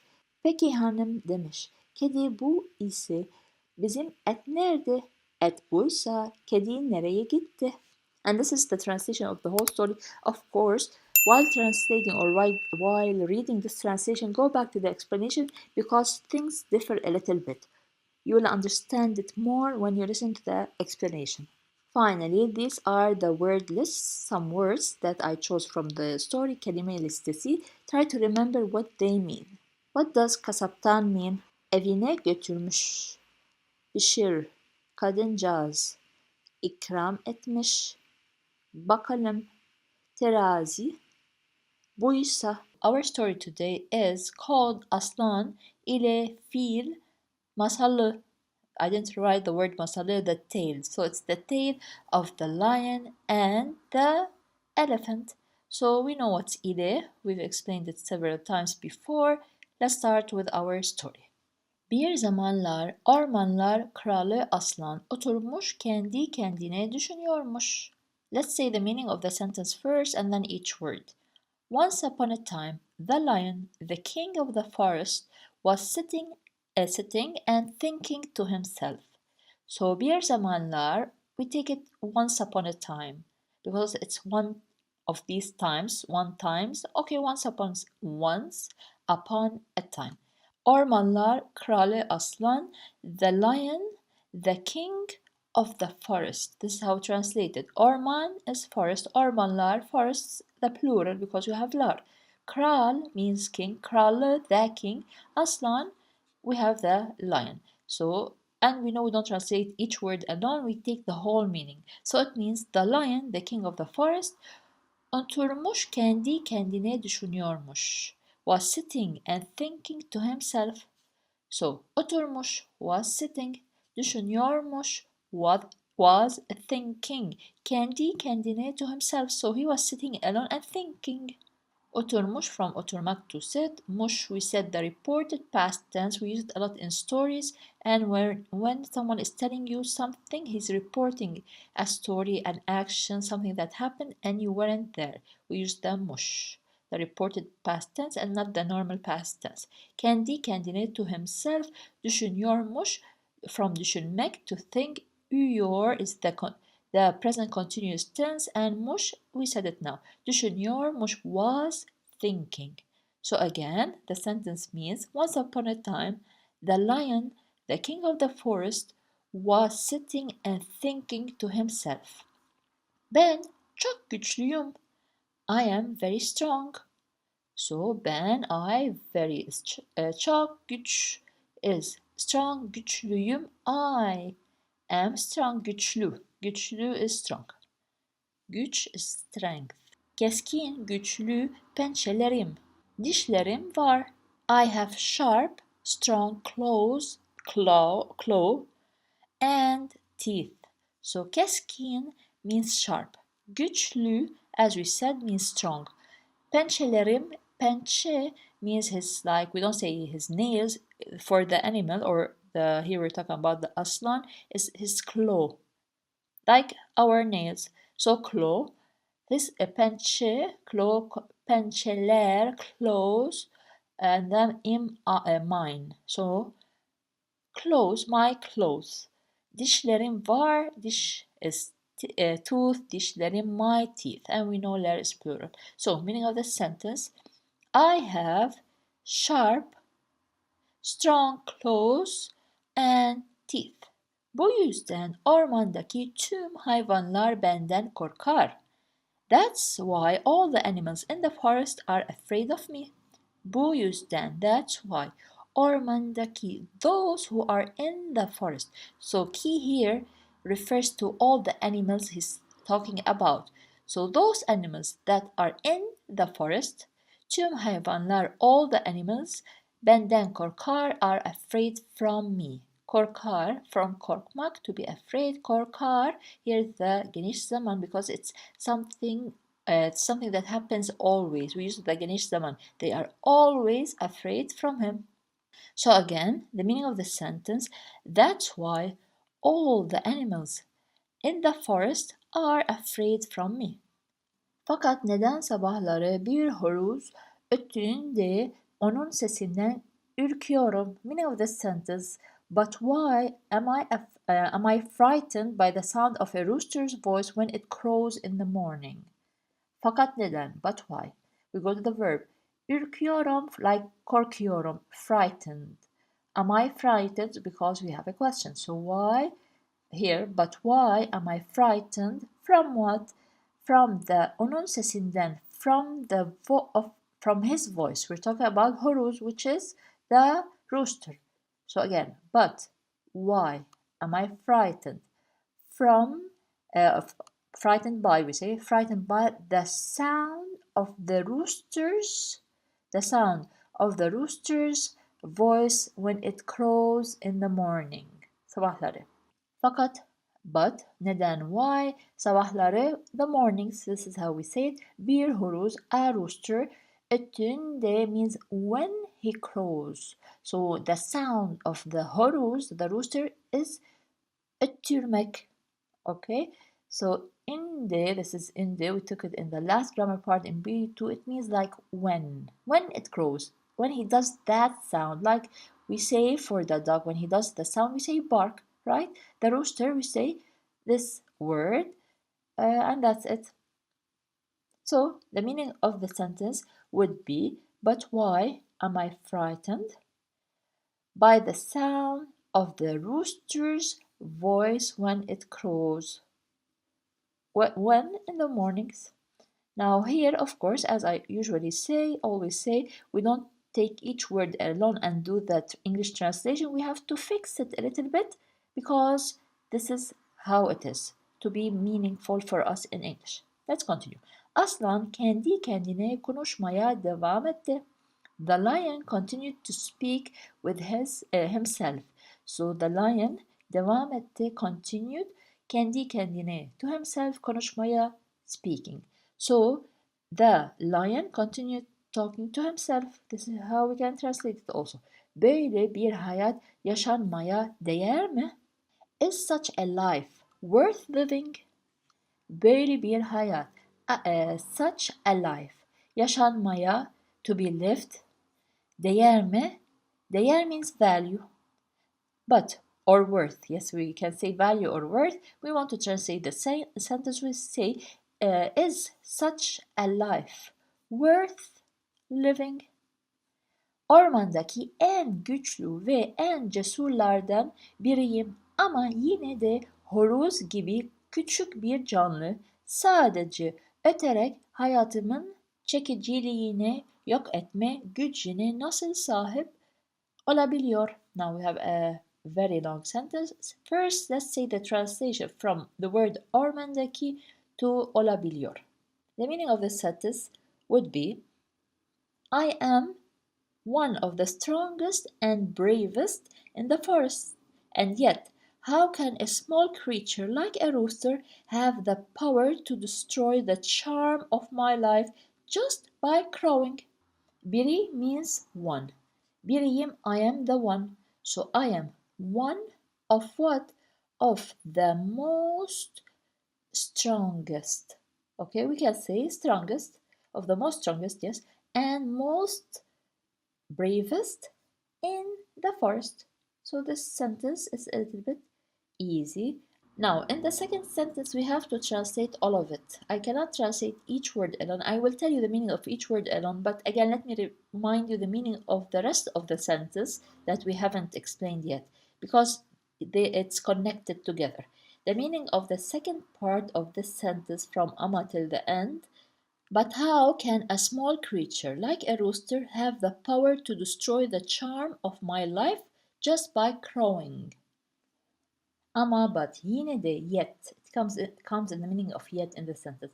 But yet, how, nasıl, how can a small creature like a rooster? So how can a small creature, canlı means creature. How can a small creature like a rooster? So we're done with the first part. Again, the meaning, but yet, how can a small creature like a rooster hayatımın çekiciliğini yok etme, meaning, now we have my life, çekiciliğine means charm, yok etme, it makes it not appear, not happen. So means the three words over here, they mean destroy the charm. So destroy, yok etme, destroy what? The charm of my life. Hayatımın çekiciliğine yok etme means destroy the charm of my life sadece öterek, only by crowing. Okay, the sound of the rooster. Now here, gücüne, we did not translate it. Let's say güç, we said it means power. So here, let's translate again, but yet, how can a small creature like a rooster have the power to destroy the charm of my life only by crowing? So if you think it's hard, repeat this part only and then I'm sure you'll find it easier. Let's continue with the story. Tam o sırada kocaman bir fil aslanın bu düşünceli halini görerek kulaklarını ileri geri çırparak aslanın yanına geldi. Meaning of the sentence, just then a huge elephant, seeing the thoughtful state of the lion, came to the lion flapping his ears back and forth.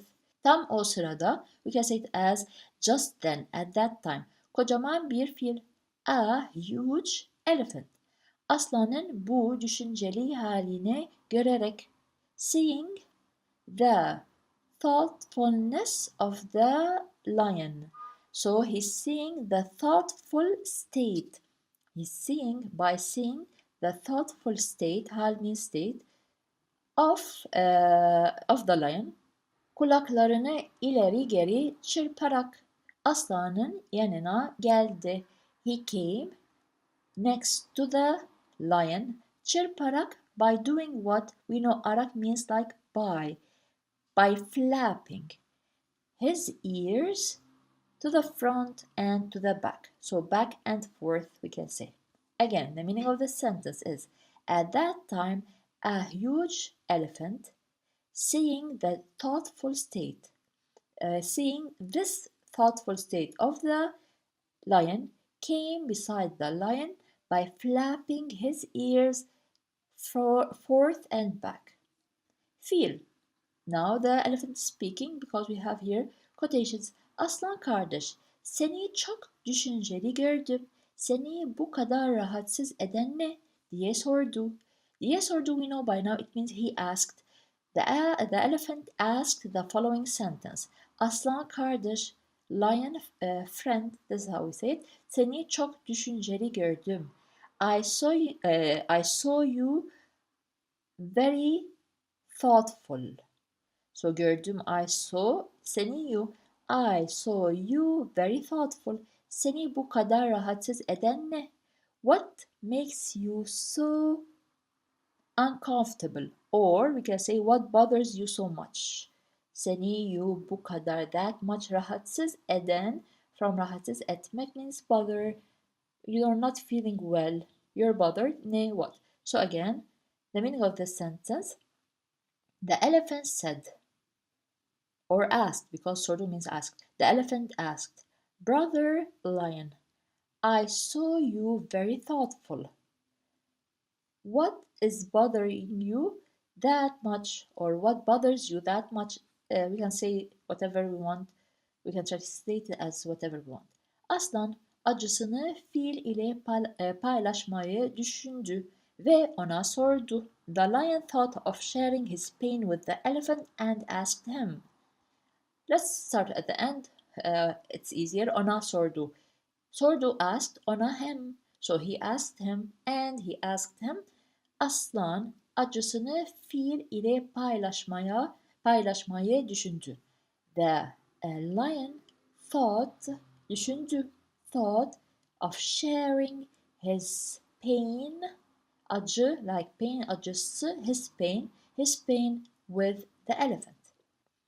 Senin gibi muazzam bir cüssesi ve güçlü olan bir canlıya herhangi bir canlı zarar verebilir mi? diye sordu. So let's say what he asked him first, the whole meaning, and then we go to each word alone. Can any living creature harm a creature of such enormous size and strength as you? So he's asking the elephant. To explain this sentence, let's come to the question first. Me. Okay, so herhangi bir canlı zarar verebilir mi? Can any living creature, bir canlı, we can say a creature or a living creature. So can any living creature harm, zarar verebilir. So here verebilir, ebil means can. With the question we say can. Can any living creature harm who? A creature of enormous size and strength like you. So let me say the meaning quickly and then we can relate. Can any living creature harm a creature of enormous size and strength like you? I hope it's clear. So senin gibi, like you. Muazzam bir cüssesi means an enormous size ve gücü olan we say it together like strength. As we said before, bir canlıya a creature, a living creature and herhangi bir canlı zarar verebilir mi? Herhangi bir canlı zarar verebilir mi? All of this sentence means can any creature harm? Zarar vermek, to harm. Can any creature harm? Again, we go to the second sentence. A creature who is enormous in size and strength like you. Fiil şöyle cevap verdi. The elephant replied this, şöyle, in these words. So the elephant replied the following. Şu küçük sivrisineği görüyor musun? So the K here should be a yumuşak K by the way because it's followed by a vowel. Again, şu küçük sivrisineği görüyor musun? Do you see that little mosquito? So, görüyor musun? Can you see or do you see that small mosquito? Eğer if sokarsa, here we're talking about the mosquito. So if it stings, it bites you. So if it bites or it stings, sa here we know it's related to eğer. When we have if, we should put sa. So if it stings the innermost part of my ear. So n each means innermost, which is very inside. Kısım means part. Kulak, here this word comes from kulak, means ear. Kulağımın, my ear. So if it stings the innermost part also because we have n here, innermost part of my ear, acıdan dileği dönebilirim. I could go crazy with pain. Acıdan deliye dönebilirim. I could go crazy from pain. So acı means pain. Acıdan from pain. We have deliye means from deli, which is crazy, dönebilirim. I could from the neck to turn, but we don't translate it this way. It means I could go crazy from pain. Dedi, he said. Don't forget, if you want to receive the PDF of this story and the other stories on my channel and the future stories, inshallah, that I will upload, click on the link in the description box below. Also, you have 5 Turkish stories where I explain in details, 9-hour long. Also, the link is in the description box below. Check them out. Now, the final part of our story and what do we learn from this story? Aslan, fiilin bu cevabıyla en güçlü canlıların bile zayıf noktalarının olduğunu anlamıştı.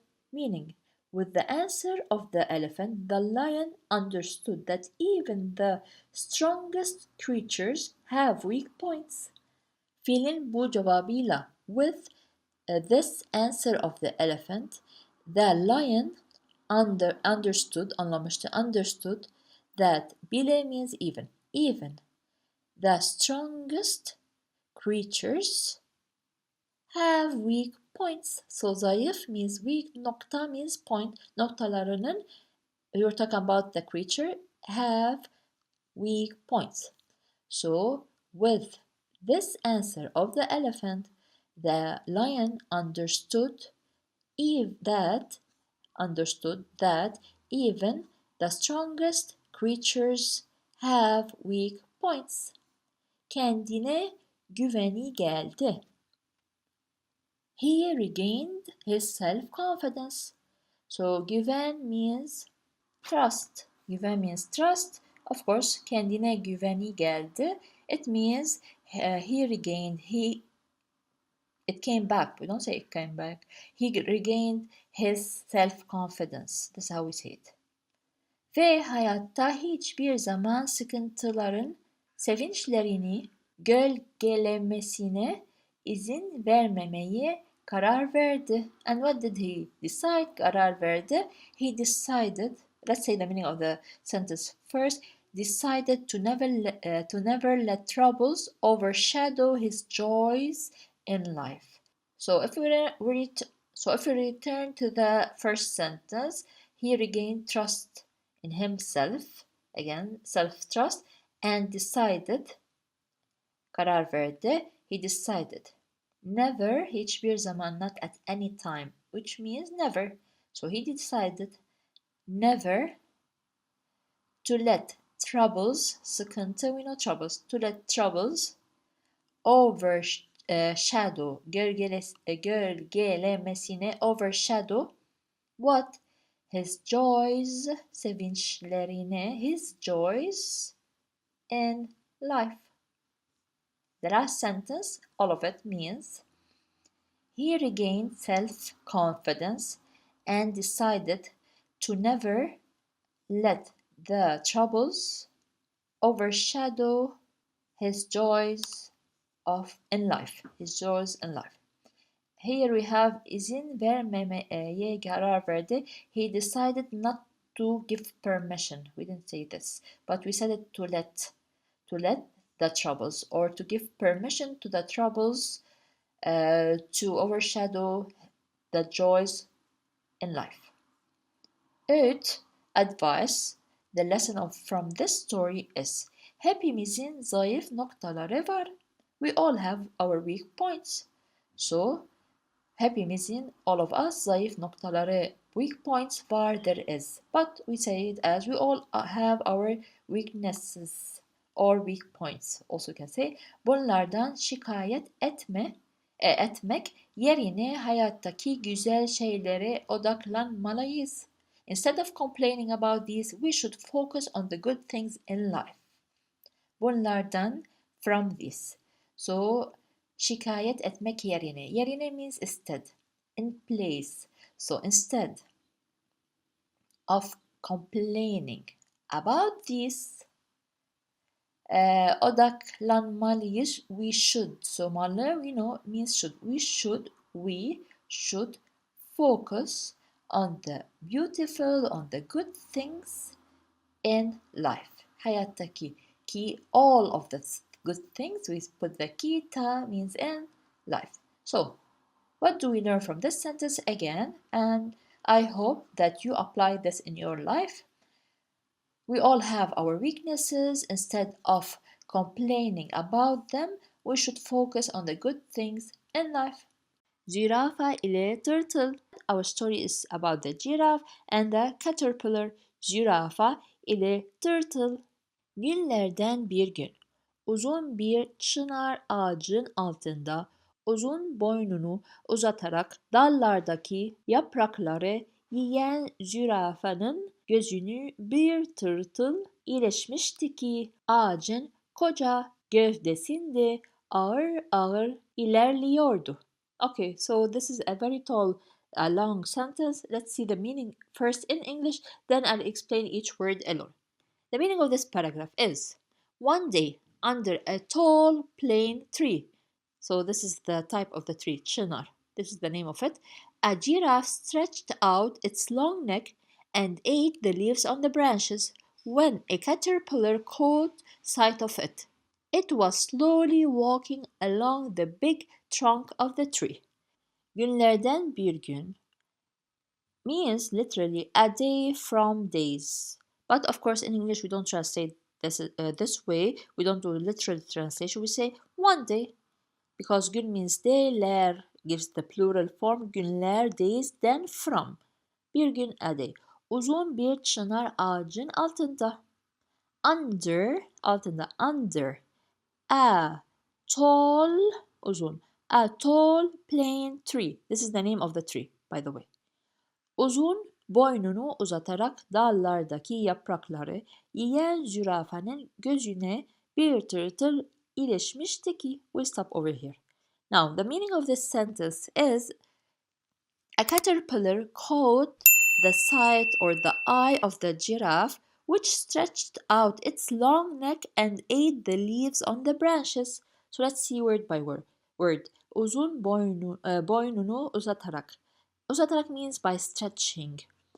Tall neck or long neck if you want. So uzatarak, stretching here in this sentence.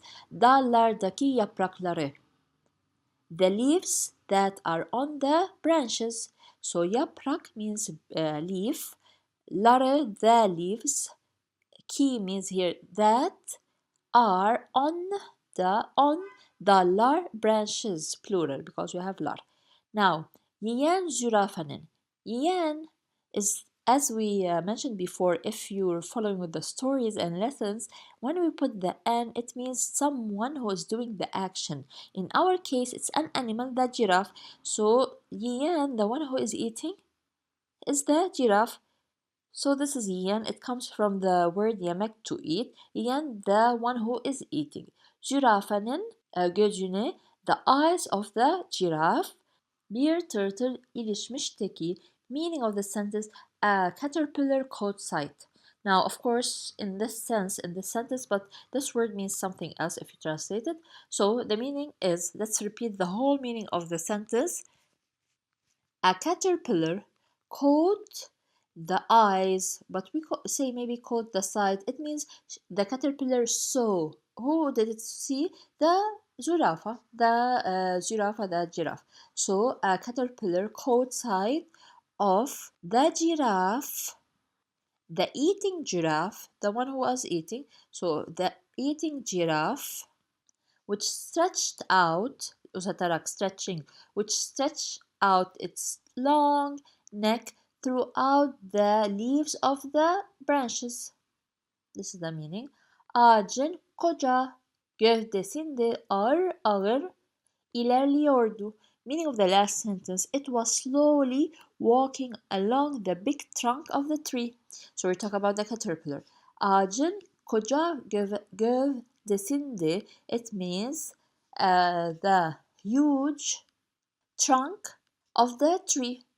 Ağaç means tree. Ağacın koca gövdesinde means the trunk of the huge, koca means huge, tree.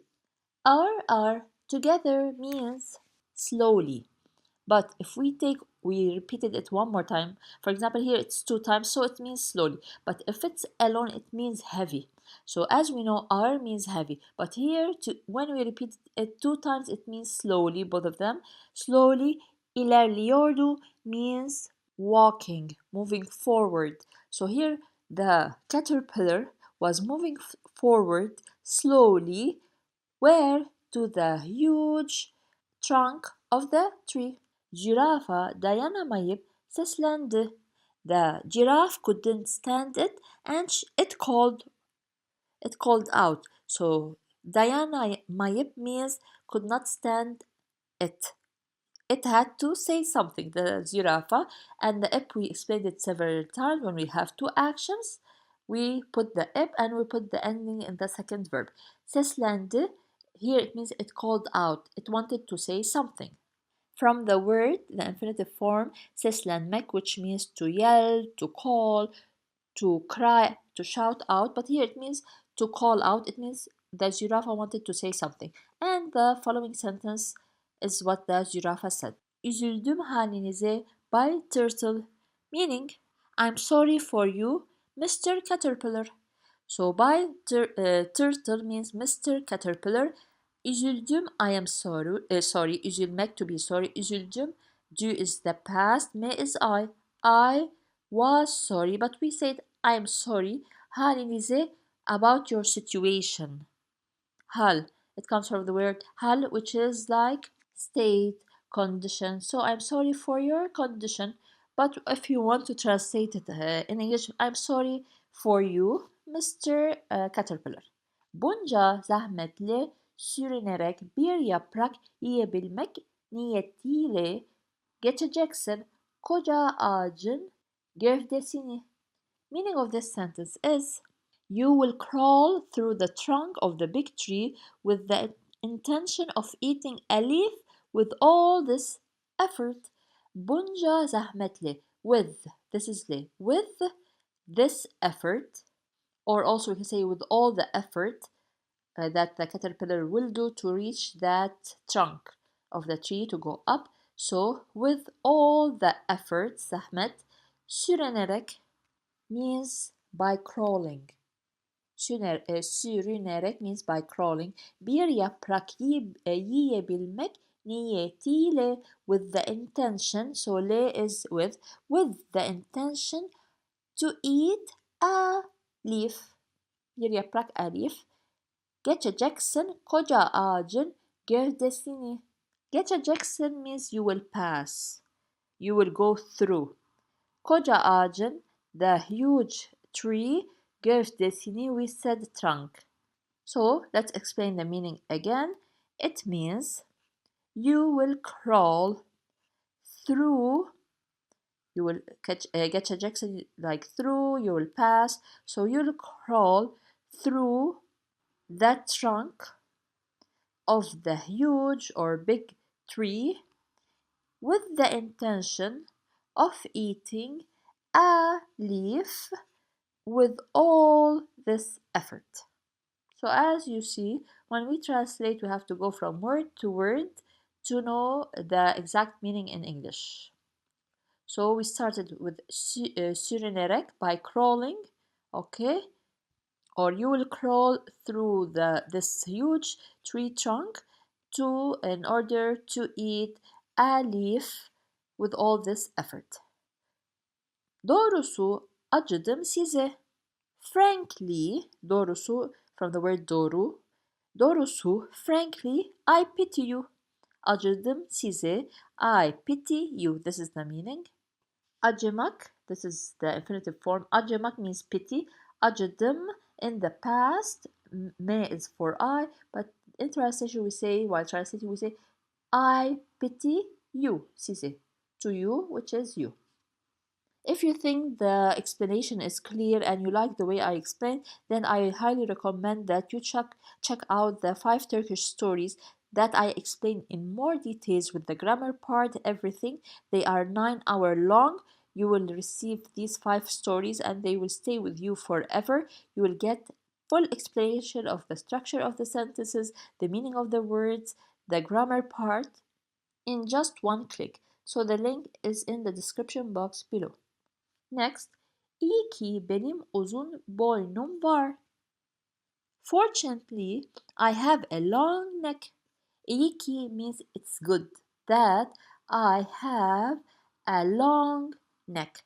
Now, var is there means there is. Boynum, my neck. Uzun, tall, as we said before.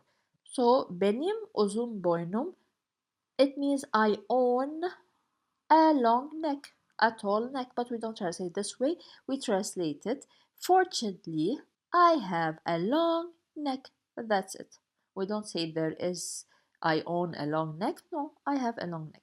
İstediğim yapraksa anında uzanıyorum. Meaning, if I want a leaf, I instantly reach for it. So, istediğim yapraksa. İstediğim from istemek to want. İstediğim, the thing that I want. So, and let's continue it. Yaprak means leaf. Yapraksa. Sa means if. We took it before. So, the meaning of these two words, if I want a leaf, the one that I want, for example, we have so many leaves. If that giraffe wants a certain leaf, this is istediğim, the one that I want, yapraksa. So if there is a leaf that I want, anında uzanıyorum.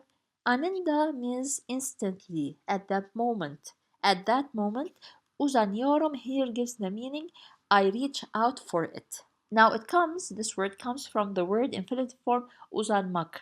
One of the meanings of uzanmak is reach, to reach. So I reach out to it instantly, anında. Now let's go to the next slide. Bay Turtle cevap verdi. Mr. Caterpillar answered. So cevap vermek, the infinitive form, to answer, cevap verdi, answered. The I is in the past. So what did the caterpillar answer? Benim için üzülmeyiniz efendim. Meaning of this sentence, this short sentence, don't feel sorry for me, sir. So efendim means sir. Benim için, for me, üzülmeyiniz, don't be sad. Don't be sorry. Üzülmek, this word passed before when the giraffe was speaking. So don't be sad for me, sir. And here, üzülmek, as we said, we take the root verb. Me is the negative. Ye is the protection letter. And we have iniz because the turtle is speaking with the giraffe with respect. So we use niz. Başımın çaresine bakabilirim. Meaning, I can take care of myself. So başımın, now if we translate each word alone, let's translate literal translation. Başımın, my head. Çaresine, solution. Bakabilirim, I can see. Of course, the whole meaning, take the meaning of the sentence is I can take care of myself. This is the meaning.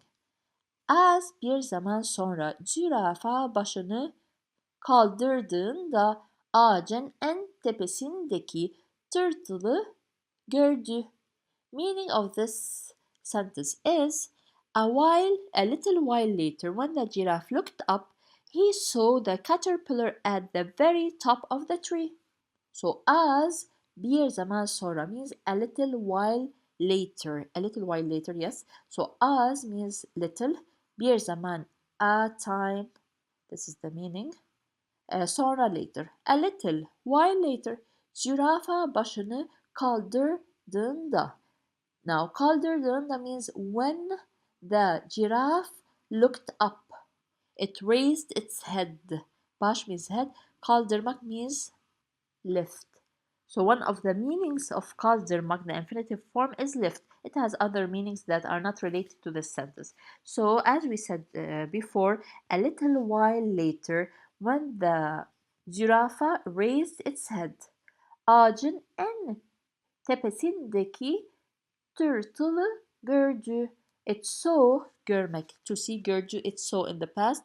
It saw the caterpillar at the very top of the tree. So ağacın, we know from ağaç, which is tree, and means the most. And tepesindeki, it means at the very top of the tree.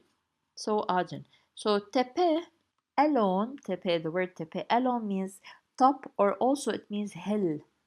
Hill, H-I-L-L, also means hill. So again, the meaning of this sentence, a little while later, when the giraffe raised or lifted its head, it saw the caterpillar at the very top of the tree. Kendisinin dahi ulaşamayacağı dallardaki taze yaprakları afiyetçe yiyordu. Meaning of this sentence, it ate, or it was eating, the fresh leaves on the branches that even he couldn't reach. So we're talking about the giraffe. Again, the meaning is that the caterpillar was eating the fresh leaves at the top of the branches that the giraffe couldn't even reach. So kendisinin dahi. Kendisinin means itself, himself. We're talking about the giraffe. Dahi means even. Ulaşmayacağı means could not reach. Dallardaki, the branches, those who are the ones that are branches. So dallardaki taze yaprakları, the fresh, taze, fresh leaves that are on the branches. Afiyetçe yiyordu. We're talking about the caterpillar. He was eating them with pleasure while enjoying. So again, let's see the meaning. We said before in the previous sentence that when he rose or lifted, when the giraffe lifted its neck, it saw the turtle at the very top of the tree. Then what happened? The caterpillar was eating, yiyordu, was eating with pleasure, not enjoying, let's say, afiyetçe, this is the meaning, was eating with pleasure the fresh leaves that were on the branches that even himself could not reach. And of course, here we talk about the giraffe. And of course, the infinitive form of this word is ulaşmak, to reach. Ulaşma, ma is the negative. And this is what, if you're following with the lessons, this means can, but when we put the ma after it, it means a negative couldn't. So couldn't reach, couldn't reach. He wanted to reach till these, but he couldn't reach. This is the Turtle günlerce de oradan ayrılmayacaktı. Meaning of the sentence is that caterpillar would not leave for days. So he stayed in that top places at the top of the tree for days. Turtle, the caterpillar, günlerce, 4 days. So gün is day, günlerce, 4 days. He stayed there 4 days. De oradan ayrılmayacaktı means couldn't leave or wouldn't leave there, the place where the caterpillar is. So couldn't leave the place also for days. Ayrılmayacaktı. Let's explain this word a little bit. It comes from ayrılmak, to leave. Ayrılma, this is the negative. Ma is the negative over here. Ye is a protection letter. Acak is the future. T is the past. Now, if we want to translate it, means it couldn't leave, it wouldn't leave that place for days. Zürafa anlamıştı hatasını. Zürafa anlamıştı hatasını. The giraffe understood its mistake. So we know zürafa means giraffe. Anlamıştı, from anlamak, to understand. Anlamıştı. Now, the mish, one of the uses of the mish, it's the reported past tense. We use it in stories like here, animals, something in the past. Also, it's a little bit different from the normal past tense, which is the same as in English. In mish, sometimes we use it, for example, let's give an example. When you're in the house and suddenly you left the house, okay, and you opened your bag and you noticed that you forgot your telephone. Here you use the mish. Later you fark ettin, which is later you noticed that you missed or you left your telephone at home. So you say telefonum unutmuşum. I forgot my telephone. This is the one of the uses of it. Plus we use it when we're reporting something that happened in the past to someone. We're telling them what happened. We saw that thing happen, but that person didn't see. So we're reporting. It's the reported past tense. Hata means mistake. Hatası, his mistake, the mistake of the giraffe. And here, why do you have the over here, ne, as a protection letter? Why do we use n as a protection letter? Because hata is the original word. We added it. That's why when we put a protection letter next to letters that we added, it means we use n and not y. Now, this comes before the verb anlamak. As we said before, when each verb, the word before takes certain letters. So the original form of the sentence, as you know, in Turkish, the verb comes at the end. So if we want to fix this sentence, it will be zürafa hatasını anlamıştı. But sometimes we use the verb in the middle, but this refers to anlamak verb. Vardır her canlının kendine göre yeteneği. Meaning of this sentence, every living thing has its own talent. So vardır, there is, from the word var, her canlının kendine. Every living thing, kendine means here own, O-W-N, göre, göre alone means according. Yetenek word means talent. So, every living thing has its own talent. Now, the lesson that we learned from the story is o yüzden kimseyi küçümsememeli. Meaning of the sentence, that's why we shouldn't underestimate anyone. O yüzden means that's why. Kimseyi comes from kim, who, kimseyi, anyone. Küçümsememeli means don't underestimate. So it comes from the word küçümsemek, the infinitive form küçümsemek, which means underestimate. So küçümsemek, it stops over here. And then this is the root verb. The me is the negative. Meli, what does it mean? Meli, must. It gives the meaning of must. So we have meli or malı, depending on the vowel, means must. We should not, must or should, it's the same. We should not underestimate anyone. O yüzden means therefore. So this was our story. Let me read the story again but without any explanation. Günlerden bir gün uzun bir çınar ağacın altında uzun boynunu uzatarak dallardaki yaprakları yiyen zürafanın gözüne bir tırtıl ilişmişti ki ağacın koca gövdesinde ağır ağır ilerliyordu. Zürafa dayanamayıp seslendi. Üzüldüm halinize Bay Tırtıl. Bunca zahmetle sürünerek bir yaprak yiyebilmek niyetiyle geçeceksin koca ağacın gövdesini. Doğrusu acıdım size. İyi ki benim uzun boynum var. İstediğim yapraksa anında uzanıyorum. Bay Turtle cevap verdi. Benim için üzülmeyiniz efendim. Başımın çaresine bakabilirim. Az bir zaman sonra zürafa başını kaldırdığında ağacın en tepesindeki tırtılı gördü. Kendisinin dahi ulaşmayacağı dallardaki taze yaprakları afiyetle yiyordu. Tırtıl günlerce de oradan ayrılmayacaktı. Zürafa anlamıştı hatasını. Vardır her canlının kendine göre yeteneği. O yüzden kimseyi küçümsememeli.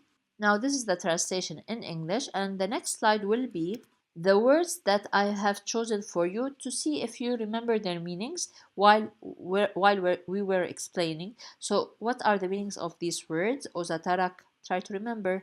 Dallar, koca, ağır ağır, seslendi, niyetiyle, çağrı, ayrılmayacaktı, yetenek. What does these words mean? Don't forget to subscribe to the channel. If you like the video, please press on the like and check out the links of the 5 Turkish stories and the PDF files of the channel if you want to have a lifetime access to these files.